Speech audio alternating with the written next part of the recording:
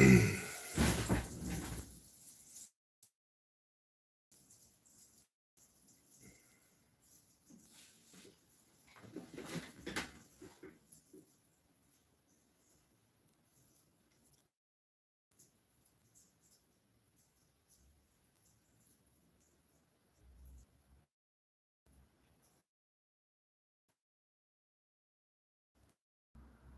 call has been forwarded to voicemail. The person you're trying to reach is not available.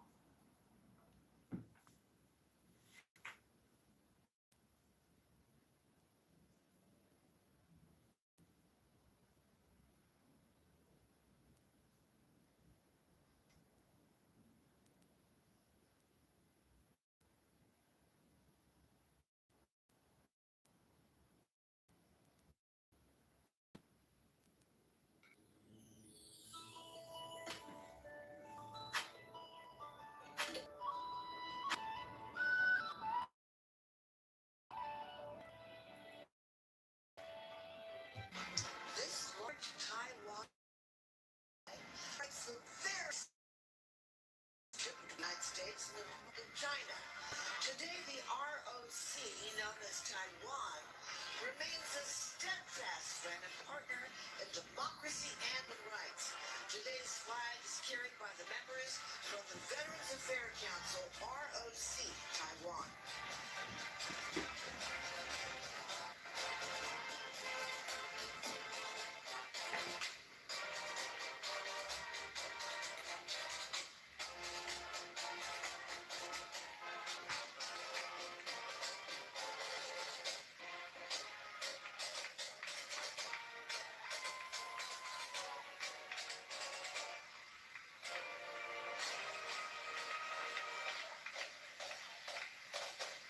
Please welcome the Kellogg'sville High School Marching Band from Michigan with the song to honor our country. Let's take a listen.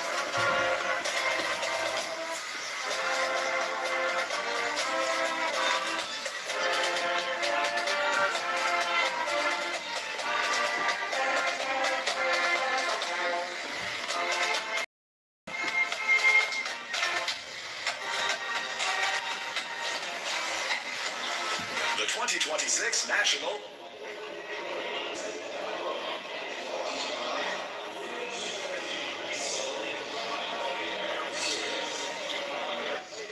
CNN is bringing you coverage of the Memorial in Washington, D.C. And if you're in Washington today and you want to continue to commemorate the holiday, make your way across Memorial Bridge to Arlington National Cemetery, where shortly President Trump will place a wreath to the unknown soldiers. Shortly afterwards, he'll go over to the Memorial Amphitheater along with the military leaders. They're all expected to offer remarks. What do you want to have to say? You're trying to escalate things. A little too soon. Oh, well, I mean, it's not every day that I meet a beautiful 5'11" Turkish girl, so sorry if I'm a little excited, but I do live near O'Hare in Jefferson Park, Northwest Side, so it wouldn't be that big of a deal, and then we could go have brunch. Live to Constitution Avenue. We're grateful for the thousands joining us here in D.C. on this soggy day, and for many watching at home. On behalf of the American Veterans Center, you're watching the 250 National Memorial Day Parade presented by Boeing, and thank you so much for joining us. Absolutely. Get your patriotic gunners out. Let's go back to the parade. Leading our salute riding in the parade today is Korean War legend David Ogden.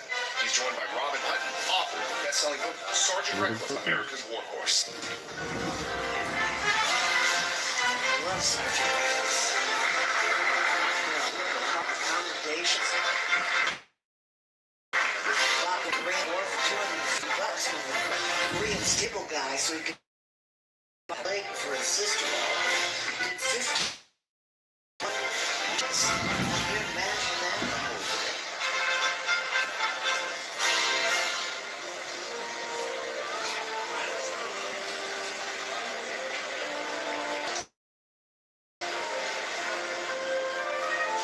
Thank you, John Deere, for supporting 250 National Memorial Day Parade and for pulling many of today's floats. Our next float honors the memory of the Americans who died in the Korean War, sometimes known as the Gun. What? Did I feature several that's all. Oh, cool. What? Yeah, that's a first. For me, at least. Wow. I mean, I don't know. We'll hang out. I mean, I'm kind of lost. Not really. I used to live in Denver. Not anymore. I only come out here because of school with my parents. And I'm trying to figure out where I'm going.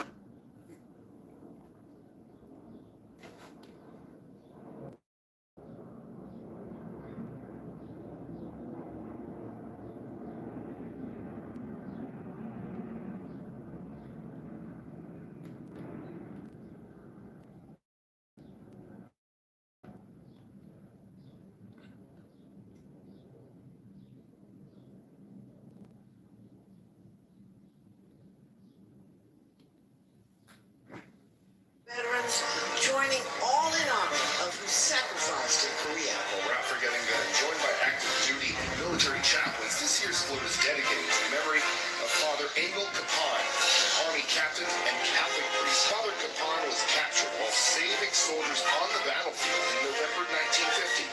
Held in a prisoner camp, he tended to the sick and wounded before passing away in that camp 75 years ago, May 23rd, 1951. Decades later, he was possibly awarded the Medal of Honor and is currently under consideration to be named saint. Oh, I love that. You know, they're about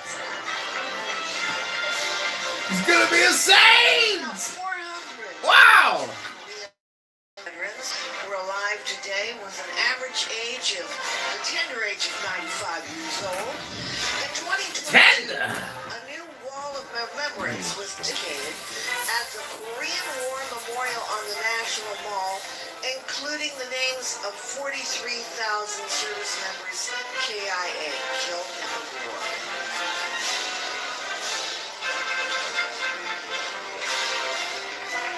From Summerville, South Carolina, here is the Cane Bay High School Marching Band. The Cane Bay Band program is a diverse musical community featuring concert bands, jazz bands, and chamber ensembles dedicated to service and musical excellence. Let's take a listen.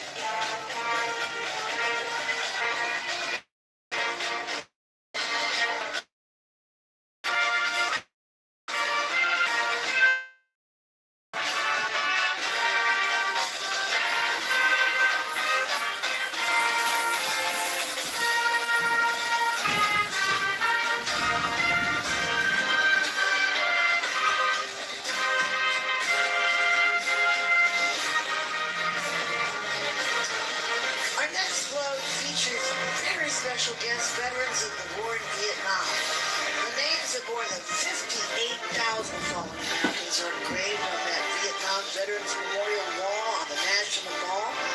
And to the 2.7 million veterans who Hello? served in Vietnam, Hello? here at Maxim, we're here to tell you, welcome home and thank you for your service. God bless you. Thank you for your service! Productions. Sweetmax Productions is the premier developer for the Institute of Heraldry and proud manufacturer of your military awards and insignias. Born and raised as patriots in New England, they're founded by a Marine veteran, have been family owned and operated for 3 generations. SMP is committed to supporting troops both on and off the battlefield, especially those in crisis. You know, Maya Lynn was only 21 years old when she created that monument. And quite a work of art.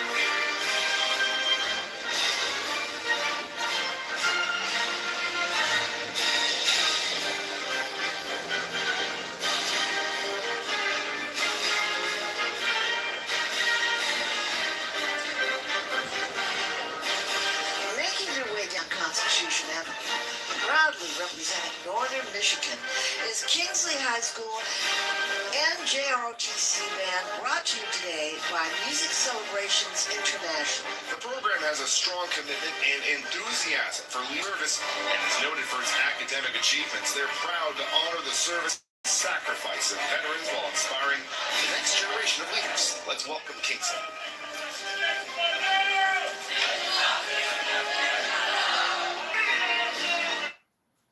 What are you doing today, Steve? I'm watching C-SPAN, the 250-year celebration. Hello? Rand? AYN Rand doesn't want to speak. Is there something wrong with my phone? No. I had to exit and come back. I'm watching C-SPAN's 250th anniversary. Happy Memorial Day. What are you doing today, Uncle Steve?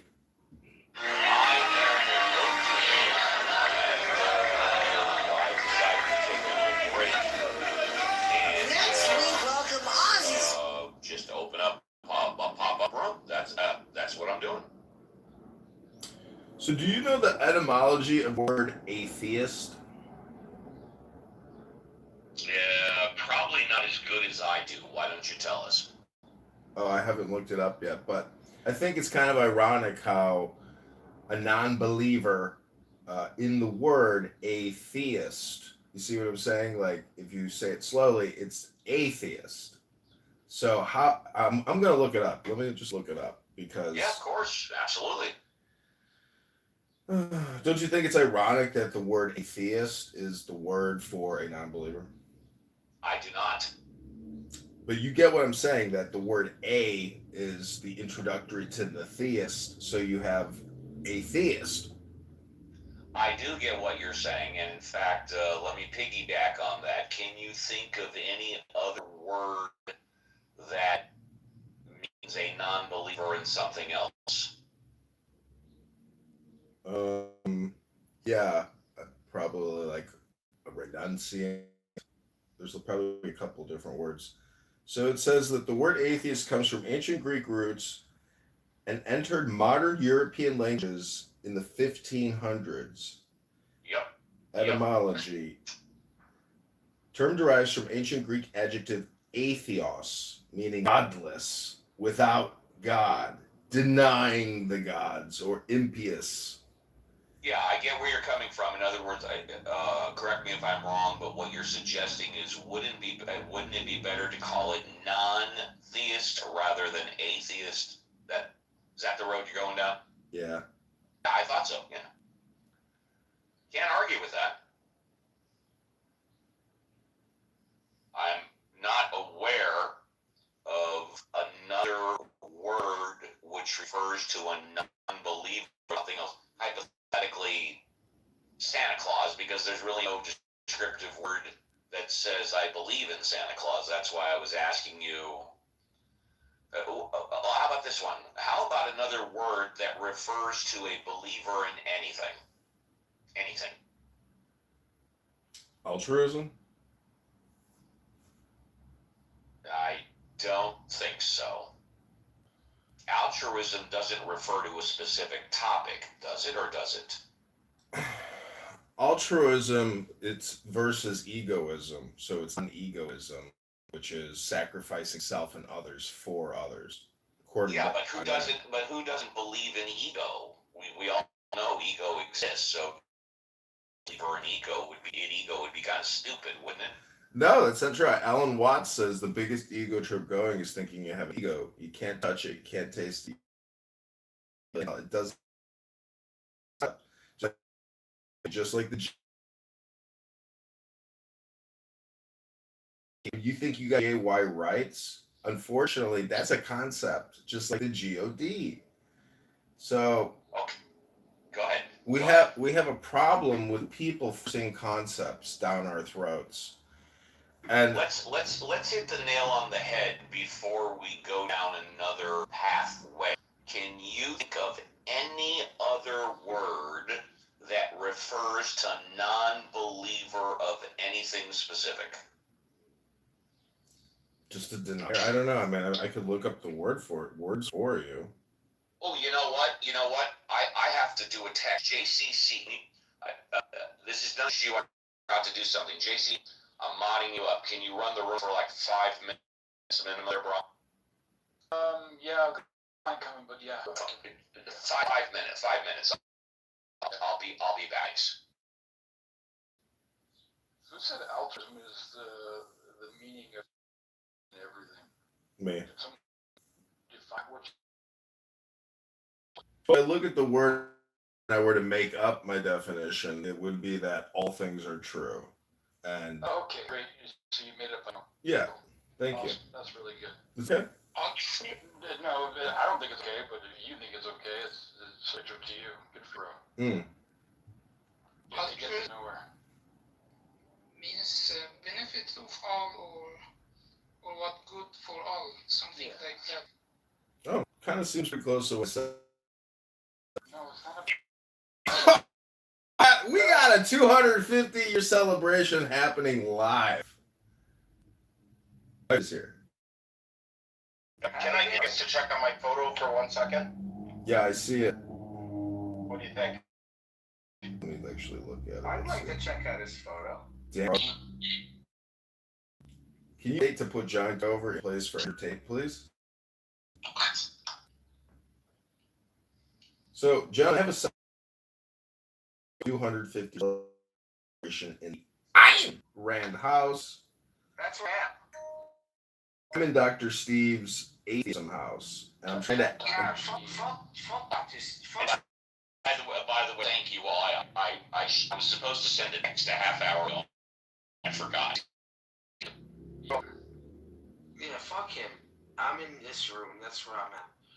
So, John, thank you for and saving what's his name? Amin from committing suicide. Thank you so much. I appreciate that. Even though it was a little room in the corner, and he had the knife to his throat. Yeah. So thank you very much. Nero put him in. Another day.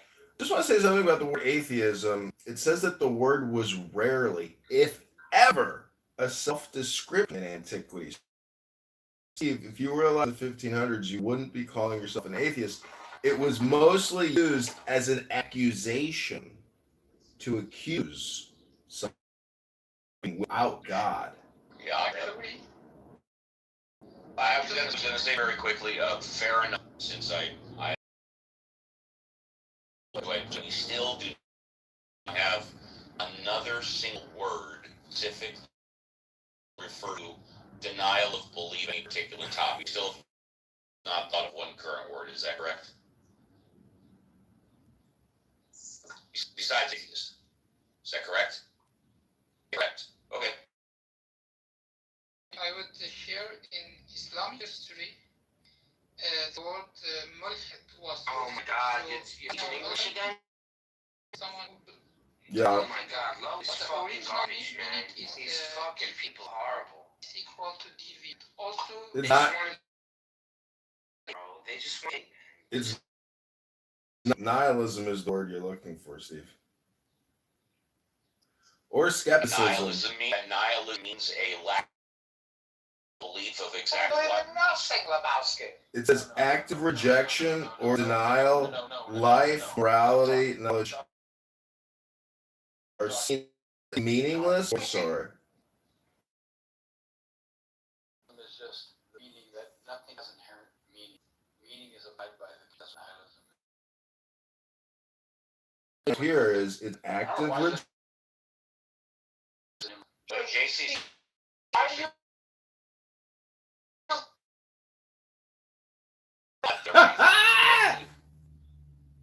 How they gave him mugs was. This is it. I got kicked. I got kicked. you know Kicked what? it Not out. only see, I see He trusts And you. you. That's the problem. I know the fuck you are. My friend.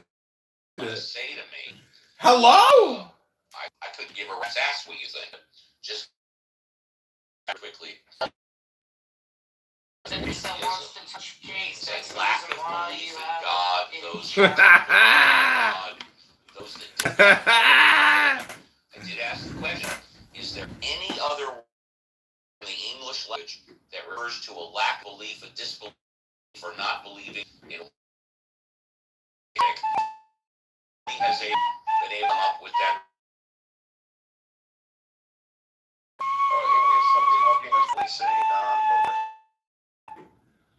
Non-believer what? That's the question. In what? Well,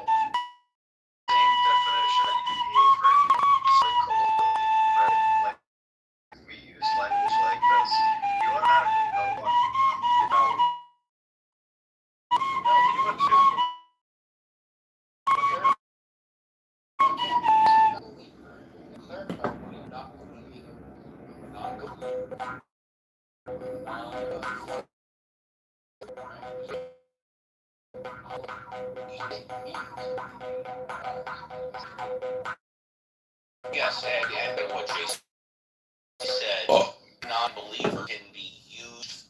Okay. These guys, I mean, I use Grok to get all the answers, to get all the words, and so I was listening to Steve and JCC. But welcome to 250 years of celebration. And I just want to see you live 120 years, and then you were to live another 125 years. That would be 2 lifetimes in America Yeah. with the world. Proud to be American. Proud to be American. And I'm also proud we're in the Middle East dealing their fucking own, man.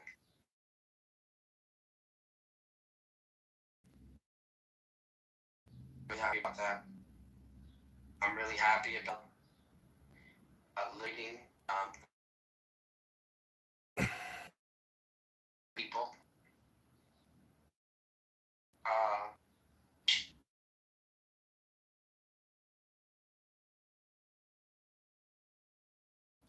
Yeah, but they don't have like Right? So like, I just want laughing, hysterical. I was like, saying that one extent like all they those. use that same.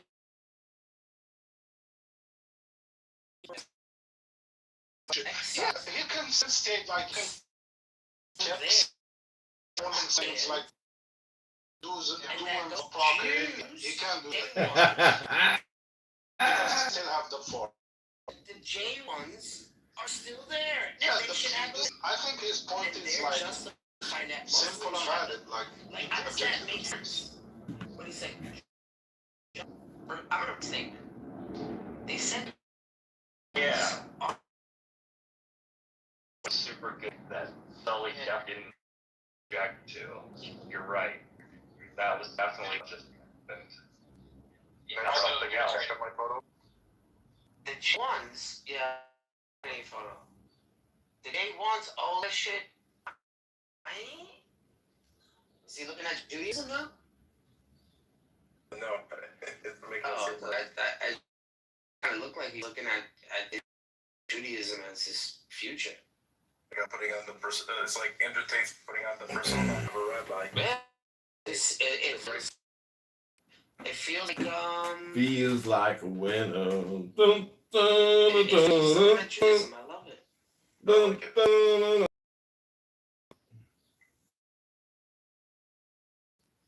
This is like Hello? Hello? Well, what I'm trying to say here is that these old Ishmaelites old now.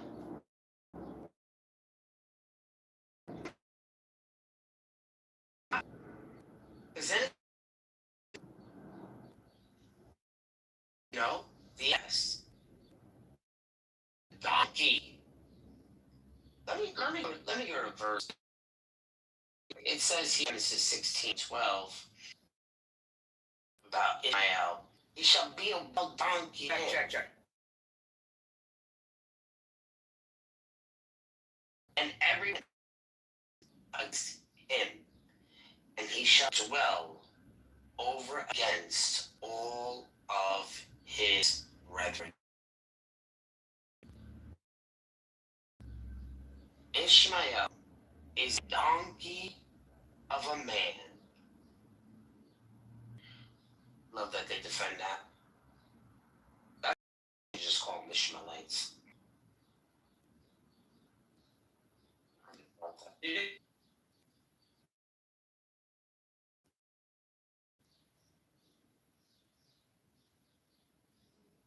Do you mind if we refer to black people as the N-word? He's gone.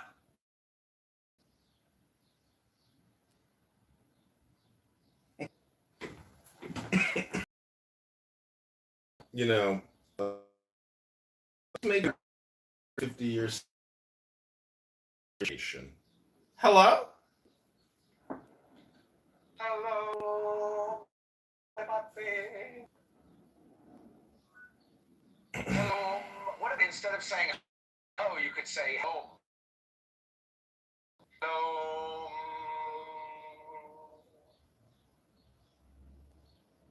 Isn't it interesting that the first thing you say to somebody is "go to hell"? Hello. Oh, To you.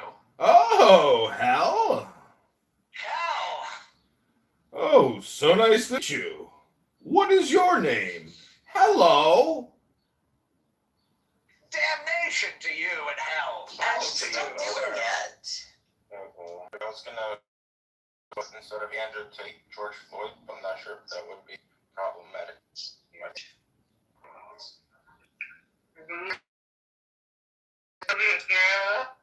No, no, no, no,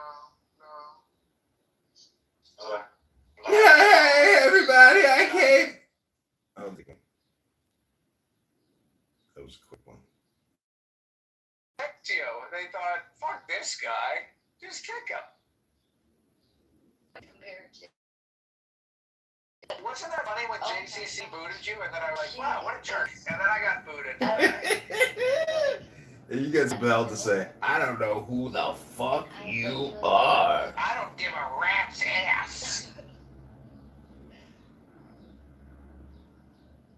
Yeah, my sisters were like that. I was pretty low key because I didn't have anybody to base it on. I was like an experiment because I was the first. So I'm already used to kind of like a dramatic family anyway.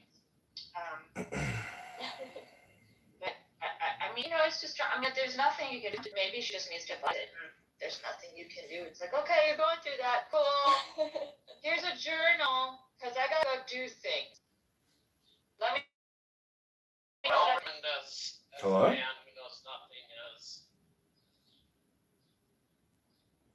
That'll help as well. Well, happy 250 years, everybody. I've been watching the C-SPAN ticker tape parade. Oh my God, where did this guy come from? Oh my God, hopefully that was helpful to you, Anne. Hello? Hello. Hello? Hello? Hello? Hello, the man who is so unbelievably sensitive and realizes how to read the room. Of all people on Clubhouse, you were the most adept at it. Sensitive man. Good room reader. Also, if you didn't hear it, it's extreme sarcasm.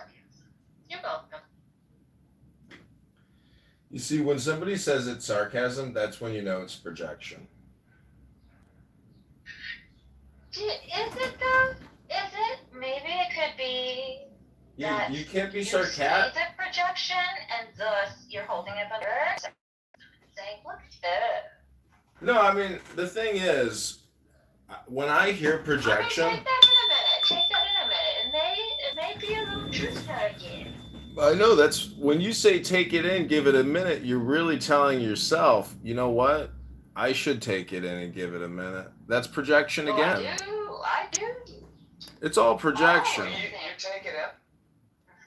See, when Do you people give it a minute when you take it? I'm very good at taking it in, yeah. when people say that, Wow, I can only imagine. can anyone here define altruism? I know we probably have a lot of pseudo-intellectuals in this room. Anybody here think they can explain to me the word altruism? Yeah, it's like a selfless kindness for other humans. But is it selfless and kind when you have to sacrifice yourself for others? Is that really kind for the other? It can be. I mean, when you sacrifice eating ice cream, is that kind to that side of you that eats vegetables? Well, you're Jewish, right? By birth. Oh, you're a birth Jew? I'm a birther. You're a birther? Well, I was just saying, because Christ Jesus, the Lord and King, he sacrificed himself for the other. So Jesus is really the first true altruist. And people on this app are very frivolous, and um, really they don't. They're not really interested in knowledge or trading.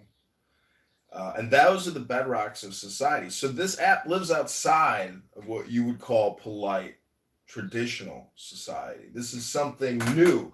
I think, you could call it like pure entertainment because it doesn't cost you anything other than maybe your Wi-Fi or cell phone, to come here to participate in this experience of projection.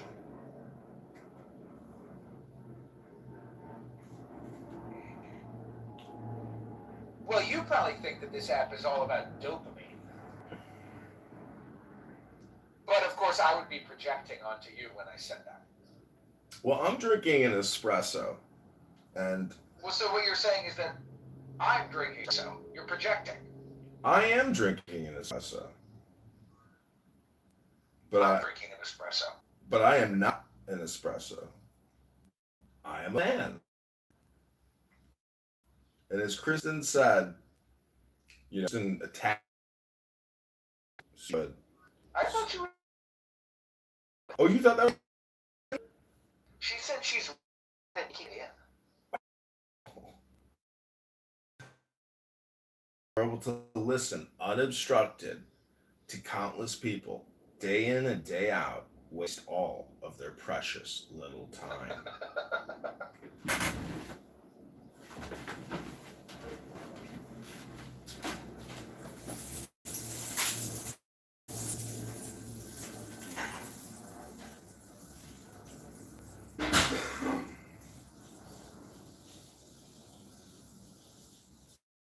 It says 250. I thought it was on the 4th of July.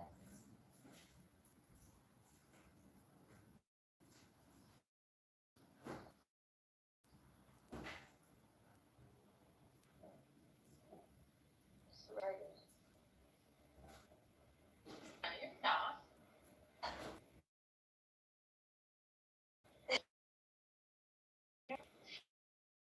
Sure what? 200.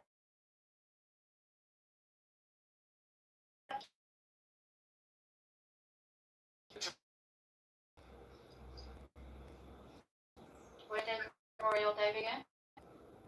I thought it was after 2. So technically it wouldn't be 250th Thursday.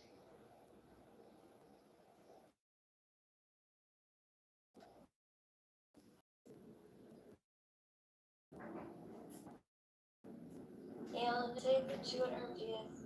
Ellen! Is today what? 250th Memorial Day. Who's saying it was? I- You've been saying. Nobody called him Edmund for a while. I remember. We should go back Edmund. It's the name. The Kitover. That he that it was the 250th anniversary of the memorial. Just be.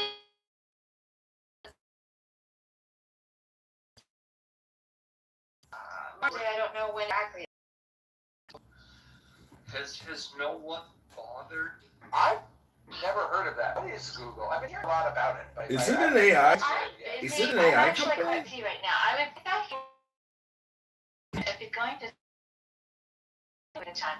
Yeah, I was watching C-SPAN. There's a big parade happening in Washington, D.C. right now. Alan, I got a quick for you. Alan,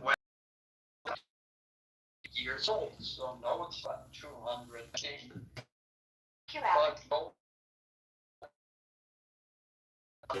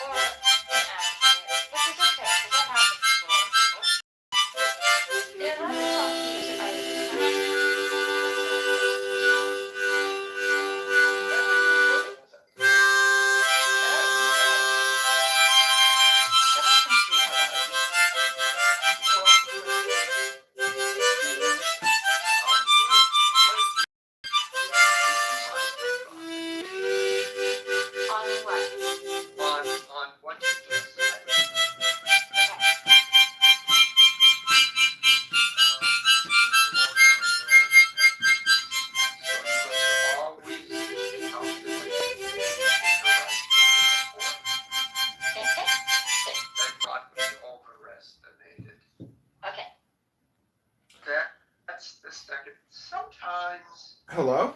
it's okay to let Alan, people talking now. The moment. 250th anniversary of the signing of the Declaration of Independence from Great Britain. Excuse me, Alan is talking right now. Oh, sorry. Somebody Just from a my moment. somebody from the audience Just a wanted me to moment. tell you Just a that. Chris. moment. Alan is speaking right now. Thank you. Yes, ma'am. But you are not a moderator. But Yes, but you're not either. So just a moment. Thank you.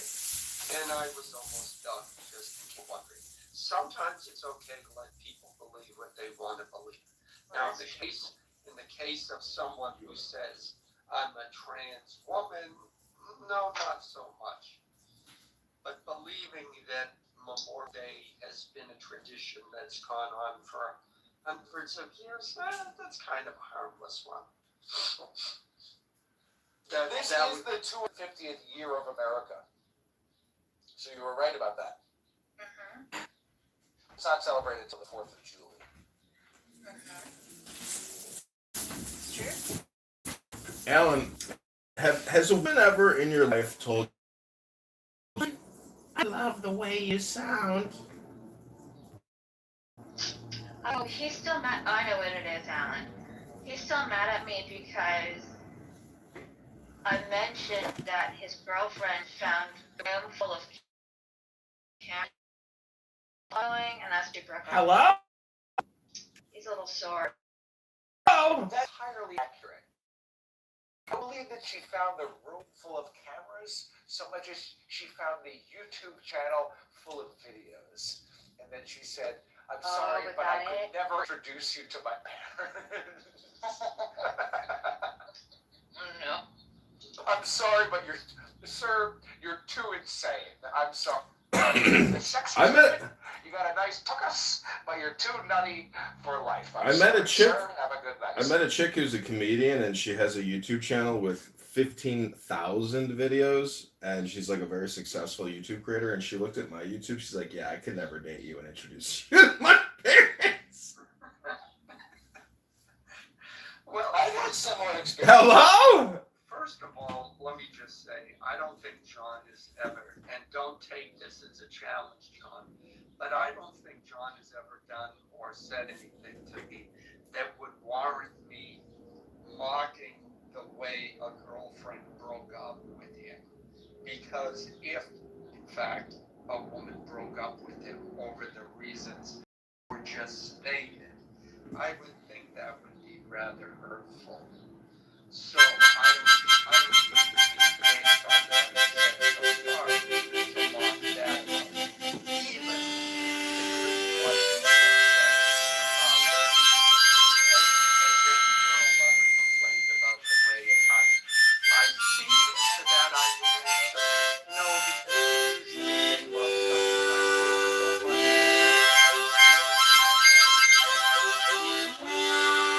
something so that would be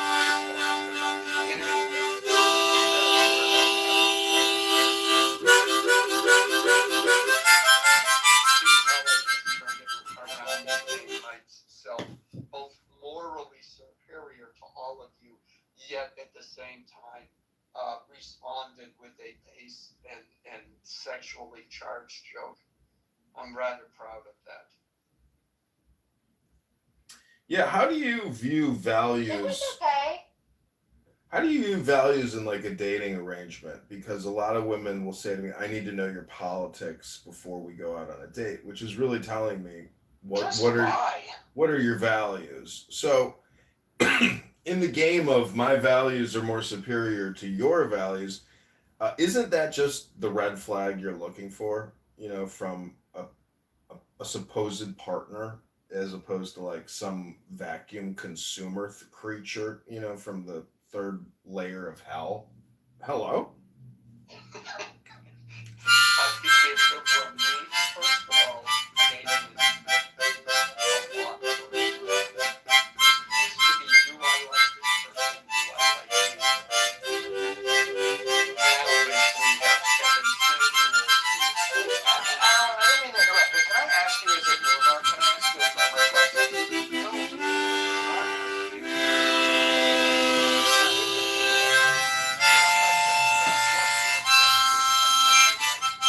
My question is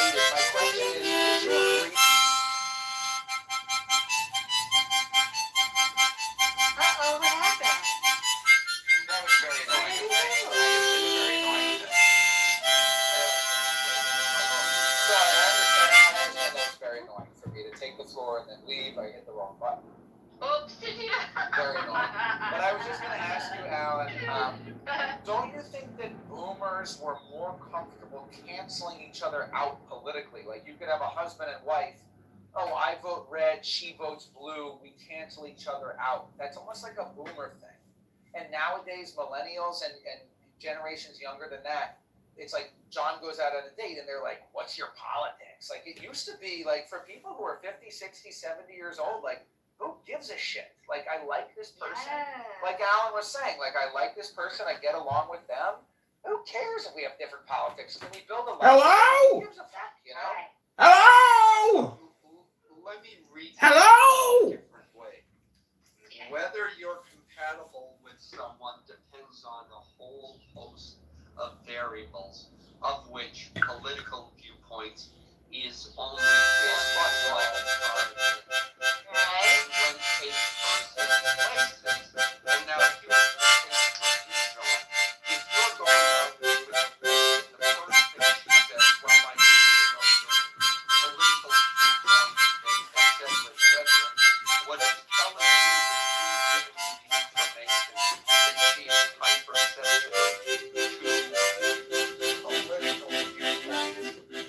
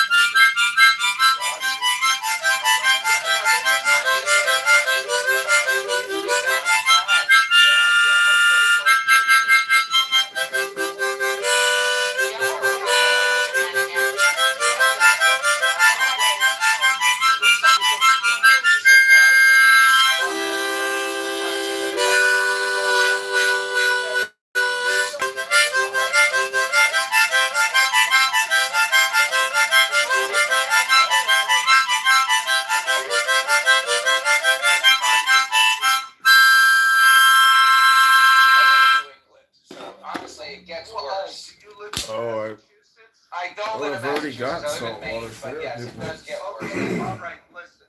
Are you from Maine? No, I'm from DC, but I've been here about 15. I've been here about 15 years.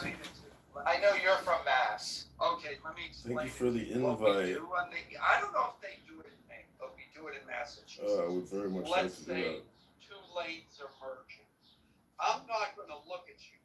I'm going to keep you in the corner Well, of you're my an eye. idiot. Oh, You're an one idiot. day soon. No, I'm looking at you. You're an asshole.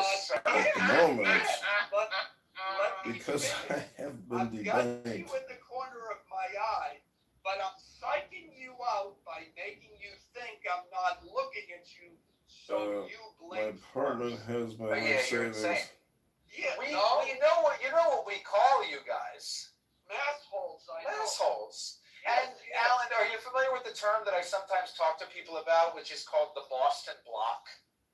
I've never heard that one. What is But- that? That's when you want to I leave, do like you want to have leave a gas station and you got to excellent yield to both lanes of traffic. You're like saltwater pulling out of a fish. gas station and nobody's letting you go. So you just pull the fuck out and you just block the lane of traffic and you wait for the other lane to stop.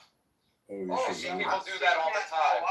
I've You seen should that in California. smoke the Do you ganj. both utilize your blinker or your signal? Keep the What mouth do you shut. individually call that thing? I'm just No, curious.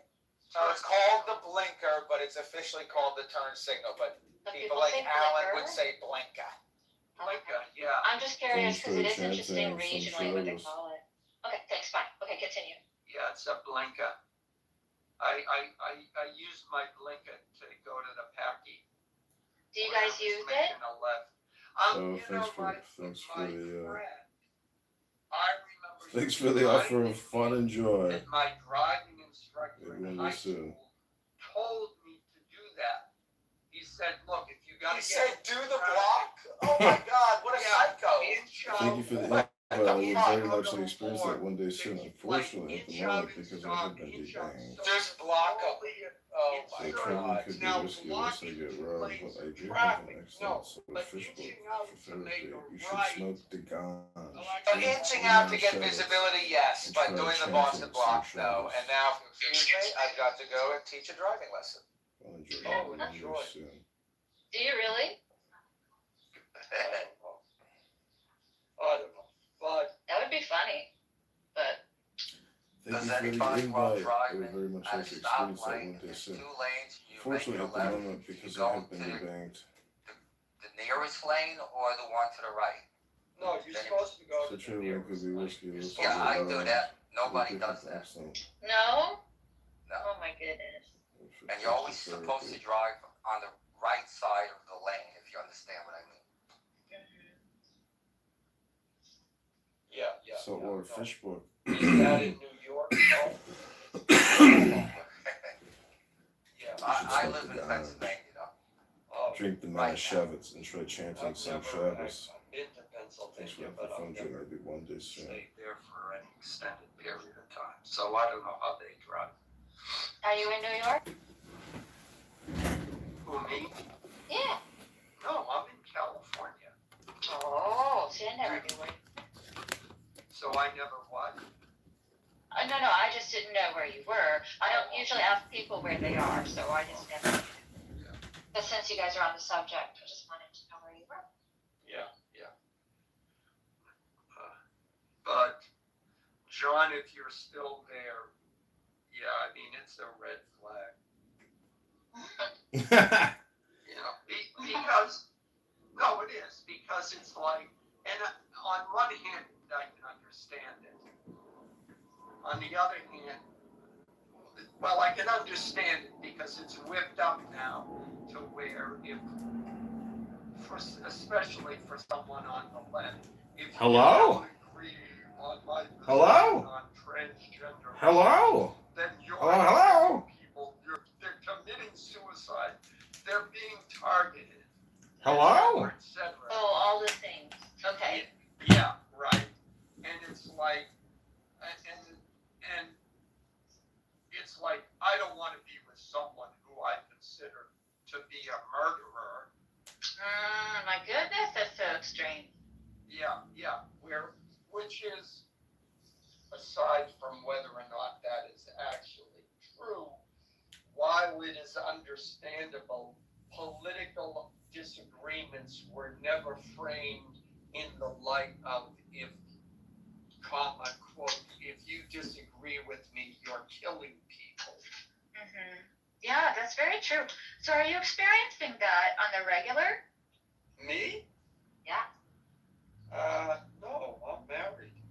Oh, okay. Would you, Okay. Alan, would you just See, call? See, this is the thing is that I know that like you speak a lot of it's not a criticism. So this is just an observation. So because it's great to know about people like who they are as people, and some people are very revealing a lot of things about themselves, and sometimes they're not, and that's just fine. But I have yet to really know much about you as a person because you state a lot of things about your thoughts and opinions, but not really divulging. So forgive my ignorance. No, it's okay, Kristen. I used to reveal a lot, and then I realized personal reveal about yourself may be used against you at a later date, as we just saw. John discussed, has revealed his phones or his dating, and people were making. Oh, no. See, here is the clever thing that I have to kind of put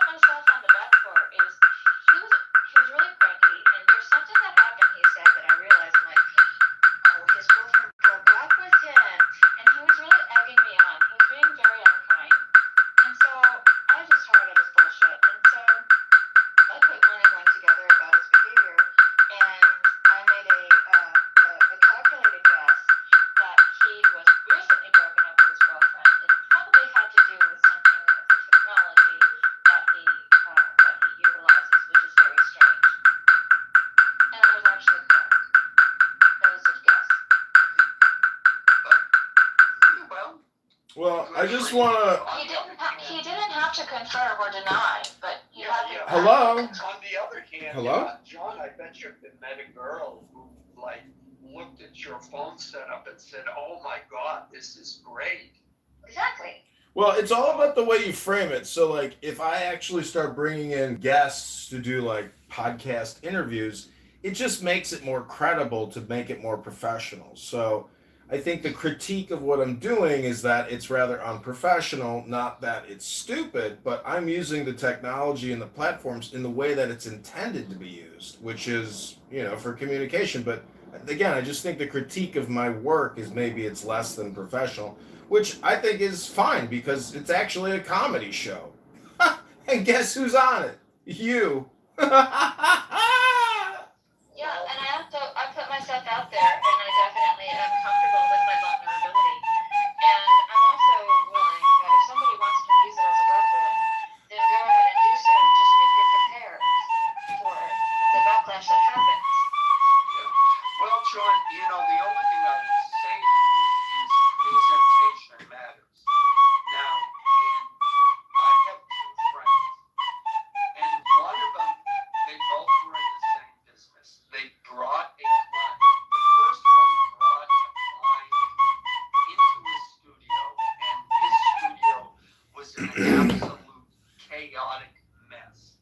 And the guy felt, I found out later, the guy felt uncomfortable, like there was a dog that was barking, etc., etc. And then he went to the second friend whose house was immaculate, and the guy walked in, and the first thing he said was, "Oh my God, I could eat off these floors." And it was the second friend who got the job.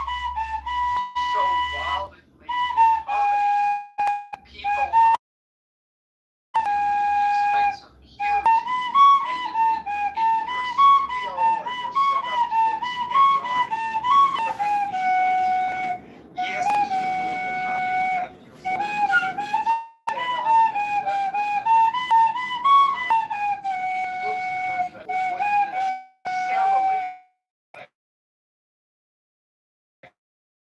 just the way the studio looks in my two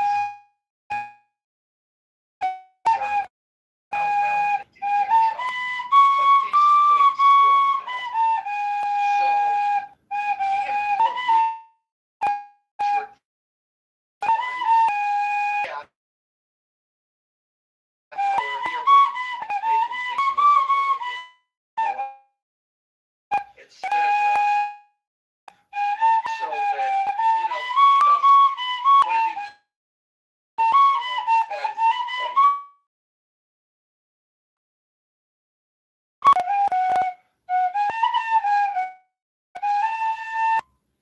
So, anyways, happy years of liberty. We got Ann here, an American patriot, Democrat here, Democrat zero. Personally, I think throughout one's life, it would be politically savvy and expedient to actually change parties system because it is a one system, and whether you are on the left or on the right or on the top or on the bottom, it's always in need of adjustment. And sometimes politically savvy people, I'm sure, actually go the opposite of what they think is value associated to the party. And so that just means rotation. And, you know, when you see who the Democrat leaders are, what kind of content they create, that's all you need to know.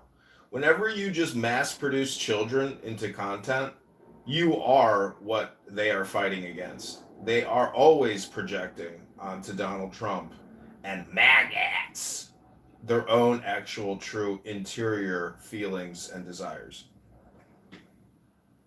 That is true.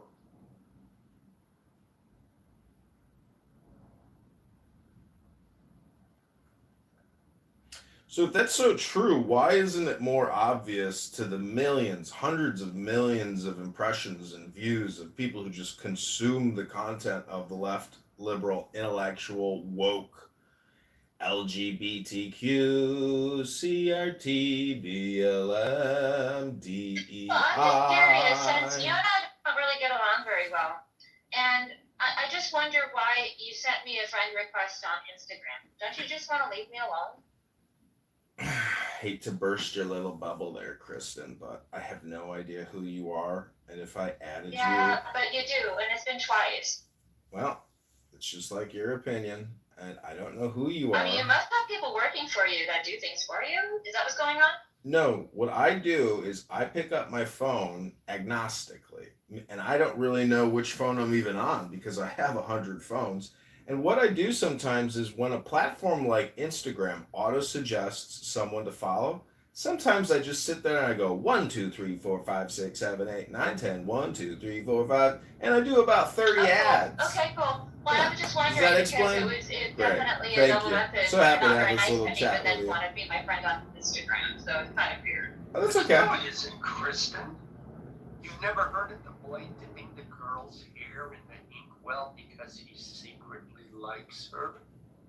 Mm-hmm. Well, yes, I have, and that's why I kind of wonder, and I'd like to question in public because I'm like, well, quit dipping my hair in ink. Hello? Well,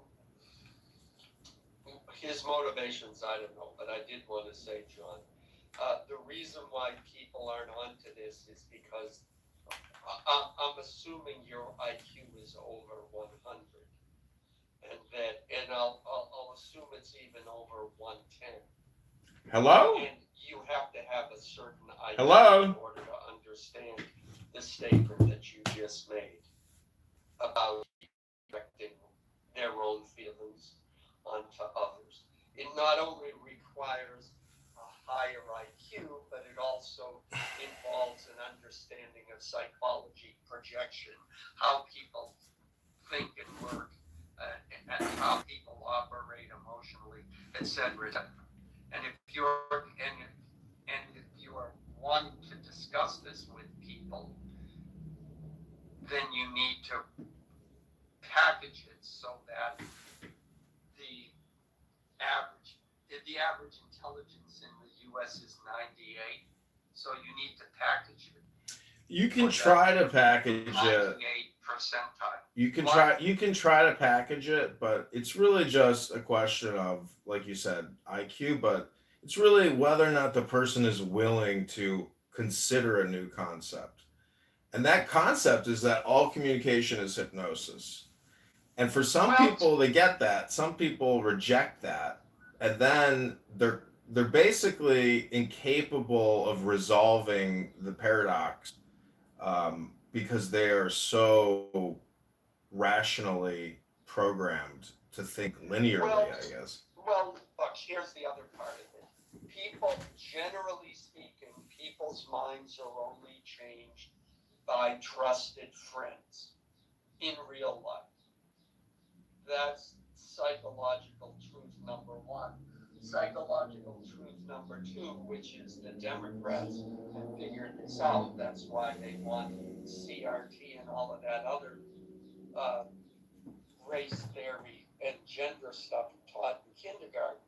It's not race theory, Alan, it's race therapy. I know.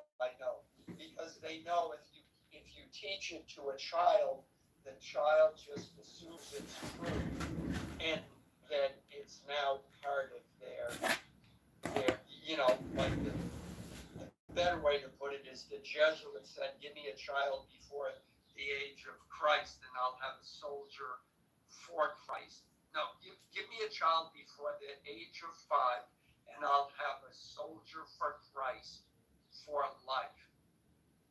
Yeah, They understood. Get them while they're young, and then yeah, it becomes the bedrock of all of their intellectual aspirations. Correct. So if your goal is to create some sort of viewpoint change, it has to be done. It has to be done for the simple mind, and it must be done very gently, because people will also pick up, and it cannot be done with any animosity either, because people will pick up on that very quickly.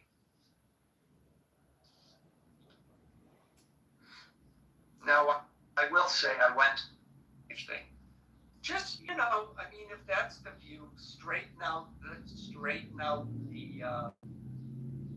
it's cluttered. Straighten out the pictures on the wall. Organize the books so they look like there's some sort of order to them, and you'll be fine. I mean, it gives a sort of, yes, I read, which I know you were talking about, but just that, unless you're going to go full blown like Matt Walsh or other ones and create a specific studio, which would also, you could also go that way too. I mean, I could interview people here in the office. It's a very tiny little bedroom, with 180-degree 25 cell phone array that can live stream on YouTube and Instagram. But the thing is, it's like Clubhouse is just immediate content for free. Um, and it's a great place to really listen in to how people waste their time. And it's just amazing how, like, Patty's room, politically correct, always the Trump projection echo chamber, but then I just love when people start talking about the weather and, other irrelevant things, and they get off topic. And it's because even they themselves are exhausted with their echo chamber. Yeah, I know, and I've always known that when I go, and I just got tired of it, but going into those rooms, I always knew it was, okay, he have another, you know, excuse me, conservative, but and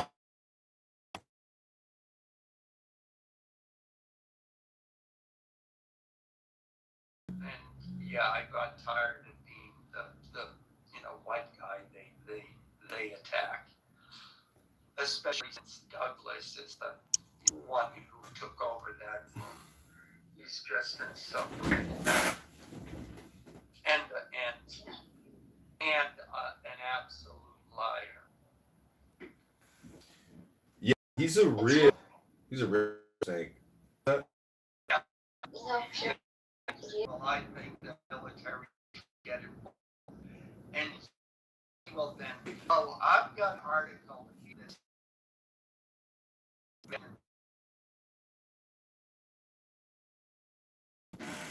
now the arguing against an article which read it. We say sort of what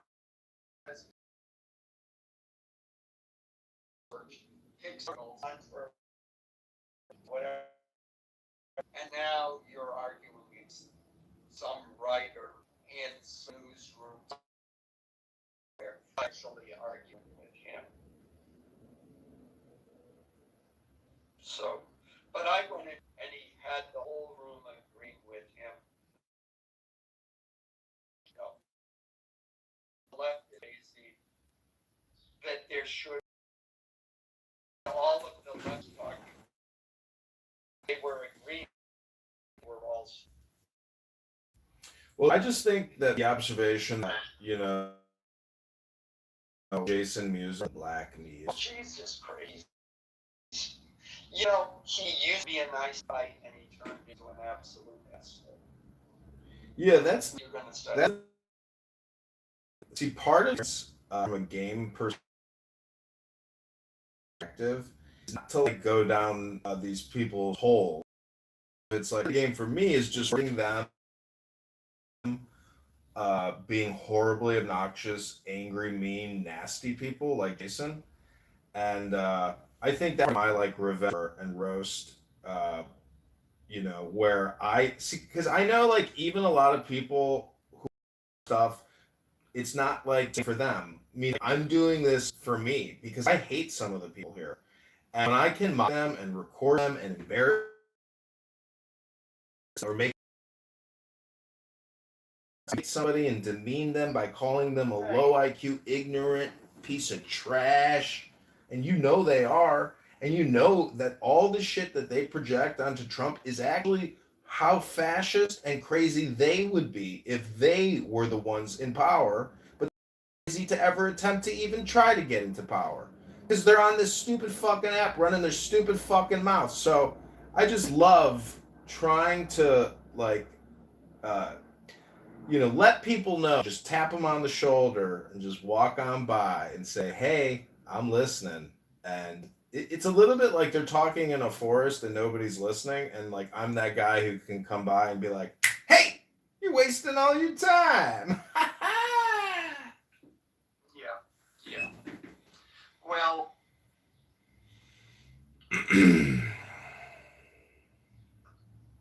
yeah. Well, first, yeah, I agree with what you say about them, and I think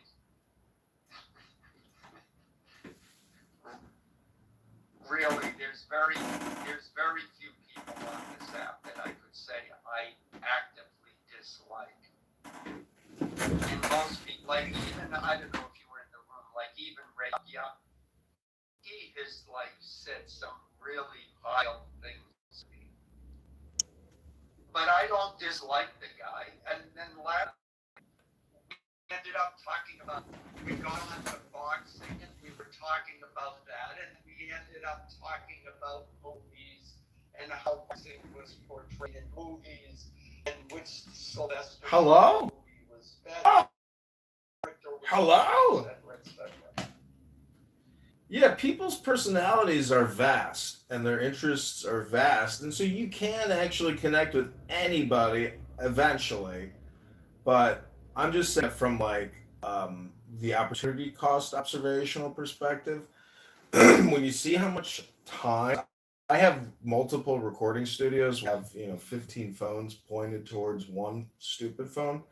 And that stupid phone is politically correct from 8 a.m.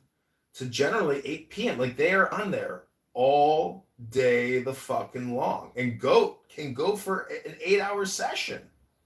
So, I'm actually thankful that they do what they do because like I want to record it because people are putting in so much time and energy. It's shocking. But when you actually compare that to a book and that content, that's when you know that there's a significant knowledge difference between the content in a book and the content, that people create here. And so from my perspective, I always want to go back towards the book and say, fuck these people, fuck them good, humiliate them, mock them, document them, and put them in the filing cabinet and the trash can, and go back to the good things in my life, which is the books, not these trash dinner for schmucks people. I realized one day I was like, I have to stop recording because content and they hear Pepe, that's basically me speaking, and they think that I have to go back towards books. I can't waste my life recording low value content. And morally, Dan, like 2 years ago, he's on the app and he's got a newborn baby that's crying and that he's feeding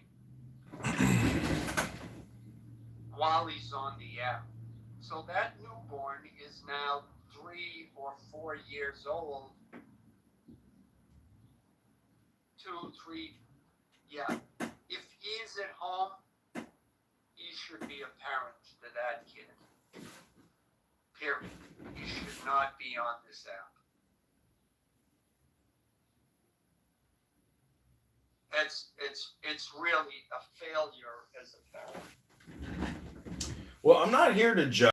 I'm here to mock and humiliate. I'm judging. certain point.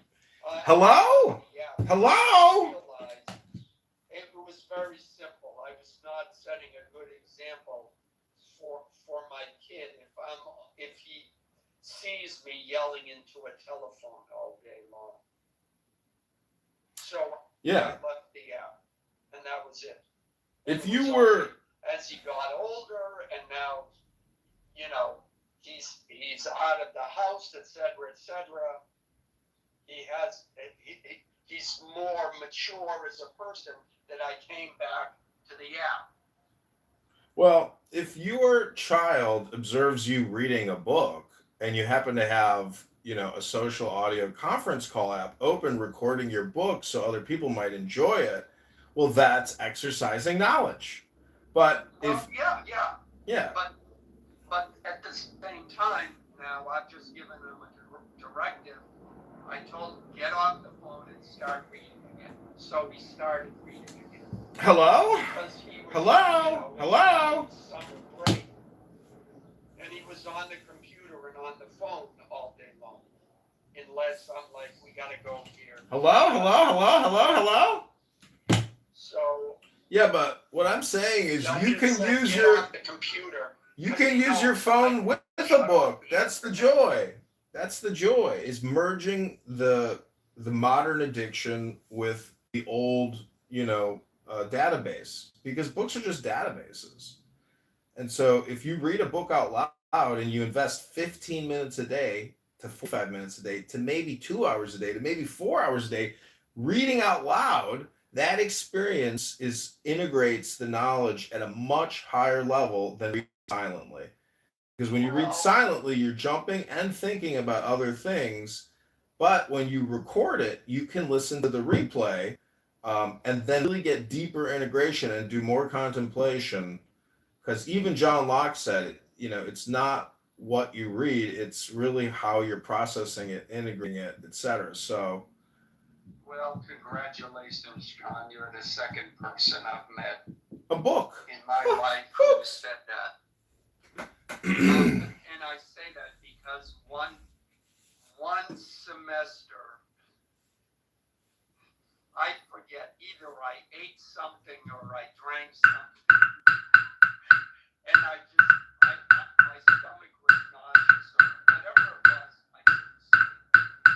So I spent the night, I had psychology course, I spent the night reading the textbook for that course and read it out loud. I knew reading out loud how I came to that realization or conclusion. But I realized if I read it out loud, I'll remember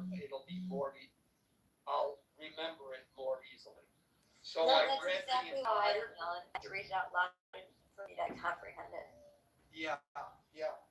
But I read that entire book, the entire textbook that night, and I never studied for that course again, and I got an A.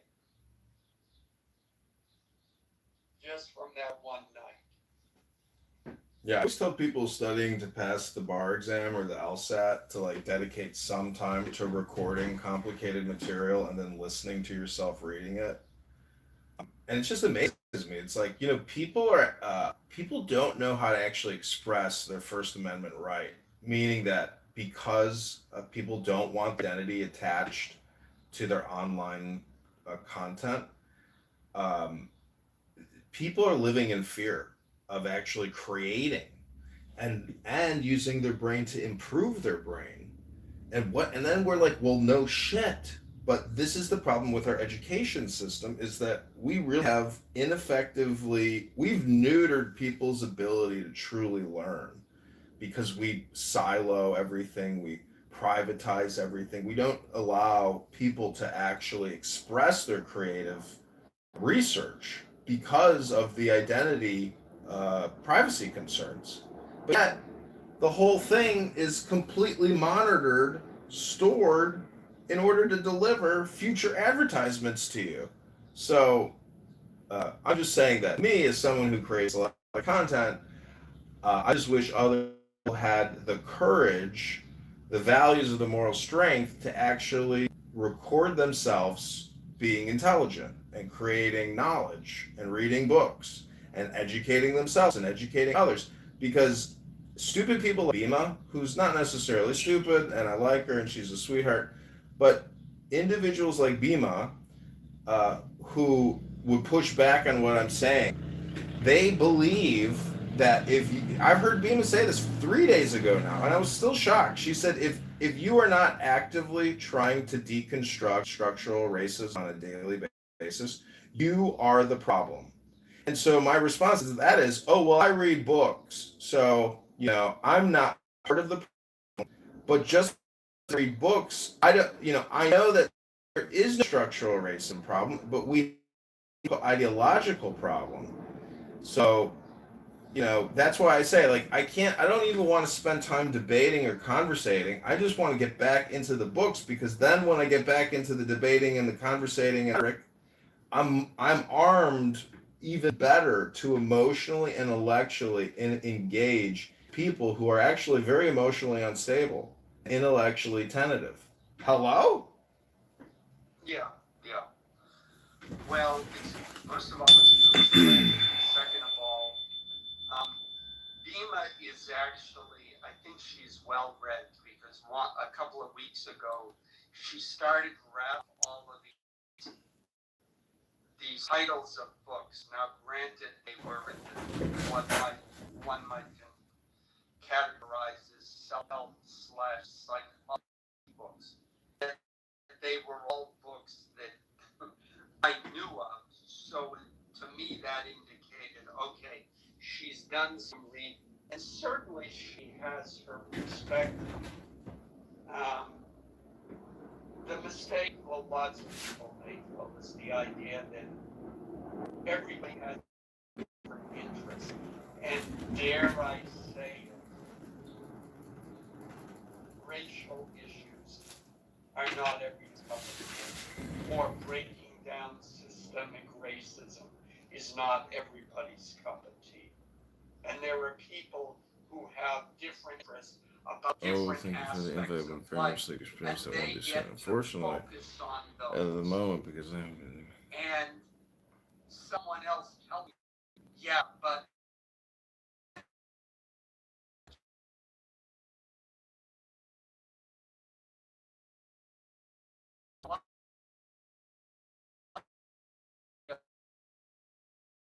wrong.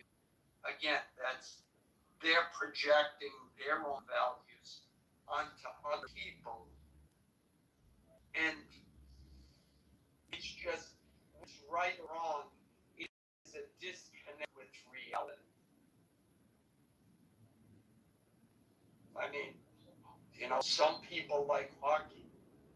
Some people, they're probably Canadians, but the fact is, some people like hockey, some people like basketball, some people like football, some people like reading books, some people like watching TV. I mean, I've lived all over the world, born in Turkey, lived in Iraq, Switzerland, Denver, Chicago. I've been to New York,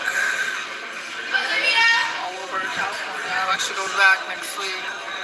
Don't know the exact date, but I'm waiting to hear back from the Manners. It's a long story. I've been to Miami. I don't know. I've been to like 30 states. I've been all over Europe.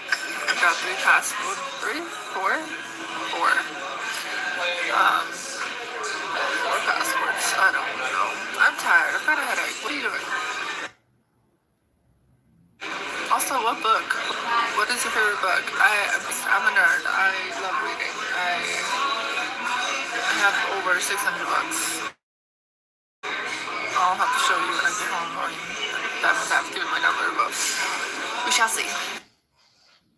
Would you have thought, Edmund, that this is how this app would have turned out? It's not how the app turned out. There's no turning out of the app. There's no history of the app. It's just a happening. Okay, I'm back. It's every day is something new on this. So again, it's what Epictetus said. the famous Stoic philosopher, what you carry into the app is what you carry out of it. So don't expect anything if people aren't carrying. First of all, people aren't even bringing in any real value. It's just kicking the can and playing with turds. This is the dinner for schmucks. Like, whoever loser Pepe is in Scottsdale or whatever, with his fucking bullshit. Like, it's entertaining, but at the same time, it's not how I want my life's existence to, observe and absorb content. Fuck no. Do you know how low value that is compared to like listening to a book on philosophy? It's night and day. It's total darkness, absolute shit and low IQ garbage compared to glistening light of brilliance. And so I believe I come from brilliance and I will return brilliance. But, the people on this app really are for my play, for my amusement, for my control. I don't want to be controlled by people's app, and that means time control. Mind control is time control. If you can control my time, you are controlling my mind. And if you're more aware of that, you will choose high value content because there's this disabled woman who lives nearby to me, and she can't get out of her house. She weighs 400 pounds, and she's gonna die in that house. But guess what she's doing as a blob in that house? She's sitting there watching content, content as a blob. Netflix and Disney and YouTube and TikTok and Instagram, and the list goes on and on and on. Just that blob barely moves, but that blob's brain really wants content.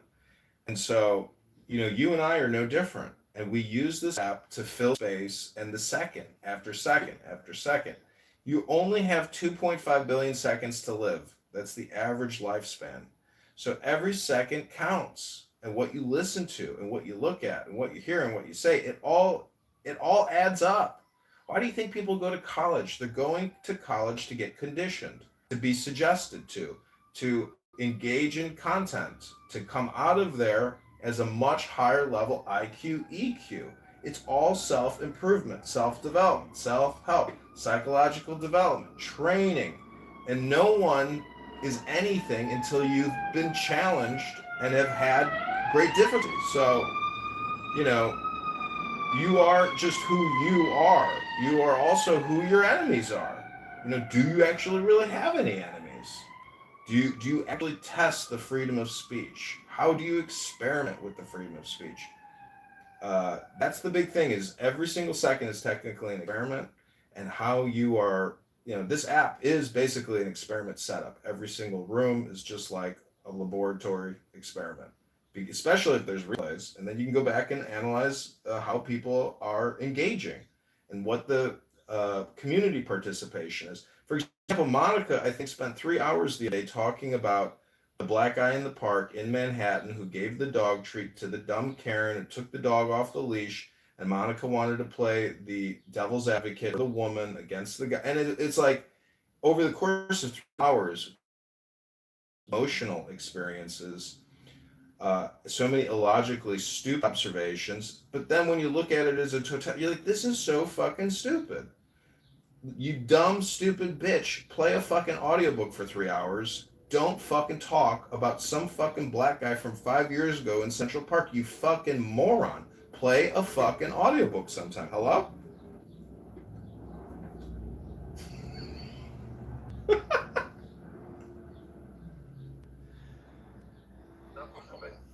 Pepe, sir. Yeah, Pepe. Imagine if, okay, guys, this app is retarded and I'm stupid, so I'm just gonna start.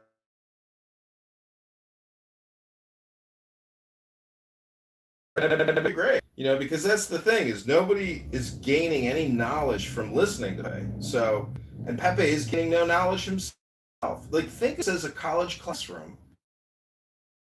Just a bunch. Did you guys ever have the 5th grade? I mean, you guys throwing food all day long. Fucking use it to improve your brain. Hello? Hello?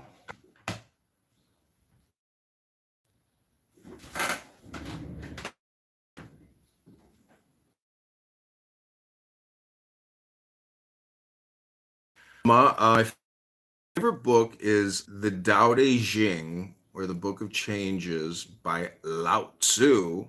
That's impressive. You have 600 books. Send me a picture of all your books when you get home. I have to wait an hour just to have a response. Whereas, if you were on Twitter, you saw somebody who said something you disagree with, 30 seconds later, you posted your response and you were done.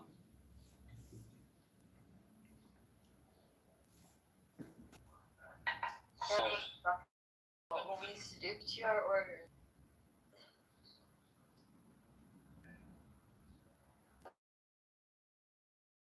And then by you, the conversation had shifted so much that like you couldn't even comment on the thing you were wanting to comment on. Well, you can take notes and come back to it. Yeah. I use Grok to actually answer a lot of the queries or conversations that people are having. And then when you what Grok gives you, you realize how people here really are so wasteful of their time and communication. And I just think it's because people just don't actually engage with information and knowledge. Like what's her face, Kristen, the cat here. Just like if you don't have something intelligent and concise and topical, and I mean you're kind of a highly annoying person, and so that's what I call a hap, or an extremely annoying person. There are people out there that don't really have anything concise, clear, and intelligent to give you. And so they are technically friction creating people. I think those are the trolls, personally. I don't think, see, when I'm accused of being a troll, I don't think I'm actually a troll. I think I am here to give you hopefully an exact and precise observation. And unfortunately, people like Ban or Patty or First Lady, these are the real trolls because they can't actually give you a transparent, clear, effective, and accurate diagnosis or observation about reality. And so they are really the real fucking trolls. These liberal elite intellectuals are the biggest fucking trolls because, again, they cannot accurately diagnose, describe, and observe. Thus, they are the real fucking propagandist trolls. They're the gaslighters. They're the annoying, extremely annoying people, and they cause all the friction. It's not the people that bring clarity. Those are the non-friction people. Hello? So what you're saying is Pepe's a troll.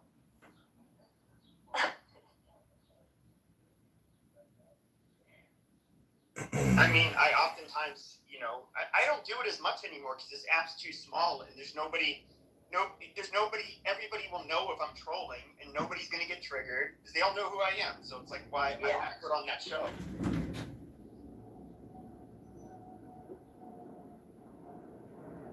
But yeah, that's why I miss old clubhouses when you had all of these people. Obviously, I could trigger people and, it's kind of fun. And I meant a lot of what I said too. I had passion. I was angry. And now I'm not nearly angry. I don't have passion. Pepe, stirring the pot. Much more boring. Stirring the pot is fun, but eventually you gotta go up and say, hey, stir the pot every time for me, for the person creating a stirred pot. Stirring the pot was healthy at that time, I think, because we were living. I mean, it was the whole thing. It was a fucking cloud all around. Like it was fucking bizarre. What people took to be like true, and like they had this religious fervor about all shit, and nobody if you dare speak back, you're just like a horrible person. Fine, fuck you. I'm a racist. I'm just gonna go ahead and say all of the things that I believe are true. Hello?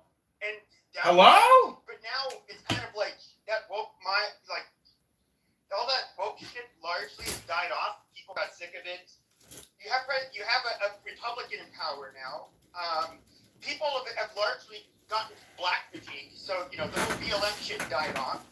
now what the fuck is there for me to be passionate about? I can just like grip and find things, but I think I actually enjoyed what I did, and I was like passionate about it. So it was like it you know, it just kind of came naturally. Now I can't really force that shit. Now I don't really have as much to be passionate about. You know, at least that I'd want to talk about on an app.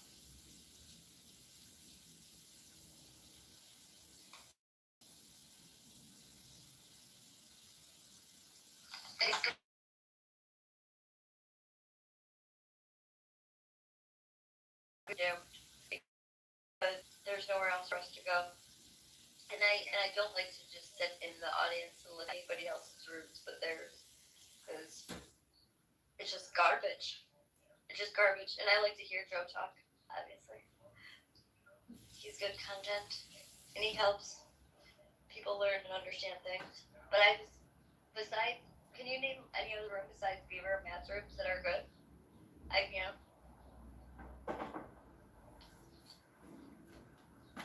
What's the one? Jesus. Sometimes I go into,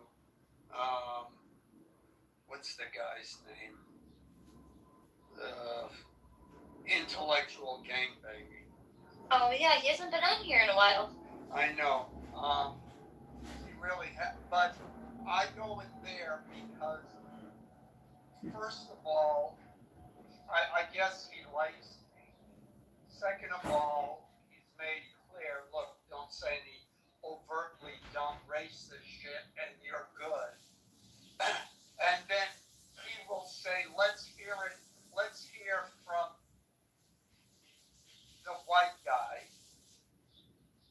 And he'll make it clear, you know, he clears the room for me so that he'll say I want to hear, and people, you know, if he says I want to hear Alan speak, then people shut up. Then they'll listen. Without that, no, I wouldn't have a chance. You know, I might be able to get in about 10 seconds and then they'll get the white. But he'll say, let's hear from the Armenian guy. Or, you know, let's hear from the white thing. So that helps. Yeah. You know, maybe, who knows? There's always real life. You know. The other one is that Steve and the atheist room. Oh God, I can't. Yeah, you know, I was in there, and there's one guy, Benjamin, who just hates my guts, which I had always known that, but then I was in there a couple of weeks ago, and the bench started laying in on me, and then Steve also started in on me, and I was like, okay, you know, now you know, he had seen cordial, but hiding is what he actually thought. So that was the end of that. But yeah, I go in there every once in a while. But that's it.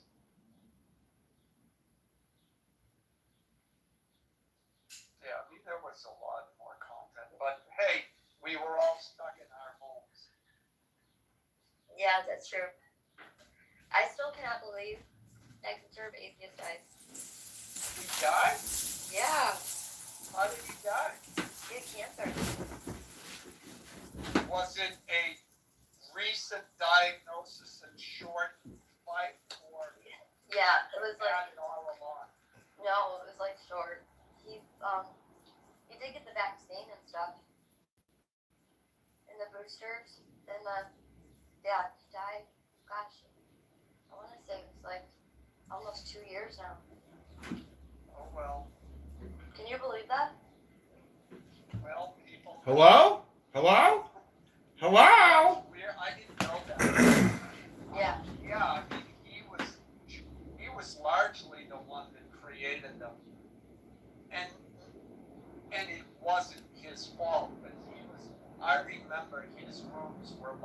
first ones to bring up political issues. The risks Oh yeah. where it made about NFTs and these other rules started with the political discussion. Who are you talking about, Jerry the giraffe? Oh No, my god, I forgot about it. There were some super weird people out here. He was like a Bitcoin Ponzi schemer who had some kind of bullshit Ponzi scam. The giraffe guy. Who is this? Who's that? The giraffe guy. Gary the giraffe, remember? No, I don't know that guy. Sorry. yeah, I know because I never went. I never went. I never went. Well, I'm sorry it's dead then. Wait, who passed on? I didn't. No, I conservative. was like, no offense, I'm sorry he's dead though. Who did you say passed on? Conservative atheist guy? Yeah. Yeah. Oh, yeah. Well, he was already having health problems. David, what are you drinking today, this Memorial Day? Well, yeah, I always drink coffee in the mornings. Oh, really? Did you ever add any like Irish whiskey to that coffee, David? Irish coffees? No, I never had that. No. I've had Mexican coffee before. What kind of coffee? Mexican coffee. I'm sorry, what kind of coffee? I swear I thought you said methane coffee. No, Mexican coffee. Well, Rabono Shalom, you know, So you put tequila in coffee. all I gotta say is until somebody can actually read a book on this app and I hear you reading a book, I just think you're still at the dinner for schmucks. It's just my opinion. And I love that movie. That's a good movie. What was the guy that was the head guy? The Steve Carell? No, well, yeah, Steve Carell and then Zach Galifianakis, and don't just casually watch it, but you have to pick up on what they're trying to tell you, which is that all communication is hypnosis. Yeah, no, all people were all a little strange at the end of the day, you know. I you know, by the third time I watched it, I was like, oh, I get it. Okay, so we're all a little strange. No, that's not what the purpose of the movie. It's a comedy, but it's what Clubhouse does. Yeah, but it wasn't that funny though. It was funny, and what? I didn't laugh. Well, that's okay. What's funny about Clubhouse is that you realize it's very much the same thing as that dinner gathering, where you have a bunch of retards in a room, saying incredibly stupid things to each other. Oh, we say R word? Okay, this is an R word say from.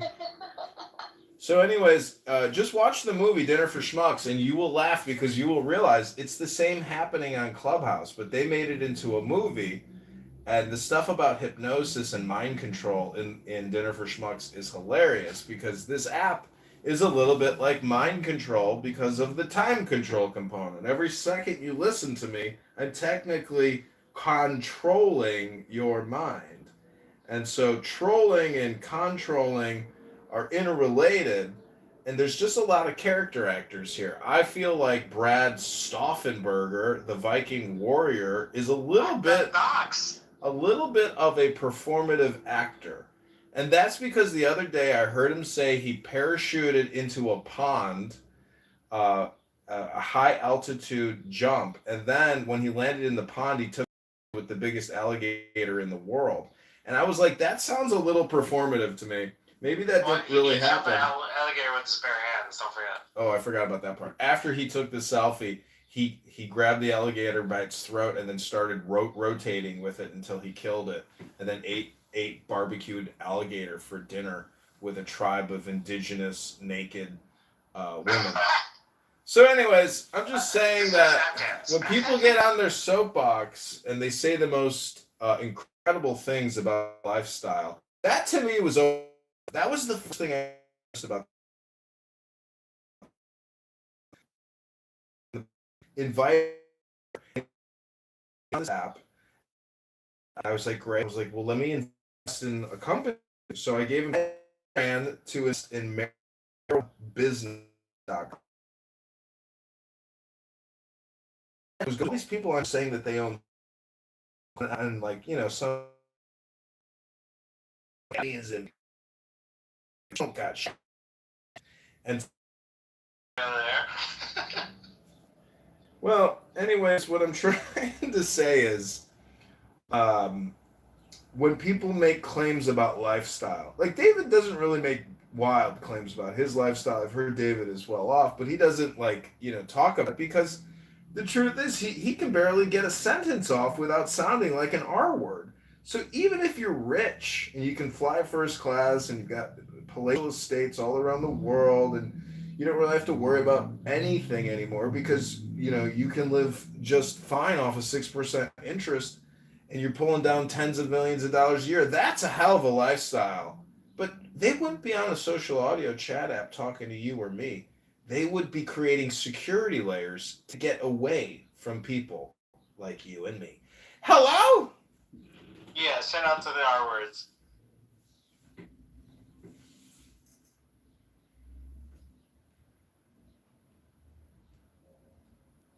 That's right. Yeah, I mean, the thing about Brad is, I remember when he was first on the app, his whole performative thing is he's trying to be black. That's all. There's nothing wrong with being black. But he's white. There's nothing wrong with being white. I know that, and you know that, but that's his goal when he starts going off and insulting people. That's him trying to be black. That's all.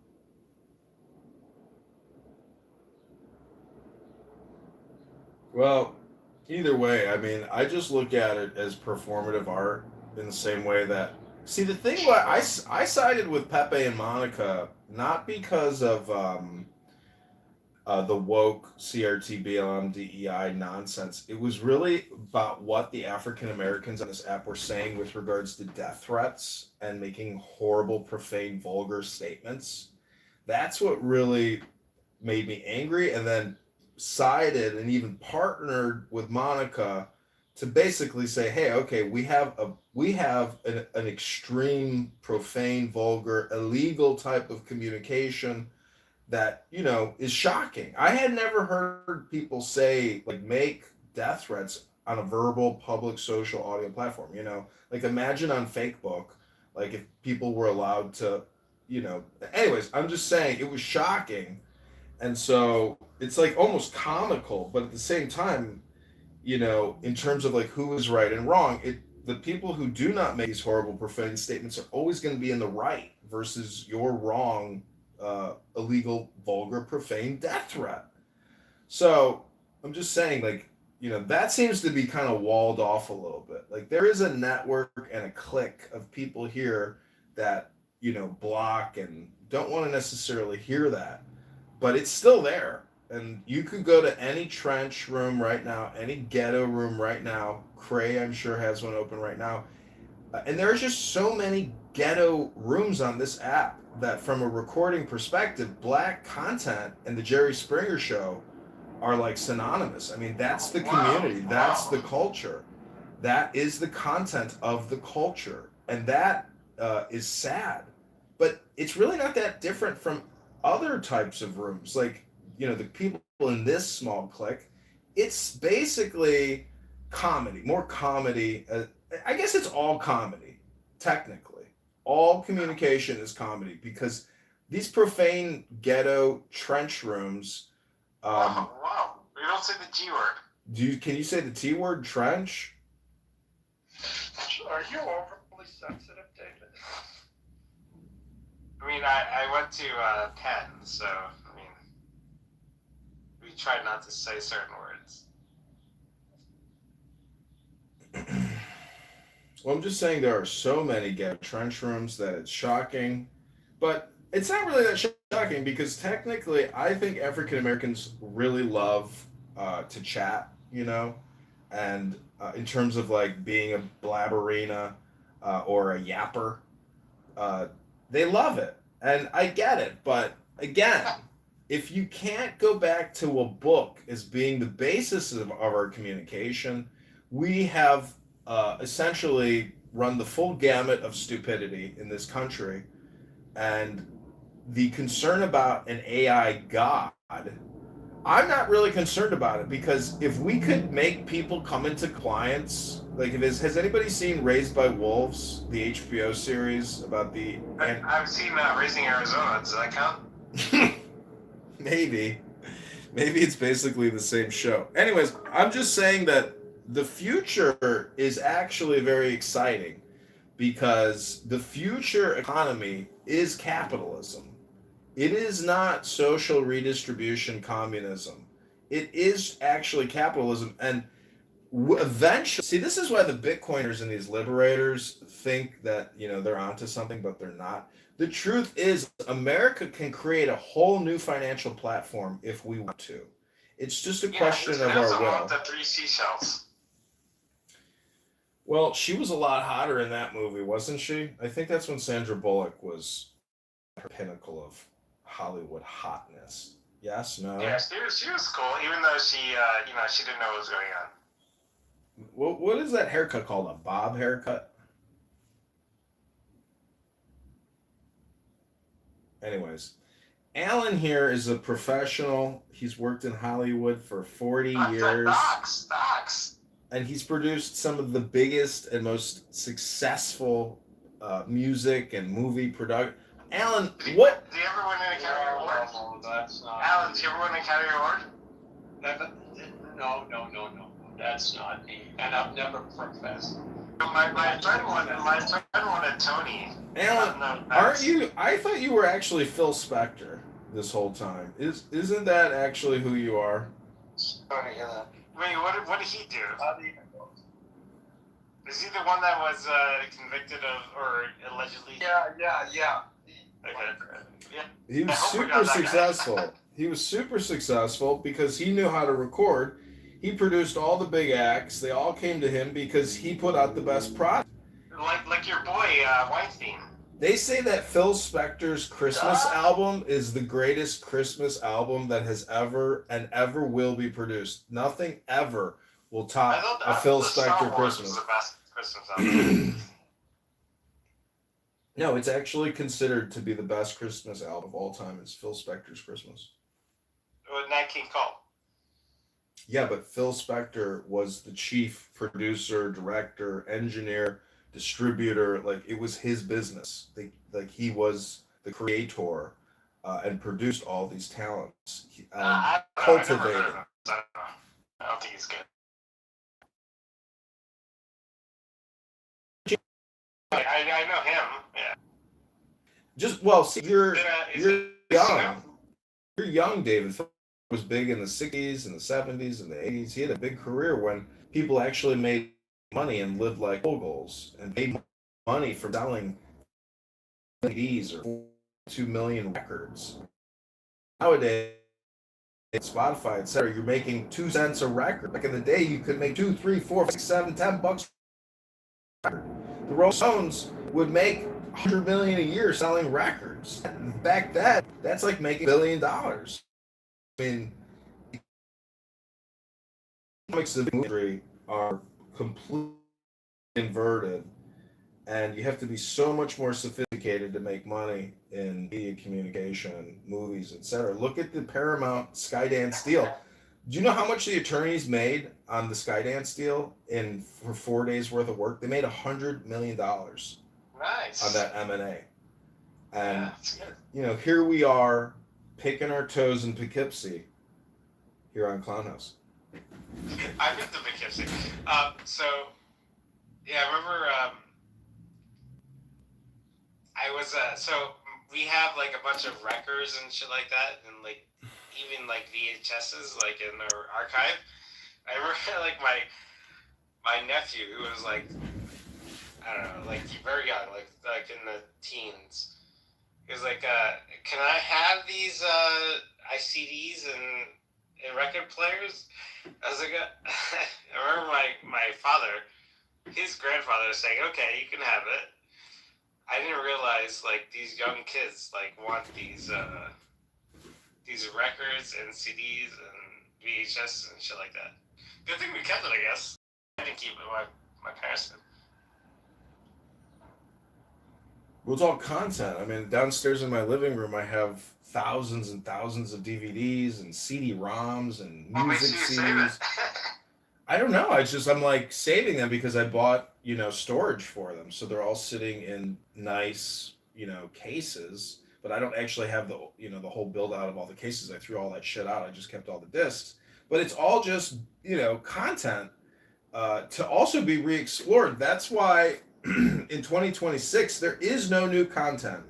There might be really crazy AI shit out there that is new, but technically what you don't need to do any like research because you can just pull up old content and now just convert it into AI slop and use the same format. So there's nothing new under the sun, and Disney and all these franchises just proves to you that the old shit is the new shit, and the old shit works, and the new shit barely works as good as the old shit. So this summer, new movies are coming out which are just regurgitations of old shit, and they produce the same dopamine, they produce the same experience. So what's the point of consuming the same shit? And that goes with this app too. Why continue to engage with redundant media? Hello? Yeah, the only movie I actually want to see is The Odyssey. Yeah, that's the only movie I want to see. Like I'll buy one of those weird popcorn boxes because of that. Yeah, it's gonna be completely useless. I mean, they took the Odyssey has been made about 5 or 6 times. They're making it again, but Elliot, aka Ellen Page, is playing the ghost of Achilles at one point. So you've got a trans man playing Achilles. Wait, are they playing a girl or a guy? Or is there that? She's playing a guy. Okay, then it's under the guise of representation, you have a couple of black actors in it playing, and one of them is Lupita Nyong'o, whatever her name. Yeah, but they were all slaves back then. There can't be a black. Yeah. Not only that, it's a Greek myth based on actual Greek facts. So, and there are no Greeks in the film. So, which it's fine, it's Hollywood, but Christopher Nolan based it on a book called, in which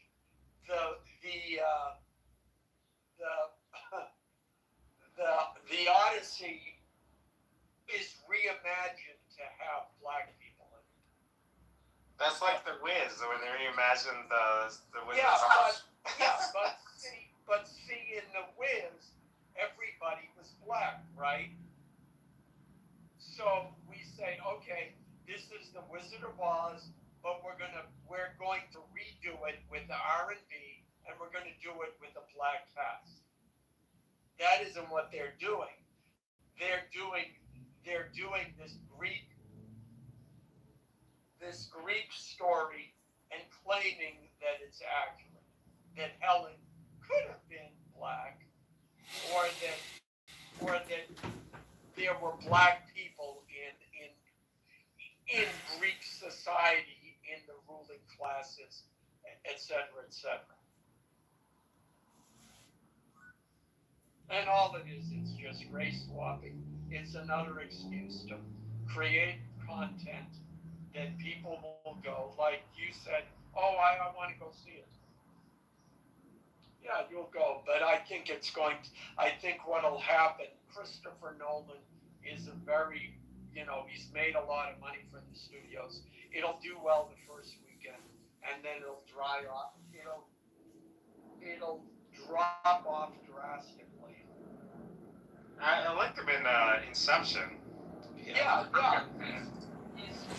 He's had a lot of success as a movie director, And so he will do well.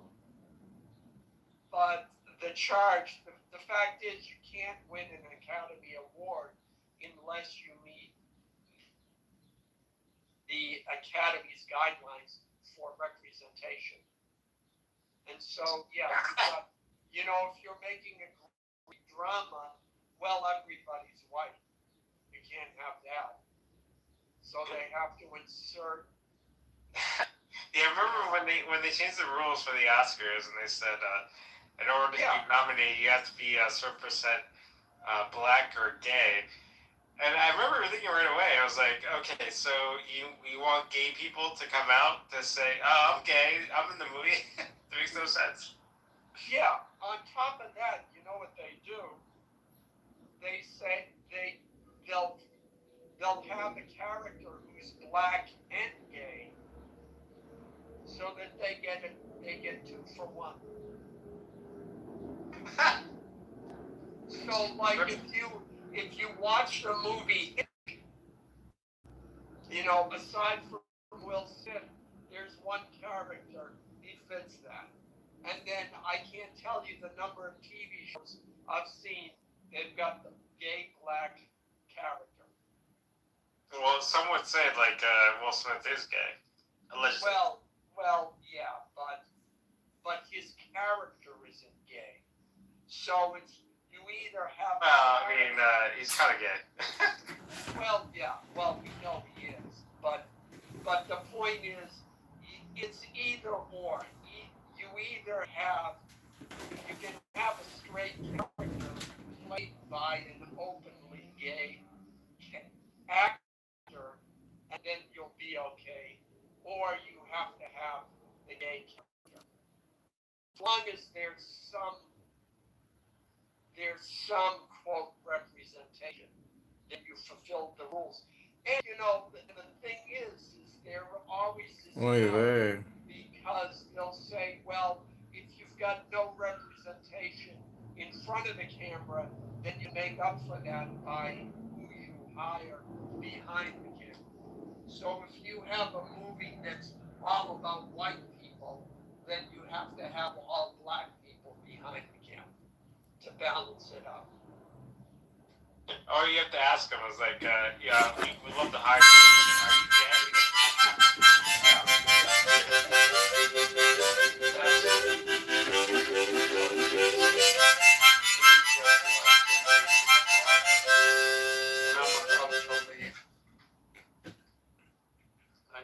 All right, well, enjoy your 250-year celebration, Dr. Allen.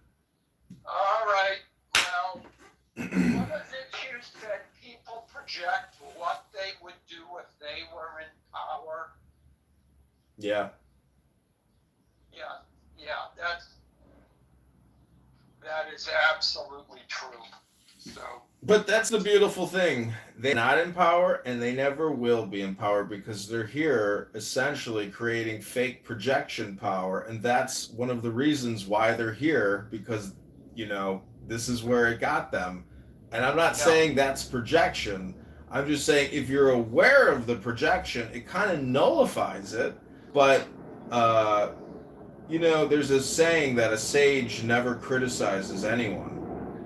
And so some people will bait you to try to get you to gossip and, slander and gossip. And if you're a really happy, self-confident person and you're an effective communicator, you actually don't engage ad hominem projection. And that's what people do here is they do ad hominem projection all the fucking time, and they're never aware of what they're doing. Yeah. So, well, on that note, I'm going to close the room since they made me mod.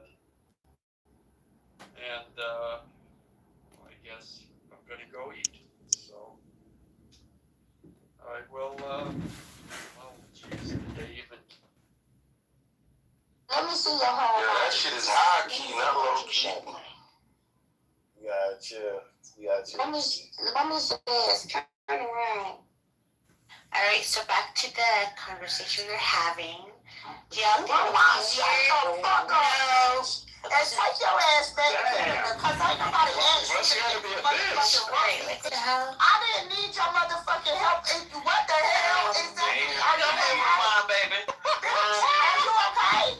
Go ahead, Woman. Is it easier to laugh? You all ass heart palpitation having ass bitch. Is y'all okay? Are you okay? Are you okay? Are you okay? Go ahead, Are Woman. you okay? No, You just all back to the bitch. question we're having. Is it easier to Yeah. teach Are someone you to okay? You all Go ahead, bitch. Woman. That's fine. Control your Very heart. much old. You Very can't much old. control me. Fuck you and Go ahead, Ron. Woman. Your heart, bitch. Are you okay? Yeah, I am actually. No, you're not. I don't have to pee on the app sounding like Elmo. Girl, shut up. Go ahead, Woman. I was just asking the Like a question we're nigga. talking about. That's all. Back to the question. You sound What you say? like We were a talking about nigga. the question before. Oh, hold on. You sound like your heart I'll out. be back. And that's the truth. About Girl, fuck you and Ron. What? Oh, you Why interrupted would you? She ran. Teaching someone. Exactly, because this heart machine, bitch. What the fuck is So, with you? what we were talking about was teaching. Nobody gives a fuck about you. So the difference between kids. me and you is sit in a room talking about you like you do me. Fuck you, So bitch. I don't clearly I'm on your mind talking a lot. about you, bitch. You're delusional. I'm not. You think that I get the messages. So bitch, you don't get no fucking message. Nobody that I'm sitting in the room talking about if you. you need some Because money, that never motherfucking happened, bitch. I've never I have never sat in a room talking about you. Bitch, the topic never. that we were talking about. I don't give a fuck what y'all was talking about. We were Shut talking the fuck about up. you teach someone. Shut the fuck I up. bet you're not gonna pay Shut for the it. fuck up. I bet that. Shut the fuck up. And control that heart, bitch. EBT don't work on stuff. Control that motherfucking heart. Bitch, I wish you did get So EBT, go ahead, Ramon. food stamps, or whatever the fuck it is that you fucking need so you can eat better, so that heart be better. But your heart is fucking bad because you're mean as fuck. You're a mean ass old ass, I'm mean, ugly, and old. Absolutely. Wow. The fuck? Why did you go to war? Wouldn't it have been like Vietnam or some shit? Yeah, I was. Absolutely. Actually, World War II. So what happened? I was in World War II. What happened? I saw a bitch like you and I popped in the head. Yeah, you should have killed Yeah, yourself yeah, at I war. popped in the Most people that went to war I was did. on You can crack. Yeah, I'm on crack too. What? Absolutely. Yeah. So Yeah. we were talking earlier, people with some sense. Nobody gives a fuck. We were talking about What you were talking about? Nobody gives a fuck. Come on now. Let's move on. Cause I heard you fought that nigga in the back of the car. I did. He's satisfied. And you too old for that. He's very. Oh no, my niece is good. You worry is about too the wrong- old worry to about be the wrong fucking in the fucking back of the motherfucking car. I did. It was a. Getting beat up and shit by niggas. I did. Yep. Got beat up too. That's crazy. You told the app you got beat up. Hold up. Show did. And You the one who told everybody you got beat up. I did. Oh, then You get beat up on this I house. You get beat up. got beat up. I I got beat up, bro. Show did. Mm-hmm. So Thank you for all the prince old ass pussy bitches that served. Thank you. Look at you. You sad. You are sad. This is wild as shit. You are a sad piece of shit. That is wild as a mother. Nobody of these veterans deserve that. At least my hurt. You a fucking idiot. And I could say more what I want. You But might none of as these well. veterans deserve what you received. Not one of them deserve Why you that. standing down? Fight. I don't. But I don't. Get in the goddamn ring. Get your right. What you say, Cam? Baby, your mama sucks ass.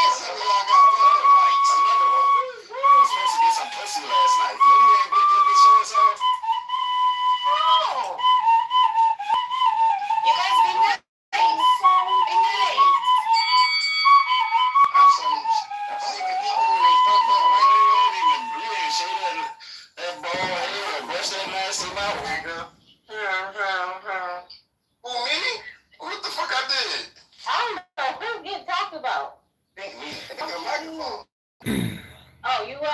Yeah. Grandma is back in the room. She saw safety. The benefit job, hold on you. This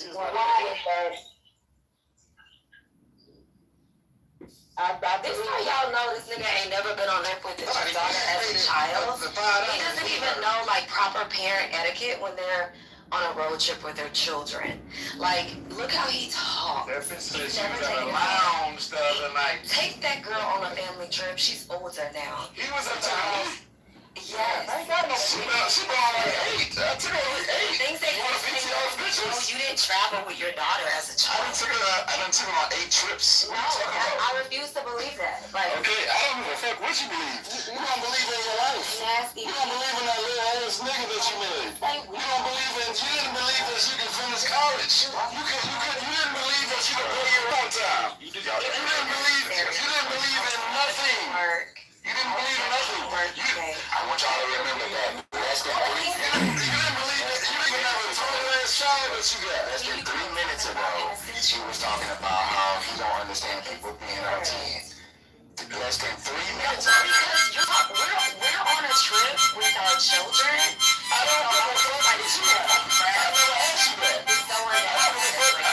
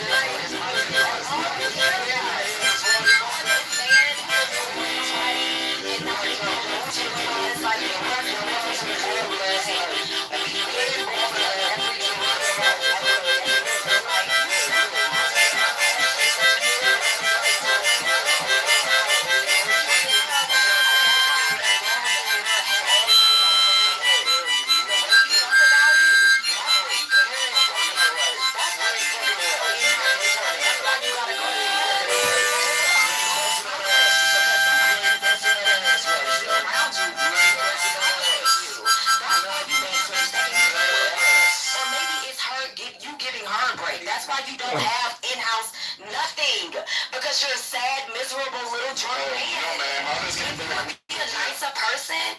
Maybe somebody will want to live with you and build a life with you and travel with you and sleep with you. But you don't have that. No, they don't. It's really don't have that. You didn't have that before Stacey, and you don't have that now currently with Stacey. Which is why she can out your person because she got a better nigga somewhere. Shout out to her. I love the juggling. I love how she juggles. I love it. Shout out to Stacey. And just a second ago, you were talking about 30-year-old women who ain't never been chosen being washed up. But meanwhile, back in reality, your girlfriend is older than me. Like, cut it. Yes, she is. Yes, she is. You want to be young so bad. You are so delusional. You don't even know what your woman looks like with bed hair. Because when Don PTR that picture of Stacey with her hair looking all kind of every way, I've seen every side of it. With bed hair, bro. I've seen every side of it. Shut up. You need to recognize that. And now you talk Stacey. Hello? Hello? Hello? Hello? Learning all the coverages of your woman's face. All the wrinkles, fine lines, and smiles and beauty. Because you don't even recognize it when someone PTR you fucking. No, I don't give a fuck about you or her. Okay. Neither one of y'all. Okay. So. And as soon as I get back to Houston. Look, she on a family vacation. I got her yelling. In my garage, bitch. I got her yelling. You got her yelling on family vacation. On a family vacation. On a family vacation. Short, puny niggas is the last in the race.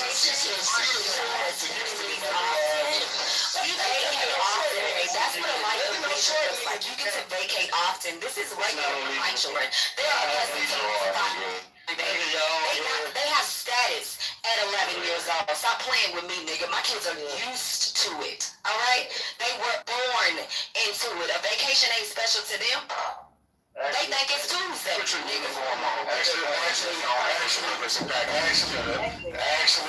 a mother like my grill up. Don't blow yourself up when you're fucking drunk.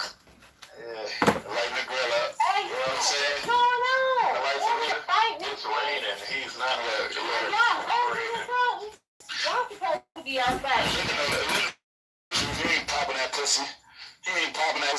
That's why you should be mad all the time.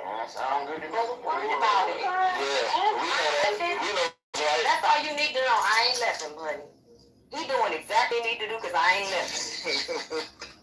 All right, you know what? Where you want to go? You'll be homeless again. Sure, I'll be homeless. All right. Sure.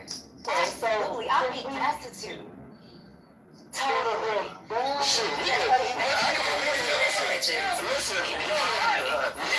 listen, any nigga in here can go to the shelter and kind of live you. What the fuck are you talking about? The bitches, what the fuck? You want a homeless bitch, just go to the shelter. You don't believe that. I ain't trying to take care of nobody, nigga. I don't know what the fuck you talking about. Yeah, I don't know.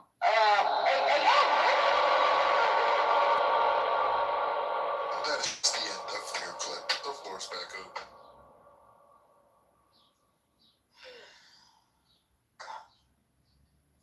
Lydia, what's up, sis? Wow! Hang up.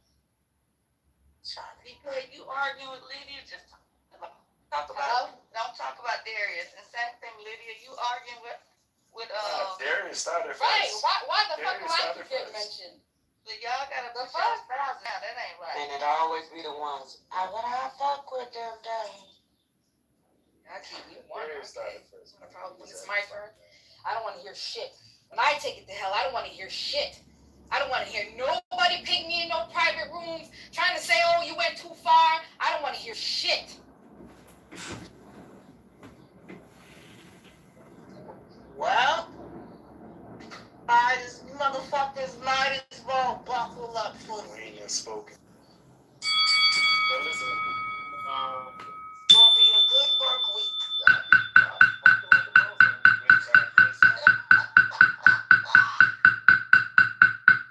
Don't mention my.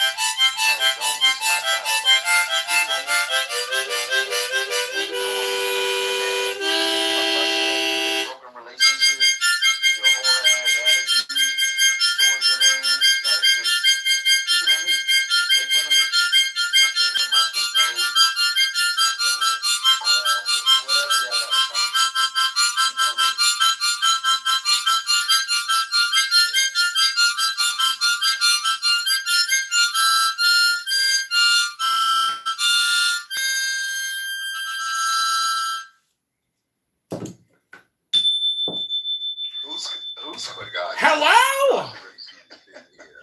Hello? Read in the chat by like I'm just like, oh shit! I wonder what everybody was. What I'm doing right now.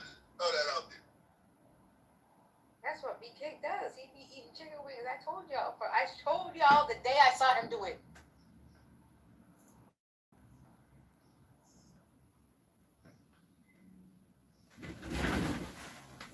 South Central Canada. What the hell?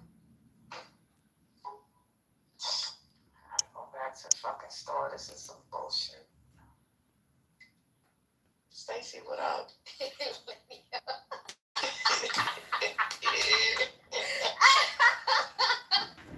What up? Oh, Scarlett, yo.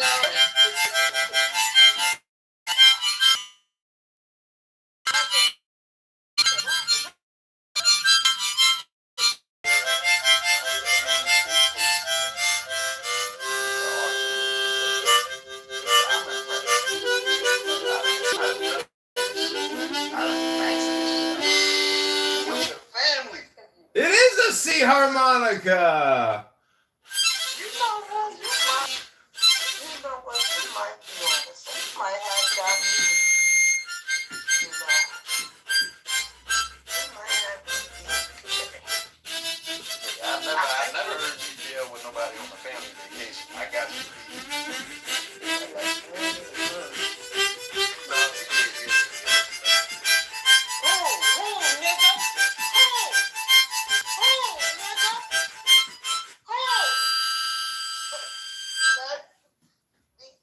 Just say fucking hard, nigga. Shit. What's up? What's up? Happy holidays. Same as you. Thank you. Are you still with that Haitian girl? I just had some barbacoa a few minutes ago. And that's an FBA. Foundational Black American. You said barbacoa? You heard him? You heard me, nigga. You heard him? It was delicious. Hey, lady, I'm gonna tell you something. I ain't like what you did yesterday. What I did yesterday? Tell me. You know, T was talking straight bullshit. What shit? I don't remember. Because you left. You said, Shut it back. Tell me what I did. I can be held accountable for my shit. I should have thought I was drinking last night.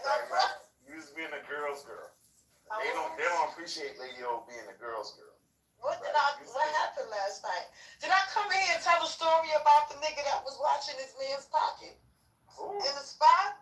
What? Yeah, you did. That's wow. I got a recap. I told Tia she was on here. But I don't want to do it. I'm going to give you a recap. But first, tell me what I did last night. Let's unpack that. Okay, so, like, you was trying to, like, get the ladies the mic, right? You was being a girl's girl. And then she went on some, like, broke, desperate, starving, and that's, you know what I'm saying? That's not Lady O. Like, you was trying to defend this, and I'm like, wow. Bro, who was broke and desperate? You kept on pushing me to the side. She was doing some, like, real poor. We need to clip, because I want to remember what you're saying so I could dialogue with you. I should have got on, remember my nigga. Oh, you was drinking? Yeah, I was outside watching the game. Yeah. My bad. You know, I just be you were saying no. You were saying no, BK. Nah, this not what I wanted. You backed out of the car and then you left. Can somebody fund it, please? I want to hear it. I gotta go to the store.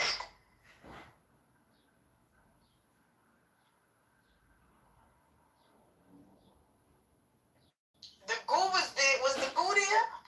Y'all was there? Y'all heard me. What I did, goo. Manipulation 101. Act stupid. I'm not acting. I swear, I'm not. I don't agree with that. It wasn't just. Nah, but listen. T is funny, right? She's funny. She's like loose, like free in the air, but at the same time, she get into like the poor. She get. It's down bad. It's giving down bad bitch. You know, like I understand. Like okay, this anybody can be whoever the fuck they want to be. You know what I'm saying? But sometimes y'all gotta listen to the content before y'all start clapping. Listen to the content first. You know what I'm saying? I think Tia was a little. Maybe she was drinking. We had a good Memorial Day weekend. It's been raining on the East.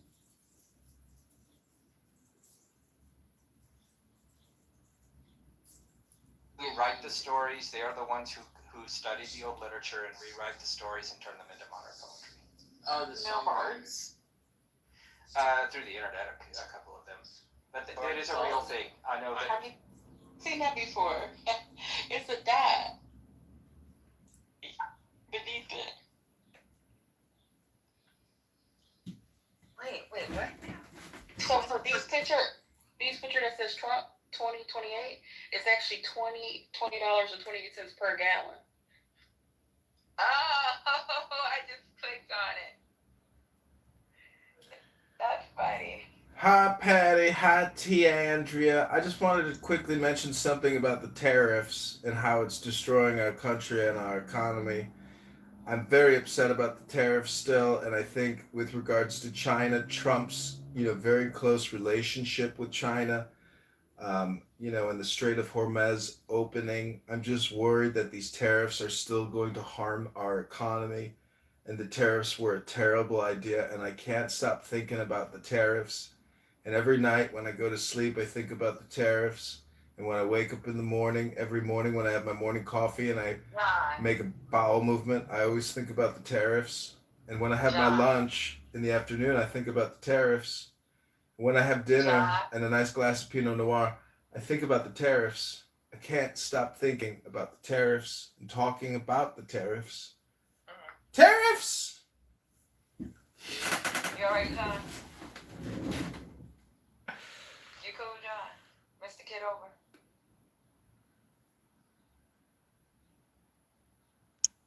Girl, he played too much, ain't it, Tia? We know you recorded the room. At this point, we don't even care. Yeah, why would you care? I mean, if you cared, well then that would matter. But you don't care. So Yeah, I don't even care. Nobody even watches your channel for I know, who cares? Who cares? Exactly. Yeah. Yeah. Who cares? But what does it feel like talking in a forest and nobody hears you? You know? You think you Right. You know where you get your traction from. People on Clubhouse worried about you playing the role. It's my audience. Come on, without my audience, I'd be nothing. I would literally be nothing. I'd just have like a couple random people from India and China saying, I love Donald Trump or FDT. It's either love or hate. Hate or love. So how's this shitting going? You and the tariffs. So you take a crap and think about the tariffs. How's that going, brother? Well, I can't stop thinking about the tariffs every single morning when I make an espresso and then I go to release a bowel movement. I start thinking about the tariffs and what that means for our economy. Plus, when you do the forced, mass demigration and you deport hundreds of thousands of hardworking laborers and you add in the tariffs, we are further deconstructing economic opportunity, which is less trade internally and less trade externally. It's madness. You don't prick a bubble, you keep inflating a bubble. You keep inflating. You don't prick. You do not prick. You inflate. You do not prick. Aren't you a Trump supporter? I support America and our destiny. It's not about one man. That's my complaint is too many people project onto Donald Trump their internal emotional state and they're unaware of it. All communication is projection. All communication is politics. And sometimes all communication is comedy. But the tariffs just keep me up every night. Especially in the morning when I make the bowel movement after the Nespresso. Tariffs. So you woke up on Memorial Day and decided to remember that this wasn't your personal politically correct?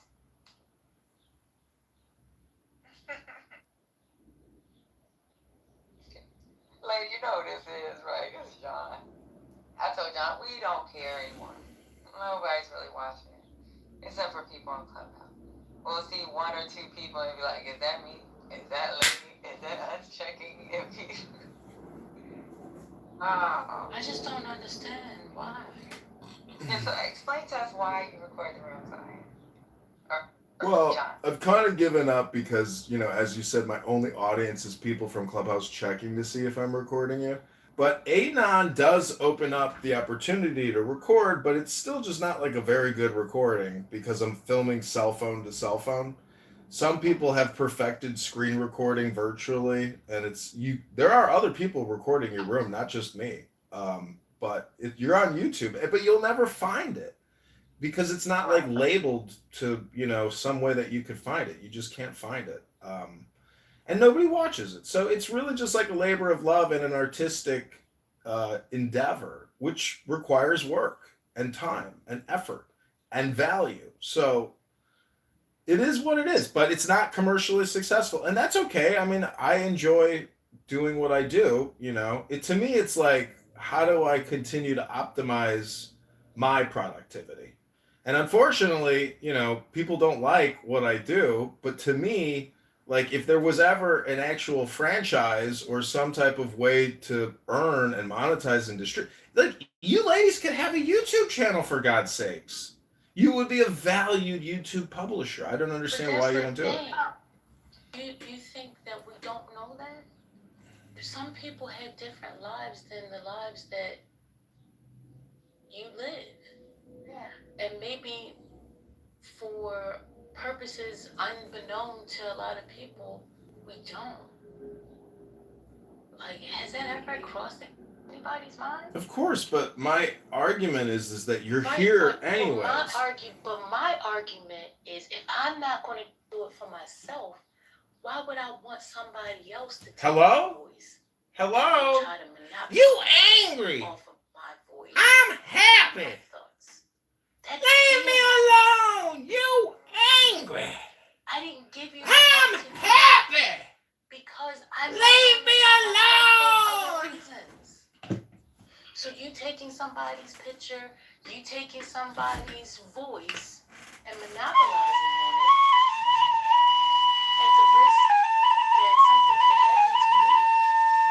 That's the problem I have. You know, it'd be something different if, like, it wasn't people's pictures up there and stuff like that. But, you know, and you know, from this side, because I think you participated in it before, they're going to dox people. Because they have different viewpoints than you might have. So then you go and you call somebody a judge and tell them that, oh, this is what this person says. That's not right. That's not just somebody's livelihood. When this is supposed to be social media, I'm not taking this into. Yeah, I mean, I think the only appropriate doxing would be is if somebody's making death threats. If you are a low-class racist piece of shit, well, that could also possibly be considered dox-worthy. But the death threat stuff, and I have dealt with people on here that have made death threats against me, and I doxed them, and I notified the police and the FBI in their area. That's something different. Yeah, that's fair. That's different. Yeah, I would tolerate that either. I mean, I'm not talking about that. I'm just talking about people not agreeing with what somebody says. Yeah, I've never doxed anybody. I've never, like, from this room, I've put out fake news that I, notified Patty's boss one time and she got fired, just to see if, like, my little butterfly effect ripple could cause some friction.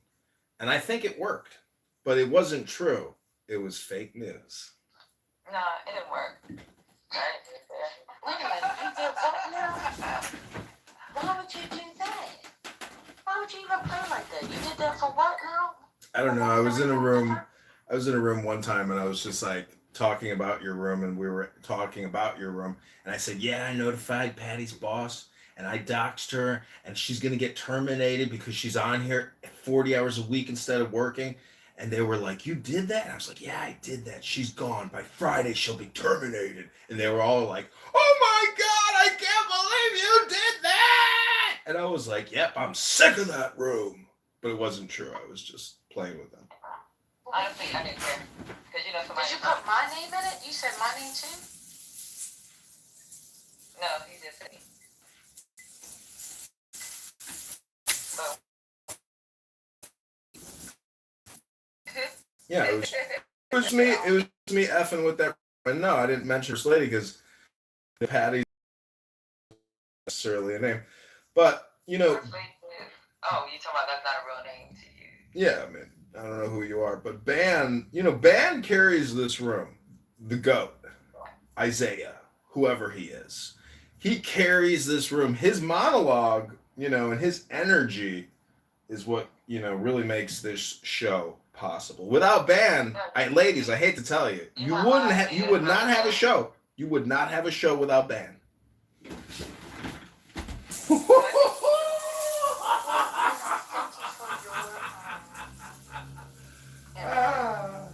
But again, we can't control the world. I can't control Ban.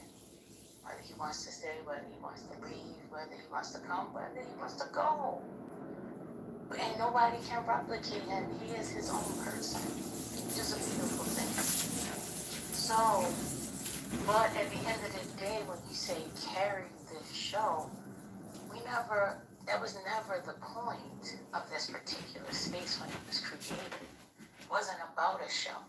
It wasn't about, hey, come listen to us so we can put on a, acrobatic show for you.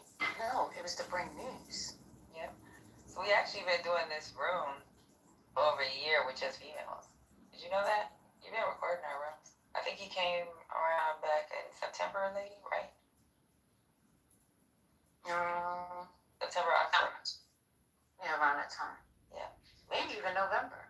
Yeah, but we already had like 18,000 people by then. It was before Thanksgiving. Yep. It was before Thanksgiving. And I'm not sure if you was here during Halloween. Yeah, and we just hit our year mark probably 2 months before that. We were at 18,000. But I get it. I mean, when it comes down to, the everyday thing, because, and that's the thing that makes this particular space different than a lot of people, and people want to know how it keeps on moving, is because we all work together. Okay. Well, I would say that I was very incensed and upset the day that Charlie Kirk was killed, and the things that people were saying in Politically Correct, particularly a homosexual, gay African American man. And the things that he was saying were so upsetting to me and so disappointing. I know it's not reflective of the entire African American community, but the things that were said in this room after a murder of an innocent man were so upsetting to me personally and disappointing. It didn't wake me up, but it alerted me to the actual real friction and divide amongst Americans, because it's not our people, it's the American people. You got to get your words right. It's Americans. Hello? That's the thing about how people judge, because I took a lot of slack for that. Because I'm the type of person of integrity and certain things. Like, I don't feel like I would want that to be associated with me, because I wouldn't want people in my real life to think that I'm associated with that. There was a lot of pushback. Like, oh, you can't say that, you can't say that. For weeks. Even after it happened, and somebody says, if anybody brought the name up, I would zap out. Like, just be quiet. Let's not even talk about that. Well, why is it that they can do da-da-da-da-da? Certain people can do things in this world and get away with it. Certain people can't. And I'm not saying that you can't be that person. But in this particular space, just respect the space. So when people judge and they say, oh, this happened, well, how long did you say? Because just because you didn't see the fight back at that time, because people like me are very strategic. I know when to say something. Sometimes when the stove is too hot, you just can't open up and be like, oh, well, let me just go ahead and say this, because then it's just going to make the situation worse. But times it was put in regards to, I care. Can I ask a question? This is interesting. I'm afraid the question in 2 different parts. And there's going to be 3 parts. First, the individual, and then Floyd and Charlie Kirk. And I'm talking about the individual. It's amazing to me how people care more about people they've never met and know, and come home and mend their relationship with their own parents, their brothers and sisters, and they're deeply wounded by something they may see, with their joy. And I'm going to tell you one story. I sympathize, and it's not about the person. It's about how people see them and are disconnected from their own life. I met a gentleman, and he was marching. He was a black guy with 500 white people. And, I went up to the gentleman, and we were talking, and I said, I can't take my business card, need some help, Okay. And I said that he was in jail like go away and George Floyd involved and became an ice blah blah blah. I said to him, and I said, I can't help you. He said, why not? I said, let me ask a question. You have any kids? He said, yes. I said, you have a wife, girlfriend? He said, yes. I said, have you seen any family members since you came to jail? He said, no. I said, I do. Well, your daughter, 12 years, hasn't seen his criminal mother otherwise. I said, can I help you until you go see your daughter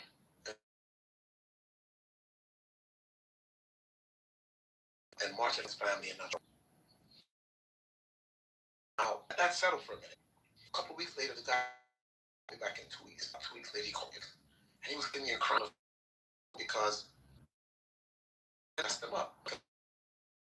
He was ashamed of going home. And he was ashamed of his life. It was about the humanity of your own life and fixing your own business before you pay other people's business. And I said, well, you.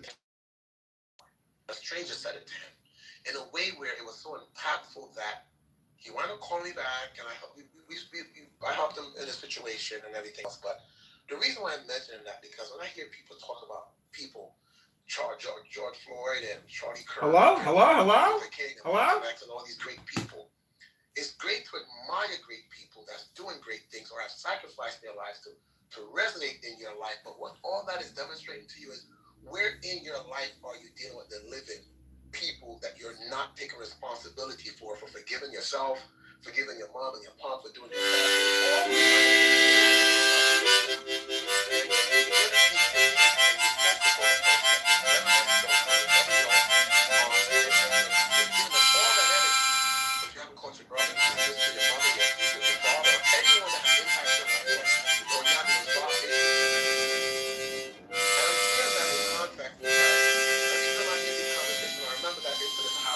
young man realized that there was nothing wrong with Washington Floyd, nothing wrong with protesting. But don't look at your life, look at the people in your life that you haven't lent your attention to. Because when they're taken from you, they may not hit the media, they may not get that attention from the general public. And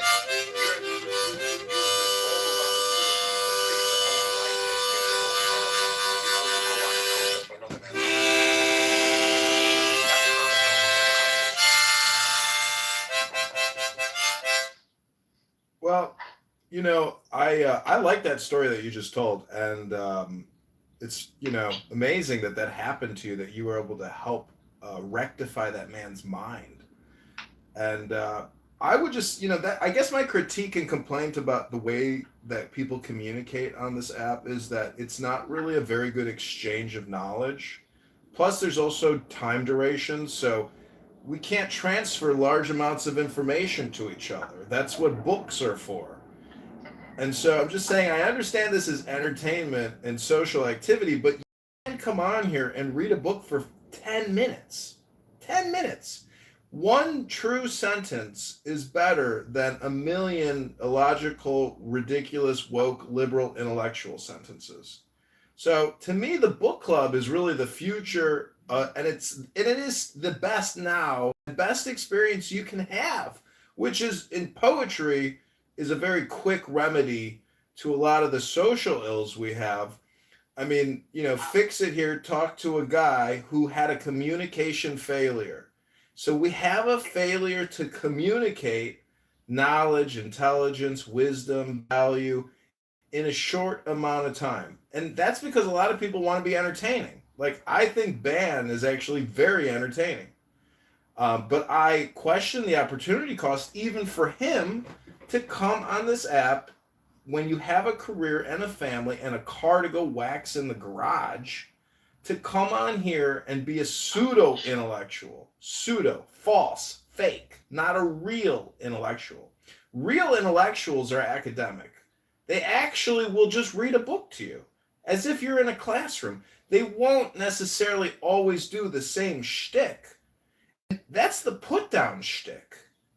Yeah, that's right. Ban is an ad hominem projector who puts people down to make himself feel better inside. We're not going to do that. We're not going to He's a fake elitist. That's not what the elite really We're not do. gonna do that. Alright, so wait, Hello? hold up. Because here's another thing that happens. I'll put a sit and I would listen with him, with you. And we paid attention to what led to the ad hominems. What paid attention to the height of it.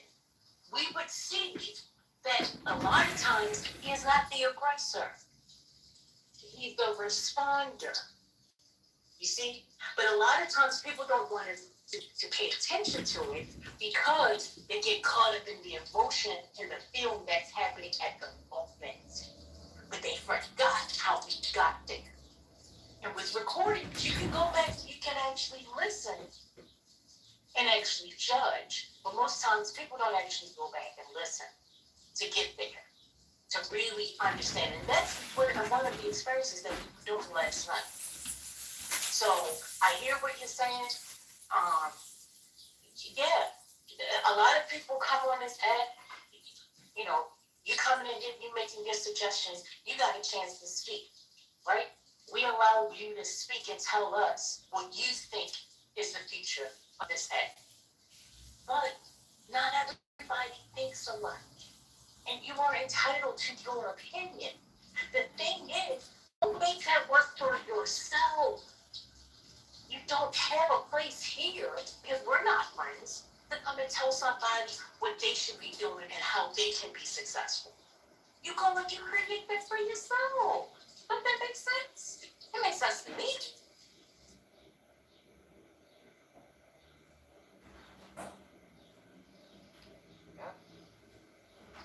Guess you got me. So hey y'all, let's go ahead and start our regular routine with our Meet the Press.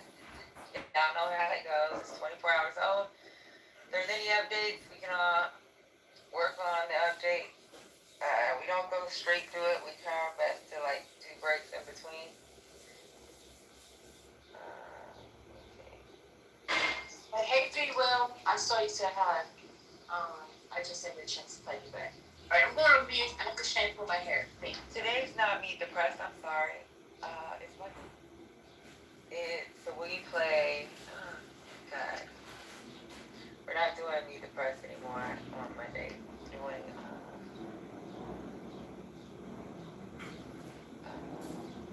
Damn it! Not put Meet the Press.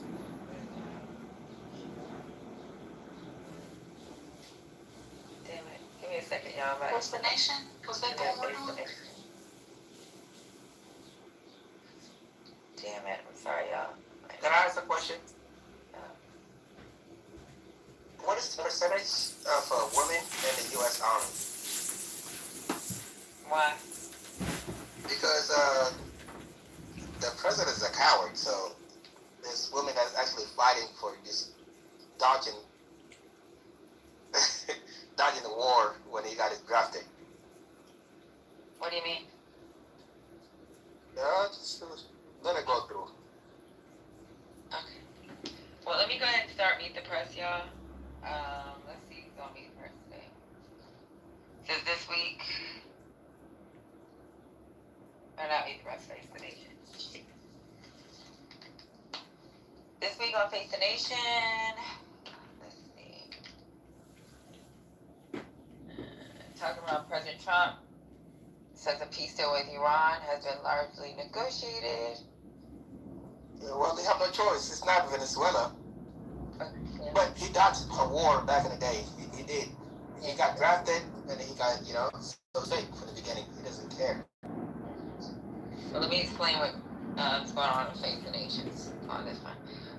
Reports from Tel Aviv and Senator Chris Van Hollen.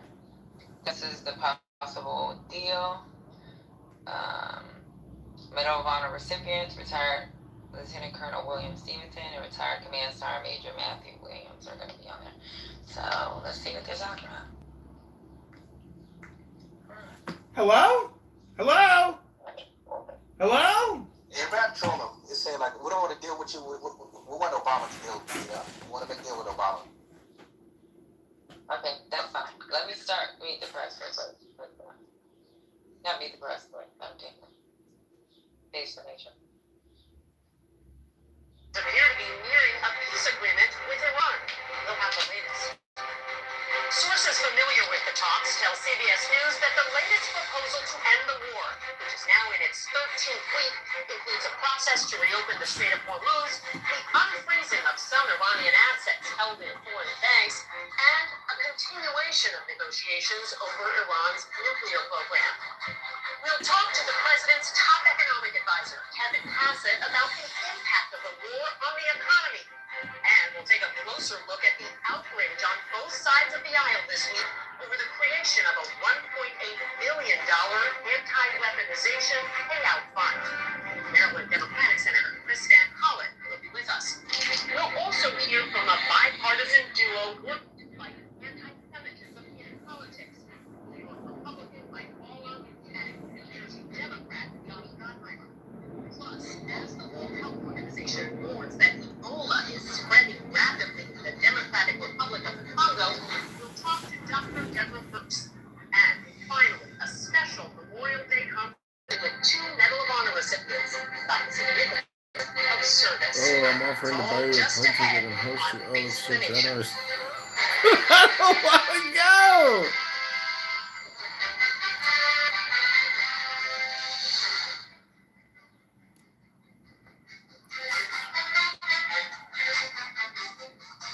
Good morning and welcome to Face the Nation. Margaret is off. I'm Nancy Flores. On this holiday weekend, President Trump has been hard at work at the White House to iron out an agreement with Iran. When I spoke to the president on Saturday, he sounded upbeat about potential for a deal and said that he, quote, wouldn't even be talking about an agreement if it did not prevent Iran from having a nuclear weapon, adding, well, we're getting everything we want. I will only sign a deal where we get everything we want. But it appears that most of the nuclear decisions would actually be left to the next round of negotiations. And that has some Republicans worried this morning. We're going to begin with senior foreign correspondent Imtiaz Taya reporting from Tel Aviv. That's so awesome. In Delhi this morning, Secretary of State Marco Rubio had this to say about Iran.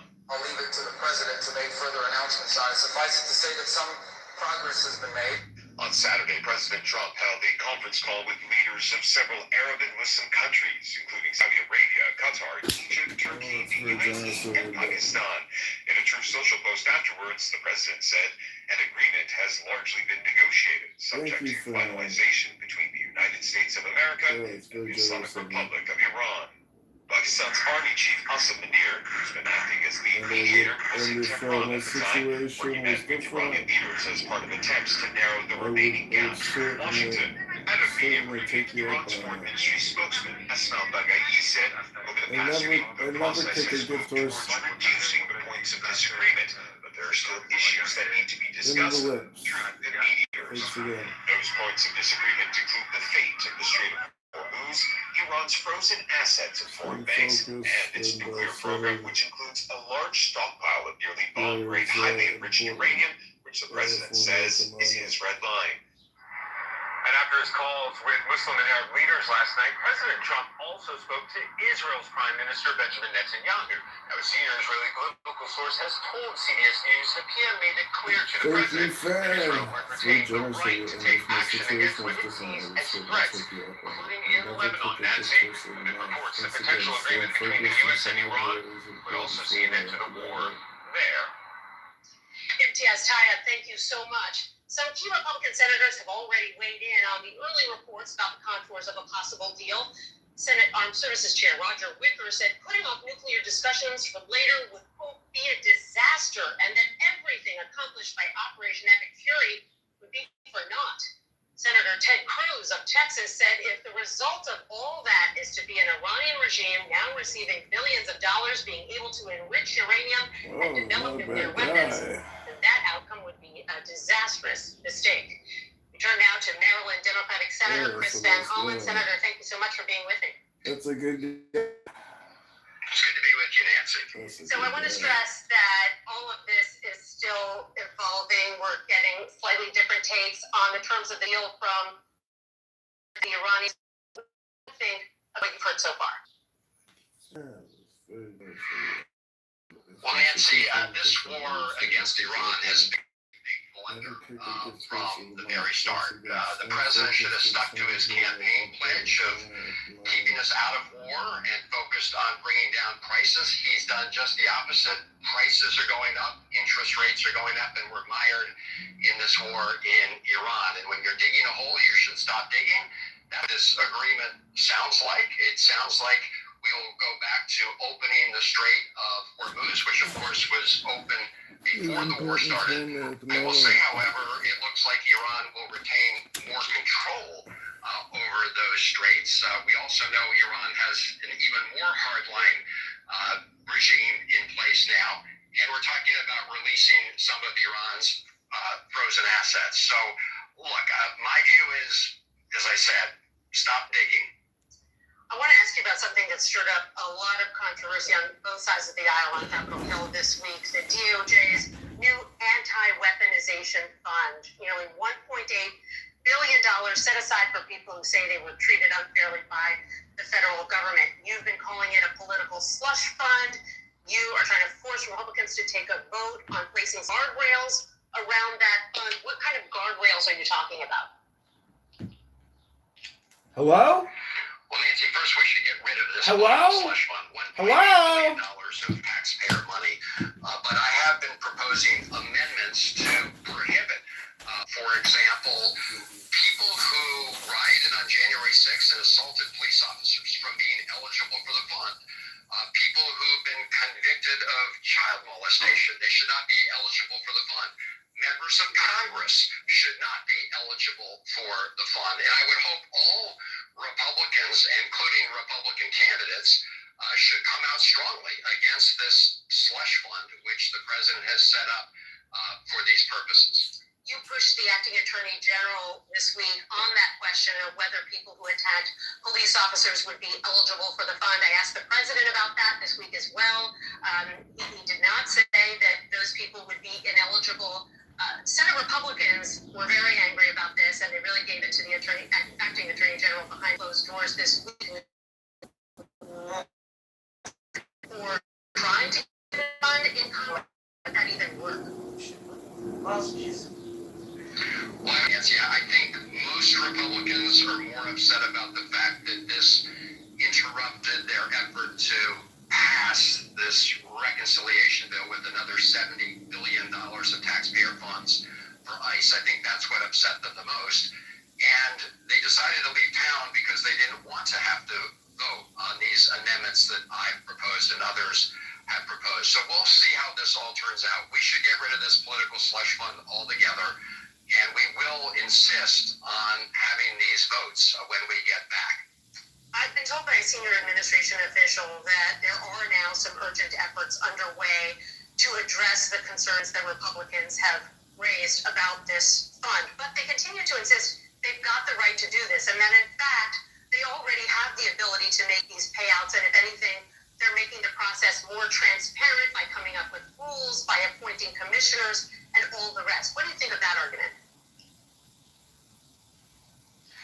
Well, that's absurd, and this is really corrupt from the start. I mean, this is essentially President Trump negotiating with President Trump through the acting attorney general, who was Trump's former personal lawyer.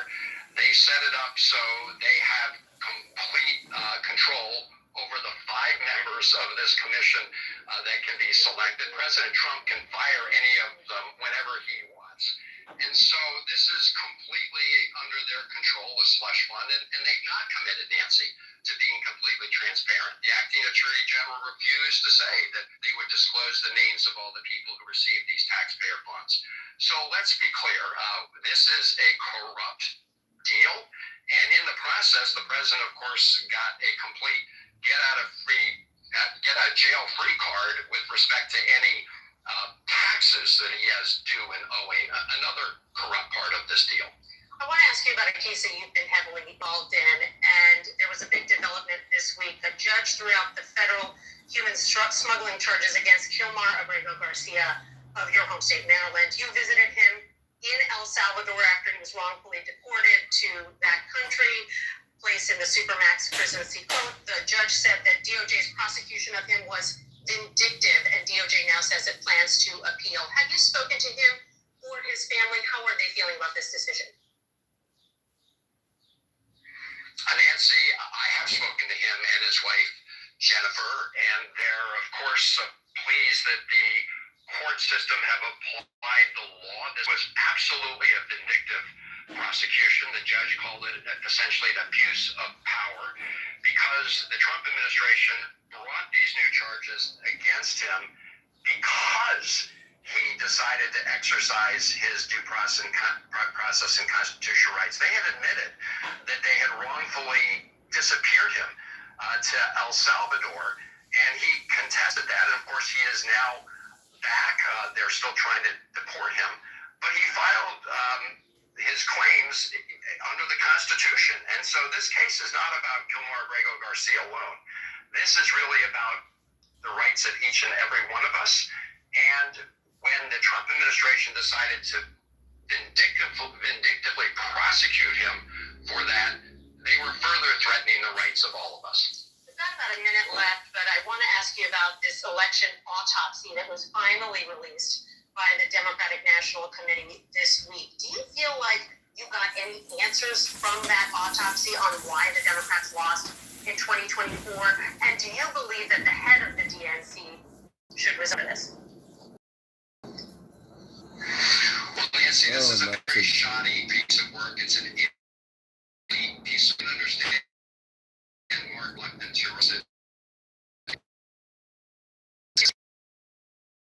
he should have just ran off here and put out for 6 months. Very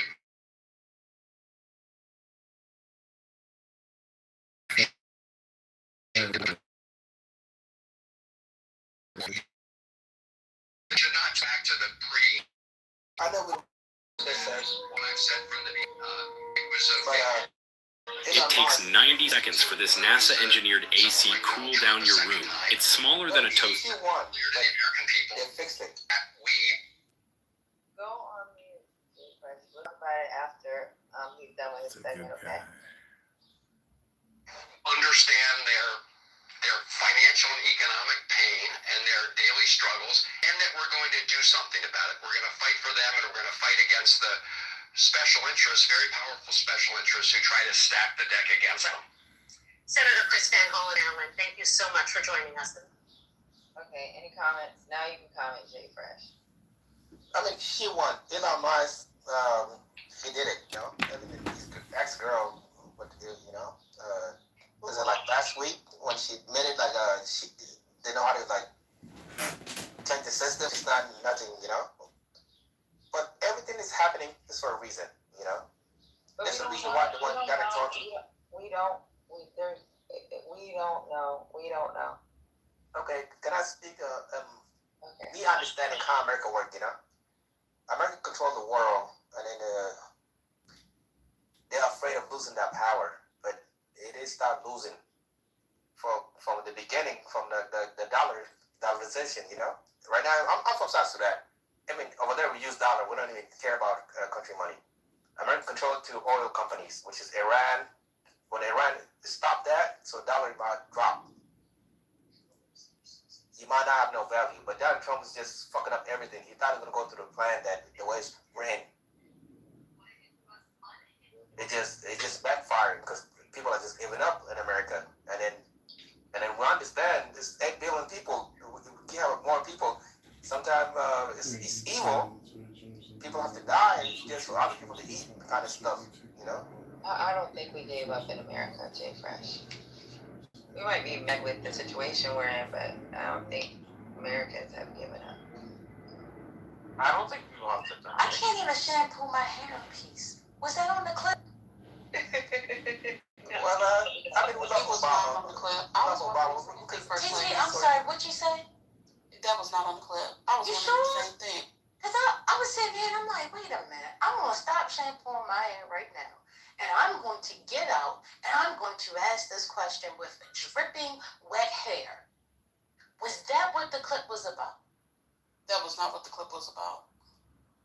I mean, how often should you shampoo your hair? It's only like once a week. David, let's go on mute. That's definitely not what the clip was about. So the clip ended about the autopsy of the election. Jeffrey started to talk about the election. And then he went to Ashley St. Clair's unvalidated claims about her baby daddy, who she's in the middle of a custody battle with. But that's not on the clip. Shark news. There's been a car accident. Hey everyone, today I wanted to talk about this. Hey everyone, check this out. This book on John Locke is crucial.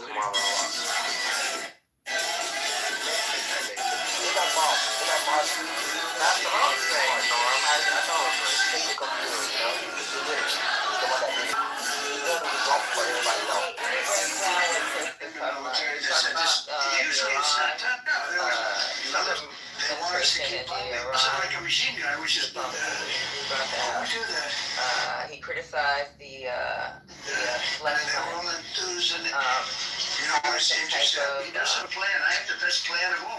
Limit on what executive power looks like.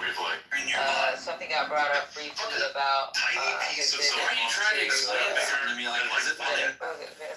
No, not Venezuela, but Jesus Christ. But I understand when someone is no, not China. They talked about his visit with oh, really? Garcia. It was just a Everybody's in each other's faces, everybody gets arrested. I said, ultimately, who is this good for? He's trying to build himself, his life is over. What political Retaliation has been. Who flees in relation. And he talked about congressional oversight. Anything wrong with trying to be. Yeah, I don't.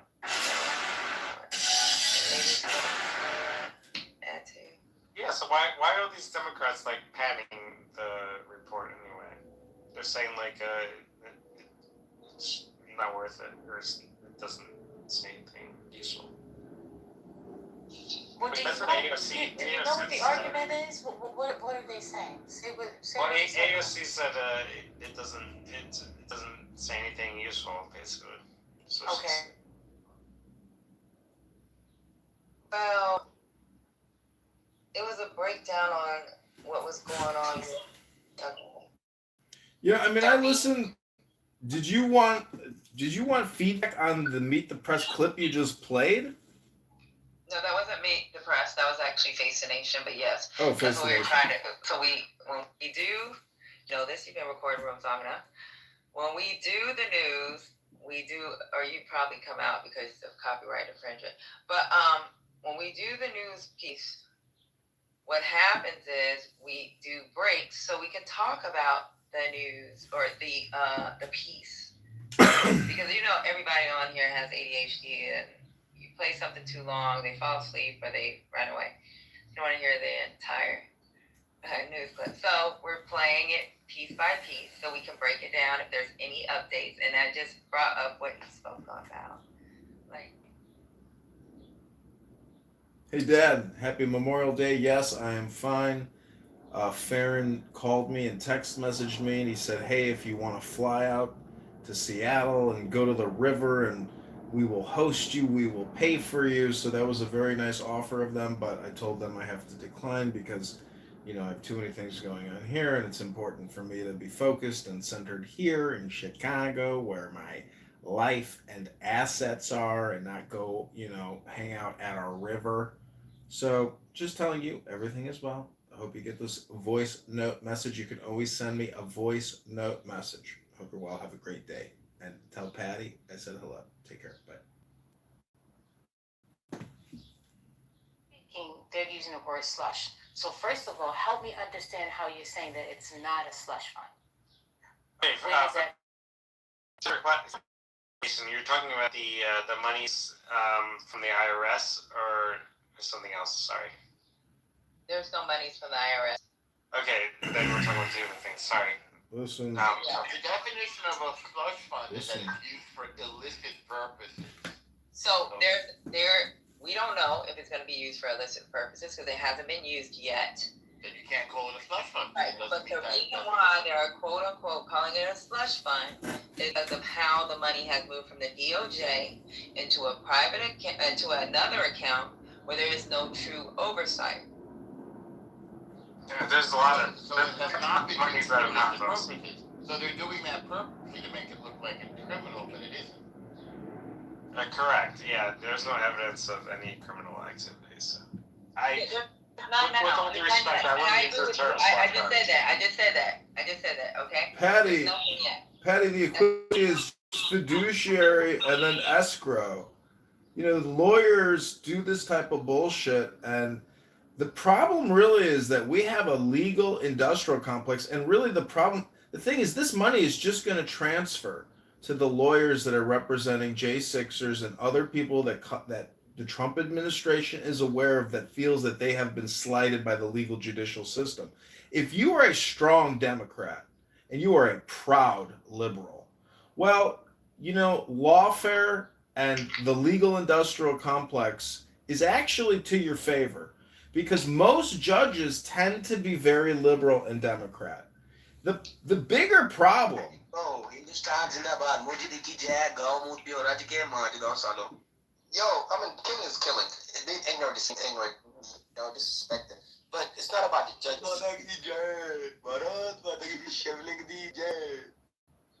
But it just, America's losing power. America's losing power. Back in the 90s, yes, they're strong. But it's just when you're losing power, this breaks. You have a lot of things that's going against you with how the world is spinning. The world is changing.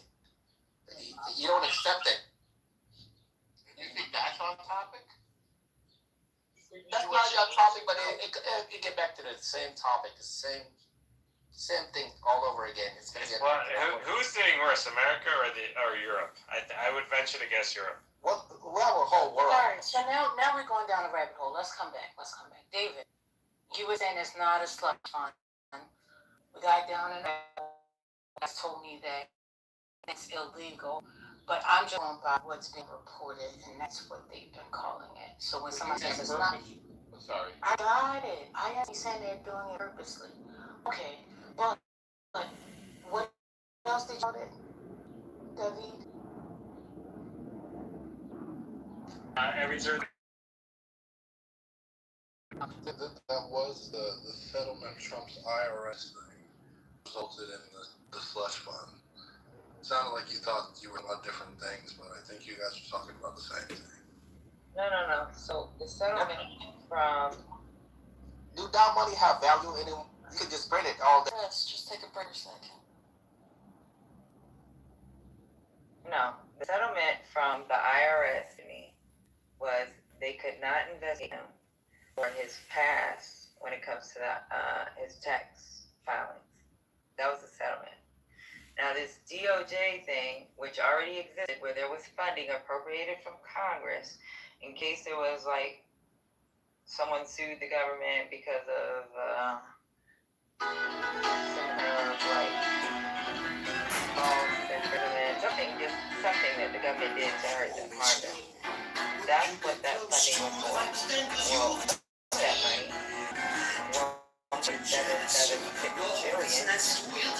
Well, that money, $1.776 billion, so that something that's already being done that would have been adjudicated in a court instead of judged by five people that have chosen by the public.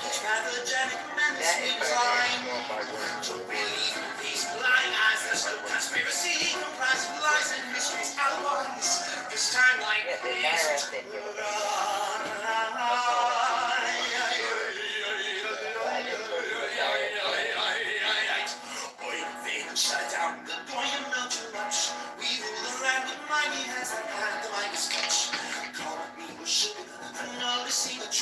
There's certain things you cannot say, so sing them all straight.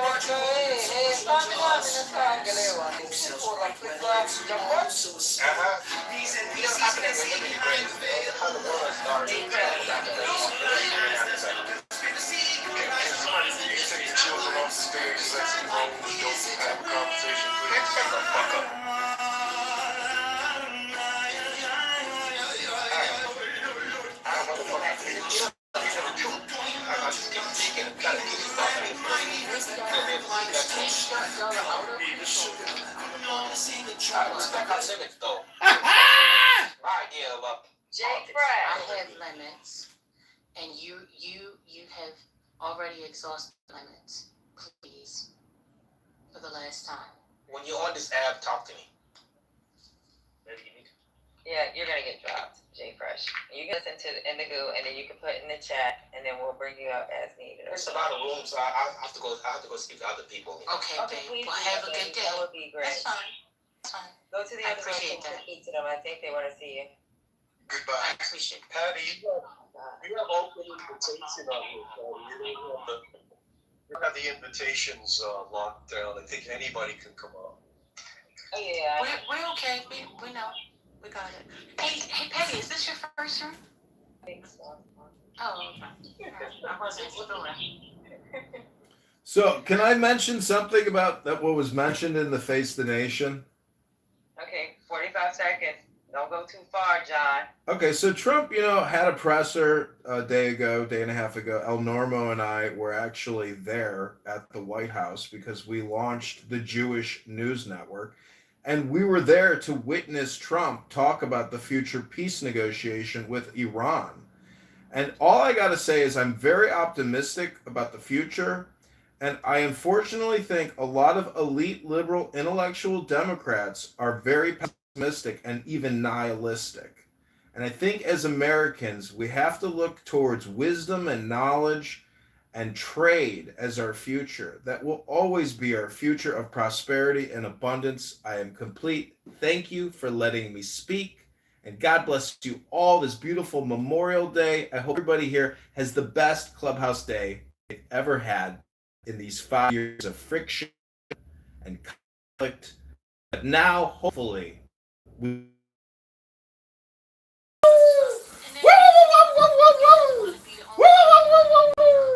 Because everything that you said, you just said all these added. Oh my God.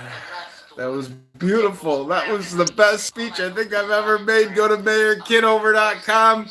Vote John Kidder, February 23rd, 2027. Why are you doing that? Go to chicagomayorvote.com and mayorkitover.com and chicagomayorelection.com and chicagomayoral.com. Follow me on Instagram at John We're supposed to have a conversation with you. Ribono Shalom. Go to mayorkitover.com right now and enjoy your day. Monday, I hope everyone's doing well. Happy Memorial Day. God bless those that sacrificed their life and for our freedom. I'm grateful for those wonderful people. Like Charlie Kirk.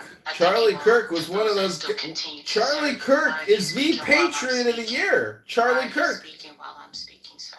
I was just bringing up Charlie Kirk. You're being rude. That's Well, I thought it was rude when you guys demonized Charlie Kirk on the day of his assassination. That was rude too. You're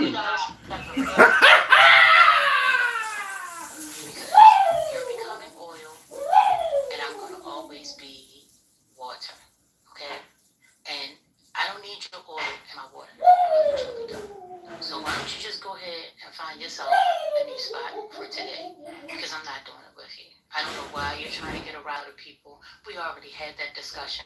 I already said what I said. That we told people not to do that. And here you are bringing this back up. This is when your inability to be able to communicate starts kicking in. I don't know if you have Asperger's or what. I'm not. But whatever disabilities you have. That's ad hominem projection, baby. Ad hominem projection. No, there's. Oh,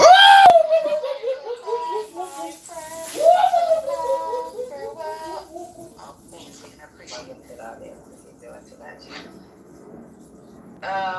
Let me go ahead and continue to play the clip because I don't think y'all paid attention to the first clip. This morning. I appreciate it.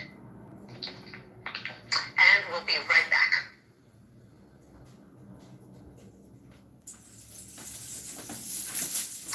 We go to a bipartisan pair of representatives. Josh Gottheimer is a Democrat from New Jersey, and Mike Lawler is a Republican from New York. Congressman, welcome. Thank you for joining us. Thanks for having us.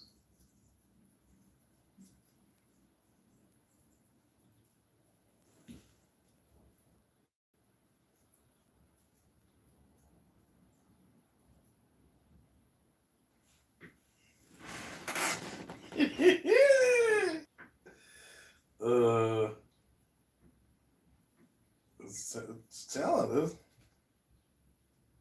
It's talented.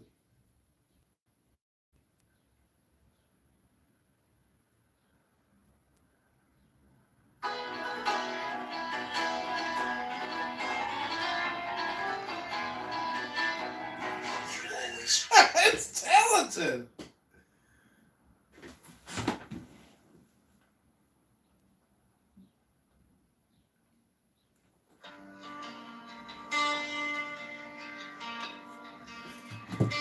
Now ye shall know that the chosen priest, the axle of infinite space, is the prince, priest, the beast, and in his woman called the scarlet woman is all power given. They shall gather my children into their fold. They shall bring the glory of the stars into the hearts of men.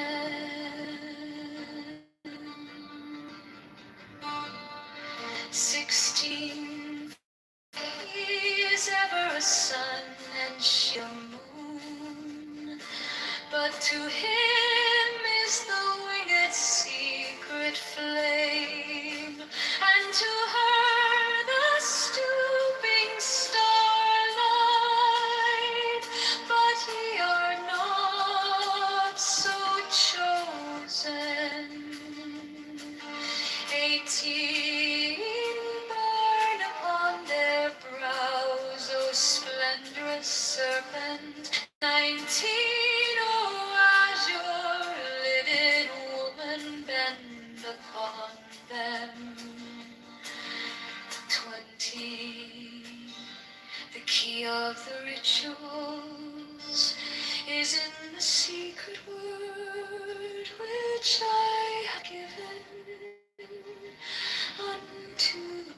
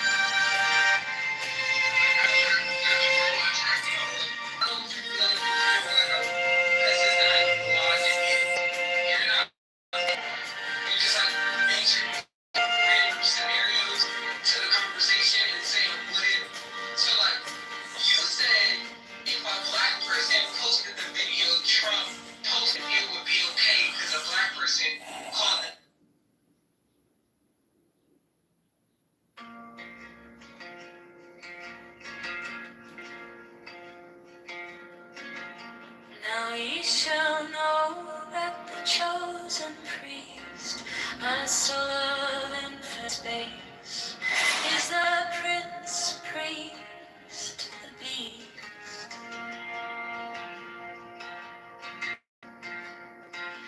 And in his woman, called the scarlet woman, is all power. They shall gather my children into their fold.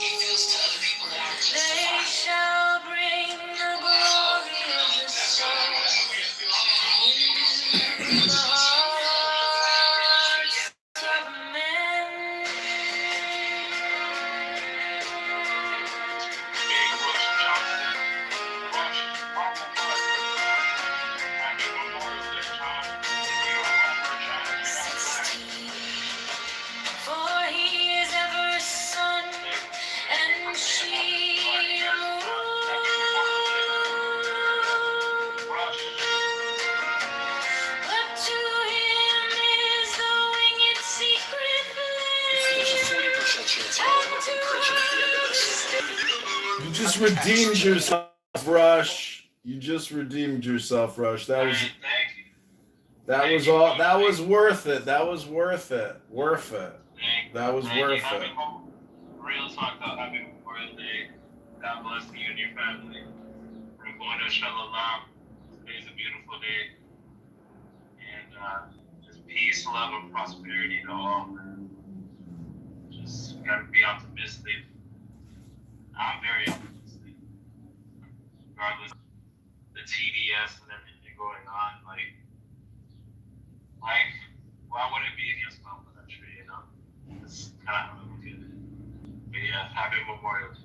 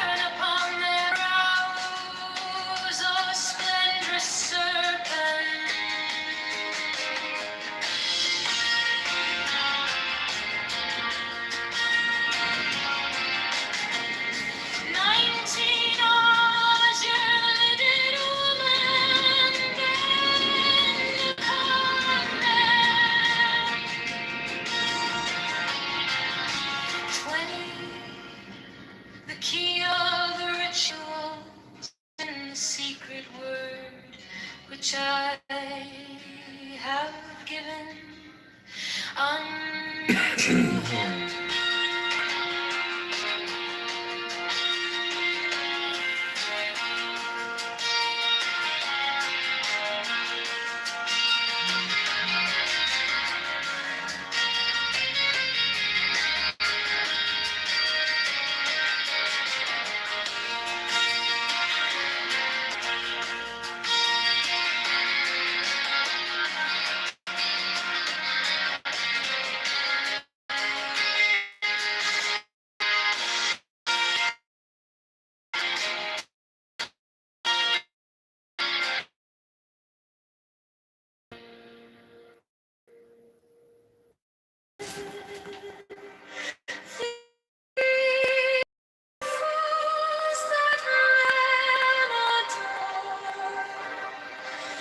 Both their gods and their men are fools.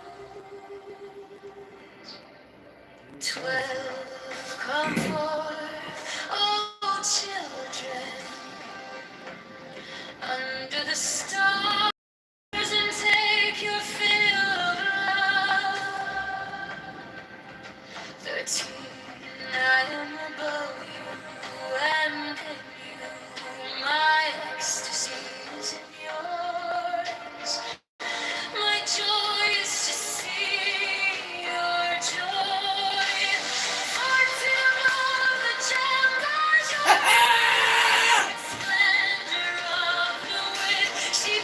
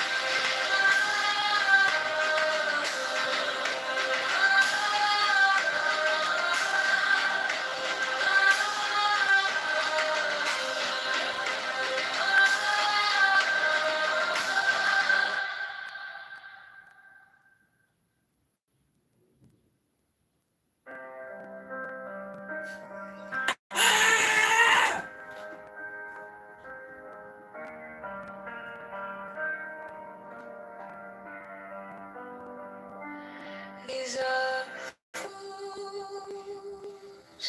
that men adore, both their gods and their men of fools. 12 come fall children under the stars and take your fill of love. 13 I am above you, and in you my ecstasy is in yours. My joy is to see your joy.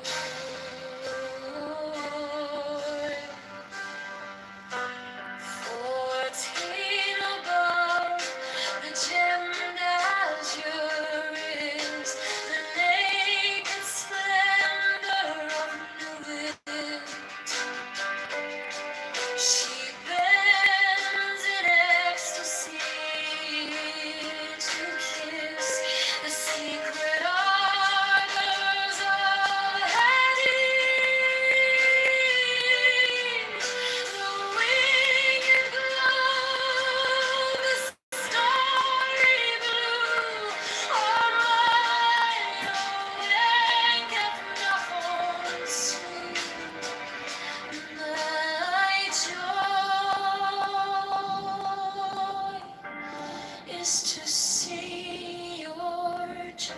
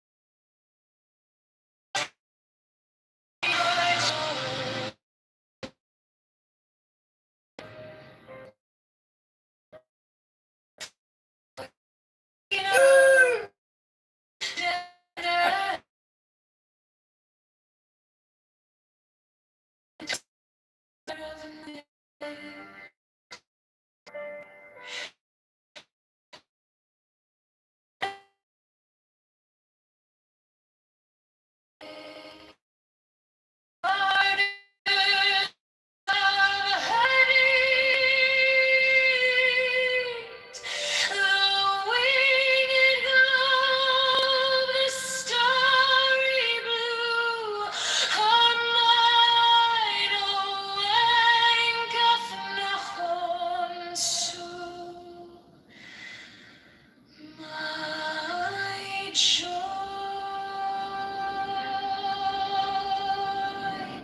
is to see your joy.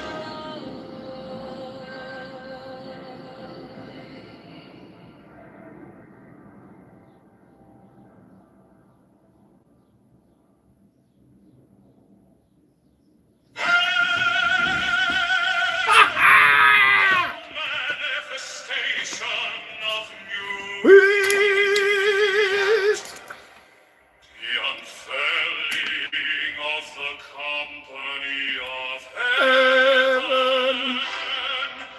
Every man and every woman is a star. For every number is infinite, there is no difference.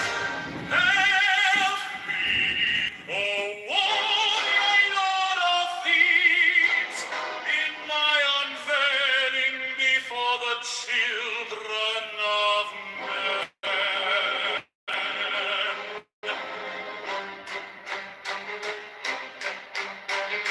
6 feet of deep, my secret center, my heart and my tongue. 7, behold, it is revealed now I was the minister of war apartment.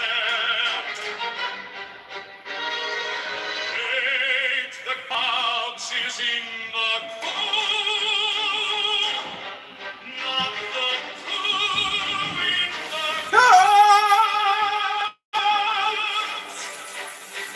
9, worship then the clouds, and behold, my light shed over you.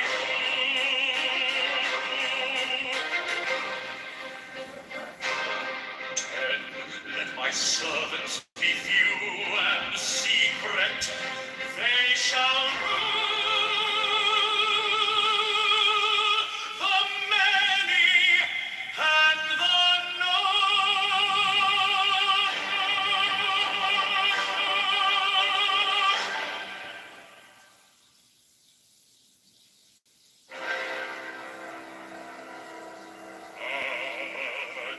The manifestation of new wheat to the unveiling of the company of heaven. Every man and every woman is a star.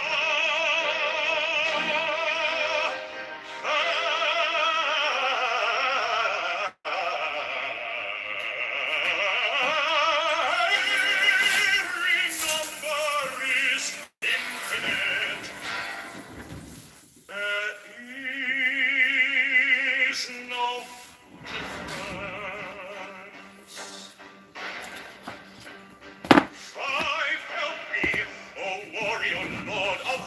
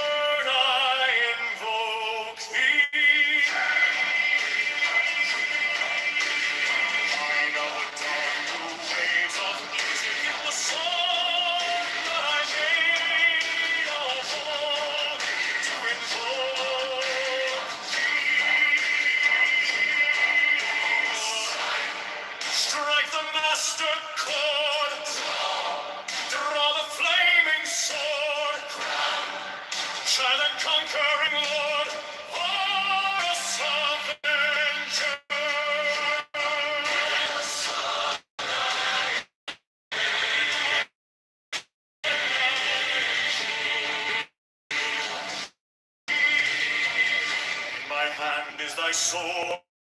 Revenge, but it's right that thy cheek. By the sword I go thee. Voice of the five, the voice of the six, 11 are the voices.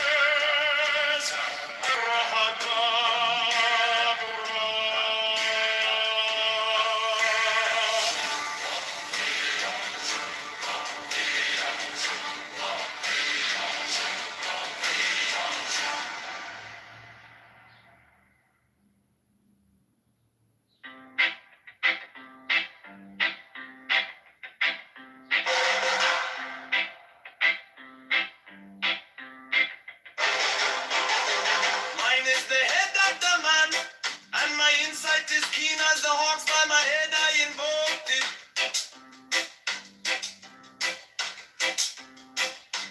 I am the only begotten child of my father and mother. My father is dead, my mother bore me with labor and pain and fear. By my body I invoked it.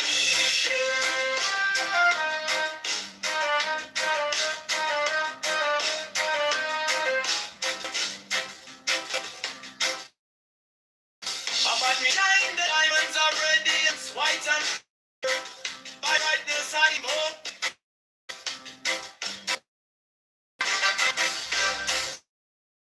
Is the red triangle reverse, the sign of none.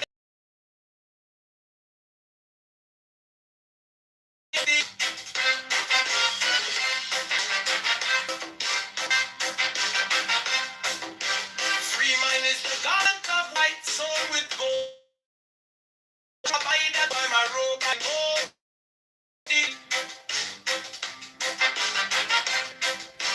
Give mine is the sign of a puffin typhon. By the sign I invoke it. For mine is the ribbon of white and gold, and mine the blue figure of the intimate. By my crown I invoke it. Fingers travel on the beads of pearl, so run I after thee in thy car of glory. By my fingers I invoke thee. I had them double power in the voice master. They had a proper word I invoke thee.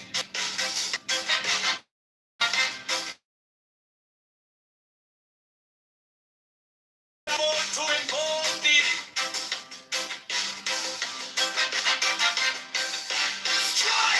Strike a master chord.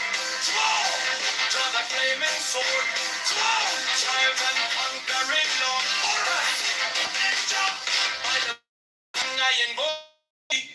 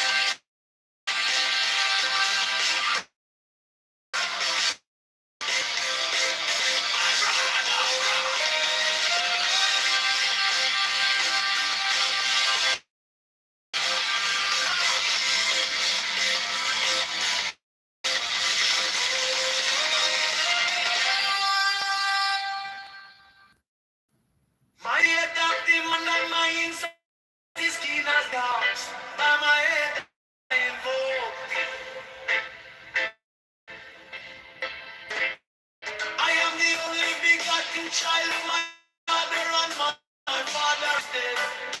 Mother born with late.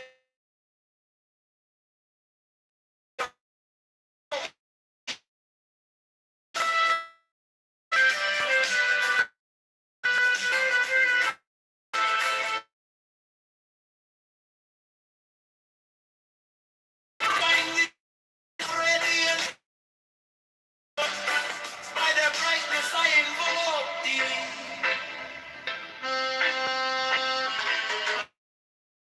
Try and reverse the sign given. Set me, oh be oh Lord. When I invoke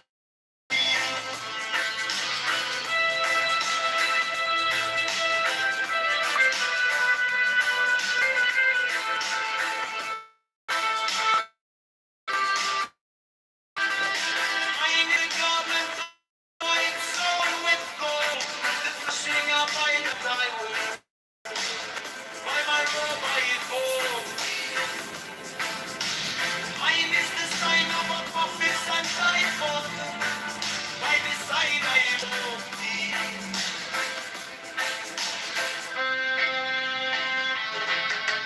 Mine is the turban of white and gold. And no vigor at the intimate ear. By my crown I invoke thee. My fingers travel on the beats of pearl. So run I after thee in thy car of glory.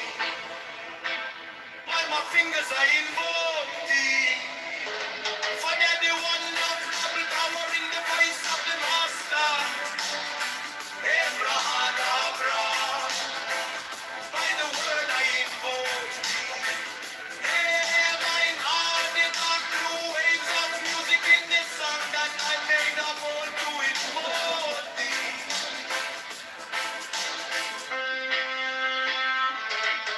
Strike the master chord, draw the flaming sword, draw, child and conquering Lord, oh Lord, Avenger, by the sword I invoke.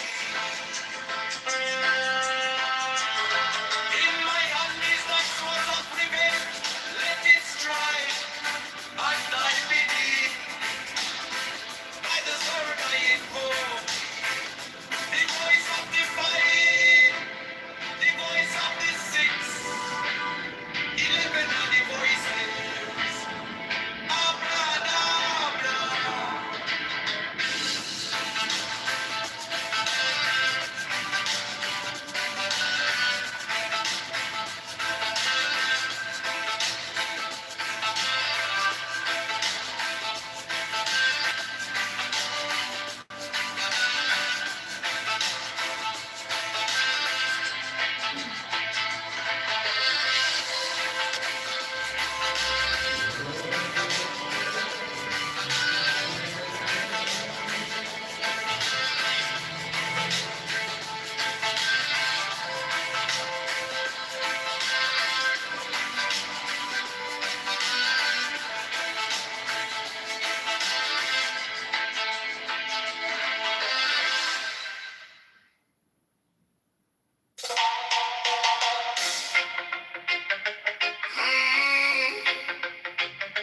Mine is the head of the man, and my insight is keen as the ox. By my head I invoke thee.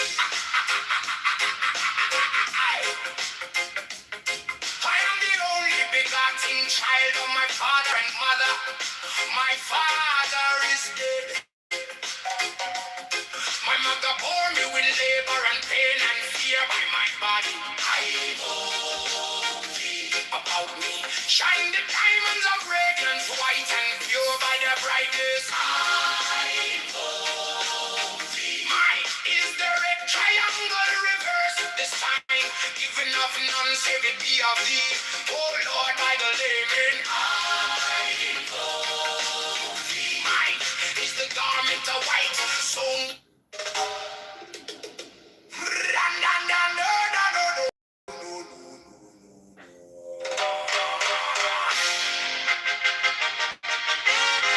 mine is the head of the man, and my insight is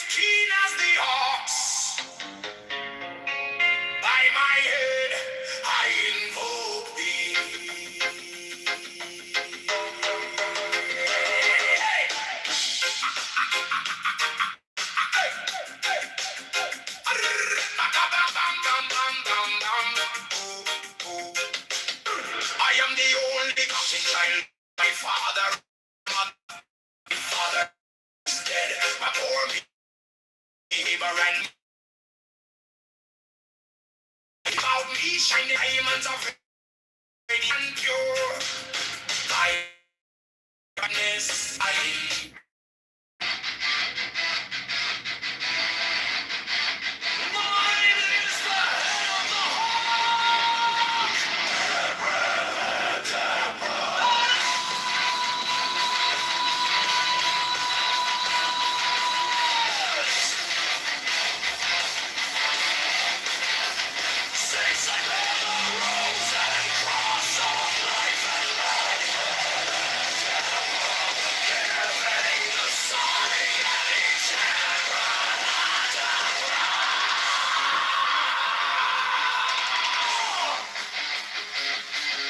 remaining in the sign.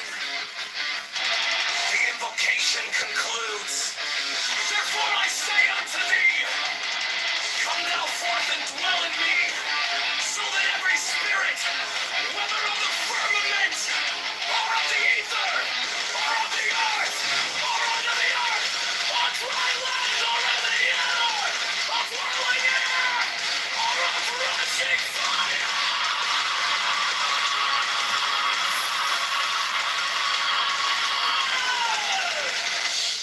and every spell and scourge of God, the vast one might be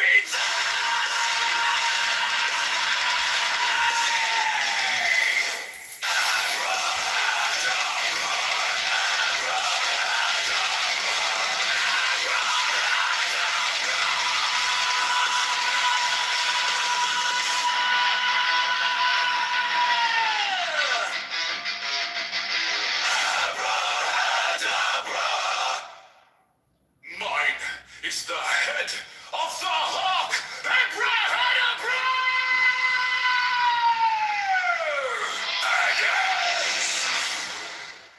I bear the rose and cross of life and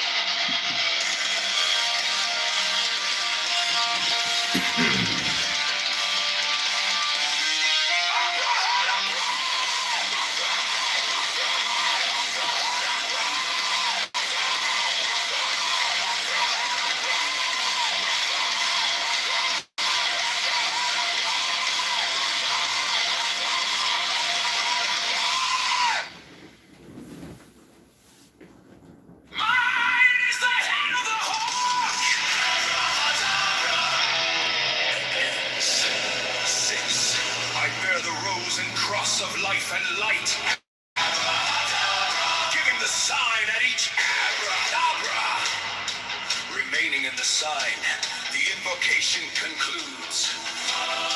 Therefore I say unto thee, come the forth and dwell in me, so that every spirit, whether of the firmament, or of the ether, or of the earth, or under the earth, on dry land, or in the water, of whirling air, or of rushing fire, and every spell and scourge of God, the last one,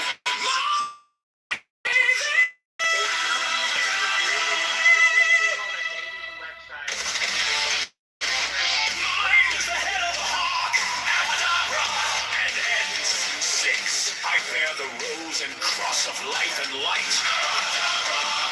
Giving the sign, teaching Abraham, bringing in the sign, the invocation concludes. Therefore I say unto thee, come thou forth and dwell in me, so that every spirit, whether of the firmament, or of the ether, or of the earth, or under the earth, on dry land, or in the water of whirling air, or of rushing fire, and every spell and scourge of God, the vast one, might be thee. Abrahadabra.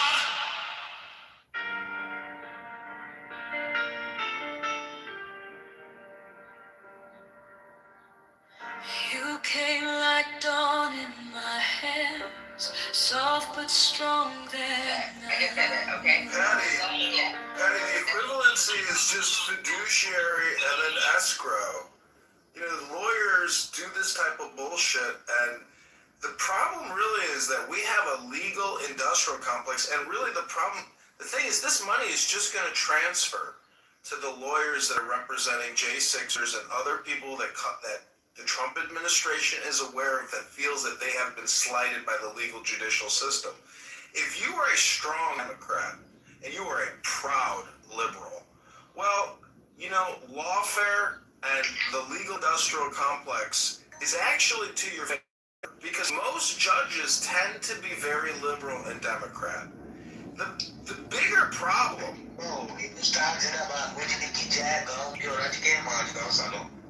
Yo, I mean, goodness.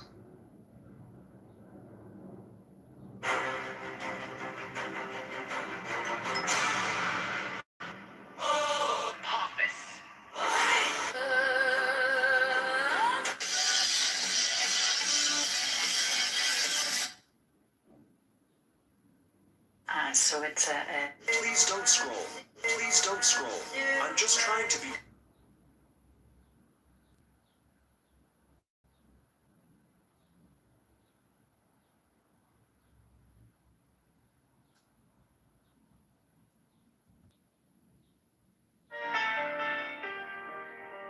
Please don't. My fear turned gold in your eyes. You're $38 trillion in debt. So you have to look at that as the United States credit card.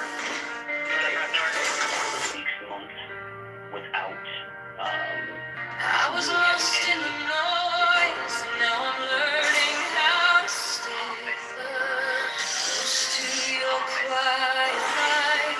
Middle of the day, stop thinking, let it flow.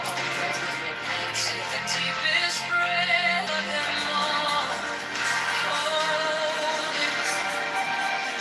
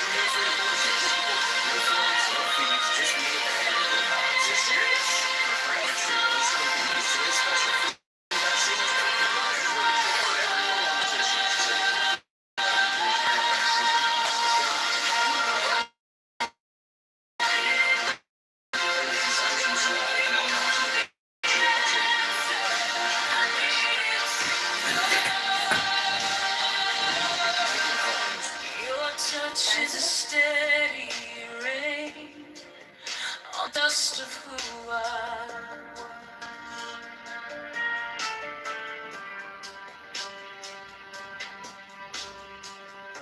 Every wound gets named, then it fades in the hush.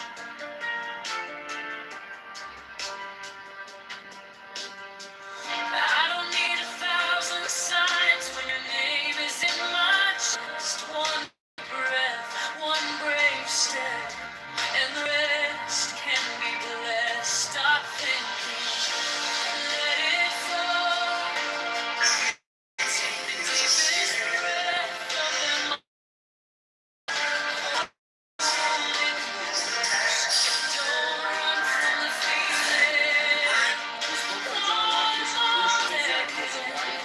You can start me blessed. Wisdom of God, now it's joy. Wisdom of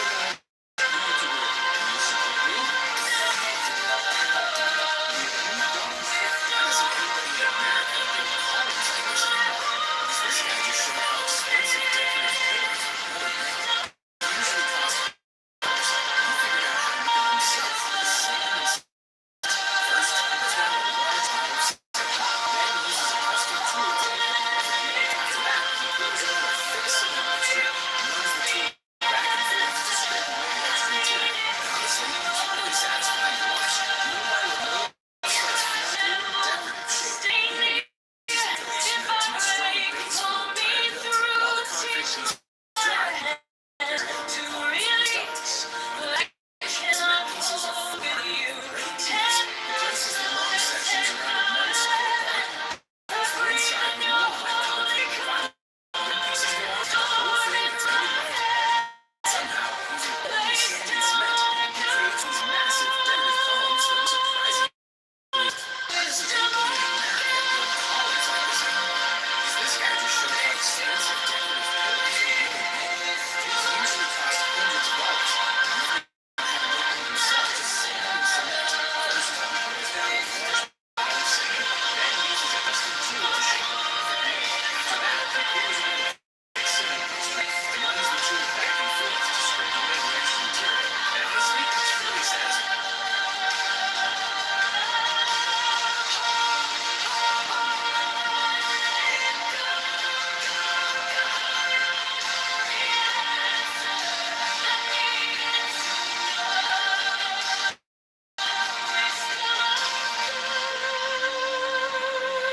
now it's all.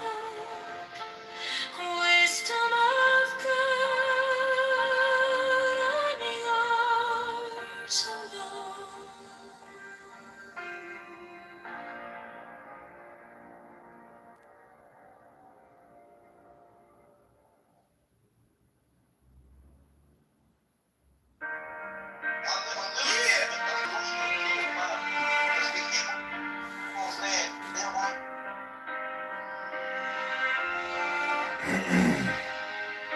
It came like dawn in my hands, soft but stronger than a fear turned gold in your eyes, and my old night broke.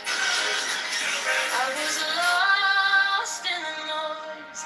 Now I'm learning how to stay close to your quiet light. In the middle of the day, stop thinking. Let it fall.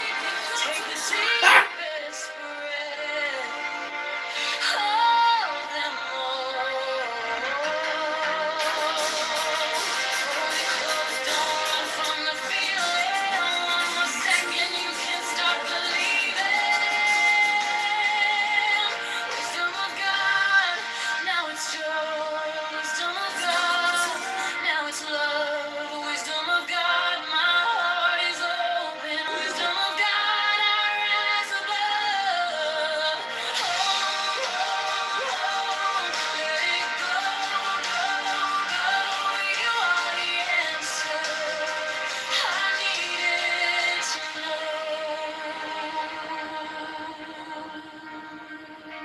touches of steady rain on the dust of who I was. Every wound gets named, then it fades in the hush.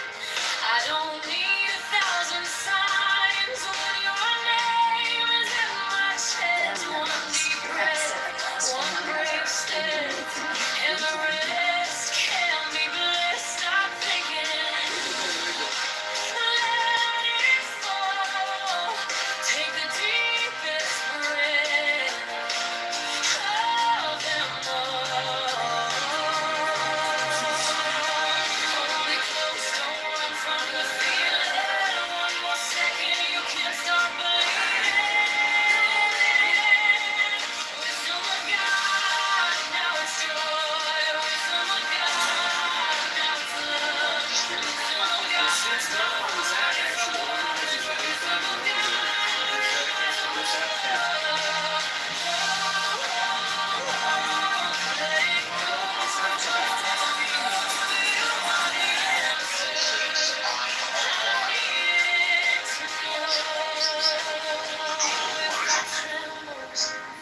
stay near if I break. Pull me through, teach my hands to release what I cannot hold with you. Tend my mind, I'll breathe in your holy cover. Storm in my head, lays down like a pond. Wisdom of God, that's joy. Wisdom of God, that's love. Wisdom of God, eyes open. Wisdom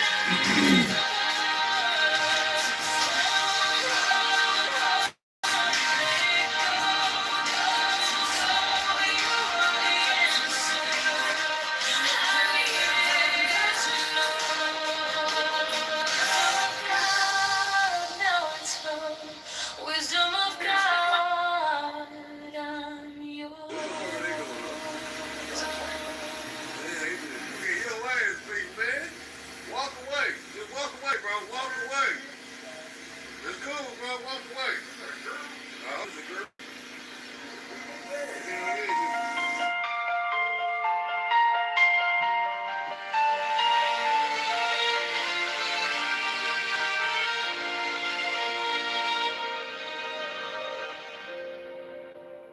Wisdom of God is now joy of heart.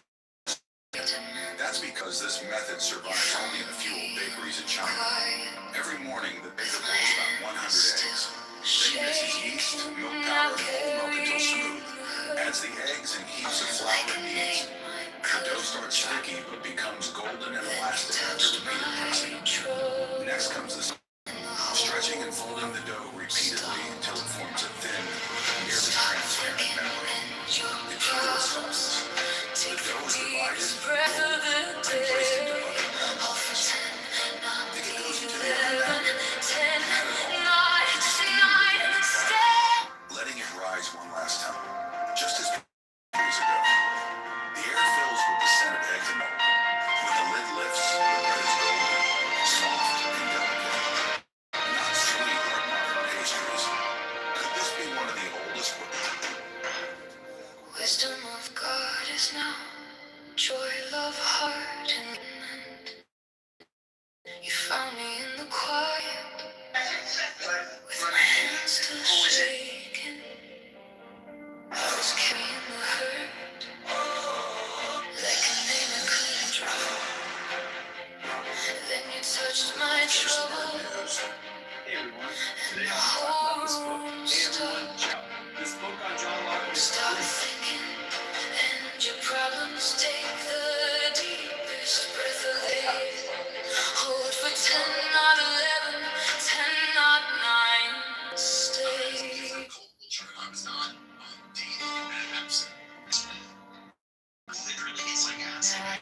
I know that you chose him. That's all of infinite space.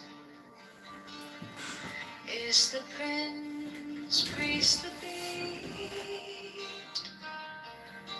and in his woman called the Scarlet Woman is all My numbers are going down. Uh-oh. they shall gather my children into their fold. They shall bring the glory of the stars into the hearts of men.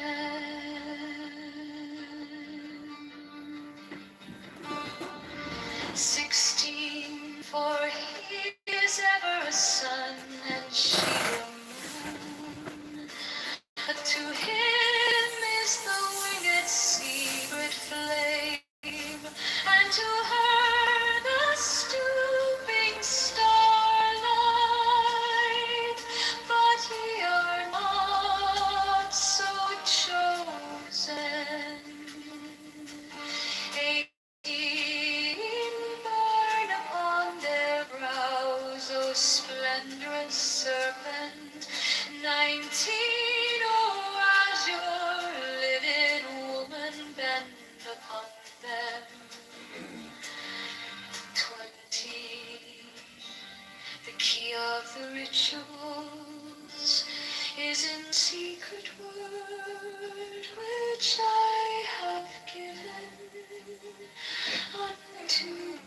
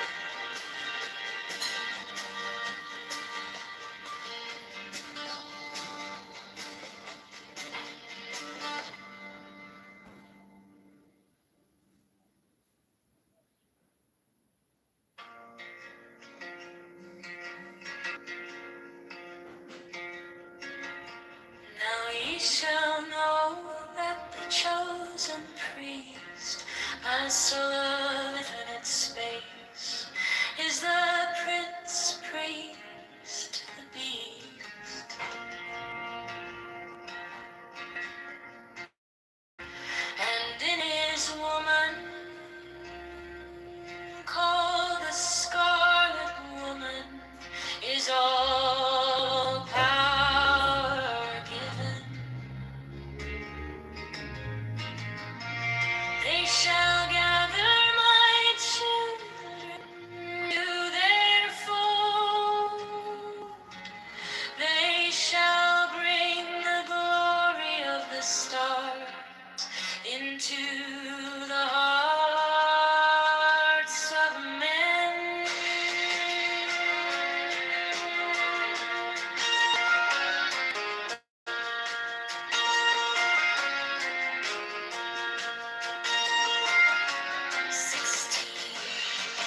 For he is ever a son, and she a moon.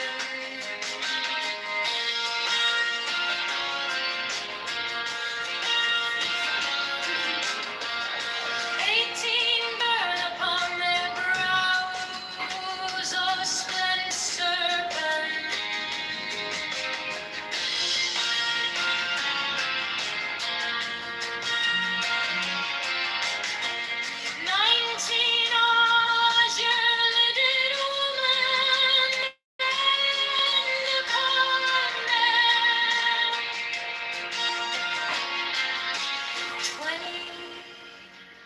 The key of the rituals is in the secret word which I have given unto him.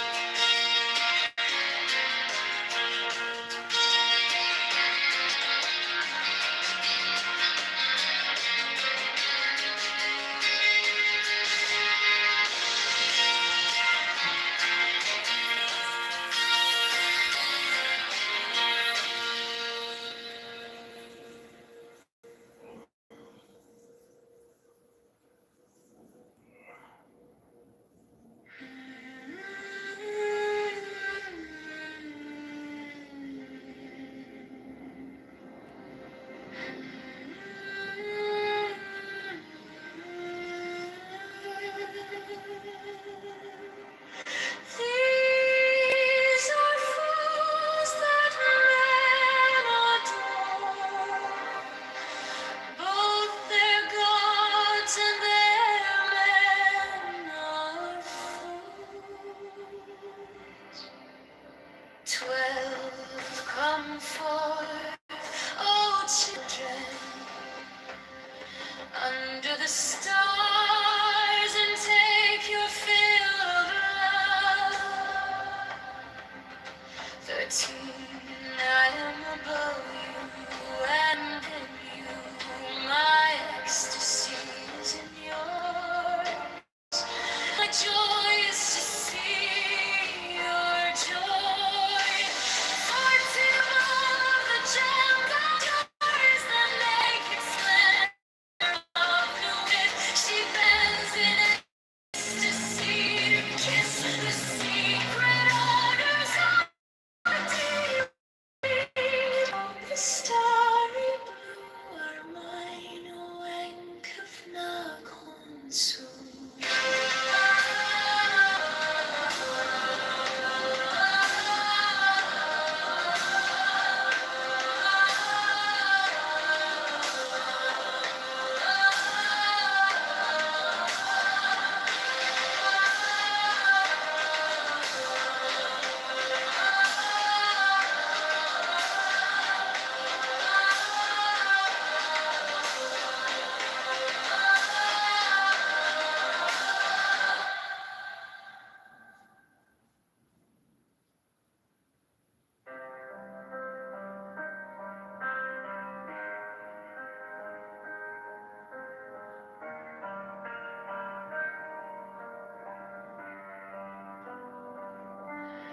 These are fools that men adore, both their gods and their men are fools. 12 come forth, O children, under the stars and take your fill. 13,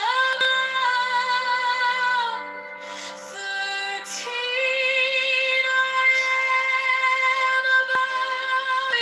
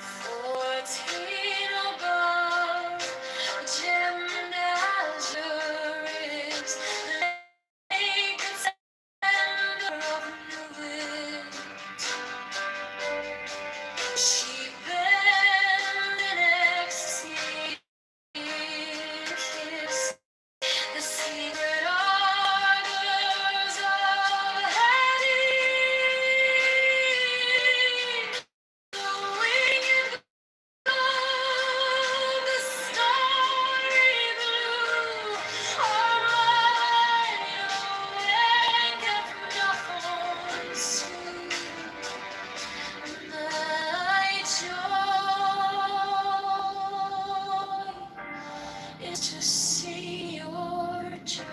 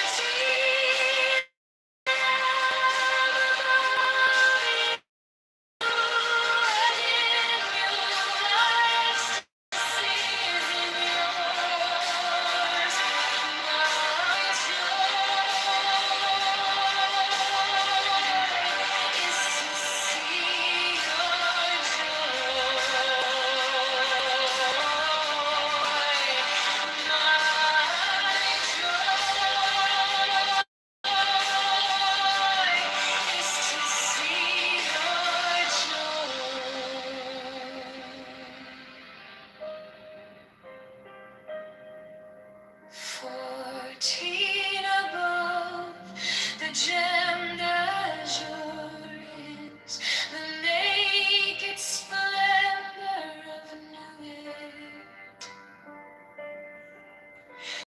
Bands in ecstasy to kiss the secret ardors of honey. The winged globe, the starry blue, are mine, oh, and Kathleen my joy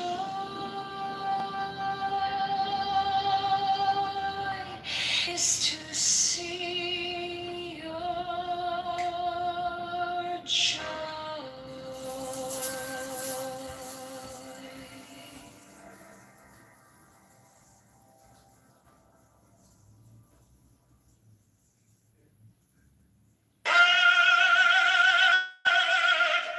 The manifestation of New Year, the unfurling of the company of heaven. Every man and every woman is a star. For every number is infinite, there is no difference. Help me, oh, why not of these in my unveiling before the children of men?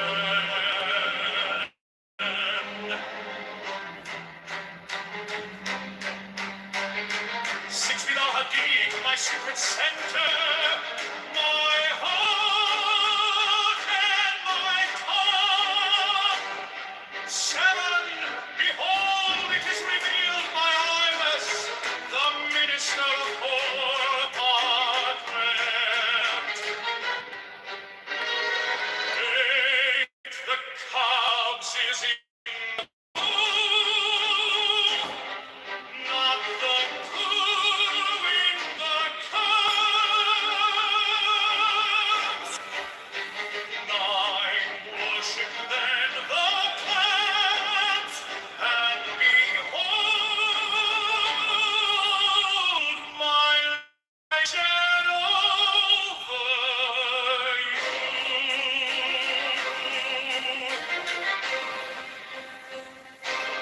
10, let my servants be few and secret, they shall rule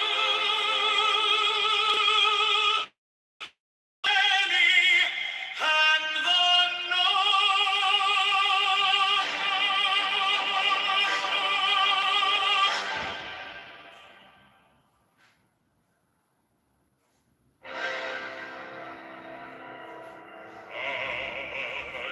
a manifestation of new breed, to the unveiling of the company of heaven. Every man and every woman is a star.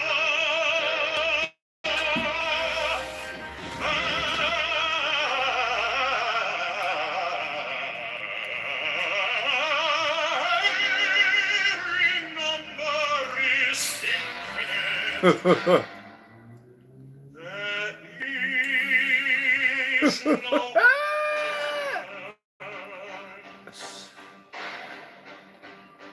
Five, help me, O warrior lord of deeds, in my unveiling before the children of men.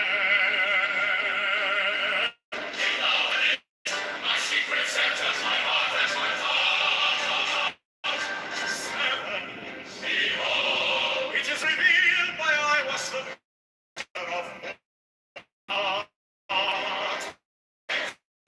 Is it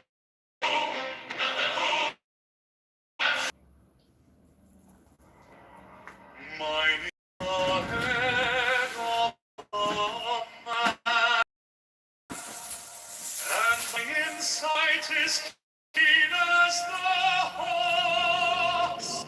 By my head I invoke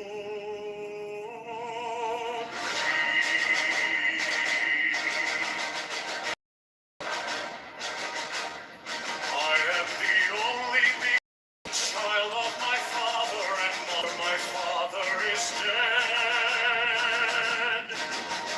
My mother bore me with labor and pain and fear. By my body I invoke thee. About me shine the diamonds of radiance white and pure. By their brightness I invoke thee. Mine is the red triangle, reverse the sign given of none save thee, of thee, O Lord.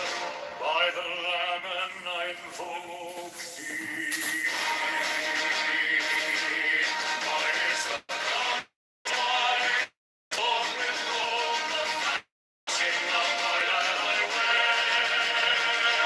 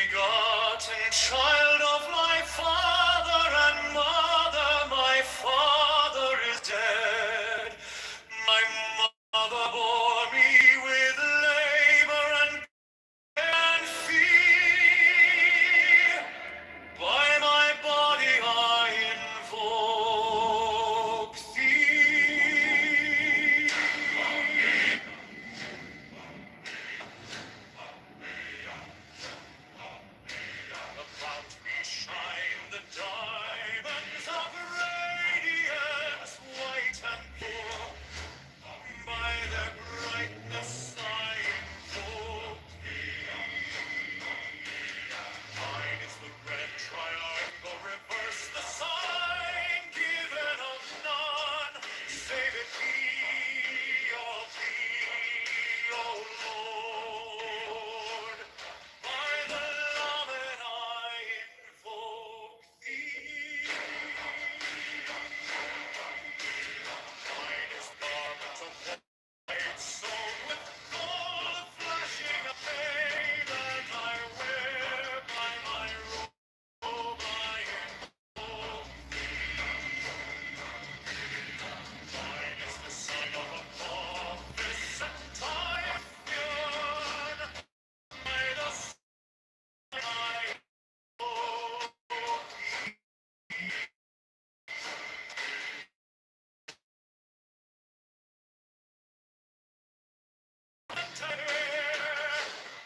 By my crown I invoke thee.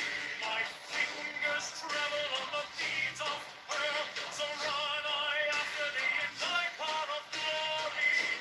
By my fingers I invoke thee. By the wand of double power in the voice of the Master. Abracadabra, by the word I invoke thee. Mine are the dark blue waves of music in the song that I made of old to invoke thee. Strike the chord, draw the flaming sword, child and conquering Lord, Horus Avenger.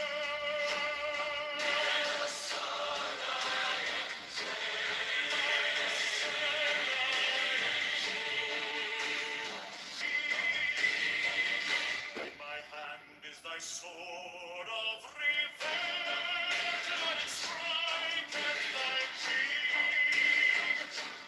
By the sword I invoke thee. Voice of the five, the voice of the six, 11 are the voices.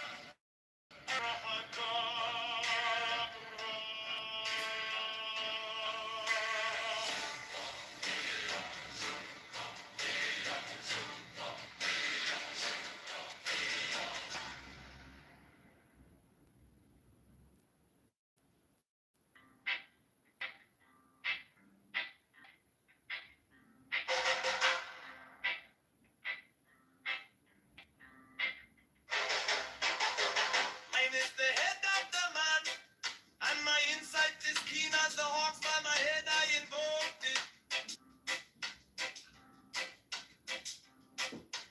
I am the only begotten child of my father and mother. My father is dead. My mother bore me with labor and pain and fear. By my body I invoke thee.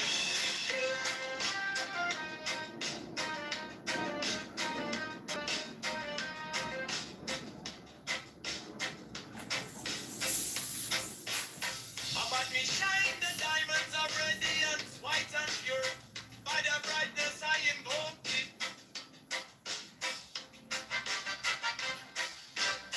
Mine is the red triangle reverse, the sign given of blood. Save it be of thee, O Lord.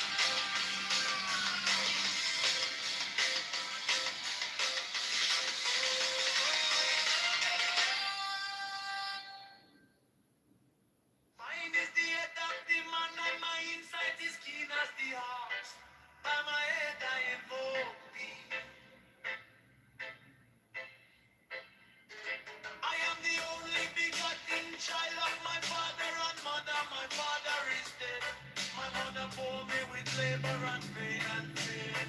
By my body I invoke thee.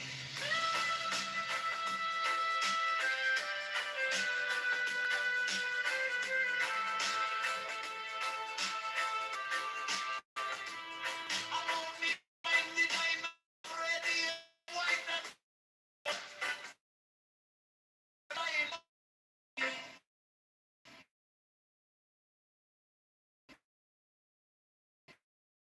Enough none, save it be, oh be, oh Lord. By the Lamb and I invoke thee.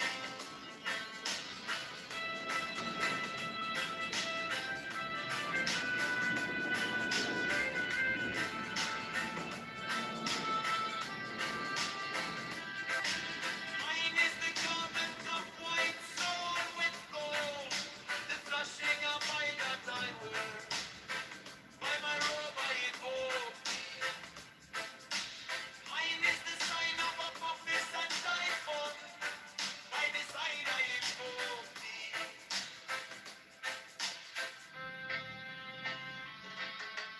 Mine is the garment of white and gold, and mine the blue vicar at the intimate there. By my crown I invoke thee. My fingers travel on the beats of pearl, so run I after thee in thy car of glory.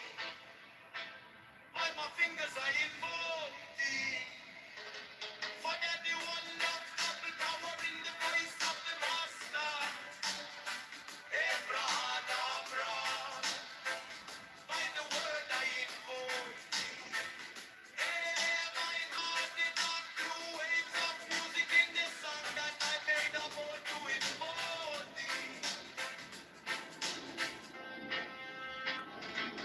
Strike, strike the master chord. Draw the flaming sword. Draw, child of conquering Lord. Lord, Avenger, by the sword I invoke. In my hand is thy sword of revenge. Let it strike, and I believe. By the sword I invoke. The voice of the voice of the six. 11 are the voices. Abra-dabra.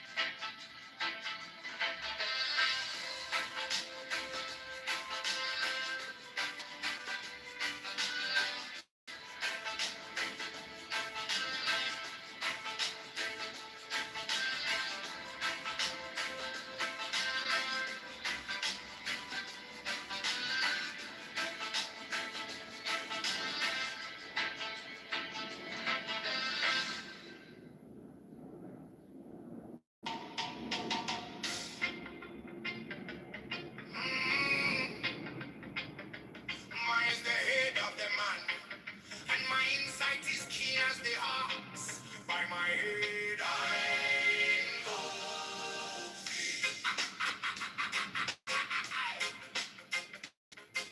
I am the only begotten child of my father and mother. My father is dead. My mother bore me with labor and pain and fear. By my body I invoke thee. About me shine the diamonds of radiance, white and pure by the brightness. I invoke thee. Mine is the red triangle verse, the sign given of none save it be of thee. Oh Lord, by the layman, I invoke thee. Mine is the garment of white.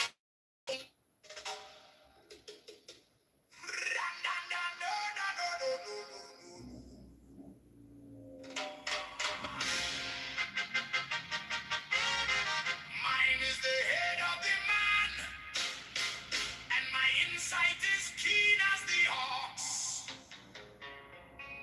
By my head I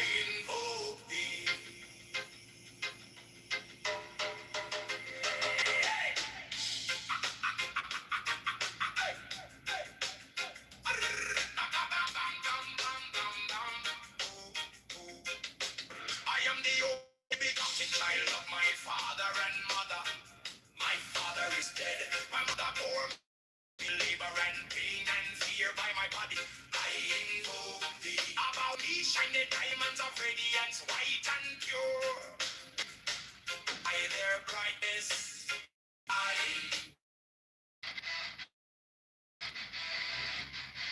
Mine is the head of the hawk.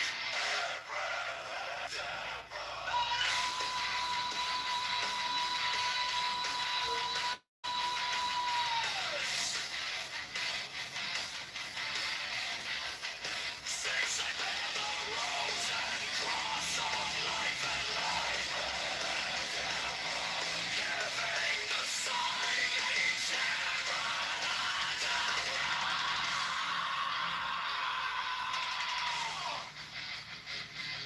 remaining in the sign. The invocation concludes.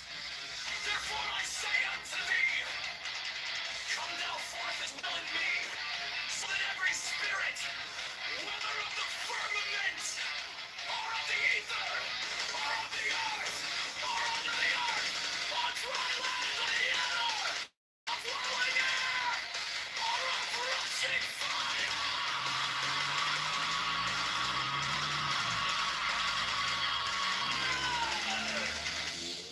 and every spell and scourge of God, the vast one might be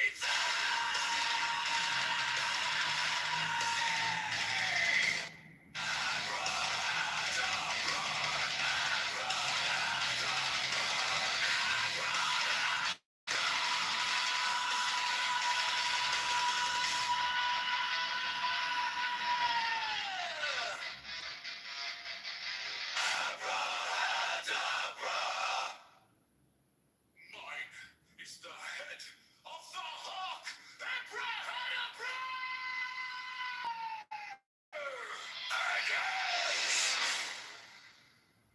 I bear the rose and cross of life and life.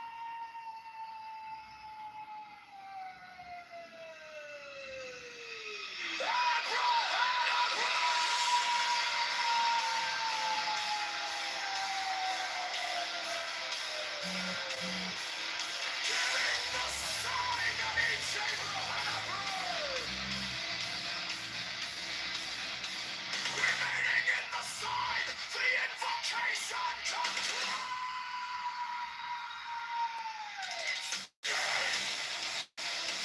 Therefore I say unto thee, come thou forth and dwell in me, so that every spirit, whether of the firmament, or of the ether, or of the earth, or right of the earth, or dry land, or in the water, of rolling air, or of rushing fire, and every spell and scourge of God, the vast one might be there.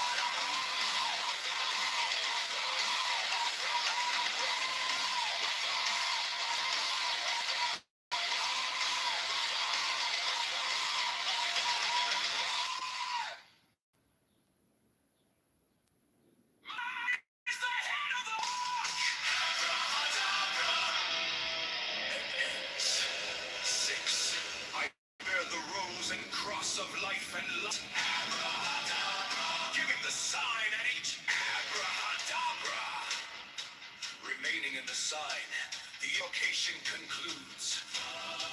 Therefore I say unto thee, come thou forth and dwell in me, so that every spirit, whether of the firmament, or of the ether, or of the earth, or under the earth, on dry land, or in the water, of whirling air, or of rushing fire, and every spell and scourge of God, the vast one, my breathing.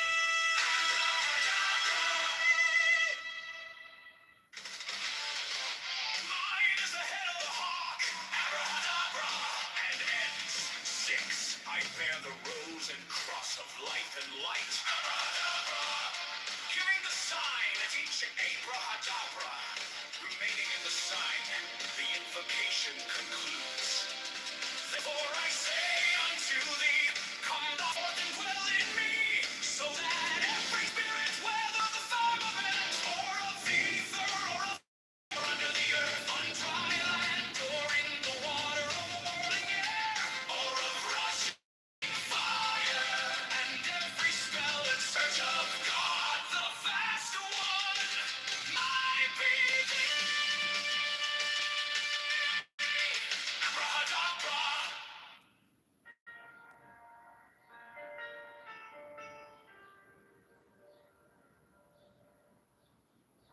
You came like dawn in my hands, soft but stronger than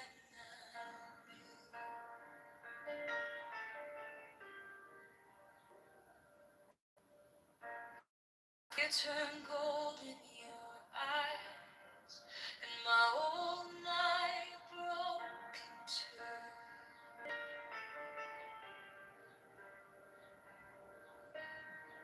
I was lost in the noise, and now I'm learning how to stay close to your quiet light in the middle of the day. Stop thinking, let it fall. Take the deepest breath of them all.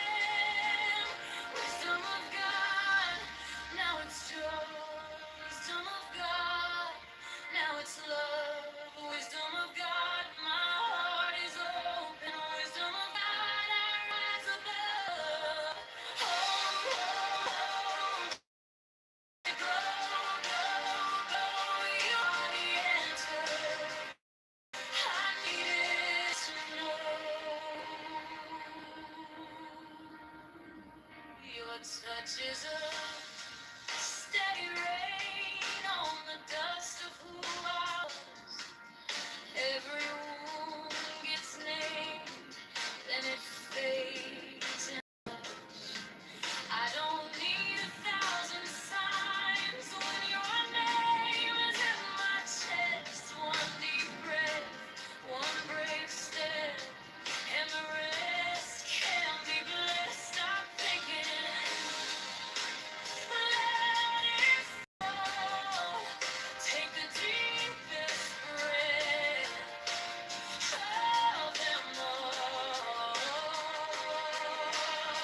Hold it close, don't run from the feeling. One more second, you can start believing. Now it's joy, wisdom of God. Now it's love, wisdom of God. My heart is open, wisdom of God. I rise above. Let it go, go, go. You are the answer. I needed to know. If I tremble, stay near. If I break, pull me through, teach my hands to release what I cannot hold with you. 10, 9, 11, I breathe in your holy calm, and the storm in my head lays down like a pearl. Wisdom of God, now it's joy. Wisdom of God, now it's love. Wisdom of God, my heart is open. Wisdom of God, I rise above. Hold, let it go, go, go. You are the answer I needed to know. Wisdom of God, now it's home. Wisdom of God, I'm yours alone.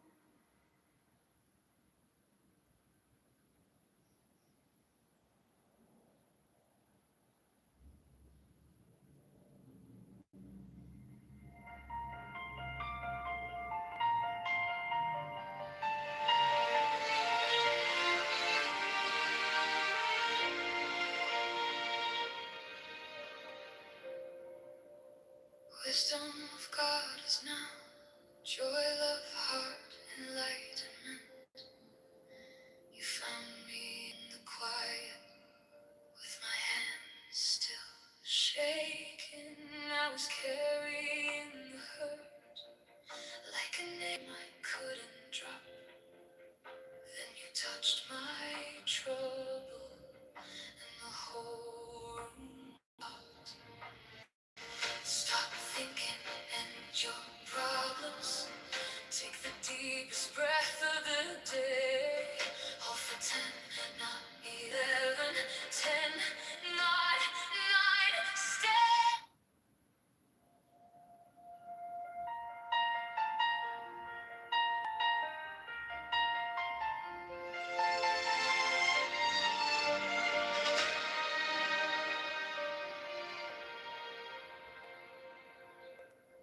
Wisdom of God is now joy, love, heart, enlightenment.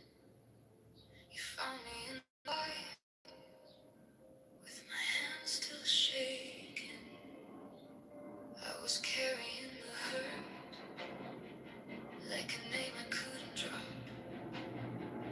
Then you touched my trouble and the whole room stopped. Stop thinking and your problems. Take the deepest breath of the day. Hold for 10, not 11, 10, not 9, stay.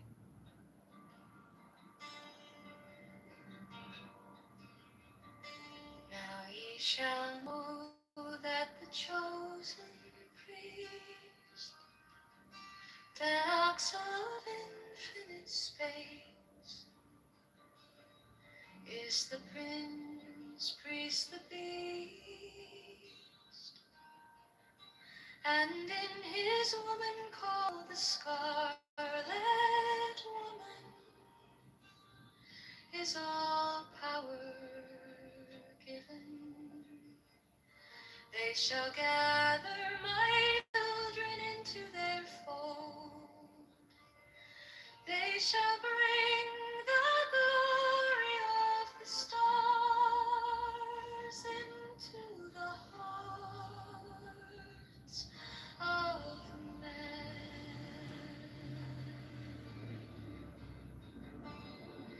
16, for he is ever a sun and shield, but to him is the winged secret flame, and to her the stooping starlight. But ye are not so chosen. 18, burn upon their brows, O splendorous serpent. 19, O azure-lidded woman, bend upon them. 20, the key of the rituals is in the secret word which I have given to him.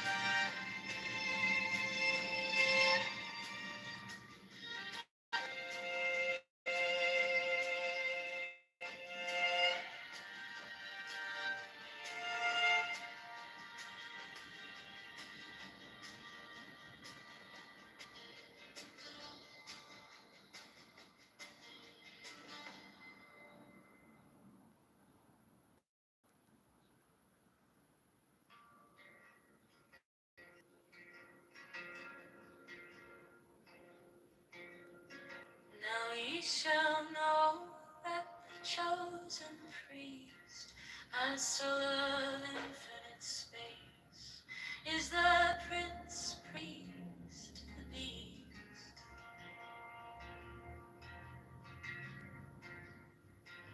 And in his one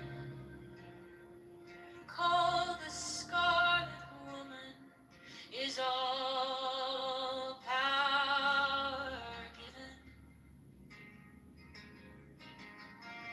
They shall gather my children into their fold.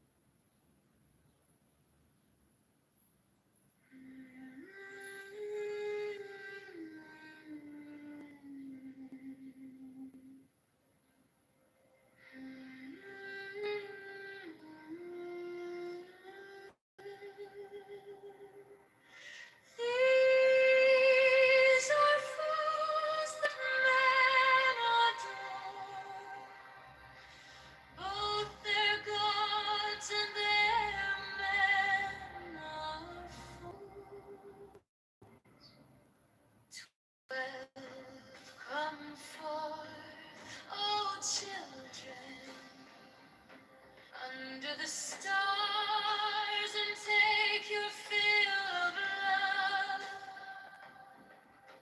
13, I am you, and in you, my ecstasy is in yours.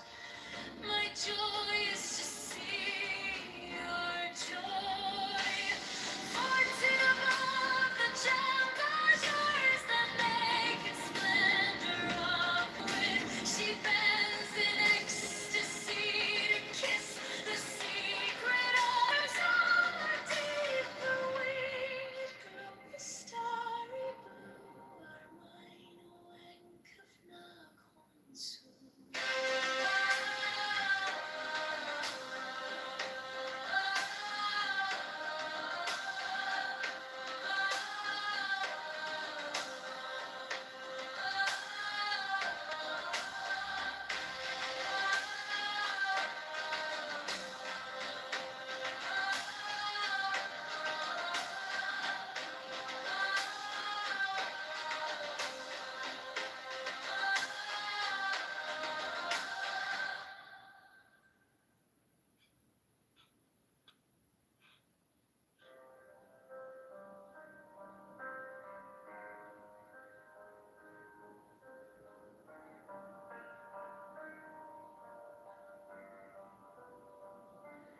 These are fools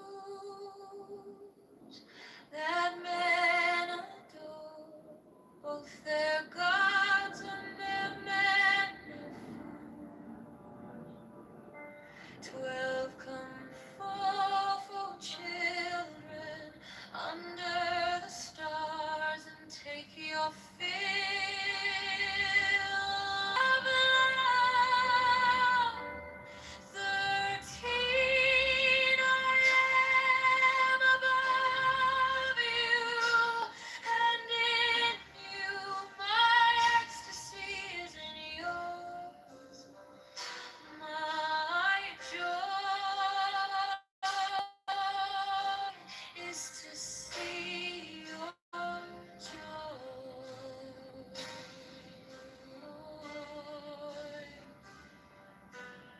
14 above, the gemmed azure is the naked splendor of new wind.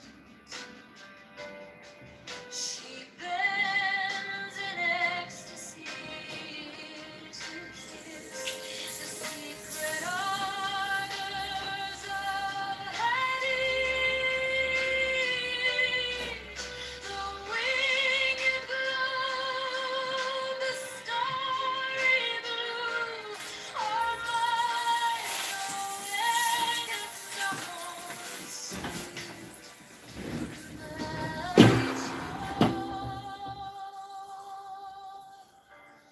is to see your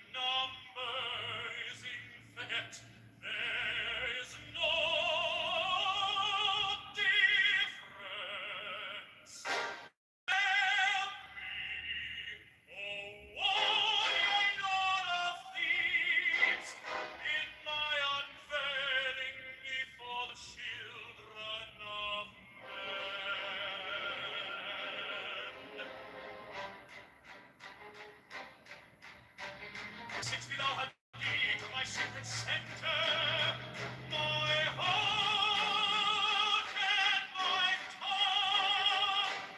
7, behold, it is revealed my Iris, the minister of war upon earth.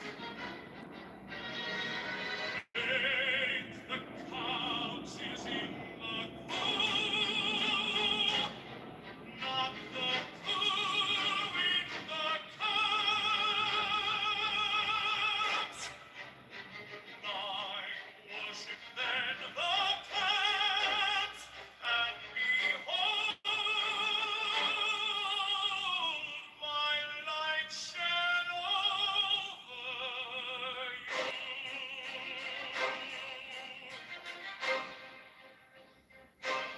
10, let my servants be few and secret, they shall rule the many and the known.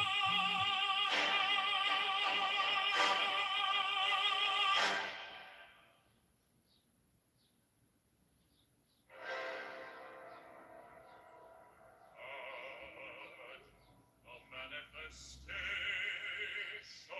of new wheat to the unveiling of the company of heaven.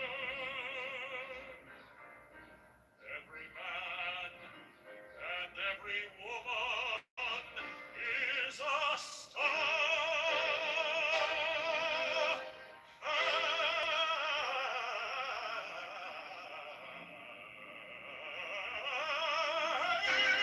Every number is infinite. There is no difference. 5, help me, O warrior lord of the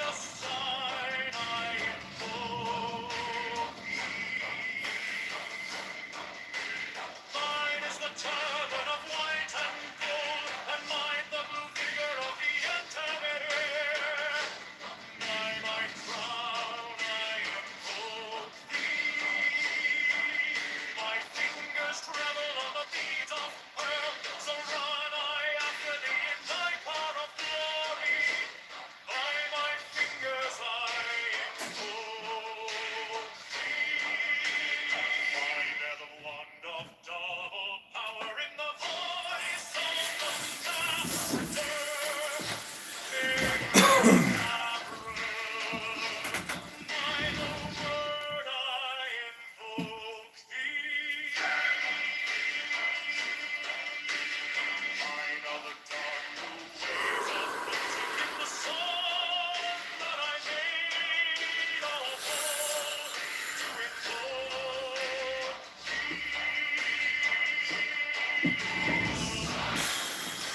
the master chord, draw the flaming sword, chant and conquering Lord, Horus Avenger.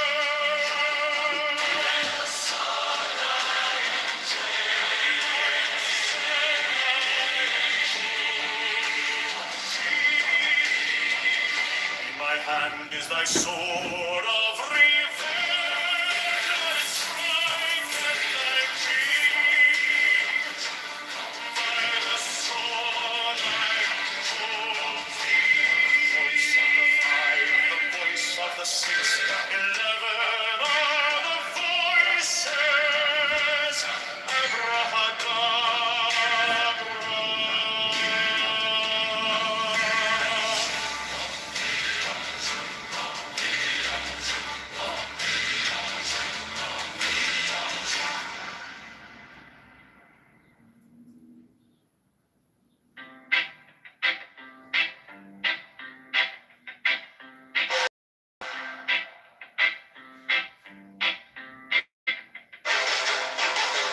Mine is the head of the man, and my insight is keen as the hawks. By my head I invoked it. I am the only begotten child of my father and mother. My father is dead. My mother bore me with labor and pain and fear. By my body I invoked it.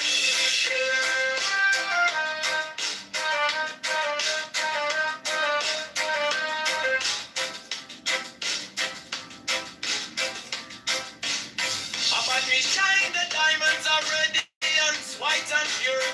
By their brightness I invoke it. Mine is the red triangle reverse, the sign given of none. Save it me of thee, O Lord. By the Lamb and I invoke thee.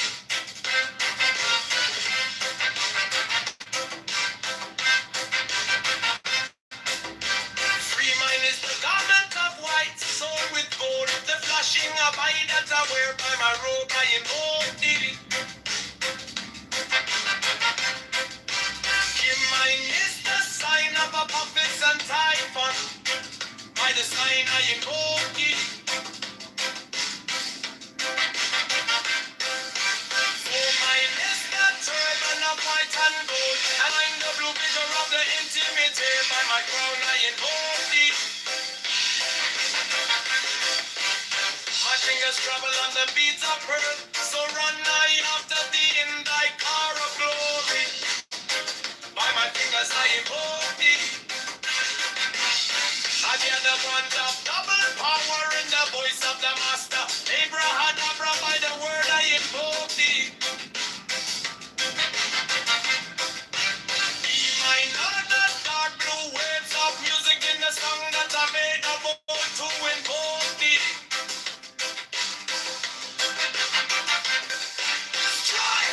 Strike a master chord, draw the flaming sword, child and conquering Lord, Horus, Avenger, by the song I invoke thee.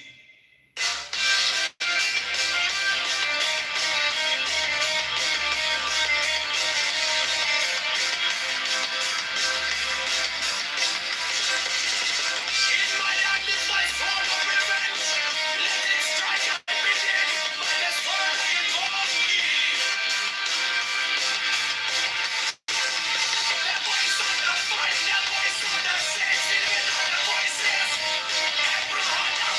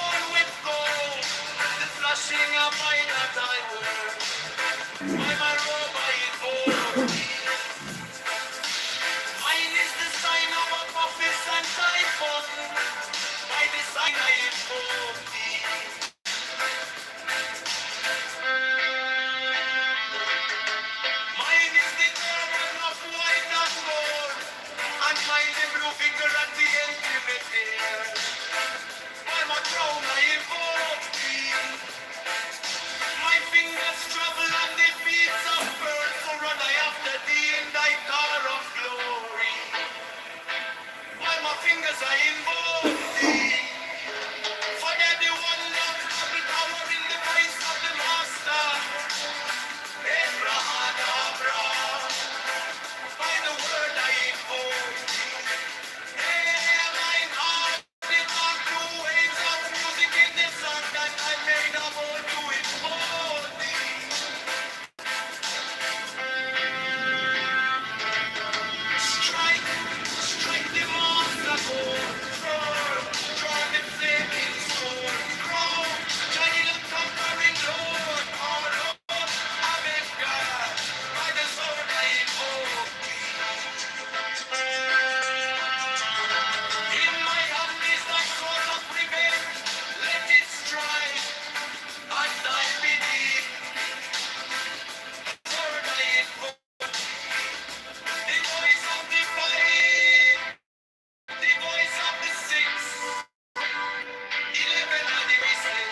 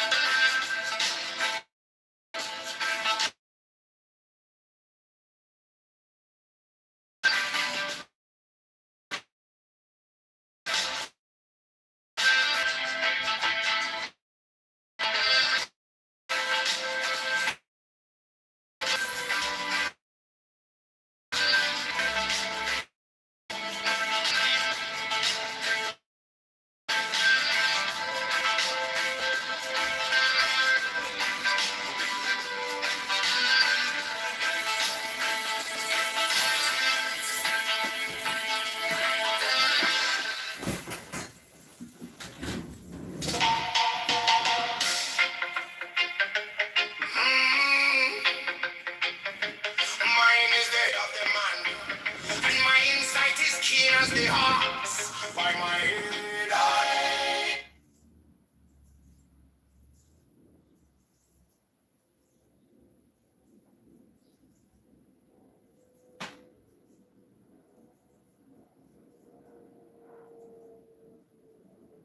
Well, I mean, he wasn't like wrong about the facts. It's just that he thinks that his words are going to change your mind.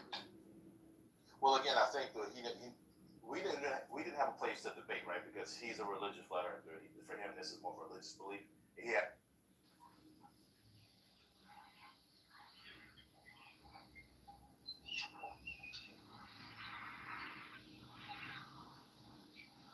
Chat.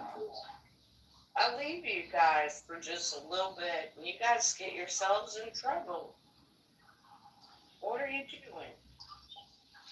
Are you taking it out to your kids? I'm trying to find women I'm attracted to, but they're the only ones I'm seeing are taken.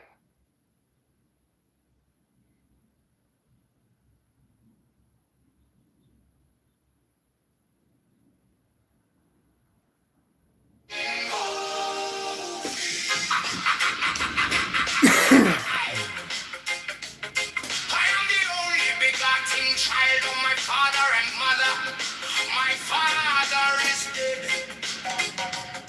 My mother bore me with labor and pain and fear by my body. I invoke thee about me. Shine the diamonds of radiance, white and pure by their brightness. I invoke thee. Mine is the red triangle reverse, the sign given of none save it be of thee.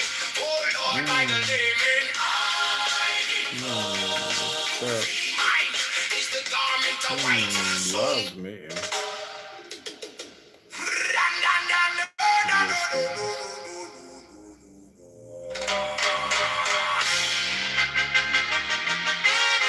Mine is the head of the man, and my insight is keen as the ox. By my head, I invoke thee.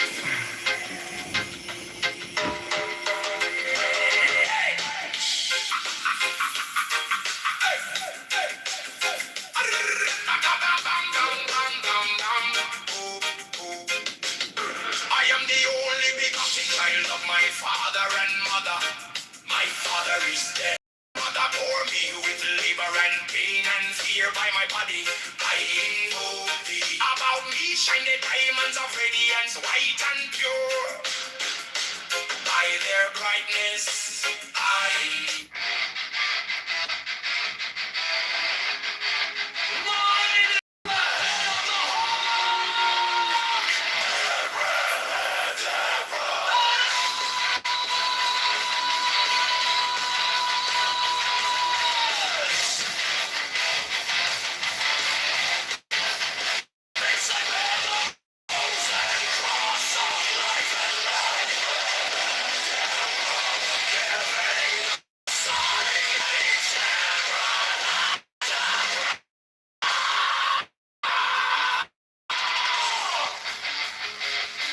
Remaining in the sign, the invocation concludes.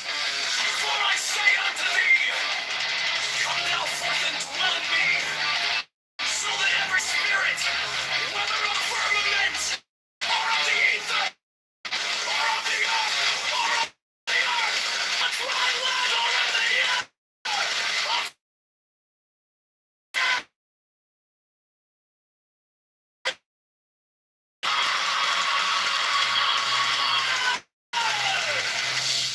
and every spell and scourge of God, the vast one might be.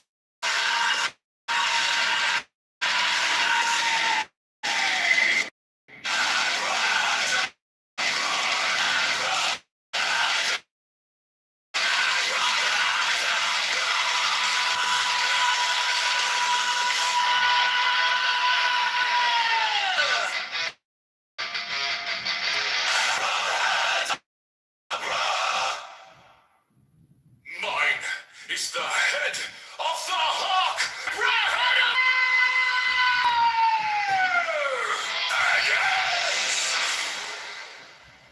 I bear the rose and cross of life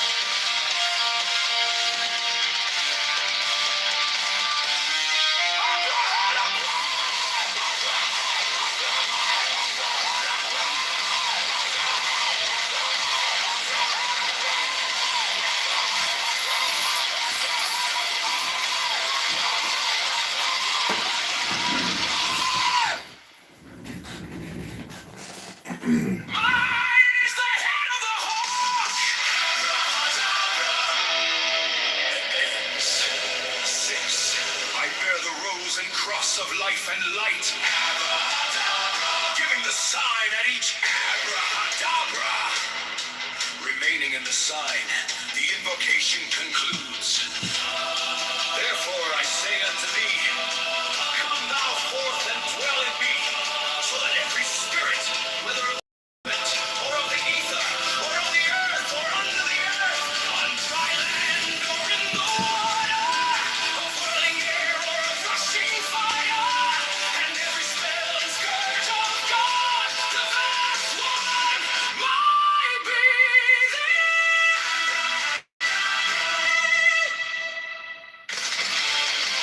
mine is the head of the hawk, abracadabra, and ends. 6. I bear the rose and cross of life and light,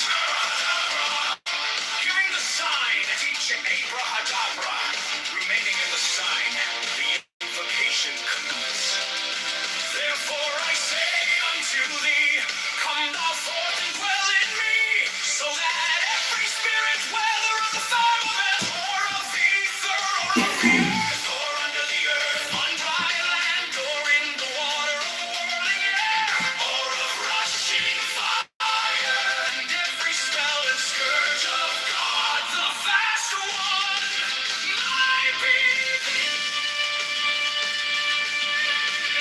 abracadabra.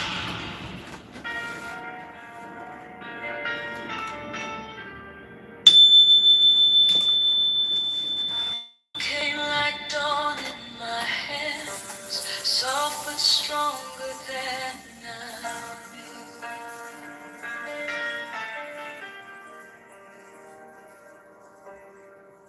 my fear turned gold in your eyes, and my whole night broke to.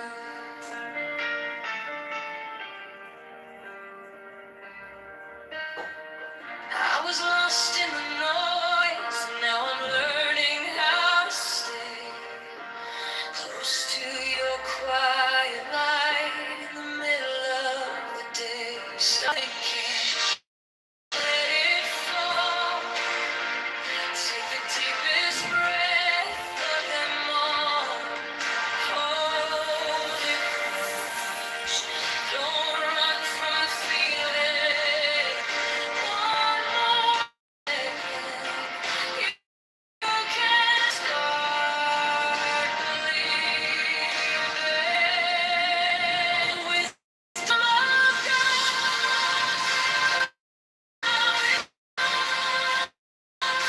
Wisdom of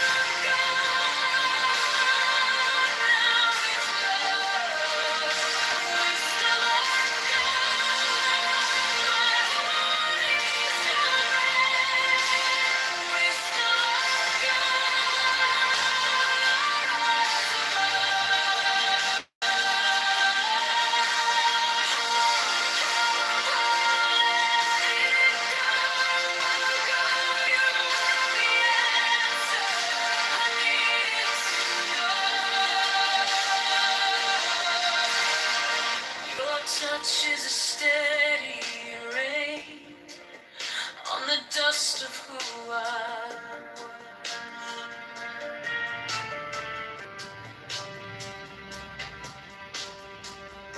Every wound gets named and it fades in.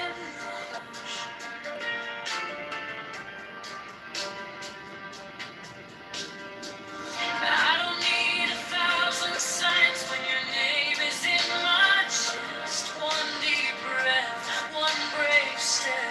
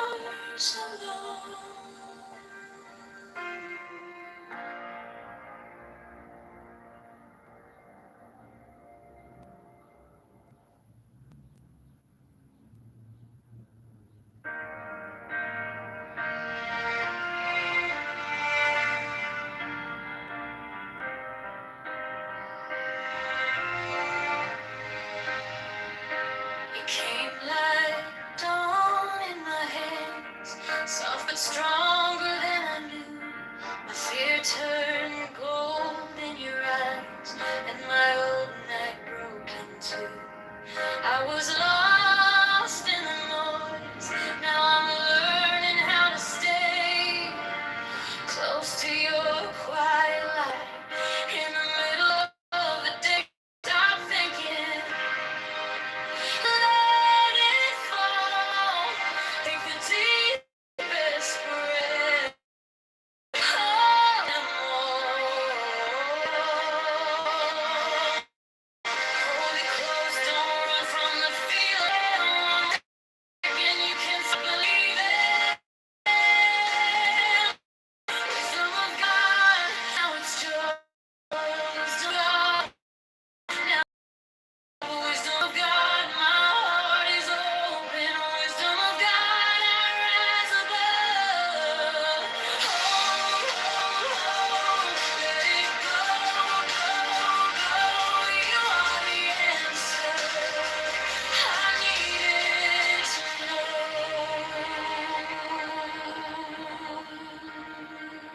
Your touch is a steady rain on the dust of who I was. Every wound gets named, then it fades in the hush.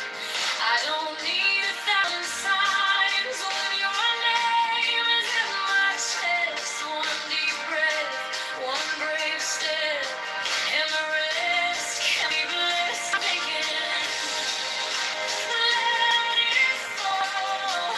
Take the deepest breath. Hold them all. Hold it close, don't run from the feeling. One more second, you can't stop believing. Wisdom of God, now it's joy. Wisdom of God, now love. God, my heart is open. Wisdom of God, rise above.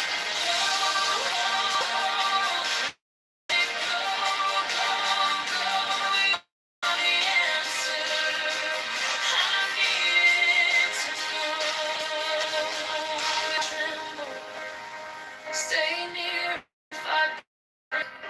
Pull me through, teach my hands to release what I cannot hold with you. 10 not 9, 10 not 11.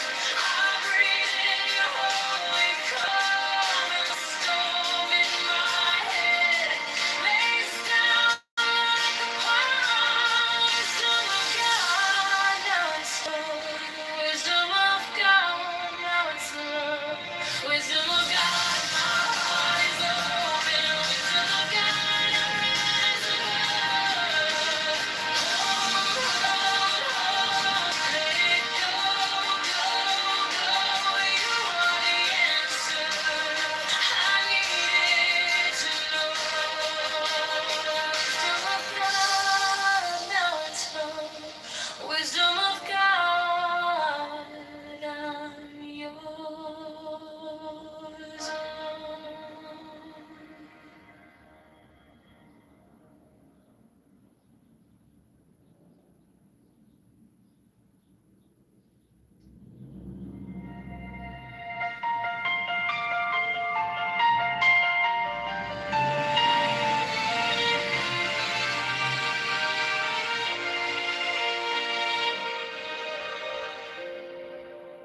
Wisdom of God is now joy of heart, enlightenment.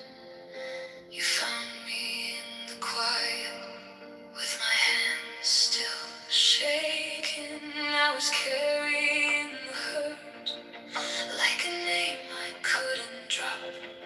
Then you touched my trouble, and the whole room stopped.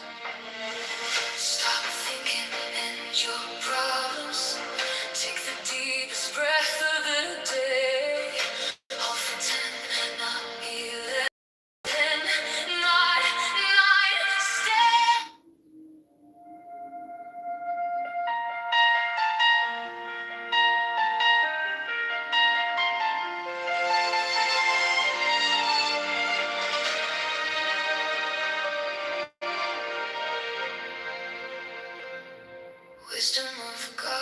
lives now, joy, love, heart, enlightenment. You found me in the quiet, with my hands still shaking. I was carrying the hurt, like a name I couldn't drop. Then you touched my trouble, and the whole room stopped. Stop thinking, and your problems take the deepest breath of day. Hold for 10, not 11, 10, not 9, stay.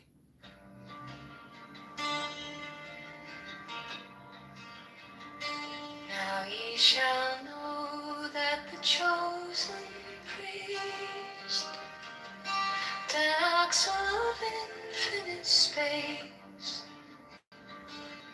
is the prince, priest, the beast,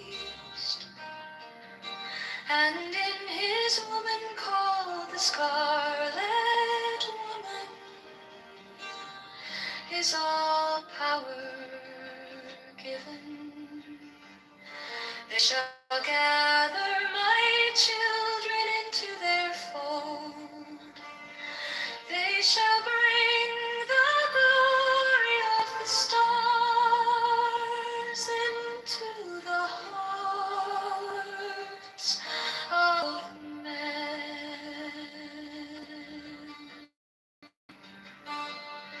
16, for he is ever a sun and she a moon. But to him is the winged secret flame, and to her the stooping starlight. But ye are not so chosen. 18 burn upon their brows, O splendorous serpent. 19, oh azure linen woman, bend upon them. 20, the key of the rituals is in the secret word which I have given unto him.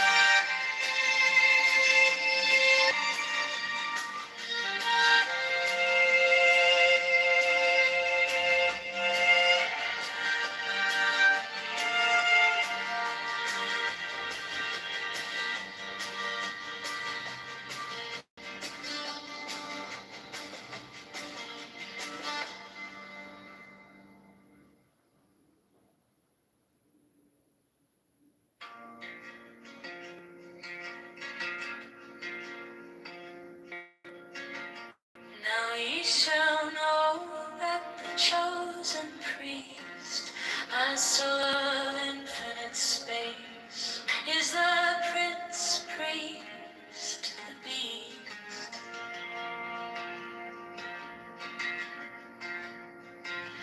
and his woman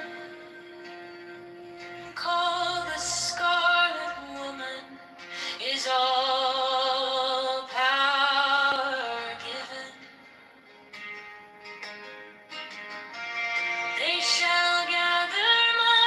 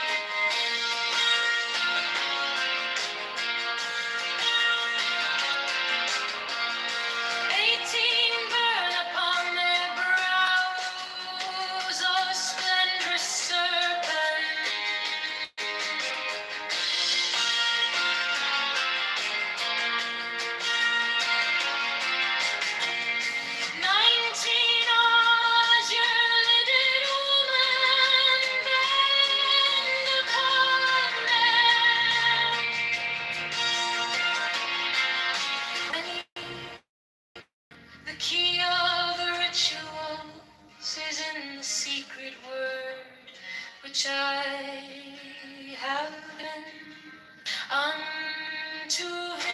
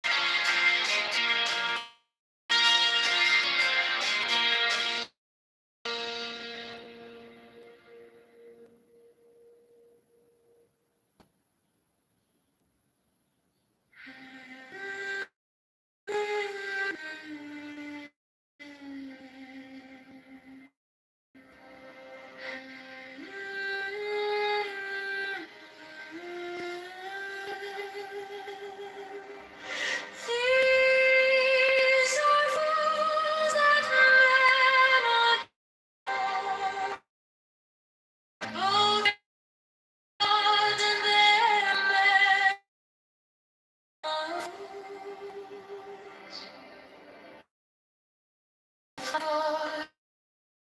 Oh, children, under the stars and take your fill of love.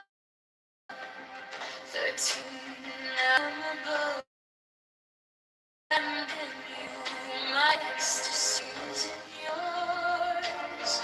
My goal is to see your joy. For to love the gem that yours, the naked splendor of the wind. She bends in ecstasy to kiss the secret orders of the deeper winged glow. The starry blue are mine, oh,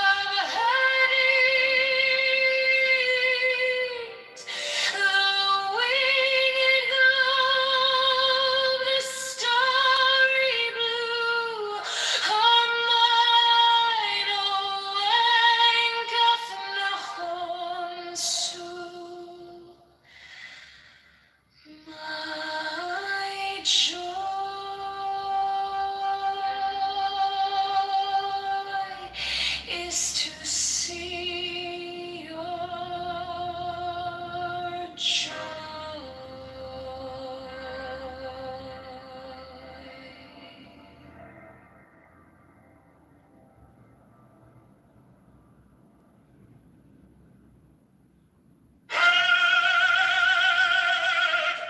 The manifestation of new wheat, the unfurling of the country of heaven, every man and every woman is a star,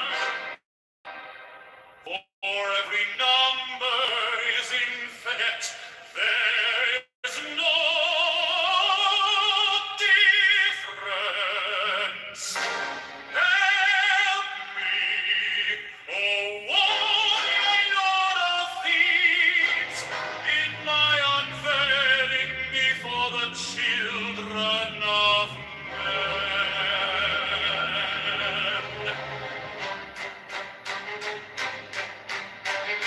6 feet off a deep, my secret center, my heart and my tongue. 7, behold, it is revealed by Imus, the minister of four parchment. 8, the couch is in the cool, not the cool in the cups. 9, worship then the clouds, and behold, my light shed over you.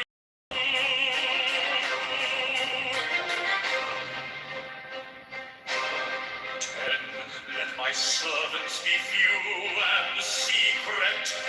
They shall rule the many and the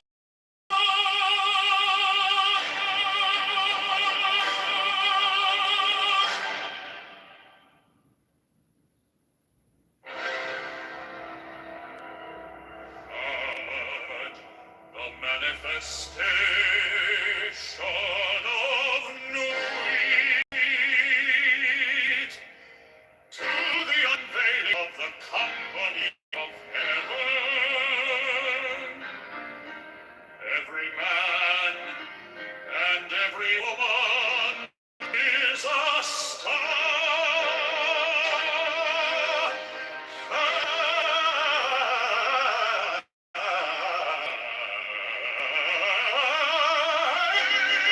Every number is infinite. There is no difference.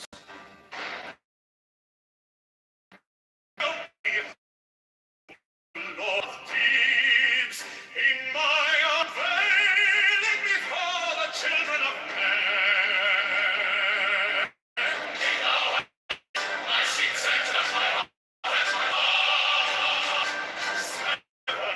Behold, it is revealed by I was of a part. Because is he the who, not the who in the cats. 9, worship then the caps, and behold my light shed over you. 10,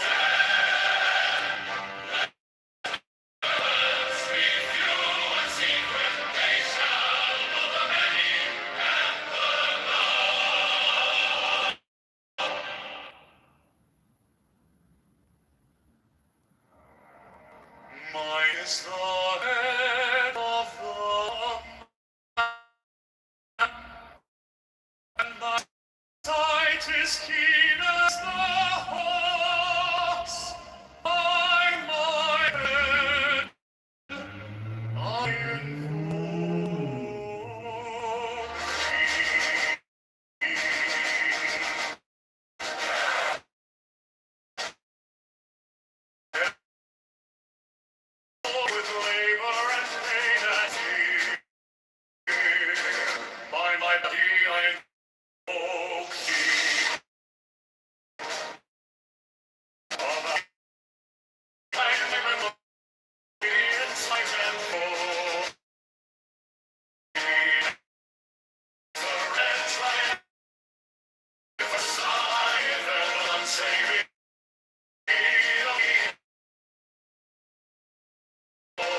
the lemon I'm forty.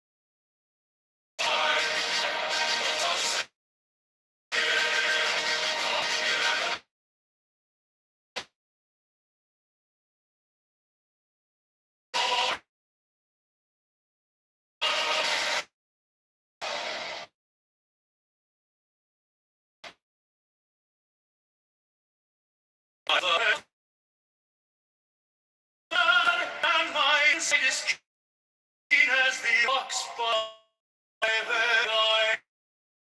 Oh, I am the only my father is dead.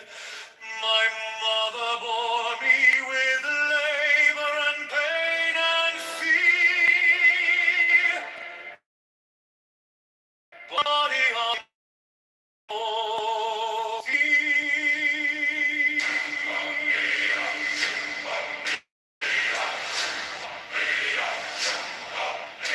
the clouds be shine. Diamonds of radiance, white and pure, by the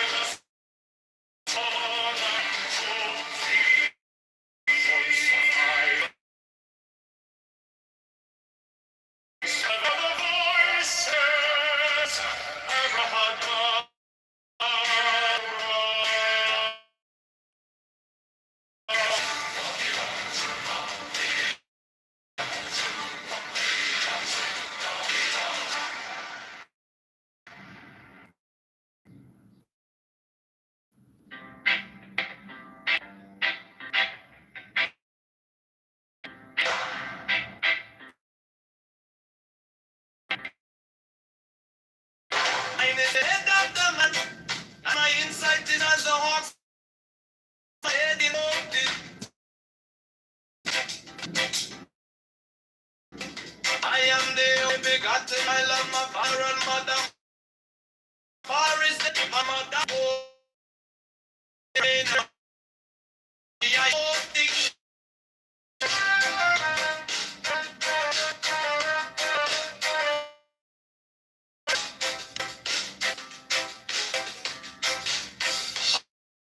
Shine diamonds are radiant. You're by the brightness.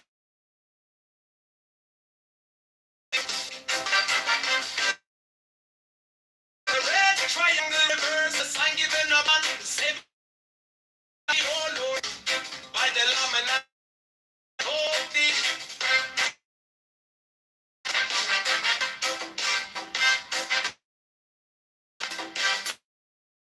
His garment of white tone with gold, the flashing eye that I wear.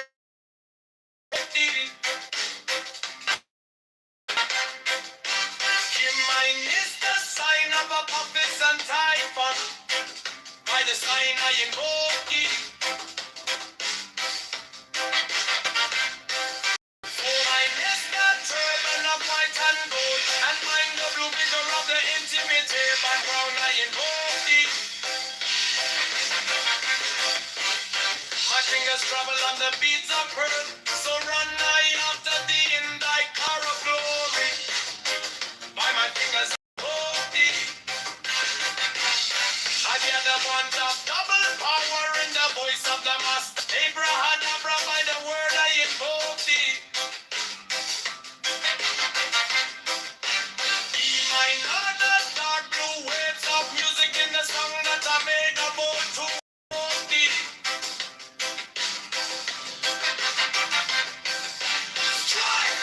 Strike a mass chord, draw the flaming sword, child and conquering Lord, avenger, by the song I invoke thee.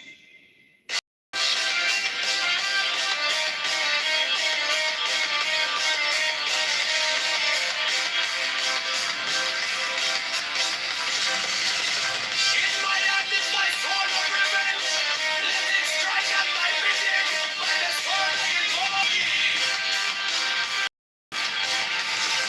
The voice of the fight, the voice of the six, 11 other voices, Abraham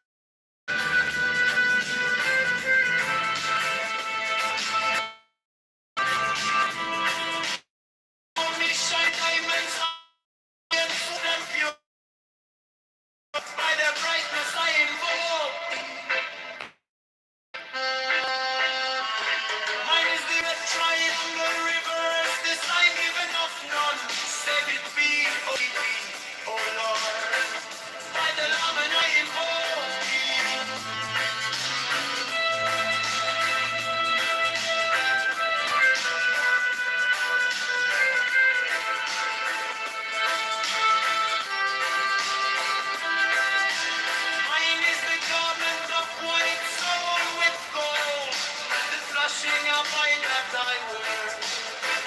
By my robe I invoke thee. Mine is the sign of Apophis and Typhon. By the sign I invoke thee.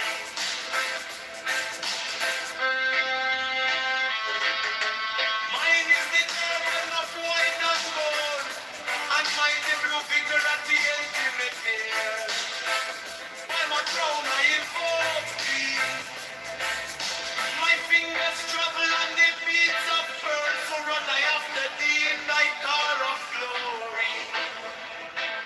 By my fingers I invoke thee. For they're the one of double power in the voice of the master. Abrahadabra. By the word I invoke thee.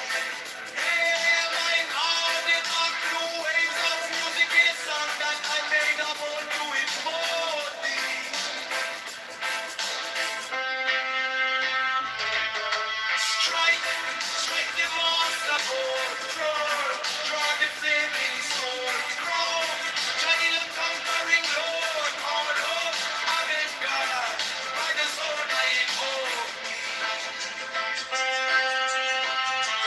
In my hand is the sword of revenge, let it strike, as I bid, by the sword I invoke. The voice of the fight, the voice of the six, 11 are the voices. Abra-dabra.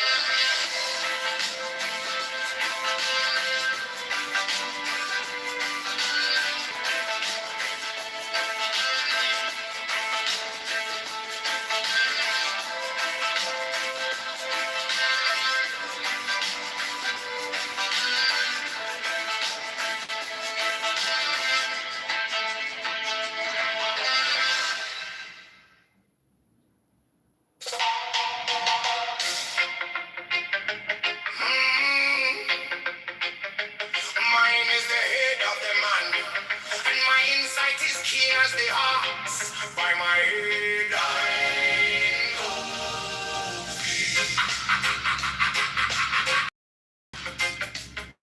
I am the only begotten child of my father and mother.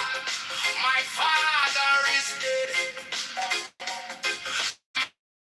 Labor by my body. I go out me. Shine the diamonds of radiance, white and pure by their brightness. I go.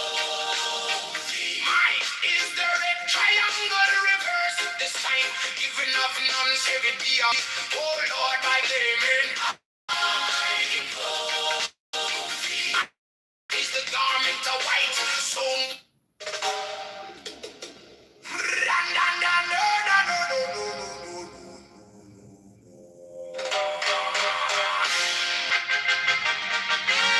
Mine sight is as the ox.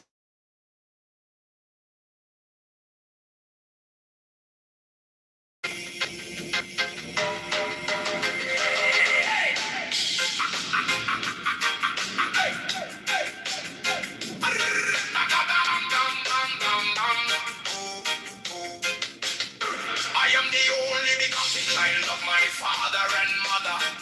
My father is dead. My mother bore me with labor and pain and fear by my body. I invoke thee. About me shine the diamonds of radiance, white and pure. By their brightness, I. Mine is the.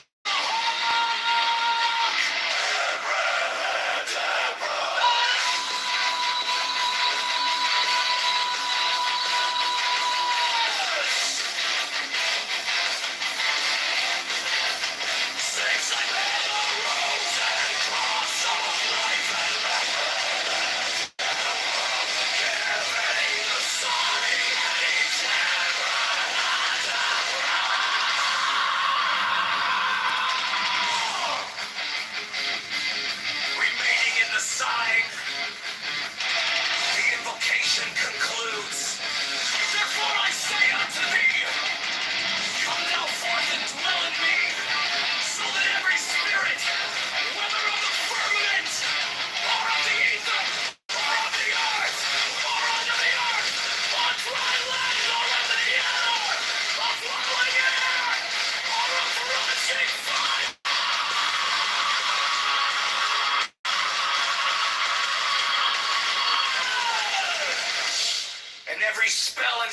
scourge of God, the vast one might be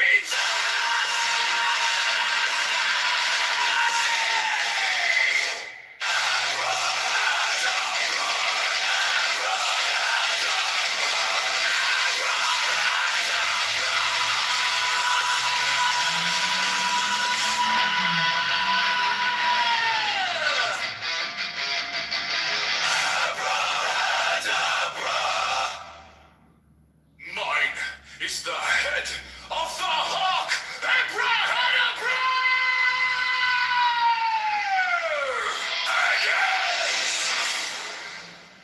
I bear the rose and cross of life and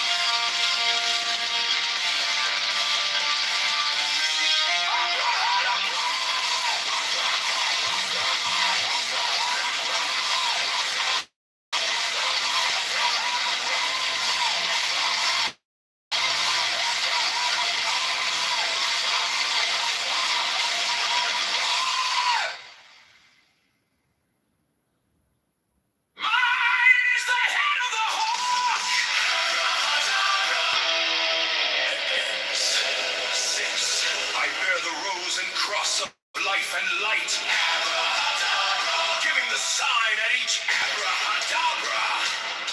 Remaining in the sign, the invocation concludes. Therefore I say unto thee, come forth and dwell with me. Set every spirit, whether of the firmament or the ether, or of the earth or under the earth, on dry land or in the water, of whirling air or of rushing fire, and every spell and scourge of God, the vast one, might be thee.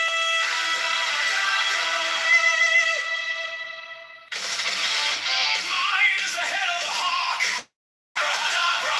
and ends. 6. I bear the rose and cross of life and light, giving the sign at each abrahadabra. In the sign, the invocation concludes. Therefore I say unto thee, come thou forth and wed me, so that every spirit, whether of the firmament, or of the ether, or of the earth, or under the earth, on dry land, or in the water, whirling air, or of rushing fire, and every spell and scourge of God, the vast one, might be thee.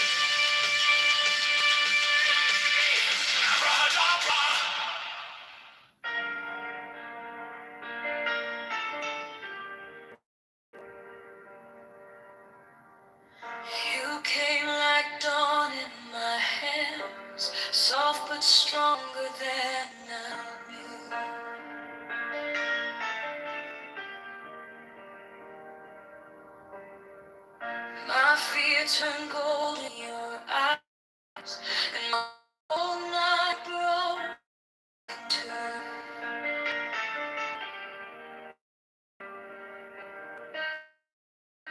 I was lost in the noise, now I'm learning how to stay close to your quiet light in the middle of the day. Something can't let it fall. To his breath of him all, hold it close. Don't run from the feeling. One more second, you can start believing. Wisdom of God, wisdom of God.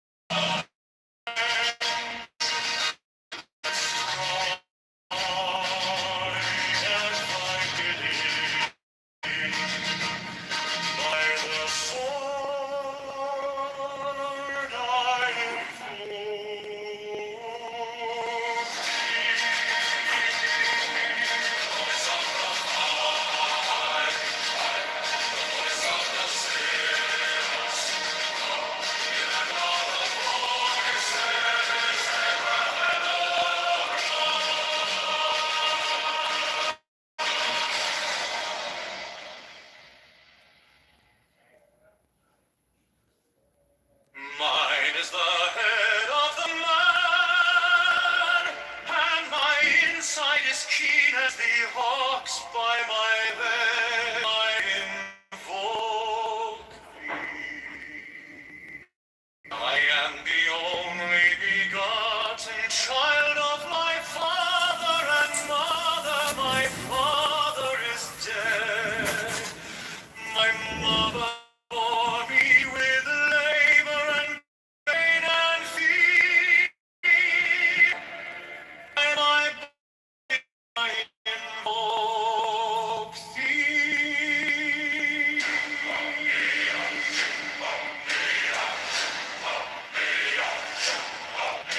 About me shine the diamond of radiance, white and pure. By the brightness I invoke thee. Triangle reverse the sign given of none. Save it me, oh Lord. By the love and I invoke thee.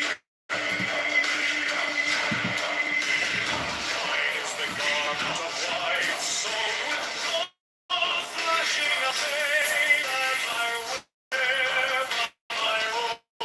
I invoke thee. It is the seal of a by the sign I invoke thee. Mine is the turn of white and gold, and mine the figure of eternity.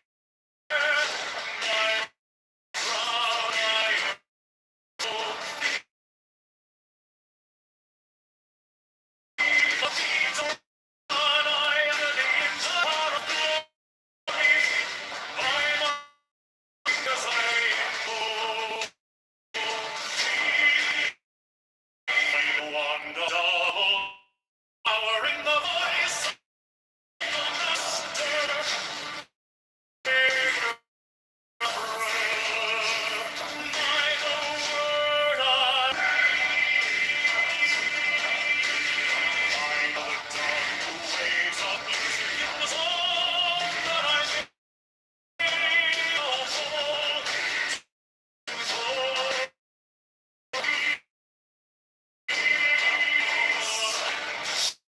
Like the mass chord, draw the face sword, and then conquer, Lord, for a stranger.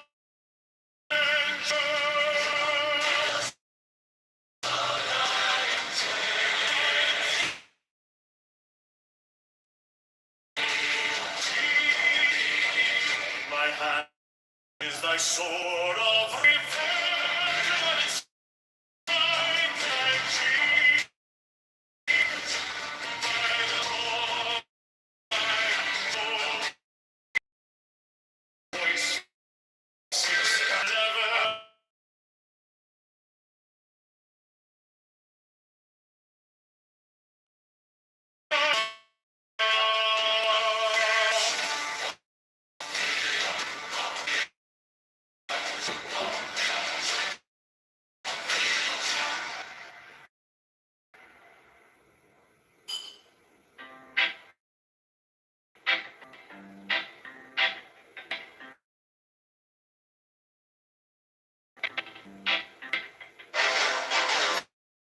Mine is the doctor, insight is keen as the hawk's my head, I invoked it.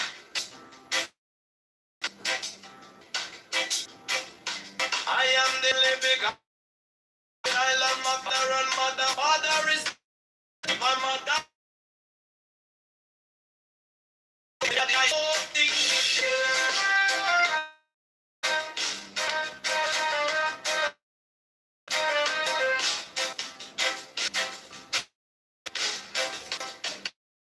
About me, I'm the time already. White and pure. I died this, I invoked it. Mine is the young reverse. The thing given up now. Save it be. Oh no. By the lion vote.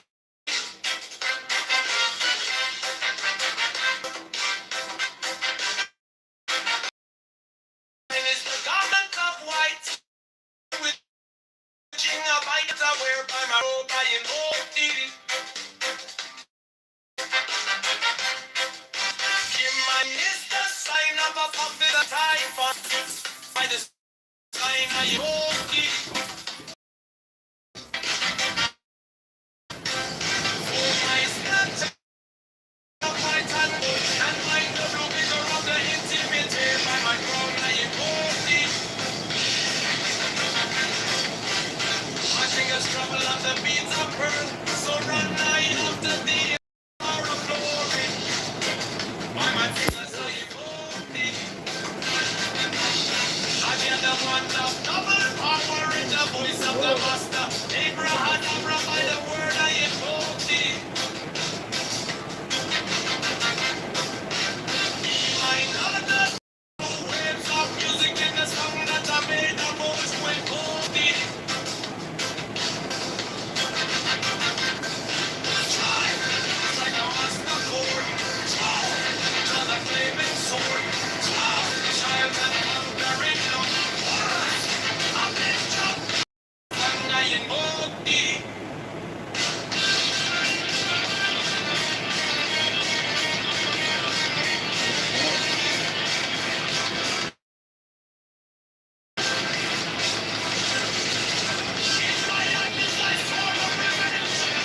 But I'm blind.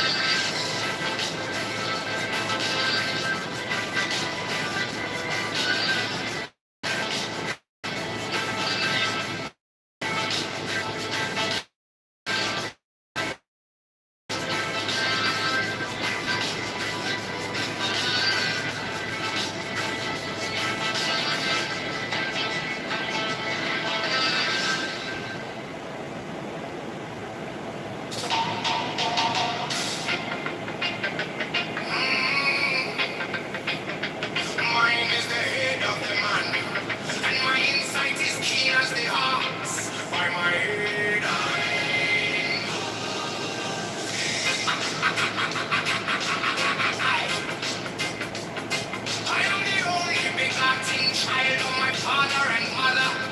My father is dead. My mother bore me with labor and pain and fear by my body. About me shine the diamonds of radiance, white and pure by the brightness. Mine is the red triangle reverse this time. If we love none, save it be of thee. Oh Lord, by the living. Mine is the garment of white soul.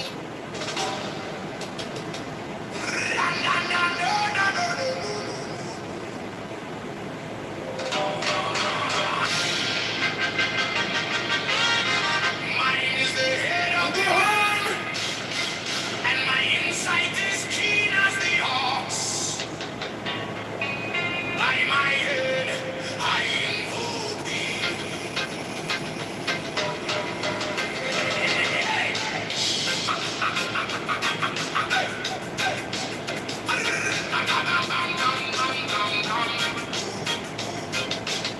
I am the only begotten child of my father and mother.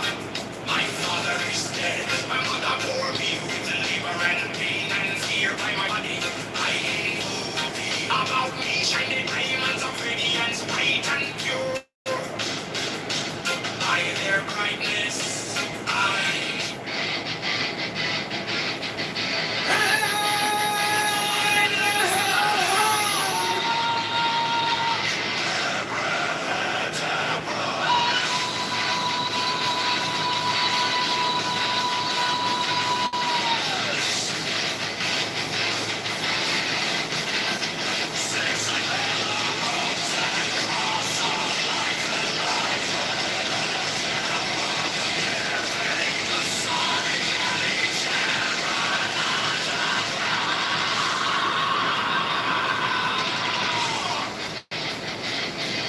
remaining in the side. The invocation concludes. Therefore I say unto thee, come thou forth and dwell in me. So let every spirit, whether of the firmament, or of the ether, or of the earth, or under the earth, on dry land, or in the air, of whirling air, or of promising fire.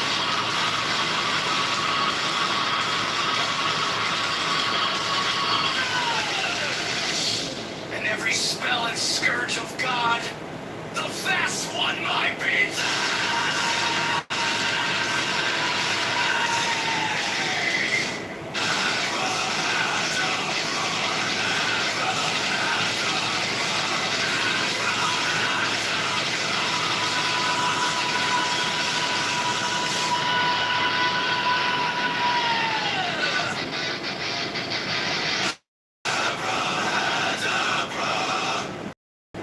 mine is the head of the hawk.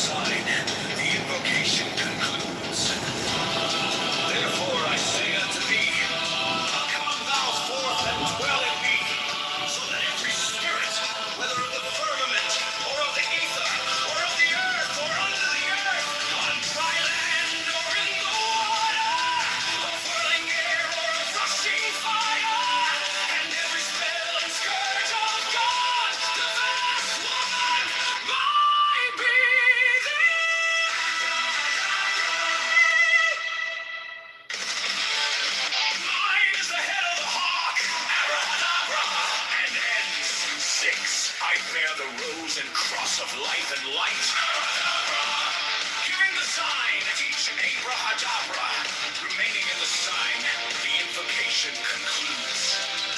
Therefore I say unto thee, come thou forth and dwell in me, so that every spirit, whether of the firmament, or of the ether, or of the earth, or under the earth, on dry land, or in the water, or whirling air, or of rushing fire, and every spell and scourge of God, the vast one, might be thee. Abrahadabra.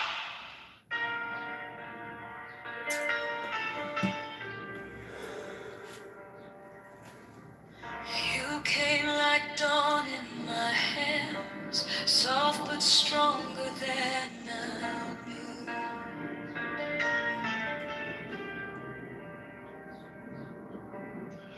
My fear turned gold in your eyes, and my whole night broke in two.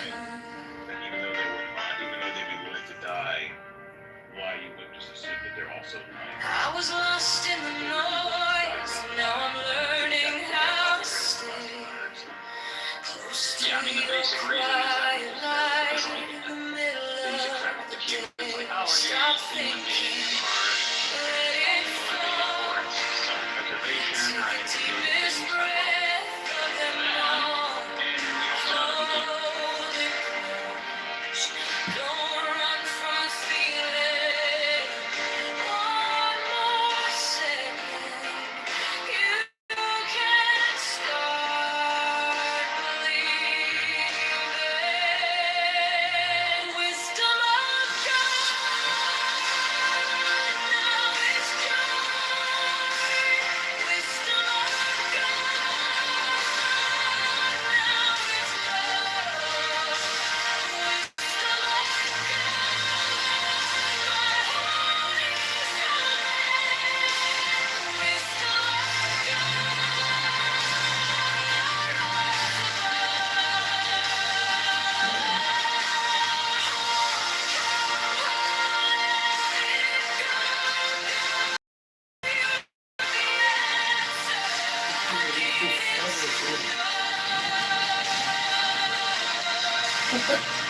Your touch is a steady rain on the dust of who I am.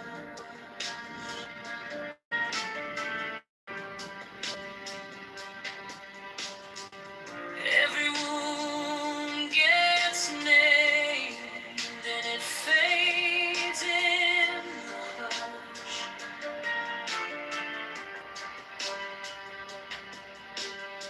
I don't need 1,000 signs when your name is in my chest. One deep breath, one break.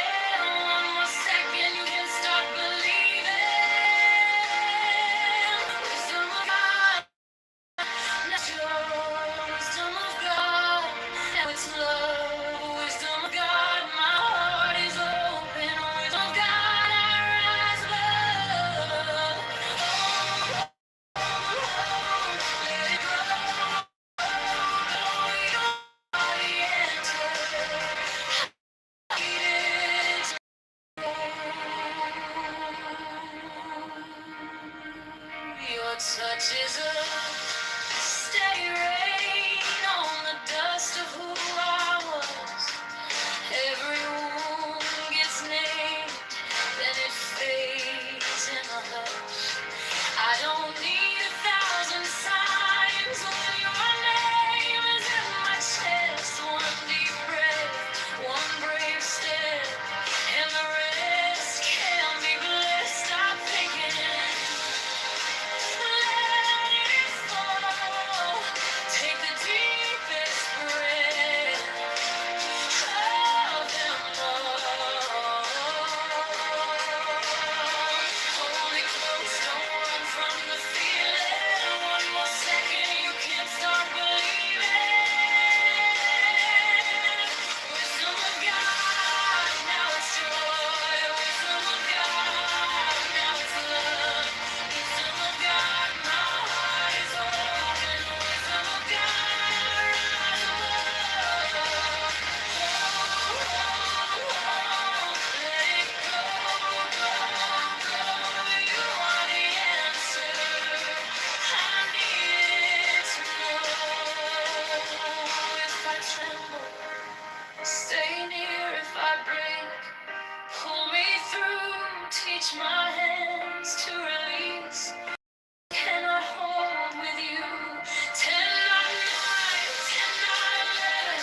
I breathe in your holy calm, and the storm in my head lays down like a palm. Wisdom of God, now it's joy.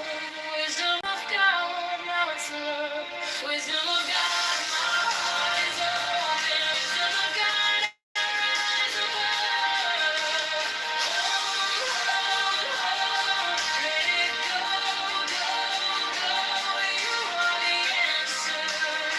I needed to know. Wisdom of God, now it's found. Wisdom of God, yours alone.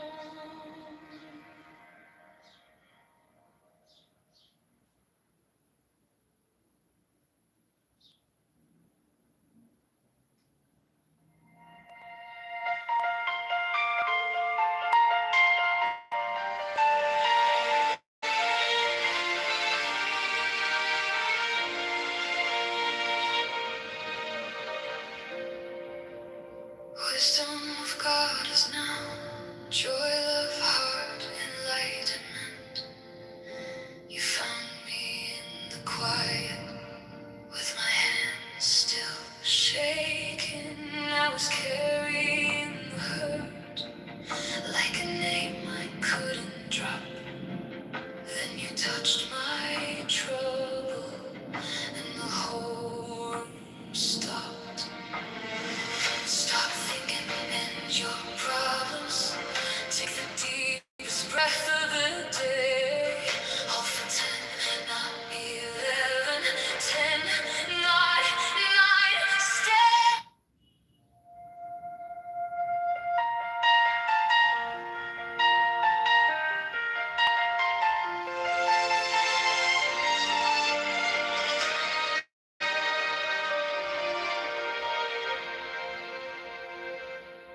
Wisdom of God is now joy, love, heart, enlightenment. You found me in the quiet with my hands still shaking. I was carrying the hurt like a name I couldn't drop.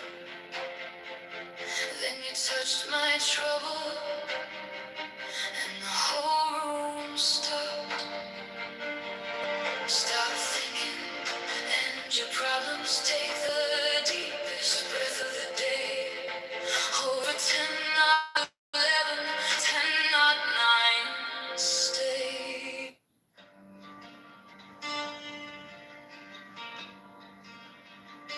Now ye shall know that the chosen priest, the ox of infinite space, is the prince, priest, the beast. and in his woman called the Scarlet Woman is all power given. They shall gather my children into their fold. They shall bring the glory of the stars into the hearts of men. 16, for he is ever a sun and she a moon. But to him is the winged secret flame, and to her the stooping starlight. We are not so chosen. 18 burn on their brows, O splendorous serpent. 19, O azure lidded woman, bend upon them. 20, the key of the rituals is in the secret word which I have given unto him.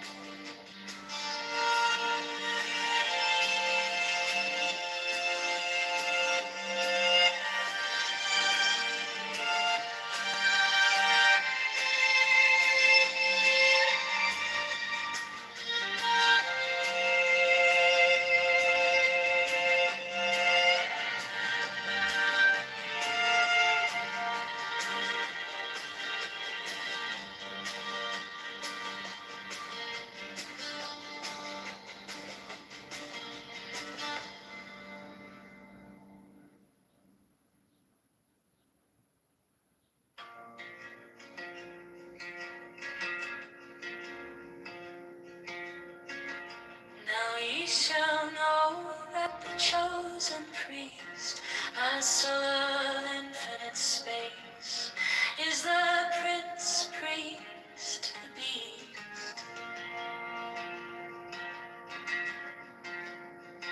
And in his woman, called the Scarlet Woman, is all power given. They shall gather my children into their fold. They shall bring the glory of the stars into the hearts of men.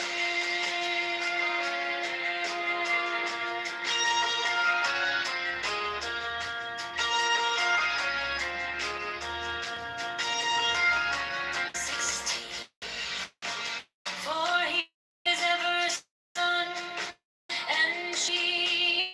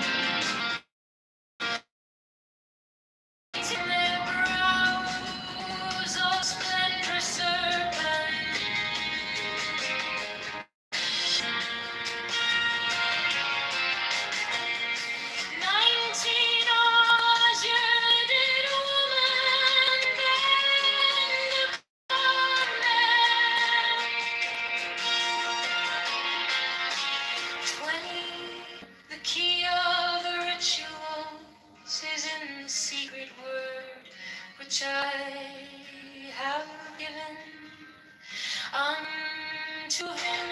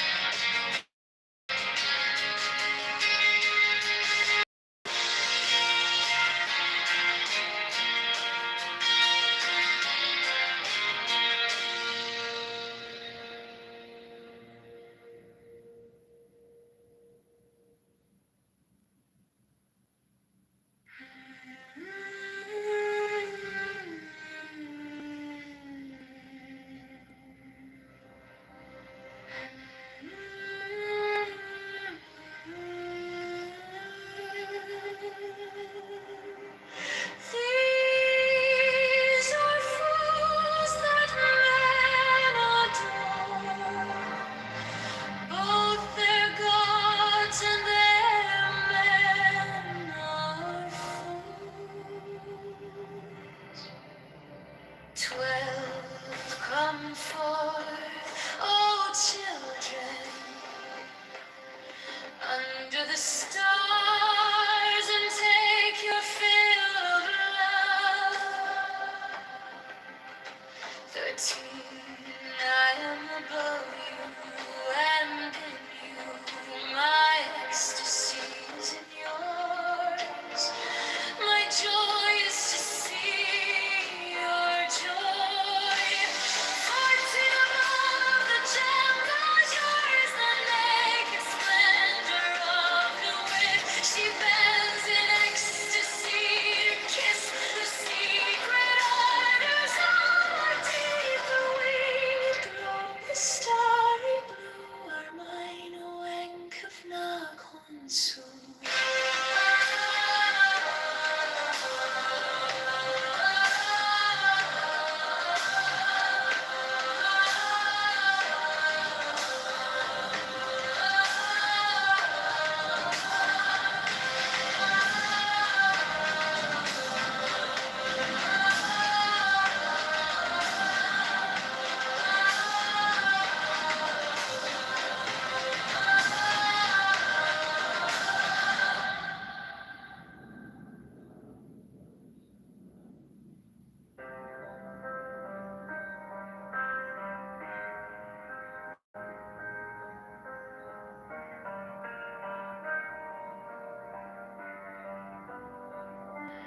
These are fools that men adore, both their gods and their men are fools. 12 come forth, O children, under the stars and take your fill of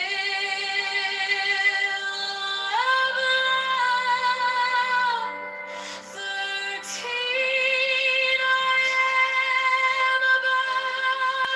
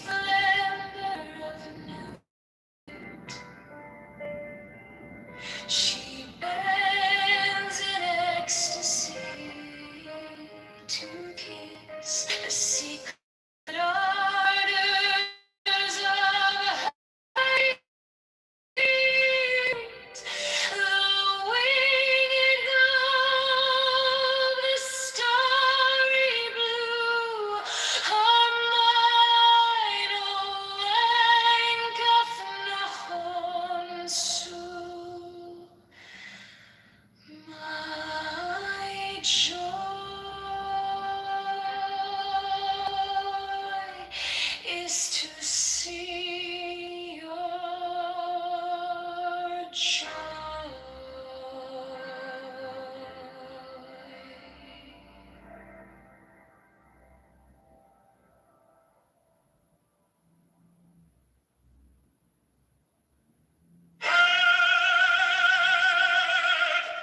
The manifestation of new year. The unfurling of the company of heaven. Every man and every woman is a star. For every number is infinite, there is no difference.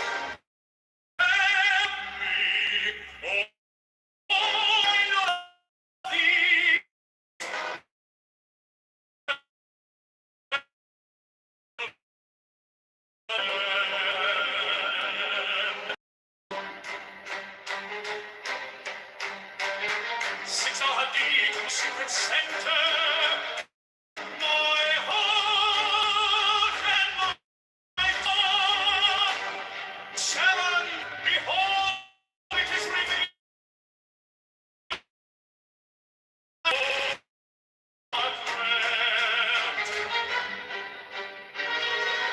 Eight, the cubs is in the cool, not the cool in the cubs. Nine, worship then the cubs, and behold, my light shed over you.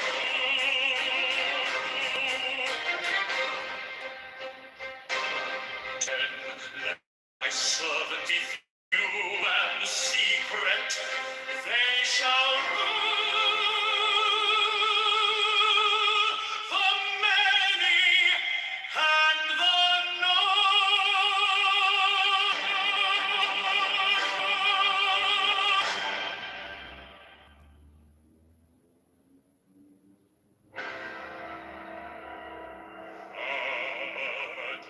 the manifestation of new wheat, to the unveiling of the company of heaven. Every man and every woman is a star.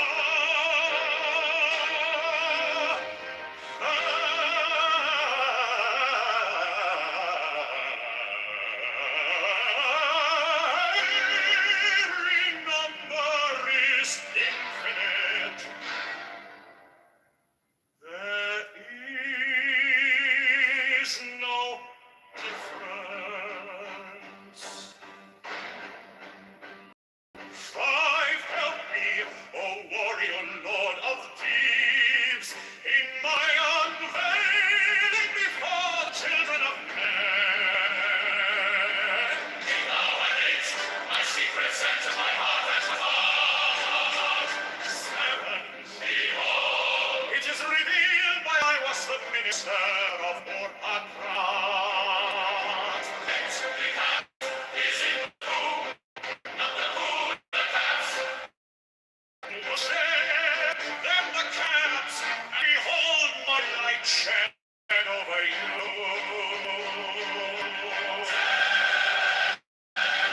As my servants be few, secret they shall the many and the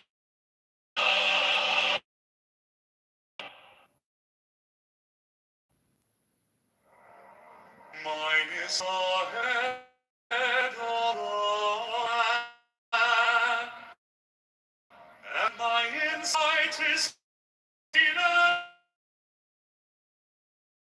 by my head.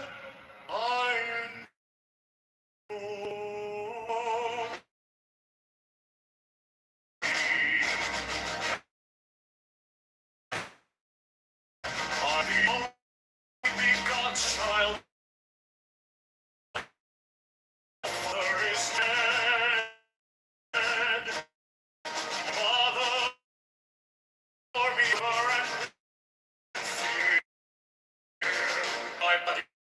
I invoke thee.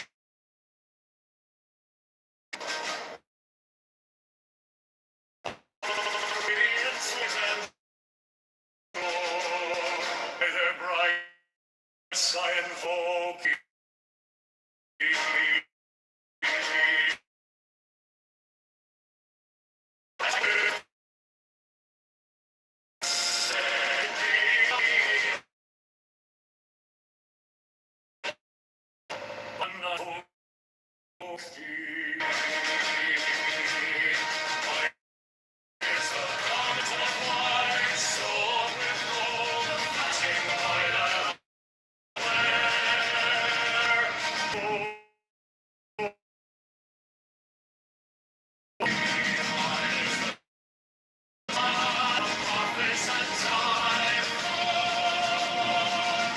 By the side and fall.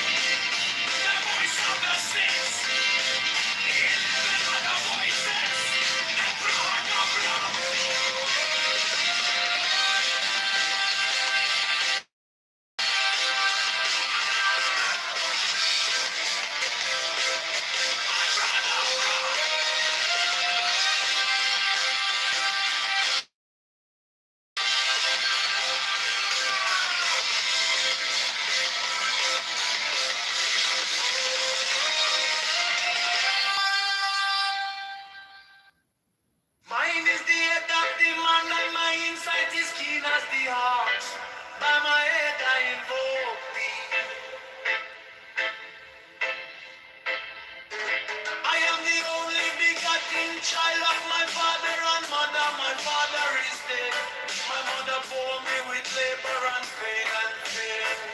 By my body I invoke thee.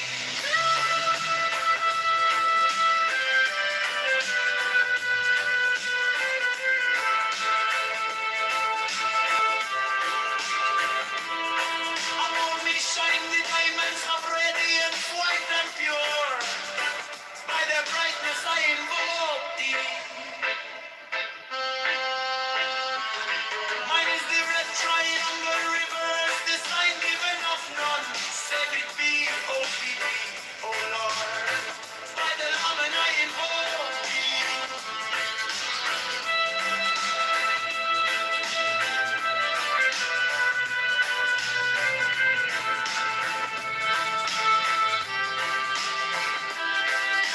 Mine is the garment of white sewn with gold, the flashing of eye that I wear.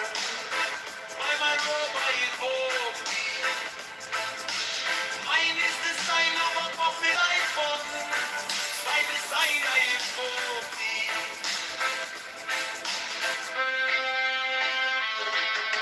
Mine is the garment of white and gold, and mine the blue figure at the intimate ear. By my crown I invoke thee. My fingers travel on the beats of pearls, so run I after thee in thy car of glory. By my fingers I invoke thee. For they're the wonder, the power in the voice of the master. Abraham, by the word I invoke thee. Hey, my heart, the dark blue waves of music that I made of all to invoke thee. Strike the master chord, draw the flaming sword, scroll, giant conquering Lord, our Lord, having the sword evoke. Him is that sword evoke. The mortifying, the gothics.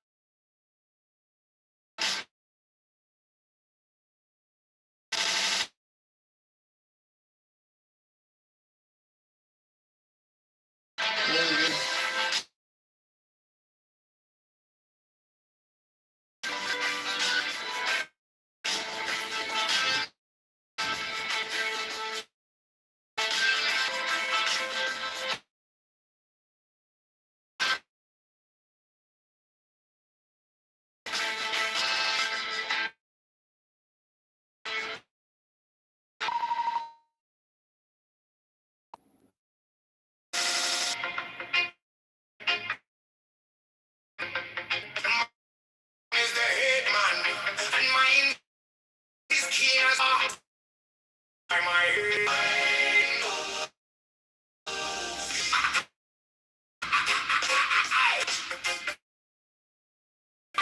Only begun of my father and mother, my father is the poor me with labor and pain, fear my body.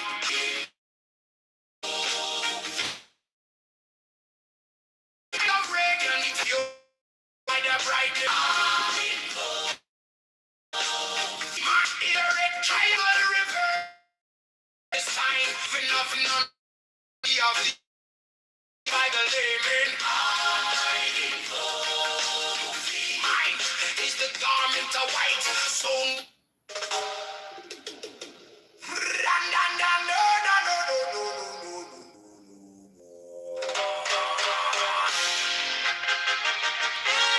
Mine is the head of the man, and my insight is keen as the ox. By my head,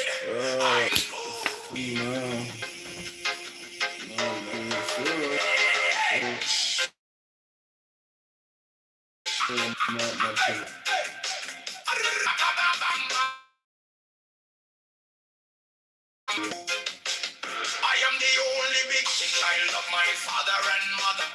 My father is dead. My mother bore me with labor and pain and fear by my big. I know about peace. The diamonds are ready and white and pure. By their brightness, I. Mine is the head of the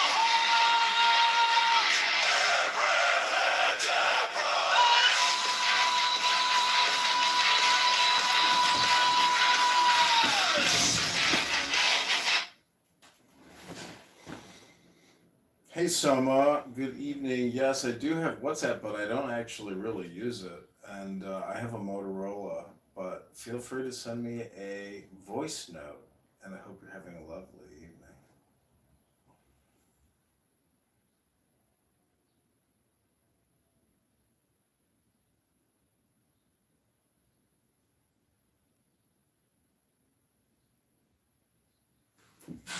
Feel free to send me a voice note. Well,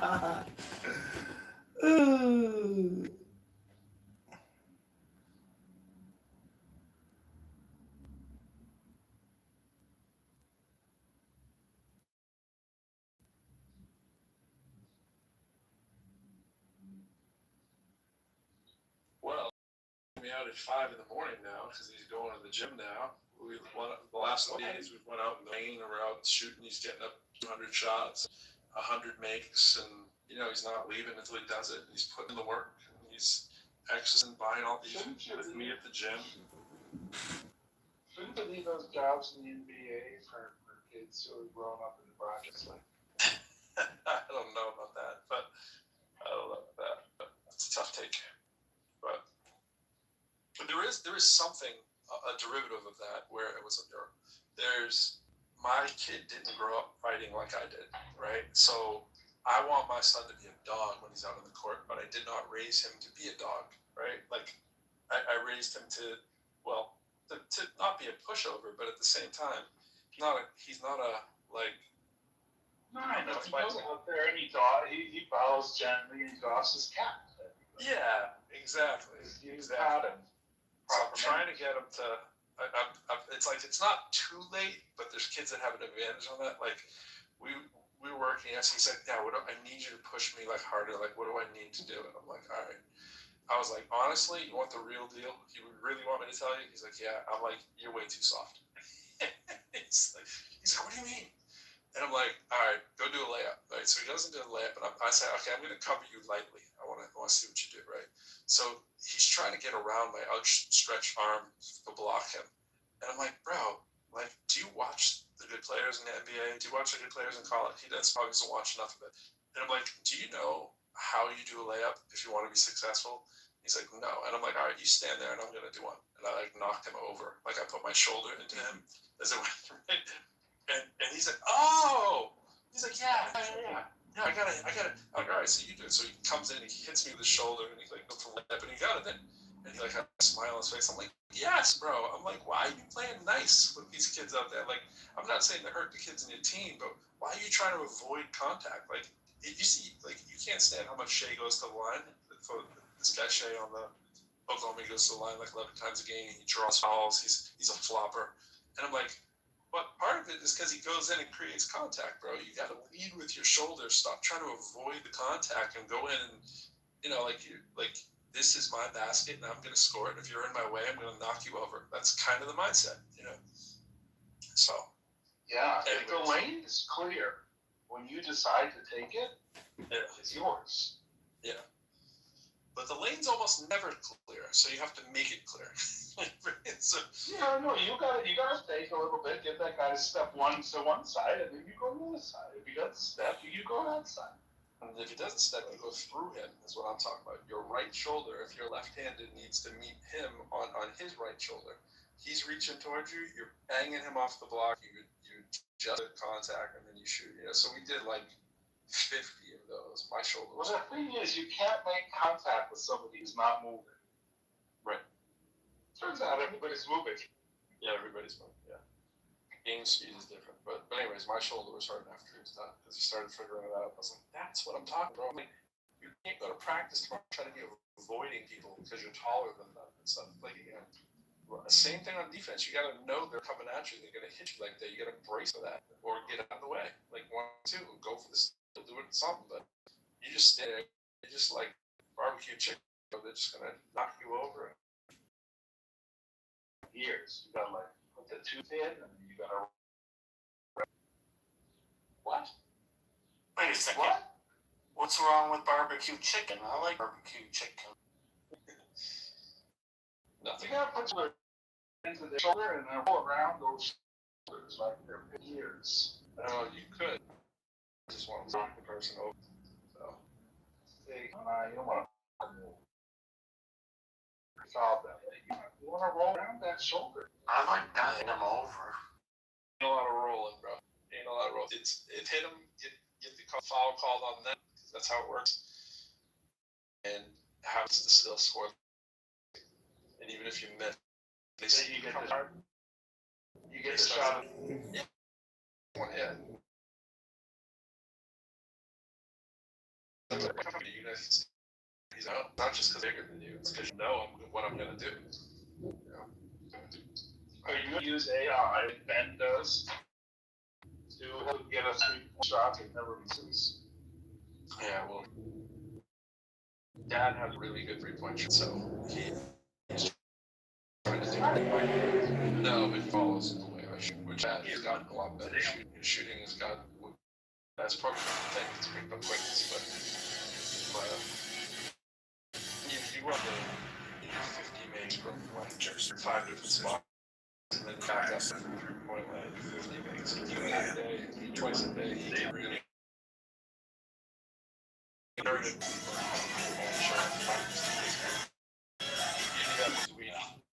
They can't make it the time. It's like you're advancing weeks in a week, you know, compared to they're doing. You know, a couple weeks go by, like you're a month better, you know, just with that. It feels like you're 2-3 years ahead at the end of the year when they see you again. Like,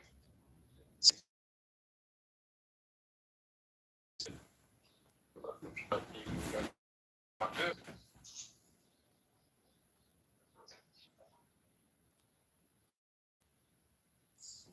But the only thing with is he has a chance. He could be done.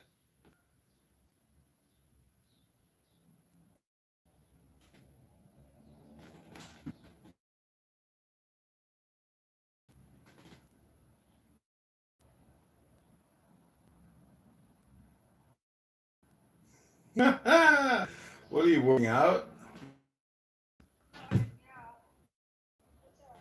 Nothing. I'm at my place.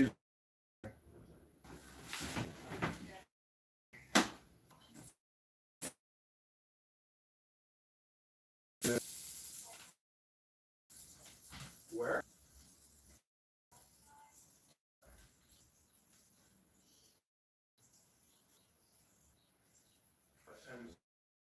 Lifetime in Chicago.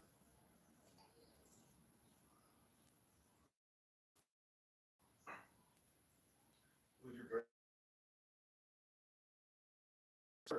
that sweat?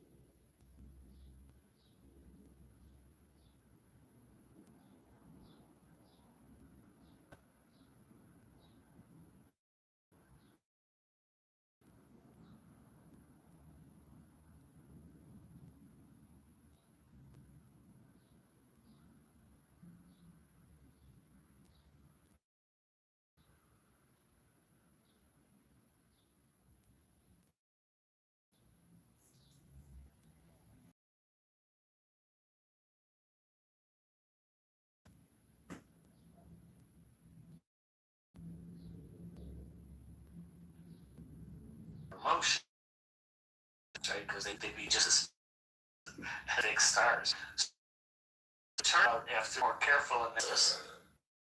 No, I'm saying it's not. If you guys have wishes for Jewish, it's really. Why wouldn't go straight for? Why wouldn't I just straight for like pair or a race or something else with a big beat? It's not necessary. There's no such thing as Israel. No DNA test. Nothing shows Israel for Ukraine, Romania, fucking Poland. That's why they banned. Do a DNA test.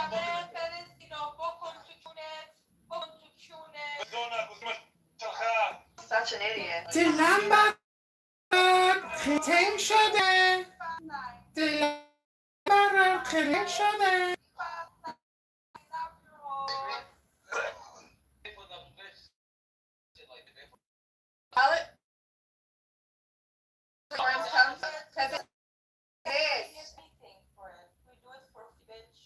The worst part about living in Stein is you have next door to Jews, for fuck's sake.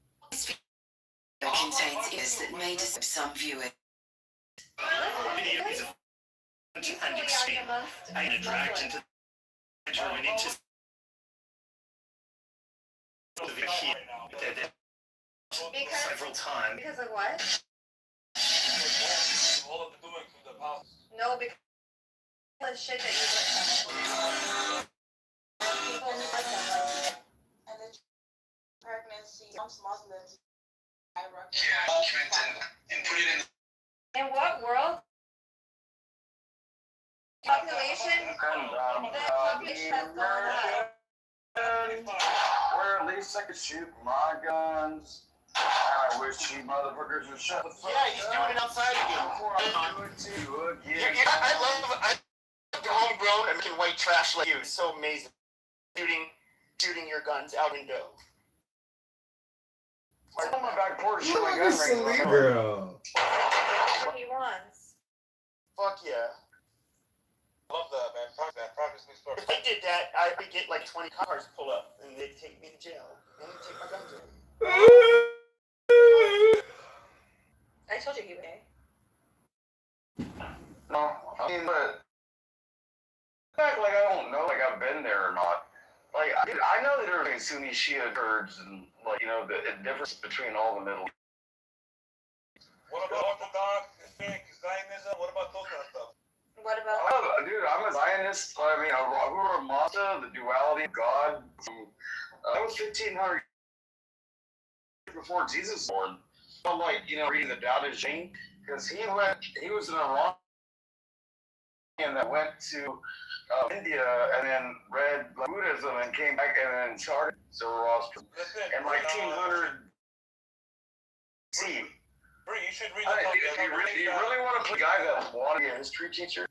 Listen, the Talmud is also human, a lot of Jews. So be careful with that. What do your hadiths say about the Jews? To respect every religion, that's my hadith. No, that's absolutely not true. Absolutely.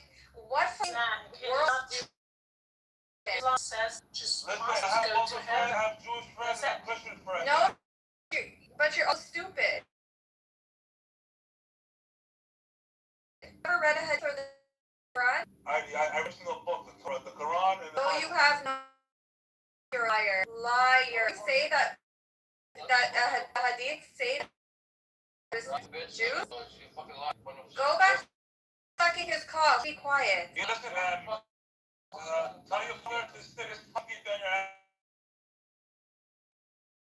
ass. You see, have Corsican. You can look up Corsica. So I think 15% of their population is this problem there. But for years and years, they did not have a mosque on the island. As every time they tried to build it, this Corsica probably did a shit ton of cities, and then they burned it. They down. They had a prayer room.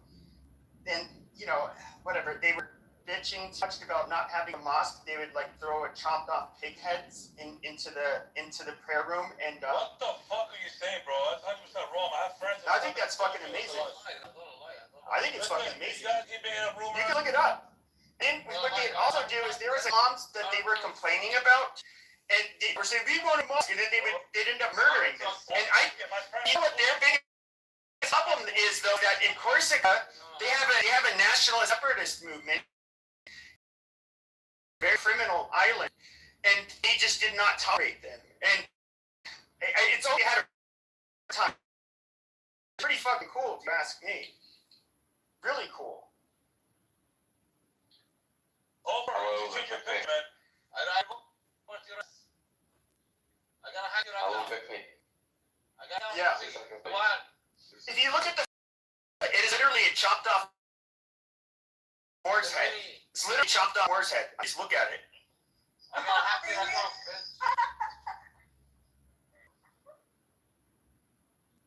Hello, Ray. Yeah. Hello. I'm guessing it was during Barbara Car. I remember we yesterday, right? I remember. I talked about Brother, it's not you. I am leading a crusade against the Muslim and the Jew. They're both horrible. I don't treating you. Why do you have the same topic every day? Why don't you have various topics? Dude, honestly, Pepe, I'm not opposed to your idea. I mean, I want there to be a state for Israel, but I don't give a fuck about the Jews in Israel. I mean, you shut up. I'm talking like, why don't you have any other topics to discuss? Every day you... It's this room, I'm not even moderator in it, so I did this topic. And we're just looking at the facts, my man, facts. Every day you're in a room to do it's Memorial, that's why. Every day you're in a room to discuss to insult other people. I don't know why. It's not. Have you ever had Jesus Christ as your Lord and Savior? Because you the Lord and you have.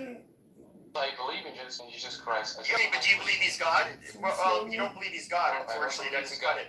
Yes. And I believe in him, but I don't believe he's God. I believe he's an apostle and messenger. I disagree. Well, but your Quran says the Bible is 100% true, and the Bible Jesus is God. And like for you to say he's not God, that means that your Quran contradicts itself. No, Quran says in the Bible. Your Quran is contradicting itself. Because either the Bible is not true.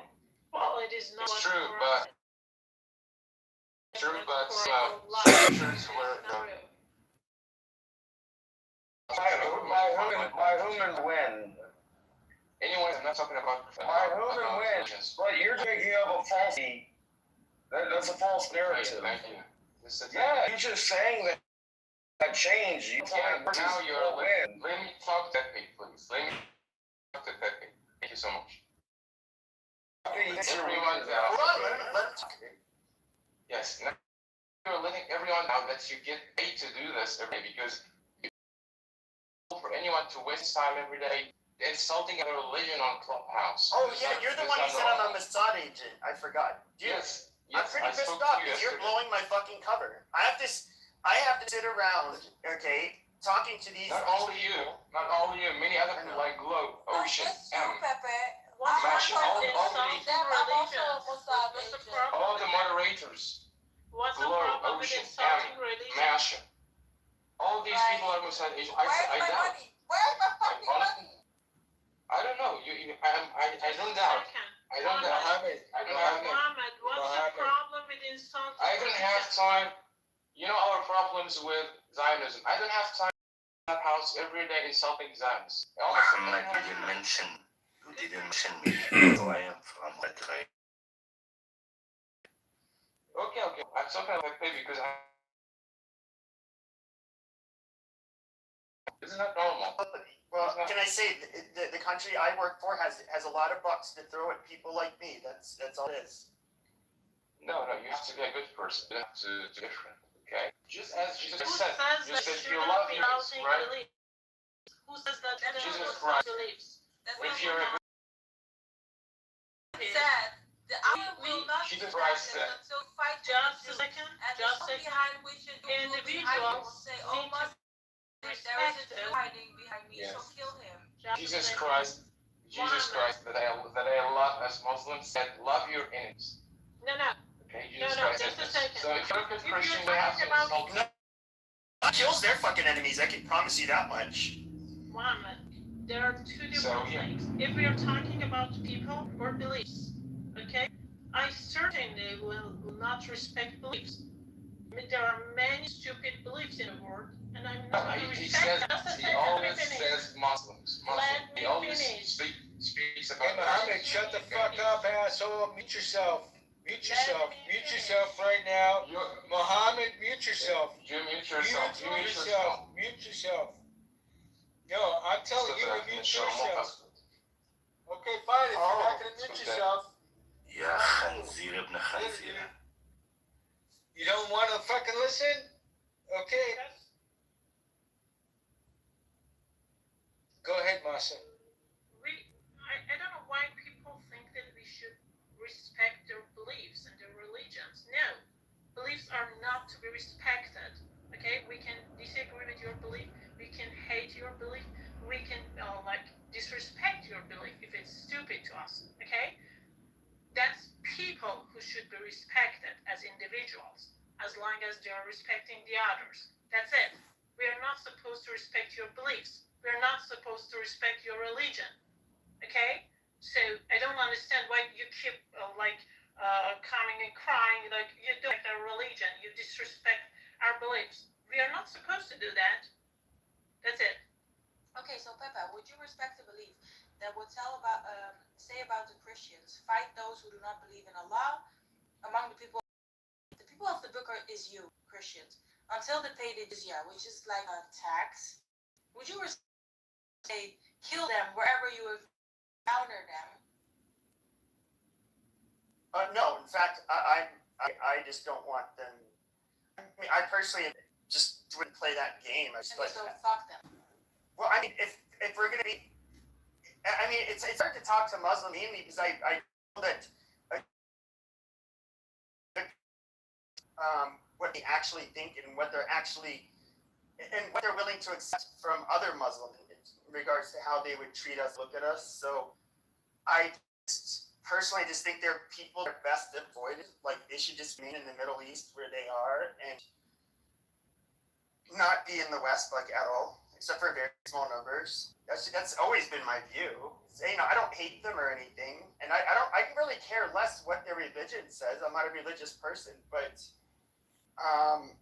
the problematic part is that they not only is their religion inherently intolerant, but it's a religion of conquest where they have to try to subjugate and take over other people. And what Islam? What is the whole?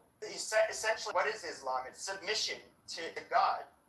They expect you to submit, and that's Wrong. It's a submission to Muhammad and God. There's a difference there. It's not submission to God. It is submission to Muhammad, the messenger. Hello? I don't know. I mean, I'm sorry. You're not going to have me, and I do get this snotty pretentiousness about me, I guess you can say, where it's you guys want me to submit to this hairy, backwards, child-raping, third world, fucking warlord from the 4th century? No, go fuck yourselves. I don't want to see it. I mean, it's a term that used to get used a lot, but they call it a mud religion. It's just beneath us. And that's largely how I feel about Islam.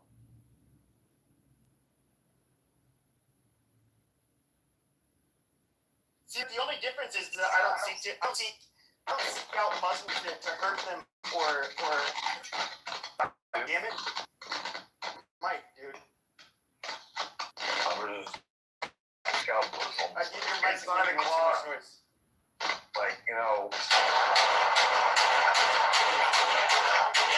It's 9 o'clock. Amazing. Okay, let's relax on the gun there. But the reality is though, I'm not somebody who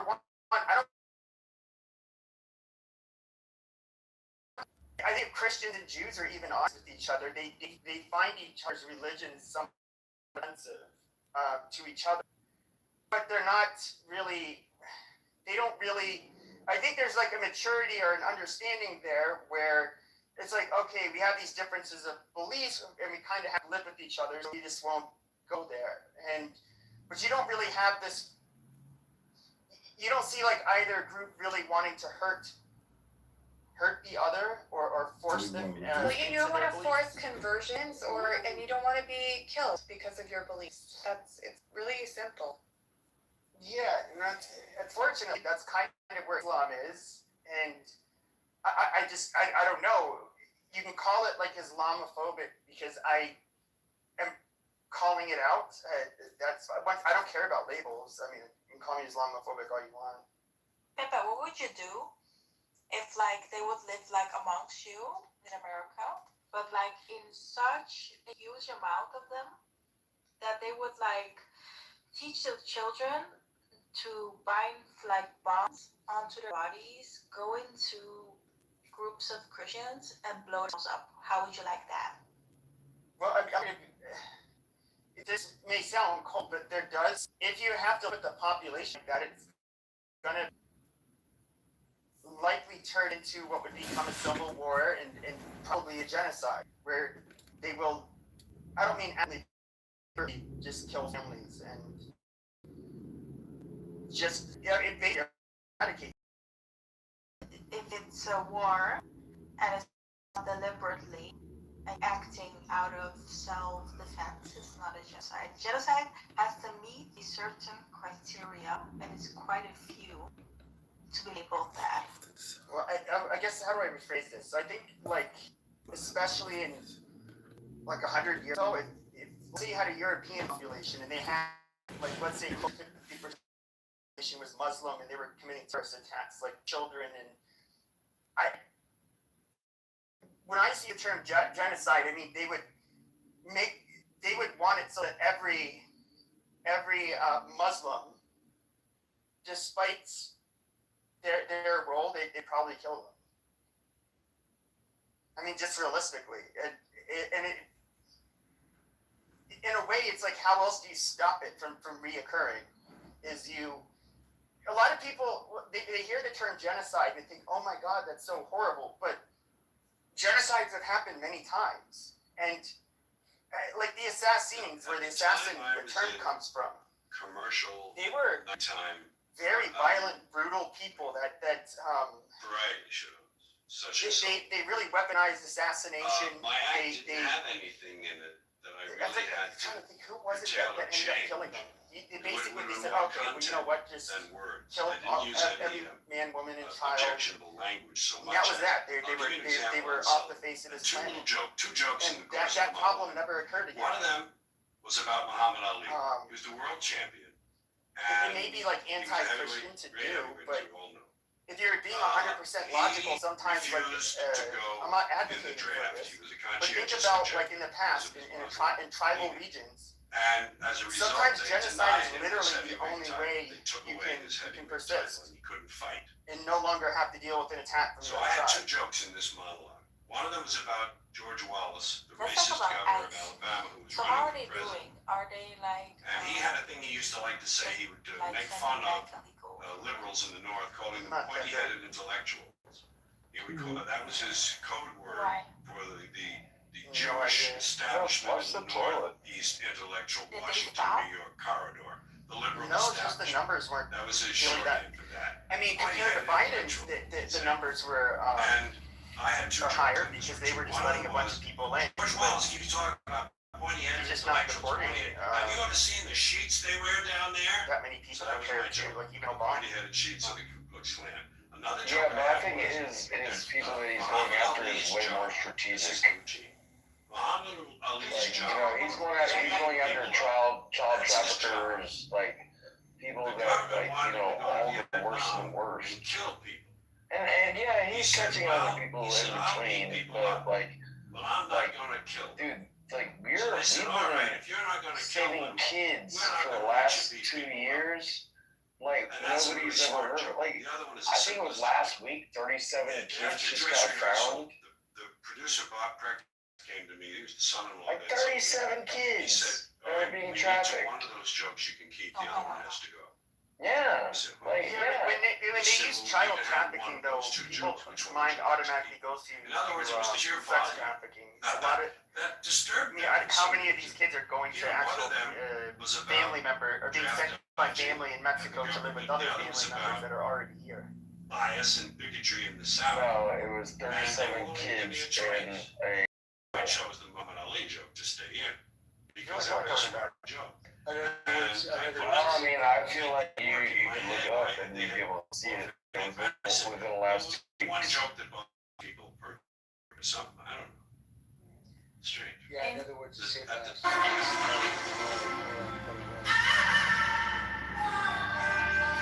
I mean, I get the bracelets that they all wear. I know which way they're going based on their bracelets. Because they'll wear different colored bracelets that tell the coyote people that, like, you know, where they're ultimately going to end up. But in Mexico, they use the bracelets more or less to show them where you are in the process and whether or not you leave it. Well, when I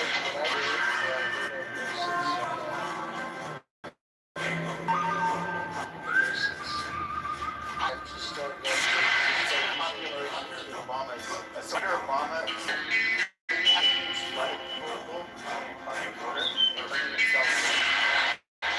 Even though they were turning themselves in the border, which obviously is the best thing to do. Terrorist problem, and then continue working years away.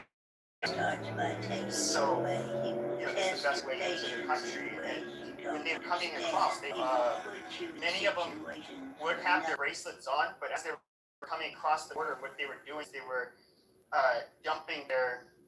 So basically, the checkpoints, it was the desert was lit.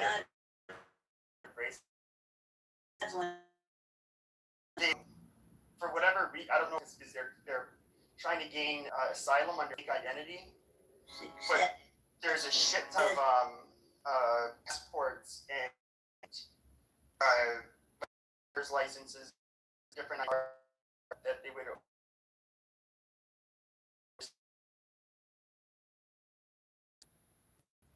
Hey, what do you think of Trump making that executive order that, like, if you're gonna get a green card, you have to wait outside the United States to get approval?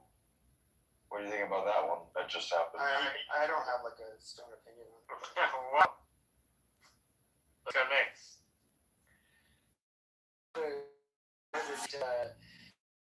They did that.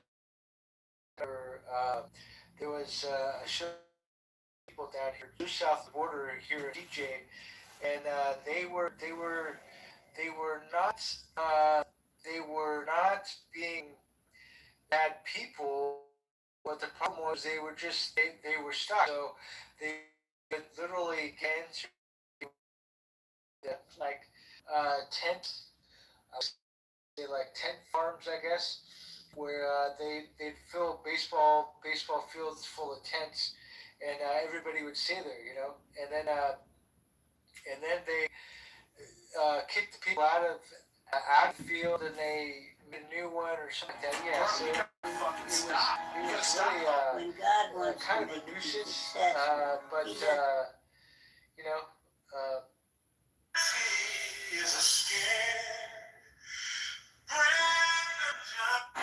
That's a you problem. Yeah, where I come from, we call that a personal problem.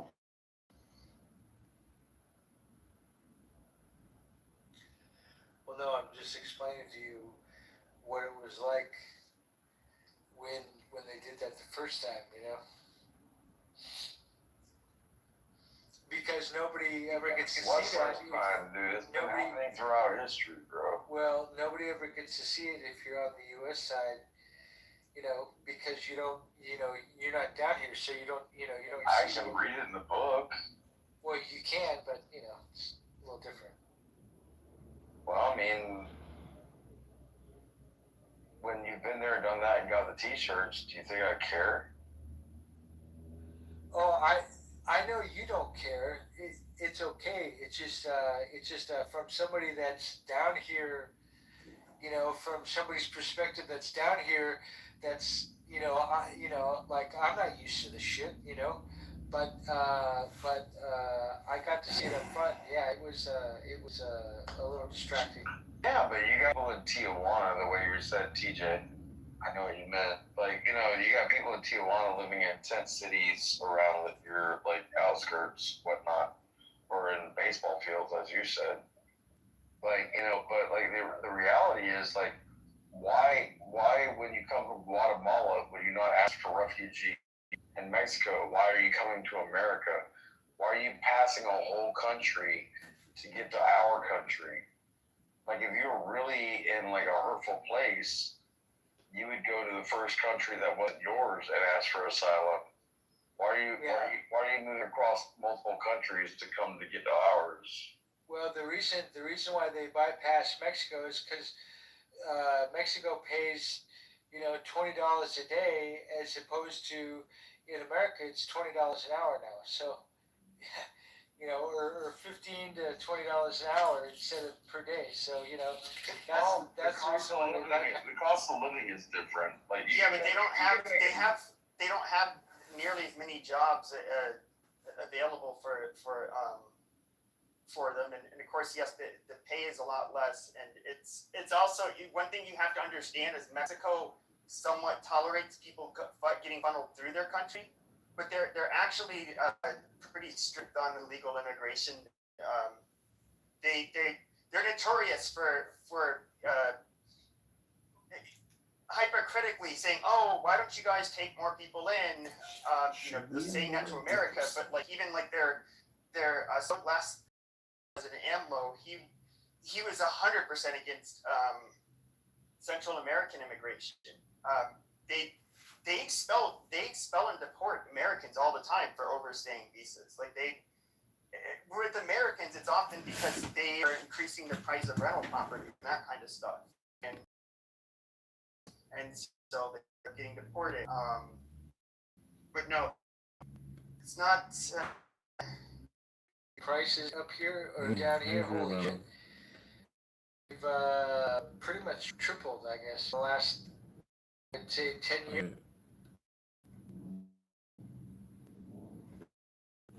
So unless you're $1 I hate to change your top moderator has been charged with embezzling $3.15 million to buy 6 properties, a luxury car, shopping sprees, and $50,000 in Uber Eats. This fat pig has been arrested.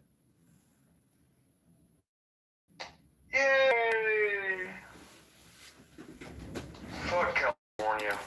Wow.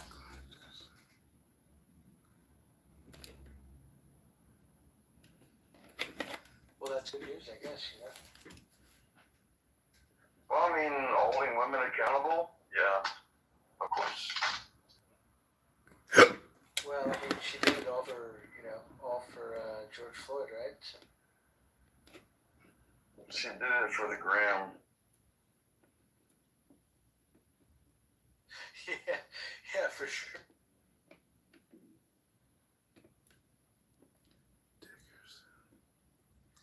The gram or the ounce.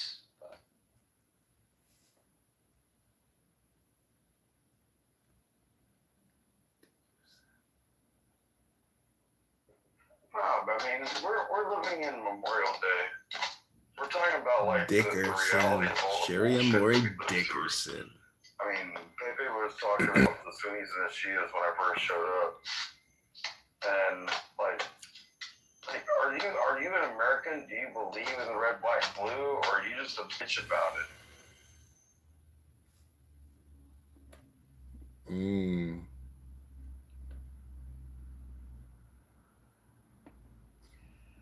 What's happening, Joe? How are you? I'm doing great. I didn't know I came up on stage. Great answer. I was getting a cigar and I was listening to you guys. But I'm doing well. Thank you for asking. Hope you are too.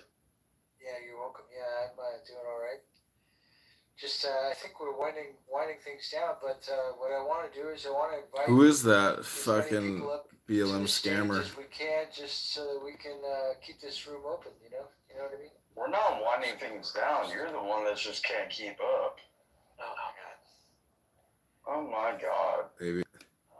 Maybe Tamika's Well, earlier, fuck, you should have been here. It was sister-in-law. fucking lights out, man. Maybe Tamika's sister-in-law. Everything is fucking crazy. Yeah, we were talking about Christians and Jews and like Sunnis and Shias and Kurds, all of them. What? Oh, really? Oh, wow. Oh, what happened? Oh.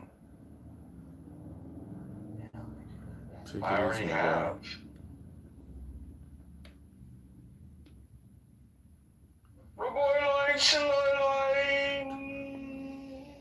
Take it easy, my darling. Be sure to get I always love it when they say lick 'em.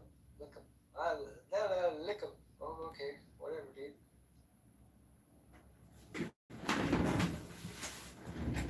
What's lickum? It's like, I don't know. I don't know what it means in Arabic, but Arabic is a shway shway. It's not a majnoon. We don't speak Arabic. Well, like again, shway shway means so and so, and majnoon means crazy as fuck. Mm. Like, you know, like salamu alaikum, like shakum maku is me Ibrahim. Mm-hmm. I'm dumb. But yeah, it's like 11 languages. ooh, Mega came in. Come on. Come up to dude. Let's see what you got, buddy.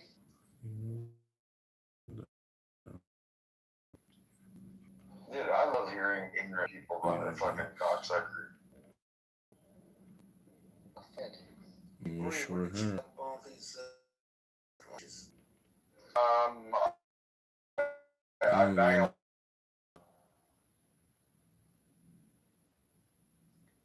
That doesn't sound like you get a lot of practice. Maybe Well, Tamika's I mean, if I can get a sister-in-law. hooker, a beer, and a taxi cab ride to the airport, I win. I learned that language.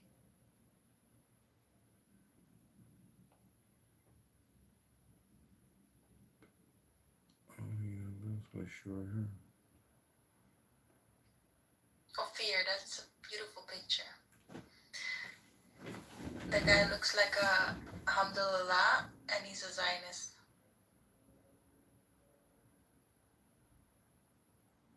This is Arabi left. Oh, poor guy. Terrible. Got his feelings hurt. My condolences. My question is, why is he riding his girlfriend? They're masochists, and they like to dominate their prey. Because he's got nothing else better to do, right? Hee-haw, hee-haw. I just want to dedicate a little song to a fake place called Palestine. Never existed, never will exist, and will always just be a part of a figment of your imagination.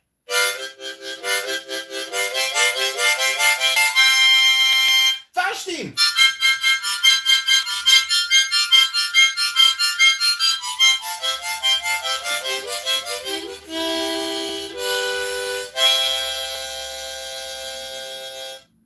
Amchai Yisrael!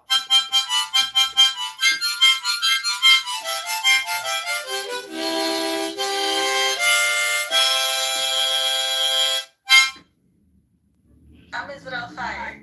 And he never had one lesson. Woo! Now, I'm sorry if you think you're from Palestine, or I'm sorry if you call yourself a Palestiner. Unfortunately, it's going to be developed into luxury real estate, casinos, parking lots, malls, airports, beaches.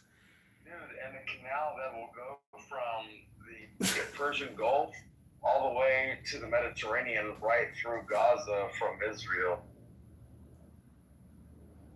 Well, there's a lot of talk that when Donald Trump retires from the presidency, that he will be appointed king of the new Gaza. Well, he joked that he was going to be prime minister of something, right? Another country. Yeah, he says he could win the election in Israel right now. Dude, I being president, I want him to go down to Cuba and run that bitch. Well, he said he could be elected in Venezuela. Venezuela. Oh, Venezuela. Our great partners down there. Venezuelans would vote for him hands over fist. Isn't it amazing that one motherfucker, Maduro, that one motherfucker build up prosperity and abundance for everybody because he's a goddamn communist, socialist, fascist? Isn't it amazing that just a very small minority, an individual, cause so many problems? Bro, and his brother was worse. Maduro. You know, like all those regimes that were in Venezuela, like they went from brother to brother. Like, no, it wasn't. We went from Hugo Chavez to his brother. It went from Chavez to his brother, and then Maduro. You're right. I apologize. And it never went. No, Nicolas Maduro ended up preceding him. He was appointed as the successor of Hugo Chavez right away. I think you might be thinking of like Cuba or some shit. I don't know. I might be a little bit high. I've been rolling a couple blunts today. I'm sorry. I just want to dedicate a little song to a fake place called Palestine. Never existed, never will exist, and will always just be a part of a figment of your imagination.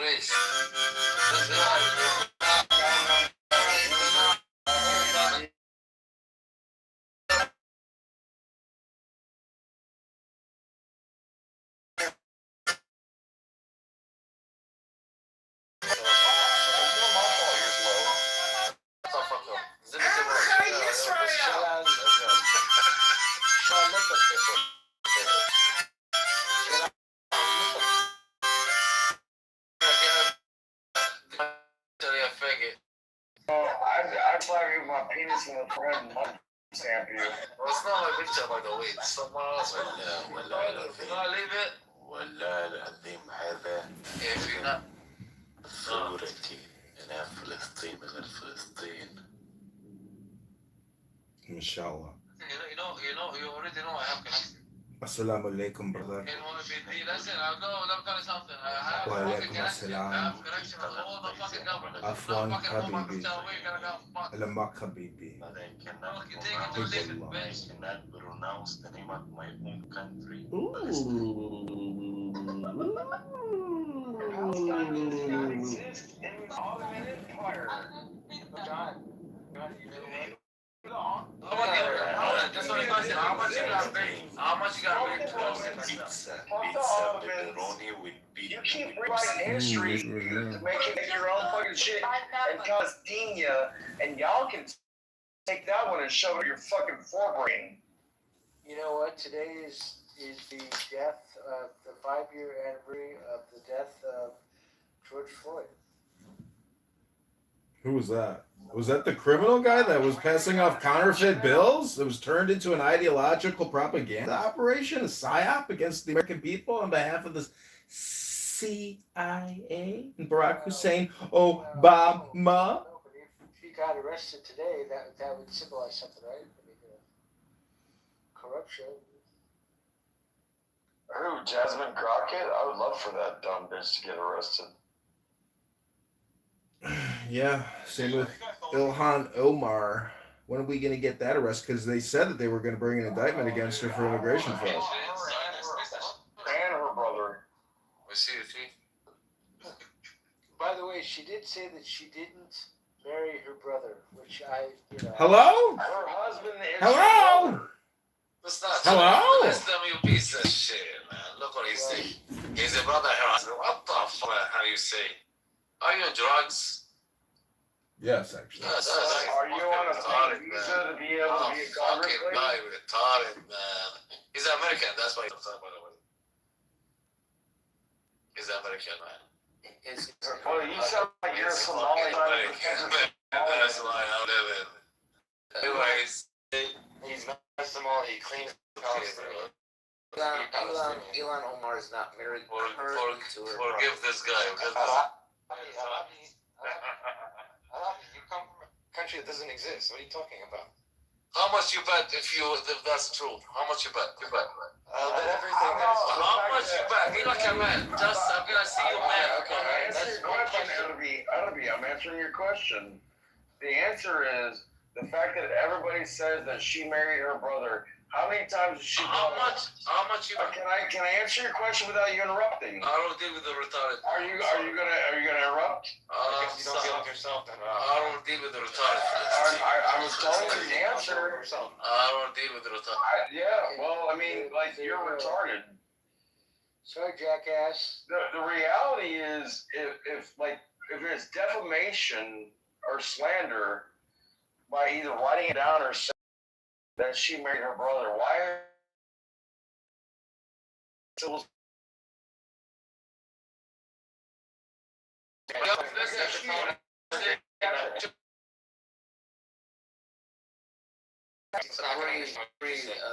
The reason she wouldn't bring a suit is Listen, that's true. deposition ask her anything. Yeah, proof.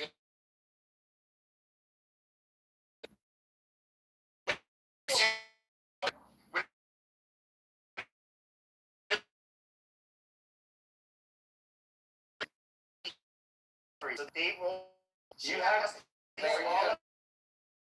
Never knows you, and you have to answer the question. What about, by the way, whatever Zion say, I'm no, but whatever they say, disclosures that they won't go through. You know, the greatest, They won't disclose that amount of information. the biggest tragedy is that Israeli intelligence didn't see October 7th, and they didn't have an auxiliary force ready to utterly wipe out the invaders and decimate them from every angle and surprise attack them as they surprise attack the Israeli concert goers at Supernova. It's just such a shame Israeli intelligence didn't have the knowledge of the impending attack, so they could have wiped all out and then prepared for a massive invasion to wipe out the remaining enemy forces in the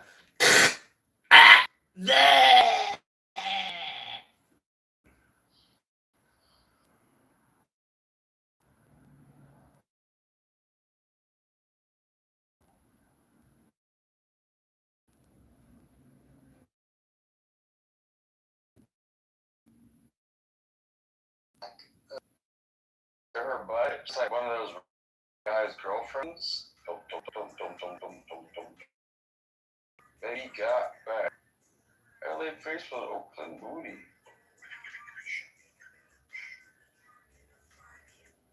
I remember that too. Statopasia. I still remember it from the nice constructive rooms I would have basically about black people for a couple of straight on the set. Statopasia. It's where the fat accumulation on the buttocks that is seen of women of West African and Central African descent. is that called the I ledge? actually think there might be an evolutionary reason why It's a ledge. brothers It's a achieved ledge. a nice big bum, and because all of their women had it, that must have been She married her brother. you know, if strong selection or well, it wouldn't be strong selection, but if like natural selection had a run, it could be that they like Pepe. women to procreate with them, and that's why they have blood. Pepe, do you believe in the theory of evolution? Yeah. So the question about evolution always comes down to genetic mutation. Like there can be no evolution without genetic. R word genetic mutations creating non-R word, how do you get around the genetic mutation, of speciation? I don't. The genetic evolution. It's right or tens of millions of years away from them. But if you look at the it's that have been done, that are, you see like a human like more anatomically modern, like to us today. I mean, I don't know. I think it's like, I think with modern DNA, it's kind of hard to go against it. There was like evolution occurred. Well, my point about that one, I think, is like that there are one-celled organisms that are like bacteria that are name me one two-cell organism, and the answer can't. 1, 2, 4, 8, 16, 64, 128, 256. Okay, we get the progression. Like, yeah, but we don't have. We still have one-celled organisms, and we have us as multi-celled organisms. But you're saying we came from one-celled organisms, but there are no two-cell or three, four cells or okay, I don't want to go. Yeah, but I don't want to go back that far. But there's no evidence of any of it. But you have a presupposition that there's some version of evolution. No, there is evidence. There's a preponderance of evidence. Show me an own-celled organism. Jesus Christ, shut your fucking mouth. God. Hold on. What's up? I woke up, guys. What is going on here? How did this room come to this fucking conversation already? Who? But the people that were heated, but just, left.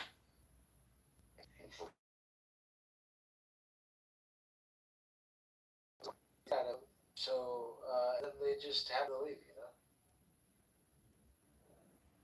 So Father, this is a room of the victors. Yeah, we're taking victory lap.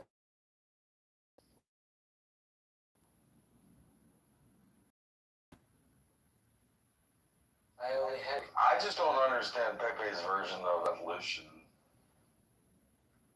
Dude, DNA, that going back for fucking millions of years, there's links there. Deoxyribonucleic acid. What are we talking about? Like links. What links? Oh my god. Yeah, you're talking to a guy in chemistry, so I mean. So that makes you a geneticist. Amazing. Well, I mean, I'm pretty sure I understand quite more than I think.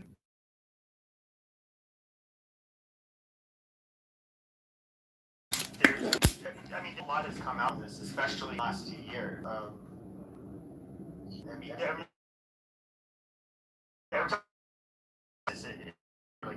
What did he say? Well, he was saying, first of all, everybody, including himself, they all went by the out of Africa theory, but they're now, from all the information they have now, they don't think that theory was actually how things occurred. Basically, there were so many prehistoric humans that, and of course you have to understand, like, continents were connected at different points in time. What used to be North Africa, which is like a dry fucking desert, used to be oh my god. So I looked up, Pepe, I ran this through AI, and it just seems a little ridiculous to me because it says that mutations are permanent changes in the DNA sequence. They occur randomly due to errors in DNA replication, exposure to mutagens like radiation or chemicals or other. So why can't we evoke evolution if it's just mutation? We can do that ourselves by, manipulating genetic material, but why can't... I guess we could, but that's why like I was saying, genetic drift. In other words, these little errors, and then, they can either be good or bad, but then some of them are going to be selected for, and that's how we create. The reality that I imagine, Pepe, and I'm being completely 100% sincere, like Galapagos Island, like, all different tortoise or few different, predators, and they have, like,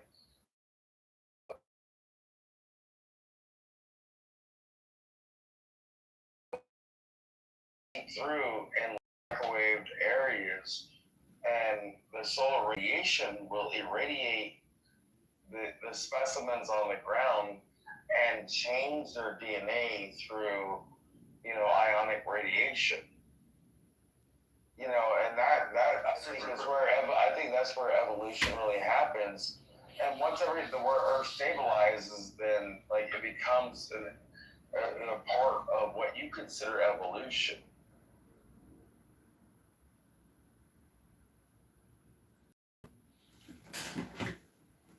Well, it says that models like Alpha Big Bang. Like the universe is a Big Bang. The stars are a Big Bang. The us were a Big Bang. Because if I girlfriend.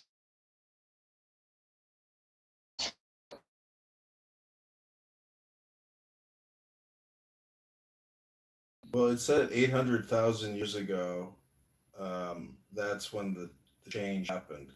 And if you look at human history, Egyptian history. What? Humans? Dominance through accumulated mutations. Notable case is taking the H more extensively. I mean, look at Doc here. This guy smokes 3 blunts a day and 2 cigarettes. Like he's evolving himself. So you have to go. So if you go back to like, look at Doc here. He smokes 3 blunts sometimes a day. discovery. Like they just found in North Africa a type of I say not quite anatomically modern, but almost North Africa that they never knew existed. It's completely unrelated to every other type of archaeology. They just if you go back like fucking 13 million years ago, I forget, like the Pierolas, these were like a group of people that were mostly bipedal. They walked on their feet. They formed communities. They likely it was them that learned by cooking food accidentally. Yeah, but theological. That there's no evidence of anything from 21 million years ago. And you have other groups or states they constantly go extinct, and then you have other groups that end up taking or spawning from. Dude, I'm just trying to 2026. You're trying to. I just want to figure out what they used to before, No idea when that's. When did you start smoking? When did people start smoking? Cocaine. I mean, obviously, it's a worldly, it's a natural product. So, 800,000 years ago. Yeah. They were smoking crack. They were using chemicals, and human evolution and even intelligence itself. They synonymous and go hand in hand with chemical use. Egyptians in all their hieroglyphs, they have cannabis. Moses smoked cannabis with the burning. It's psychedelic chemicals and human connection. All of these mythology stories, so much of it has to be intertwined. And even in Roman architecture and ancient Hebrew architecture, or remnants, they say that like on these like tables or altars, they were burning cannabis. So cannabis has always been involved with some type of religious, sociological, psychological, activity.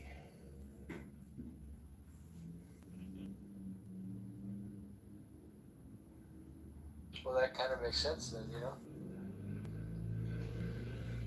I mean, basically, you could.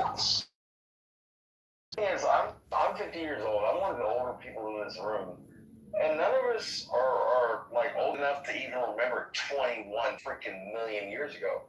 We can think about it, but like what are you trying to admonish with your point of view about like how we evolved to become us in Clownhouse in 2026? You know, it's Memorial Day. No, people, I'm just people saying, die like, for us to be able to talk this stupid way. I mean, you obviously, we can look at how separated we are. We know, like, genetically, we have like over 98% of our genes are shared with fucking chimpanzees. We're literally in the same what is the substance? Yeah, but I'm not an orangutan. But we had, like, in terms of for evolution, we had a lot of there was a lot of evolution that obviously took place between you know, the thing we are now and you know, I guess our ancestors super far back were See, this app is an audio app. So what's interesting about evolution also is that it's the evolution of sound, because all concepts can be related through sound that we can physically make. So the you know, project and experiment, the more sound concepts can create.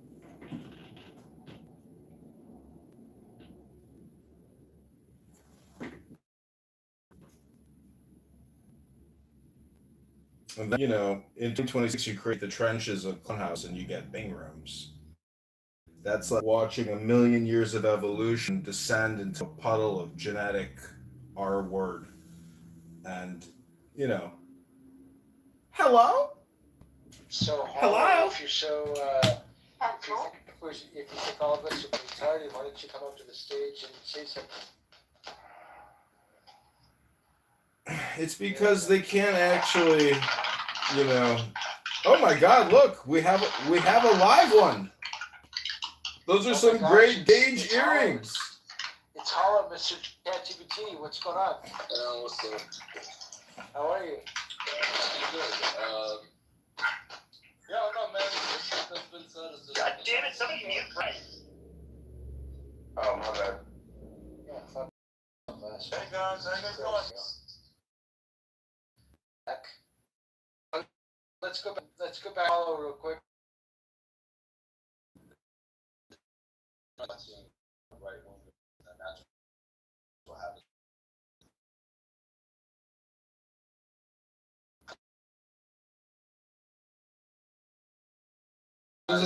But this whole shit, like, there's been two things said. Like, you're probably gonna be like, well, tell me a specific thing.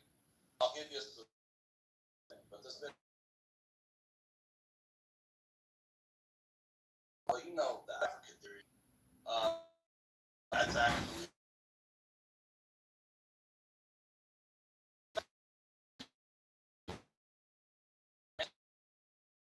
true. Okay, cool.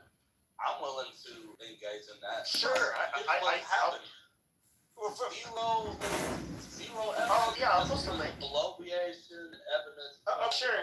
So if I give you a link, leading researcher over at Harvard, and by the way, it's what it's called. That's about. If I give that to you, I'm sure that would suffice. Potentially, I mean, look, we can and determine whether it's what you claim that it is, because this is a thing people on the internet do. They'll provide links that don't say what they say it says. But let's say that it does. And look, I will be call myself the retard if I'm somehow totally against this, but I'm not above it, bro. I'm Actually, you know what the thing is when people, you know, supply links and all that stuff, is that people click on it and then they don't read it. So that's right. you know what I mean. So well, no, that's my problem. And, yeah, you know, exactly. But all I'm saying is, okay, to me, I think it's pretty interesting that, you know, he comes up, he says this shit, and not everything is like science based, right? Not everything is, but can you provide a link to why you don't think, you know, X, Y, Z should happen? Not everything is like that, but this at that point is an empirical claim. Wait, Hollow. Hollow, can you hear me? And if you've got it, then look, maybe I'm the retard. Hello? Do you know that 13% of the population does 50% of the murders? Yeah, that's cool. Focus on this claim that the out of Africa theory. Which I'm interested whether people actually know what a theory means versus a hypothesis to begin with. But Yeah. whether or not Theory and hypothesis seem pretty synonymous. You can't not prove or disprove. Hypothesis is something that you would do conjecture to be able to prove or disprove. Yeah, that's not what a theory is. You don't understand it. I said a hypothesis is something you can't Right. prove or disprove. See, when 13% of the population, is something you can't. 13% of the population, You sound dumb as fuck. 13% of the population kills 50% of the murders. I'm just interested whether the Hello? empirical claim that was made can actually be backed up. That's all I care about. Y'all can say whatever. I don't. Hollow's basically shots fired at Pepe, and Pepe, he's like, well, Pepe needs to bring a link and all that stuff. So Pepe, what's your response? Yeah, I'm just getting the link right now. Okay, sure. Yeah, and Hollow's just over here, like, talking about empirical fucking, like, ideology. Dude, it's empirical evidence, which is what you use to be able to prove a hypothesis.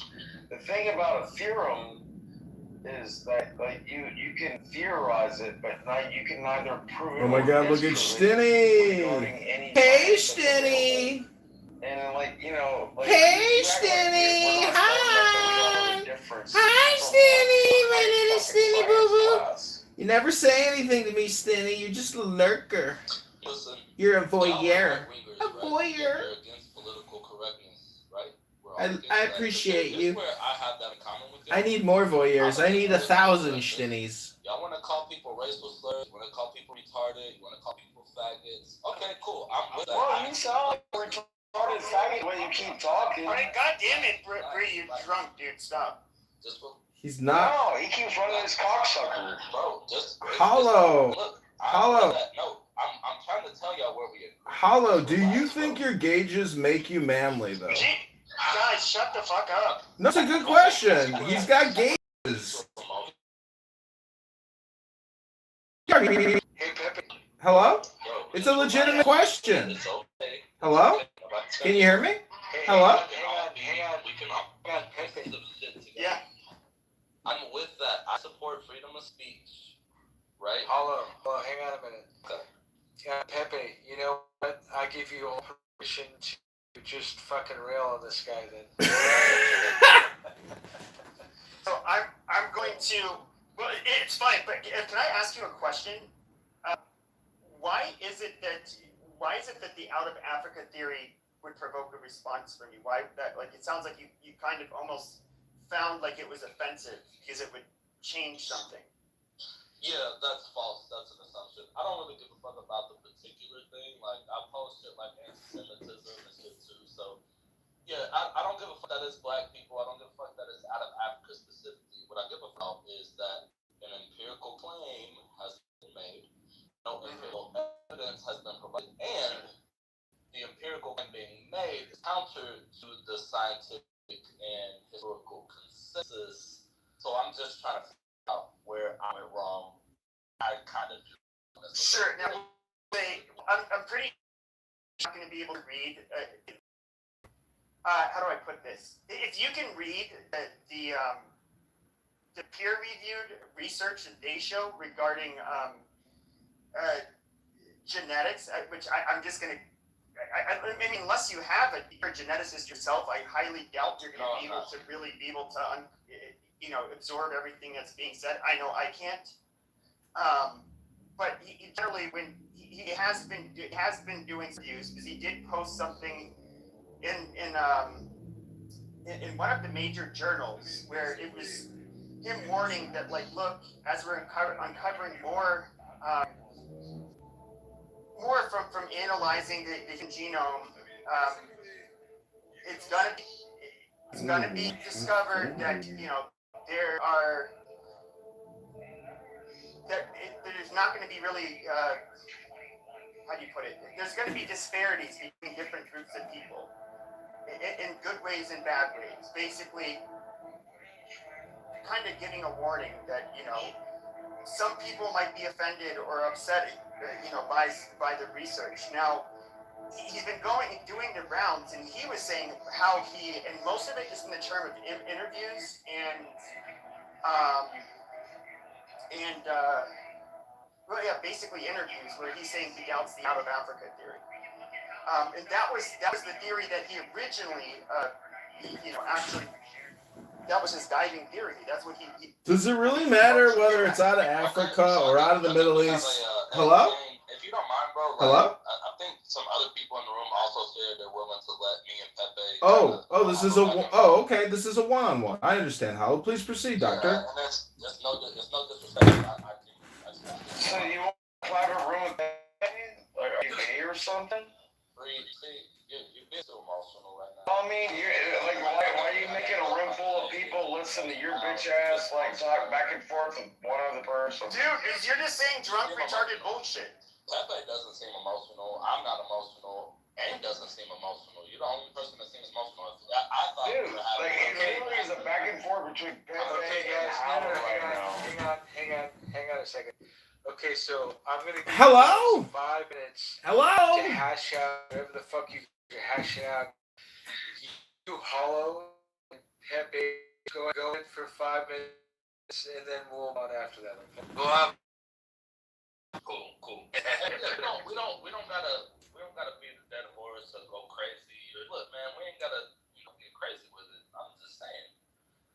At this point, you're the person that's made a claim, and the claim that I understand you to make originally was that out of Africa isn't,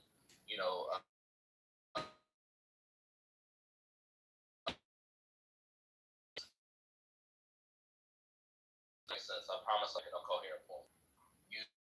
The example you gave is this guy. I forget the name that you said. So forgive me on that. But you said this guy, and you're saying that this particular person has expressed that they have contradictions, I guess, to the out of Africa theory. Okay, cool. We can work with that. Like, we got a base we can start with. All I'm saying is, bro, like, just show us what you're talking about, because you can be a very good talker, and you can be very, very intelligent. I think you're an intelligent person. I disagree with most of what you say. I don't think that you're exactly dumb, though. I just think that you have the ability, if you're going to make this claim, that you should be able to kind of share something that we could look at, and then, maybe we agree, maybe we don't agree, but if not, then it gets to be, what I'm saying, like, if you're scared to even share this shit, if you're not even willing to just provide some shit, that just starts to look kind of sketchy, because it's like, bro. No, I get what you're saying. And so I just to be clear, the claim I made is that there are geneticists, and particularly David Wright. Now, listen, I him up, and I linked to one of his interviews where it's about this topic in particular, and it's only like 4 minutes. It's thing that he runs the genetics department there at Harvard. He's not just some random guy. He's considered an authority on this, and he's questioning it. I claim that was the only claim I made. I don't have the.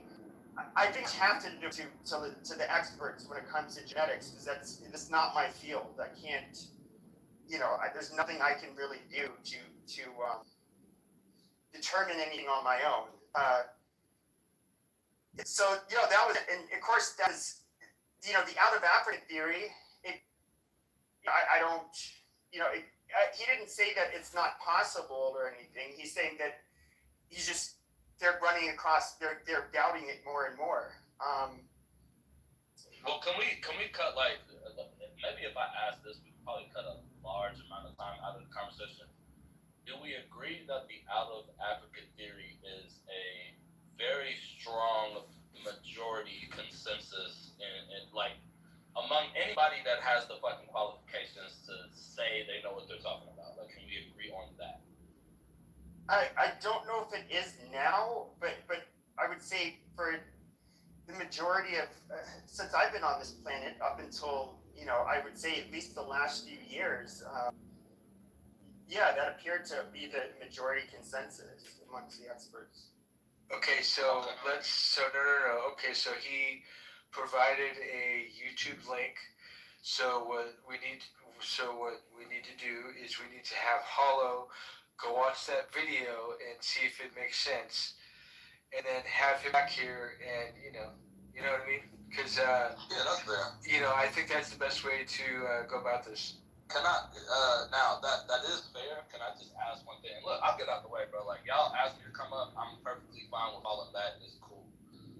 But would it be fair for me to say, okay, what is the part of the video I should be looking at? You know what I'm saying? Is there a kind of a time span I can be looking at? And what's the specific thing that he's saying that, like, talented out of African doing? Because, if I watch the whole fucking video, by the time I come back, everybody's gonna be talking about different shit. Like, it's, you know what I'm saying? It's hard to look at a whole ass YouTube video.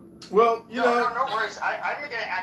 I'm gonna rewatch it too, so I'm not gonna like. So, and Hollow, it's totally up to you how you want to spend your life here. Nobody here will judge you on what you decide to do when you leave the room and you continue to engage with content in other places. That's a you problem, Hollow. But don't be hollow, okay? Try to, realize that life is mostly opinion, and the universe is transformation. It's not important. I just brought this up as a bait to bait Pepe about genetic mutation, because I was trying to wonder how we actually got a Pepe in the year 2026 through evolution.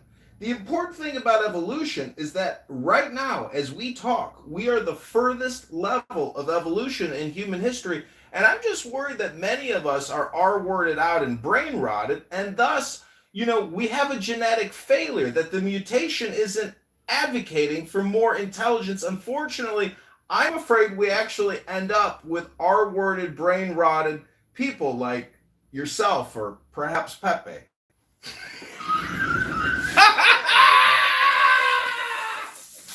Actually, you know what? It's been good. It's been good that Hollow came up and he grabbed his balls and he came up and he said his piece, which is great. I love it. I'm great.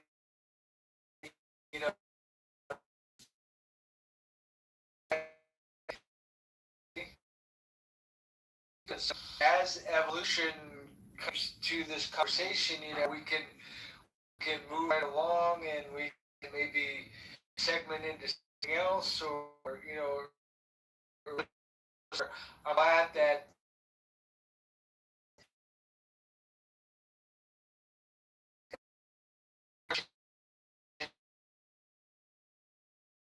come back here. You guys can Father, let's just move on to Donald Trump. Let's get back to Donald Trump, because Trump is the greatest president we've ever had. And we're so lucky on this Memorial Day to have such a wise, intelligent, and strong leader like Donald Trump instead of Kamala Harris, the communist, and Tim Walz, the pedo. Thank God for Donald Trump. Amen. Can I get an amen? Amen. Can I get an amen for Donald Trump? Amen. Donald Trump. Amen. Donald Trump. Amen. Donald Trump. Our Lord and Savior. Oh,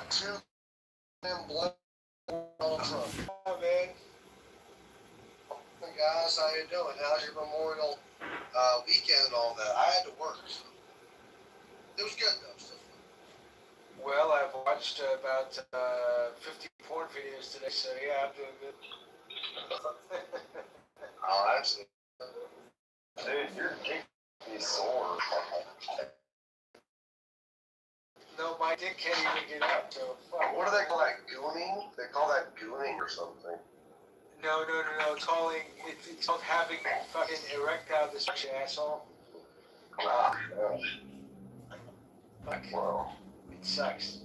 So, watch a video where you fucking dog and over getting excited. Fuck, that's kind of a good thing. I don't have to watch that shit. Anyway, guys, how's everything?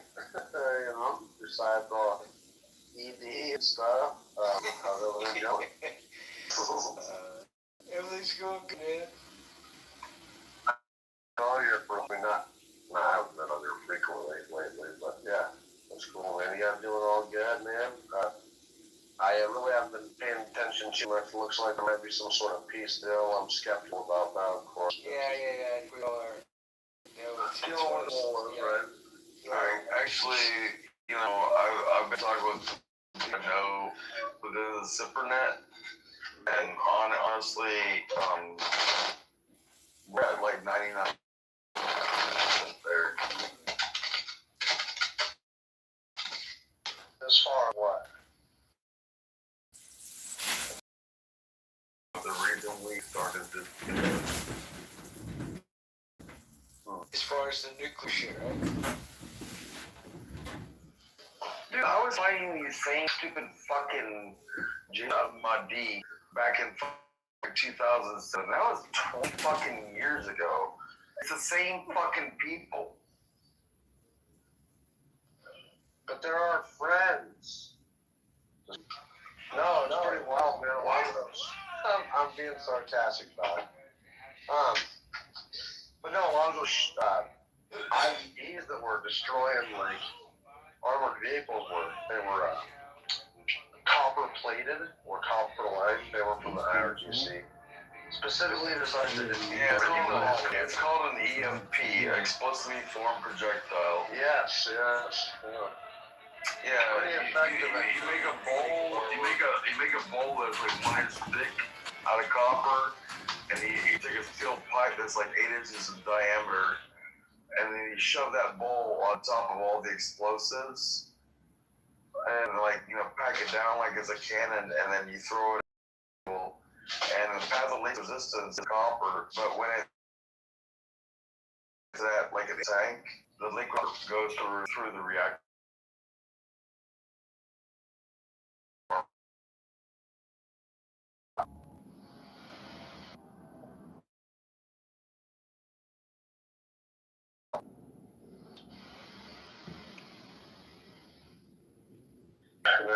It's like Cuba's gonna be next.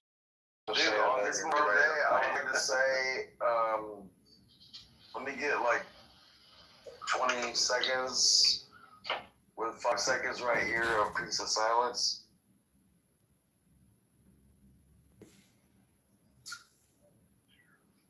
Okay, in 2008, Cole Mixon, he was from Louisiana. He was a 19-year-old kid. He was driving a striker. Oh shit, there I was, Baghdad, Iraq. And this EFP went off, and when he got hit, it went the driver's cab of the striker. And when I finally got up to where he was, the whole back of his head was knocked the fuck off. Like, there's no saving this. Like, maybe he was 19, and he got home like Arnold, and when he was his wife pregnant, and then when, he died, I came home, 11 months later, and I literally got to hold his daughter, and I held him when he died, and then, I kept holding his daughter, and he never got to hold her. That's what Memorial Day is about. To remember those that, because all gave some, but some gave fucking all.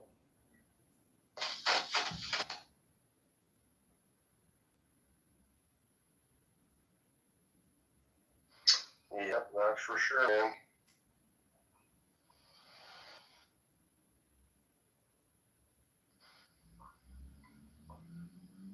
I was wanting to ask a few people today, because there's a lot of people that don't like our military, they don't like, our government, which is understandable, right?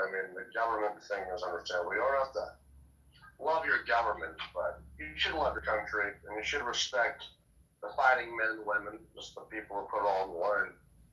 Because literally the reason why they're able to talk that way is because of the sacrifices, the men and women have made for us to be able to have this luxury that we have, and so I just, that's really what offended me so much about this whole, during this Iran thing, it just seemed like we had so many Americans rooting against us, and that's a real fucking shame. You gotta really check yourself. You're rooting against your own country, and, We just do our job, right? I mean, it's not, there's military men and women, they just do their fucking job and they go, well, they're sent, right? But shitting on them is not cool, so.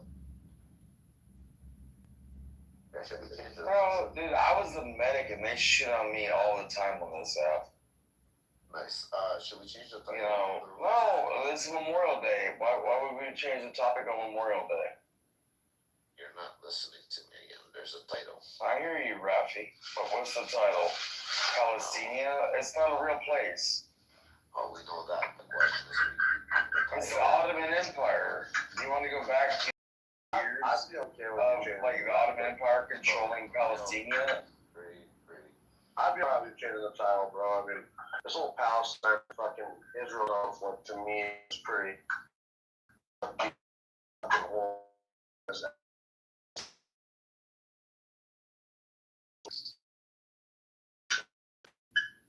you guys want something American? It's not my fault I don't know how to.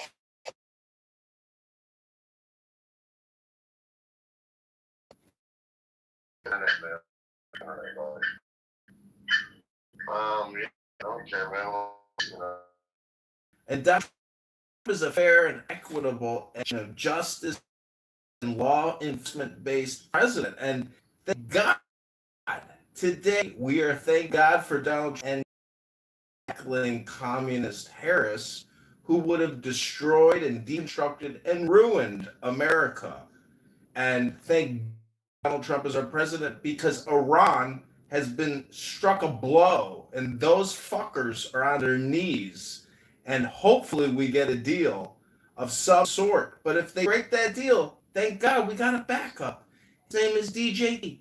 And he can push a button and his butt works. Hello? Well, I'm glad you brought Kamala Harris. Guys, think about where we might be if we had Kamala Harris as president, Liz Cheney as defense secretary, because apparently that's confirmed. It was going to be Liz Cheney as a secretary. Man, we would have been on the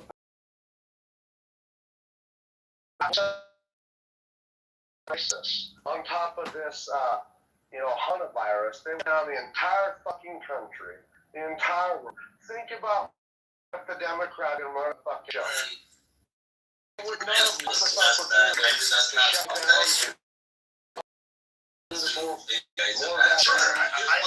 Taking your Hunter virus, and then, like I said, Kamala Harris would have been appeasing that region, giving them more ability to be a fucking threat. And we would have been at the Russians, I'm sure of it. And the Chinese. Really.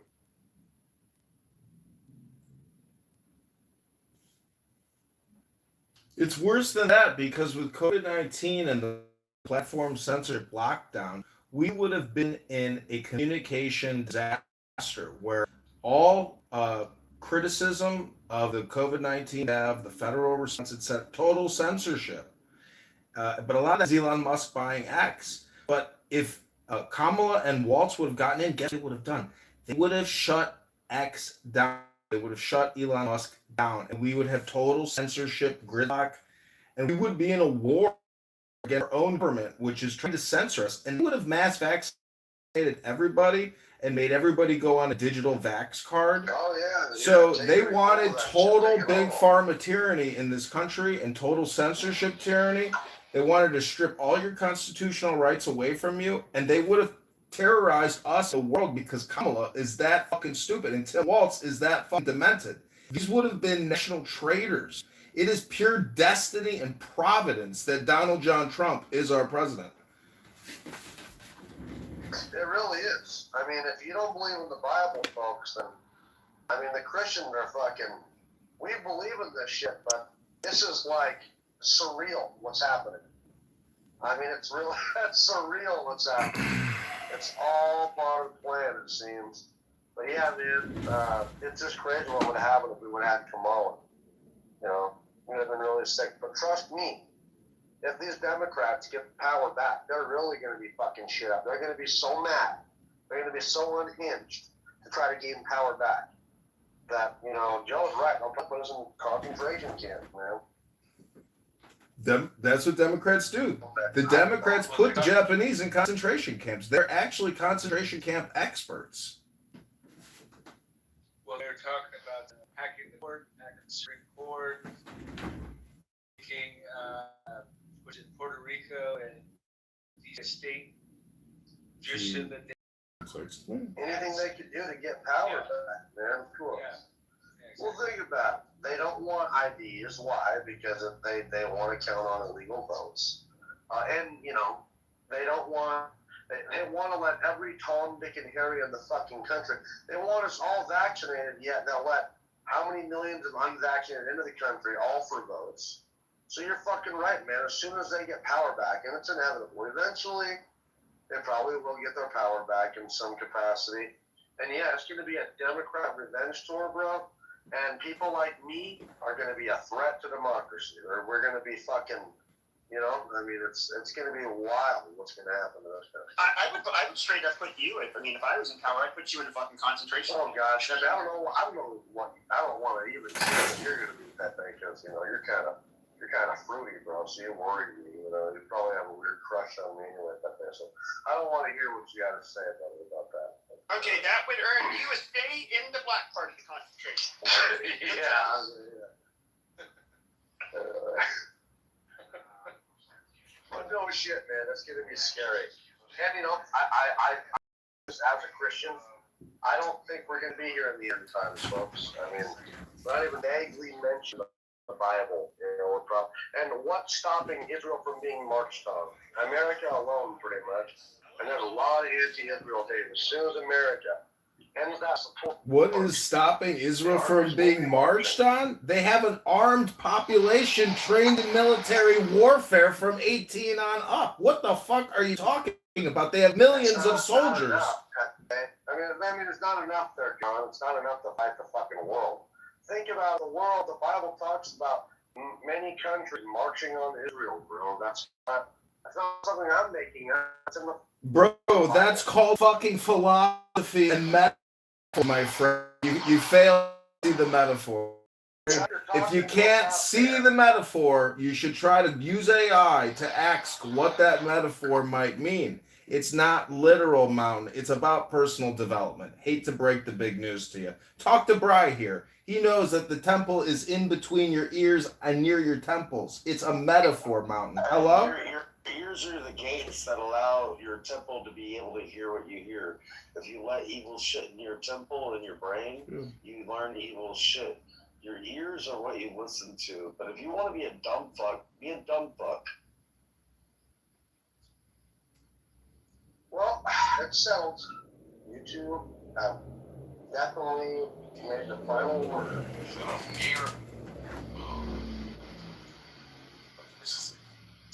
Well, Jason, what's up? You smoke crack or something or what?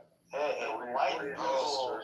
Oh my god, you can't deal with intelligent people. Are you okay, little guy?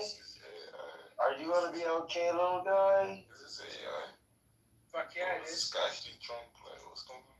It's fucking I'm laying in bed talking to your bitch ass. hey, Jason, say bottle of water. Jason, say bottle of water.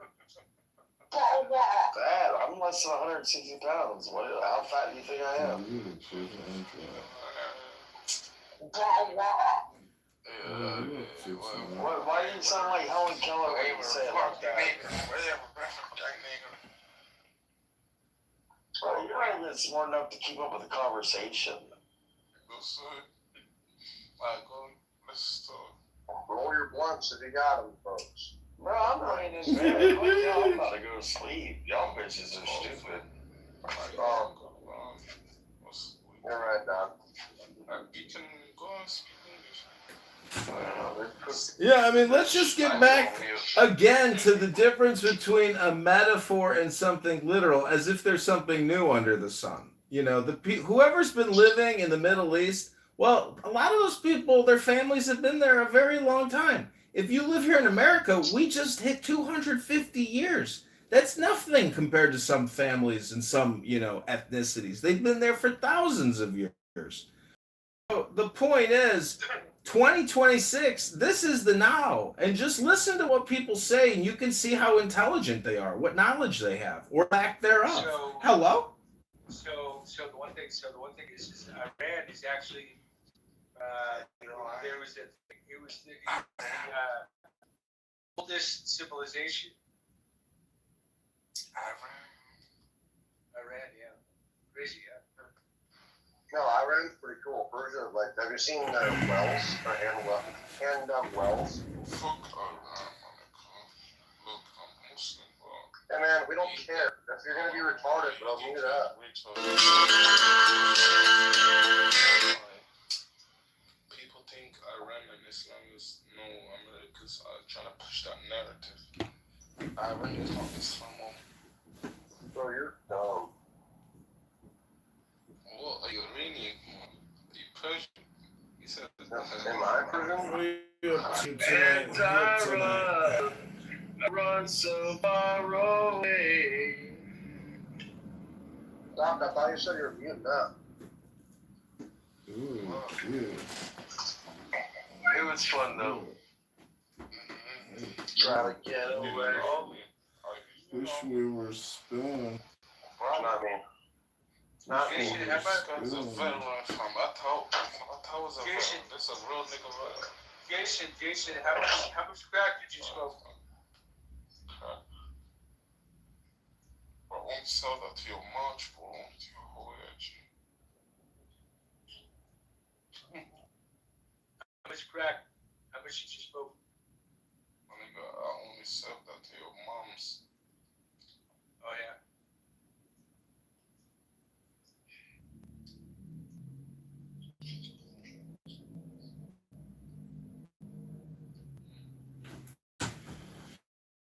Well, let's brain can't contribute more than one less than intelligent sentence of absolute meaningless dribble. As you just witnessed, there are men. Most intelligent you can see, John. Go ahead. Well, the more you think, the more you speak with the further from the truth you are gonna get. Amazing. Amazing. Actually, that's what God is in.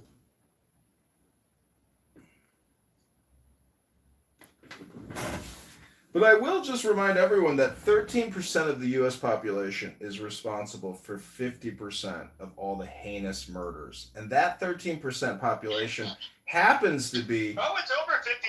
It's over 50%. Oh, absolutely. And so, I mean, I just saw something in the news about 3 young African-American men that murdered a mother on her driveway, stole her car, and put 8 rounds in her. And all I got to say is, until we have capital execution in this country, we will never, ever, ever save America, because real value requires capital execution. Real values. Hello? Bro, you wouldn't want to know what I would do with a Christmas tree in Rockefeller Center. I'd have a whole bunch of Christmas ornaments that were different. In other words, a bunch of dead black people hanging from your fucking branch. Uh-oh. Well, pedophiles and everything in between. Oh, okay. So you got to mix some white and brown people in with the blacks hanging. I got it. Well, I mean, equal lefts, equal rights, right? That is total virtue signaling right there. I'm sure Jesus would love that on a Christmas tree. Dedicated for him. You'd slap just I mean, what did Jesus mean when he said, like, if you get a slap, turn the other cheek? Well, I think, like, when you celebrate his birthday, I asked you a question. Why are you moving the goalpost? People on a Christmas tree. Why are you moving the goalpost? You went to the question. Jump right next like you from I asked you a specific question. You didn't answer it. Still didn't answer it. Oh boy. I said when Jesus said, like, you know, you get slapped, you turn the other cheek. What did he mean by that? Yeah, and you stick your tongue in between men's cheeks, you fucking faggot. Shut up, Sodom. Oh, you don't know what he meant by that, so that's why you can't answer. Whatever you prefer. No gayness, bro. You don't even understand what turning the other cheek means. I know what you did with your sister or your mom did with her brother when she had you. What? had brilliant conversation and ramen noodles because we were poor? Sure. I'm so mad that I had a brother baby with you. How we can afford is ramen noodles. I bet you're a dick, bro. Is you insulting me make you smarter than me because you couldn't answer the question? Fuck both you rednecks. Fuck both of you. Suck my fucking dick. Pepe, what's crazy is you are such a flaming homosexual, and then you say like gay and shit. It's just like crazy, bro. Stop with the projection. You're fucking sick. Now suck my dick. Yeah, okay, man. That's what he wants a man I don't to really do. care if you are gay. I don't know. But dude, come on. You guys are a bunch of, both of you are just redneck sodomites. I am a redneck, and I'm not a sodomizer. Don't put that on me, Ricky Bobby. Don't put that on me, Ricky Bobby. Homo lives in Arizona because here's the thing, buddy. You couldn't even survive if you didn't have air conditioning up there. You couldn't even survive if you didn't have fucking water being And your fat ass couldn't survive if you didn't have fucking processed food. That's okay. Pepe, which is crazy, bro. The projection with you is off the charts. You gotta stop this shit, man. Stop with the projection. I fuck with you, dude, but you gotta stop. Anybody who lives in Arizona does it. That's where retirees go, snowbirds, bro. You don't know what hard is, motherfucker. I live in Montana. You know what hard is what's up your butt a couple times a week. You live in like the most beautiful part of Montana. Oh my god, it's so harsh over there. Yeah, well, it was at one time, but white people, I guess, fucking made it nice. So. Hi, Brian. You sick fuck. You know who doesn't get nice is the Blackfoot, the Crow. They're on reservations that don't even, we don't care, bro. We outnumber them now. I mean, who cares? No, I know you do. Actually, I have a half brother who's half Blackfoot. Yeah, I mean, all my family is from Browning. Dirty, stinking, it's not my state, so that's a place where if you wanted to, not want to, but that's a place where you could actually get murdered as Browning or like. Yeah, I know. They actually scalp people. They're gross. Just people actually get murdered there a lot. Fucking spooky, yeah. Drunk fucking Indians, dude, raising hell. Even Indians aren't safe there, let alone white people. I'm really happy God didn't make me an Indian. Me too. I feel the same way, bro. Well, that's kind of God has much to do with it. It's kind of a ridiculous thing to say, and I have a book on Native American wisdom. And it's very profound, and very deep. The reality is, if you grow up, the truth is about Indian philosophy is if you can say it, it is not true. Again, if you can say it, it is not true. Shut your fucking mouth. Hello? Hello? You're literally Hello? No one wants to hear you speak on this bullshit. Hello? You are going to be. Hello? You're going on a desolate. Hello? Shut your fucking black mouth, you pussy. Hello? If you can say it, it is not true. Yes, right now. But no, you literally are going to be on likely what is it, dirt board? Shut your fucking. Look, Indians don't like black people, okay? Listen, there's a Native American saying that says, if you can say it, it is not true. And that's why you hear projection on this app all the time. No, it's not projection. The reality is that you grow up. The reality is that no one Shut your black-triggered mouth, you fucking whiny bitch. If you grow up... No one wants to hear that shit. Shut your black whiny mouth. Holy shit. It's true, though. All my cousins who live on the reservations, they all had to join the military to even have an opportunity because there's nothing there, bro. Yeah, there's nothing. You're in the middle of nowhere. It's dirt poor. There's no industries there. There's nothing to fucking do. The sad reality is the only way you can generally really make it is to get off the fucking reservation, and that's one of the biggest complaints they have. They don't want to leave home, but there's no opportunity for them. Like it's a really fucked up place to grow up.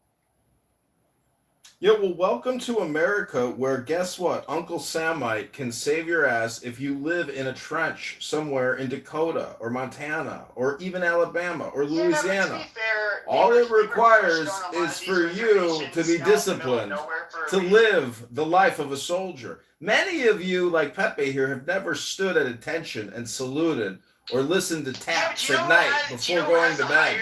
Do you know who has a higher enlistment rate per capita than white people? Native Americans.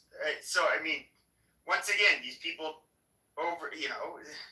they definitely put a lot of them step up and they serve for their country. Isn't that amazing? A Native American from a Dust Bowl little shit town Pueblo is more patriotic than Dr. Pee-Pee, a 1990s self-proclaimed Democrat. Pee-Pee here, a 1990s Democrat. No, I've been a Republican. No, you're not a Republican, and you admitted that you're a 1990s Democrat.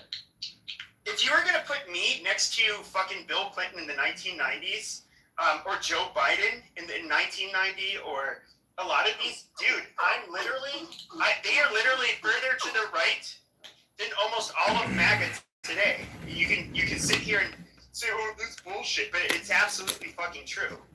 No, it's not true because you say it. And the fact that you say it makes it not true. Trump is a goddamn... The fact that you say it makes it 100% not true. Exactly. That's a fact. Nobody cares what you have to say, Impact. The fact is, what you said, Pepe, is incorrect, and your opinion is 100% wrong. Tell me how Trump the fuck up is further to the right. Shut your fucking Negro mouth. I don't need to actually respond to you. I just want to let everybody here know that what Pepe said is 100% incorrect.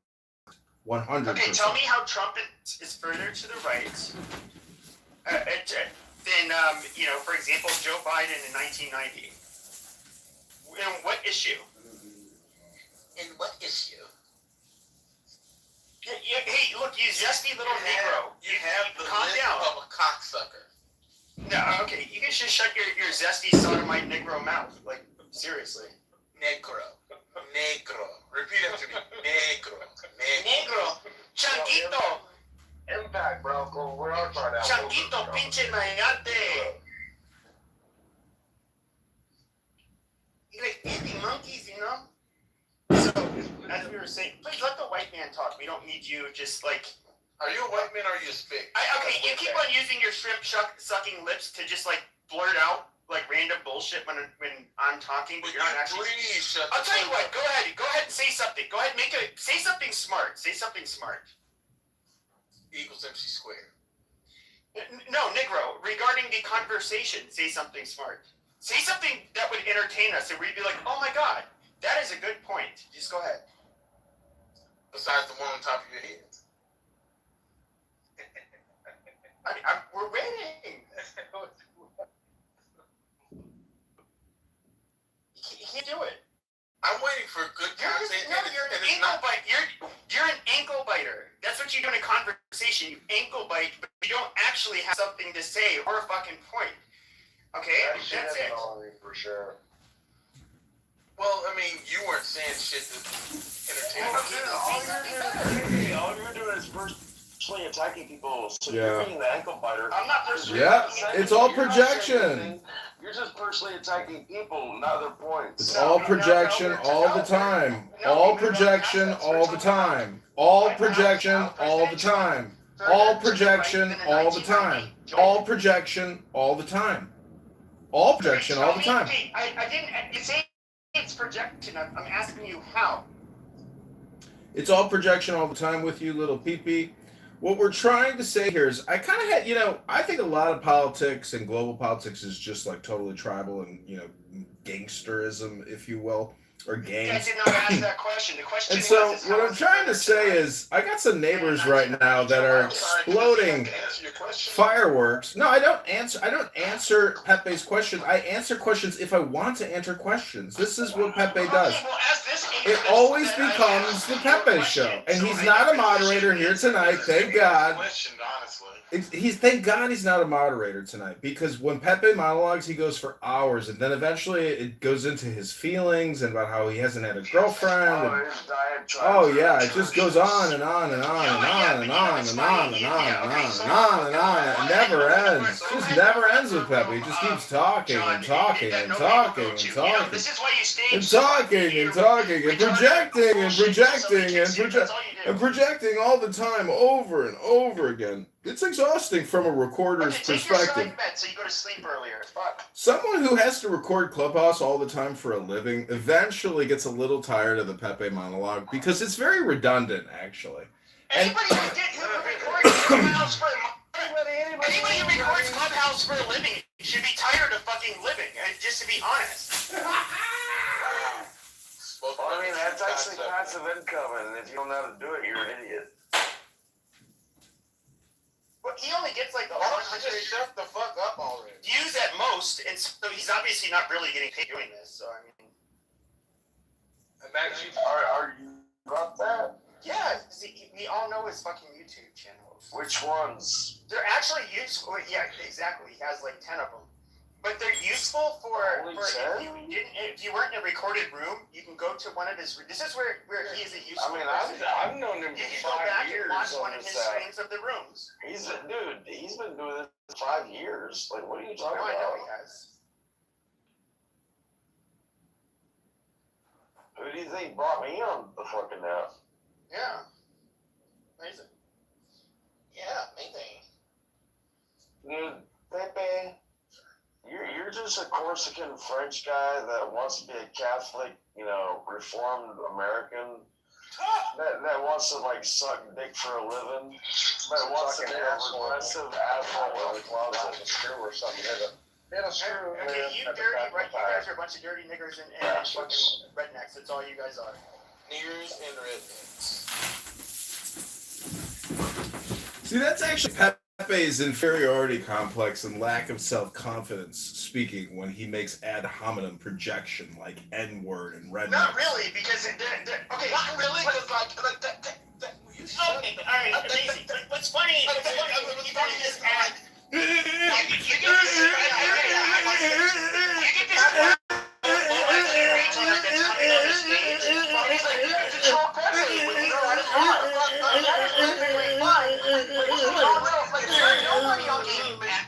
You've always been a fucking nobody.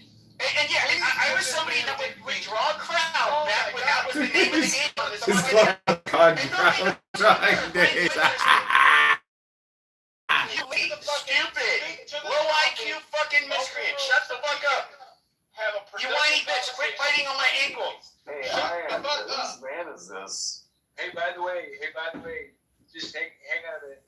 So I've been letting you guys just go back and forth and talk all your shit in the last fucking half an hour because I was busy. But now that I have a few minutes,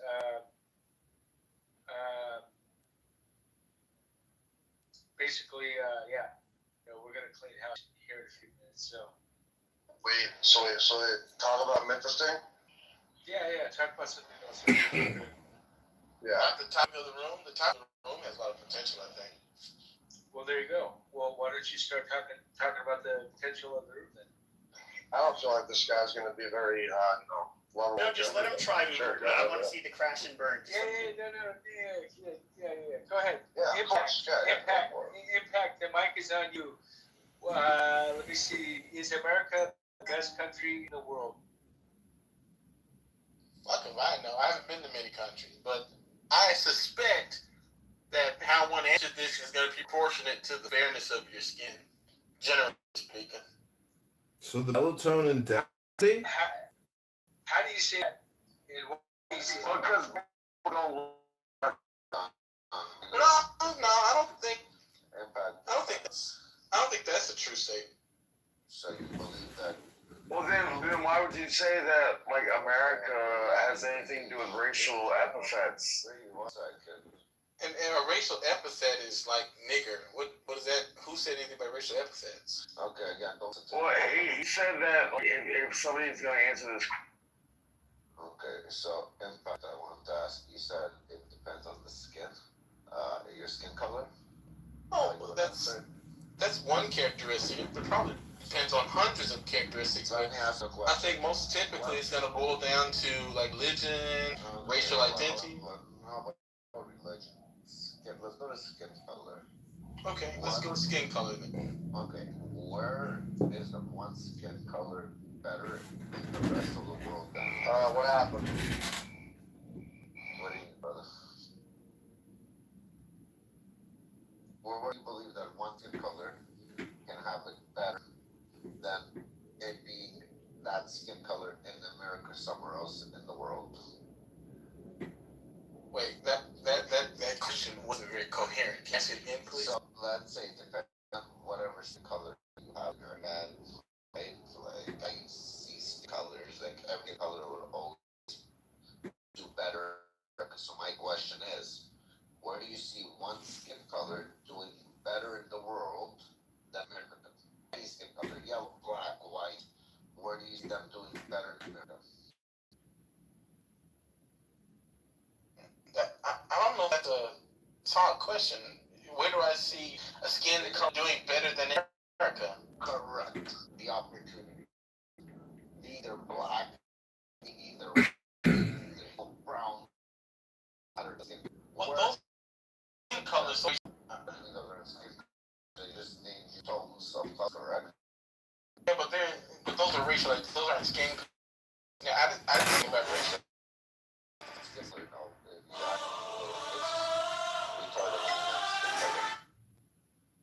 Yeah, so like there's like light reflects from there's a spectrum of colors that are reflected. Those are skin colors. Black is the color or the absence of light. White is a whole other color, but neither of those are shades of human skin. Those are racial entities. So what did you like mean entitled. by skin color? Again, what did you mean by that? You're the one who made the claim that depending on your complexion. So yeah, is that based on identity or the color of your skin? I think I mentioned skin colors, not racial identities. You said skin colors. That's why I'm asking skin colors. So now I ask you where is one skin color, correct? Or again, I don't know how to explain it otherwise. Where would a black person do better than America? Get better opportunities. Where would a white person get better opportunities than America? Brown, yellow, or any other color? You're trying to make this a racial issue, and I mentioned nothing about race. I know, I'm asking about skin color. You said skin color, which is literally correlated with race. No. To the utmost degree. No, yes, actually, it is. No, it's not actually. Okay, I don't know what you're talking about when the sun fucking hits your pigmentation, the colors change. Where is one black person gonna do better during the daytime and nighttime than America? Where the fuck is one white person gonna do better than fucking daytime, nighttime than America? You wanna fucking act stupid now? I'm asking a fucking simple question. You made that fucking stupid statement. As I understand, you're black, right? No, I do not identify as black. You do not. Okay. Well, this is fucking. Okay, if I see you on the fucking streets as a white person, I'm gonna identify you as a black person. Let's say it this way. If Pappy sees you, is he gonna identify you as a black person? I don't know. They all come back to skin color, right? Defense mechanism. Well, what do you think chameleons do? That's what chameleons do to survive and thrive in the jungle. That's why this guy wanted to attack me, and he wanted to like fucking he wanted to center it. And you're gonna get this. I'm sure you guys have noticed this in the whole like Palestine versus Israel debate. You get African Americans that somehow like they implant their internal politics in the USA, which has nothing to do with Israel and Palestine, literally nothing. And they just kind of they'll hear some like narratives and like buzzwords like apartheid, racist, colonizers, and then they automatically are just gonna like apply that narrative. Those are terms. That's not narrative. No, but they give a narrative. Okay, the pro-Palestinian side gives a narrative using those terms. They're trying to paint a picture. That's how propaganda works. And then you get black people who automatically side with them. The funny part is that white supremacists don't side with Israel. That's the Well, ironic part. some of you could go back to the topic of the room. I'd appreciate it because I think the topic is interesting. I think what Impact said could have been broken down, but I don't think Impact you were as honest as maybe you should have been because I think what you said was an actual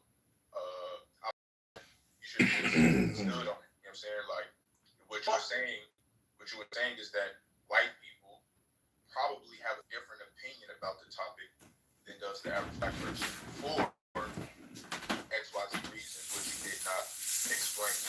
So if you want to, you could explain those reasons, or you can pass to somebody else. I'm just curious.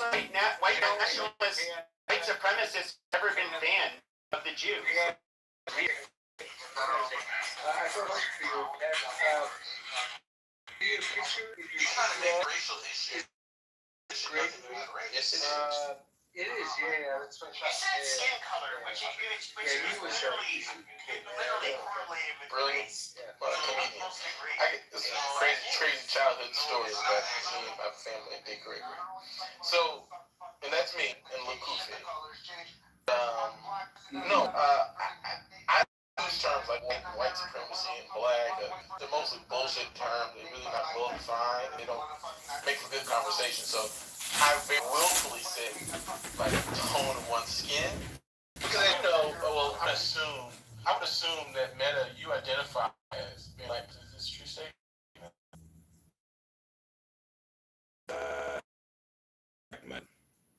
I like the way you said it. He's kind of Cleveland Brown. Meta. My fault, bro. I was washing my hands, but yeah. Okay, so Meta identifies as a black man. Now, watch this. Meta, have you ever heard the term passing? Yeah. Okay, so would you say that people who are like successfully passing would characterize the United States as being a great country more often than folks who do not pass? I get that point, and I agree. I think people but just to provide nuance. But when you guys say passing, but that's not about racial identity, right? Well, sure. But when you guys have to because you're using your own lingo when it comes to passing. We'll get to it. Okay, are you talking about white passing? Yeah. 1 second. That's what I was about to do it.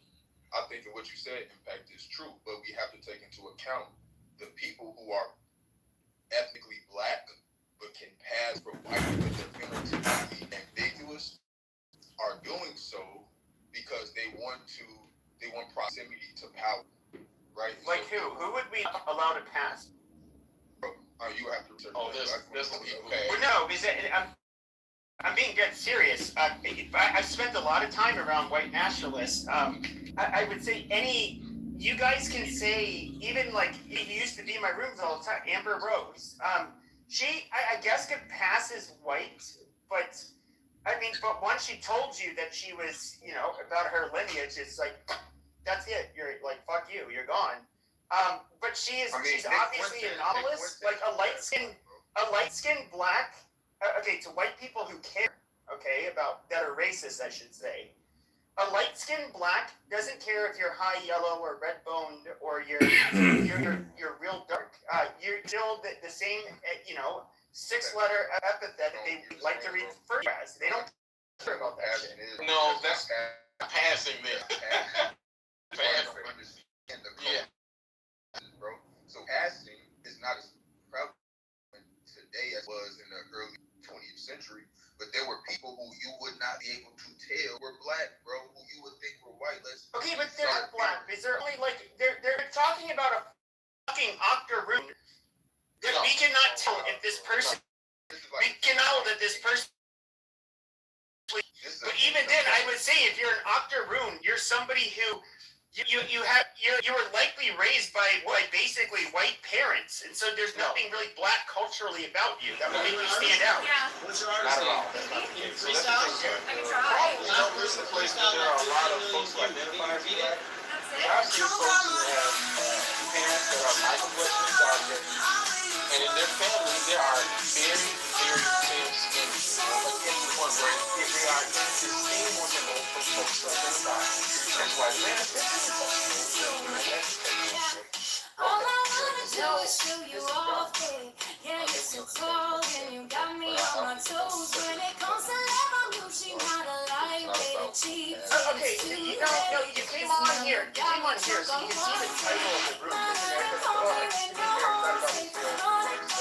Is it the best place to live in the world? Now, what I find awesome and honest is that we can look at Africa, we can look at people of suffering on it. We can look at, we can look at people of suffering in Africa. There's one country where they do better than anywhere else in the world, including in countries where they rule themselves. Like we can look at the Caribbean islands, we can look at Africa. But there's one place. Really? Life expectancy, how healthy they are, the level of starvation, by every fucking metric economically, how educated they are, they do best here. In fact, the smartest people from Africa, like the Nigerians, for example, Yoruba, or no, I think it's the Igbo, I forget which one, but they end up sending their kids here to get educated. So, no, I quite frankly, black people do better in the United States than anywhere else.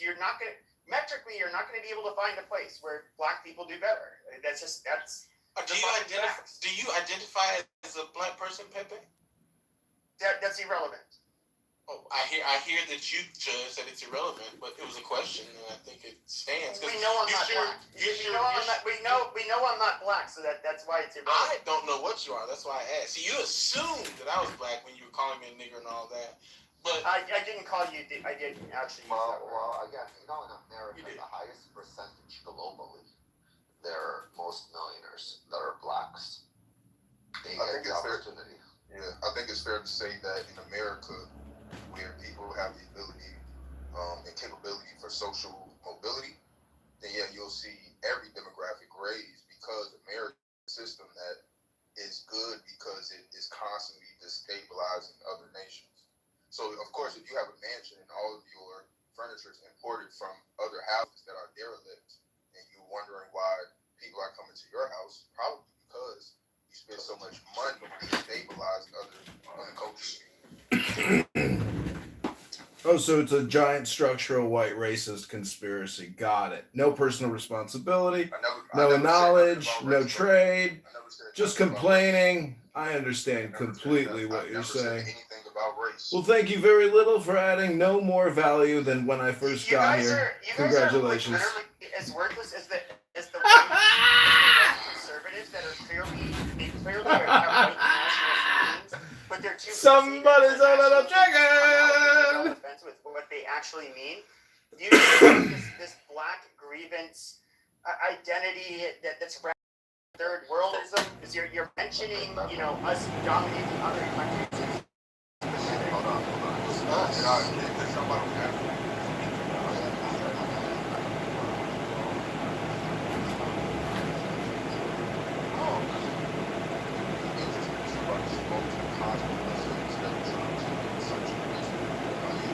I never met no one that I ever said talk about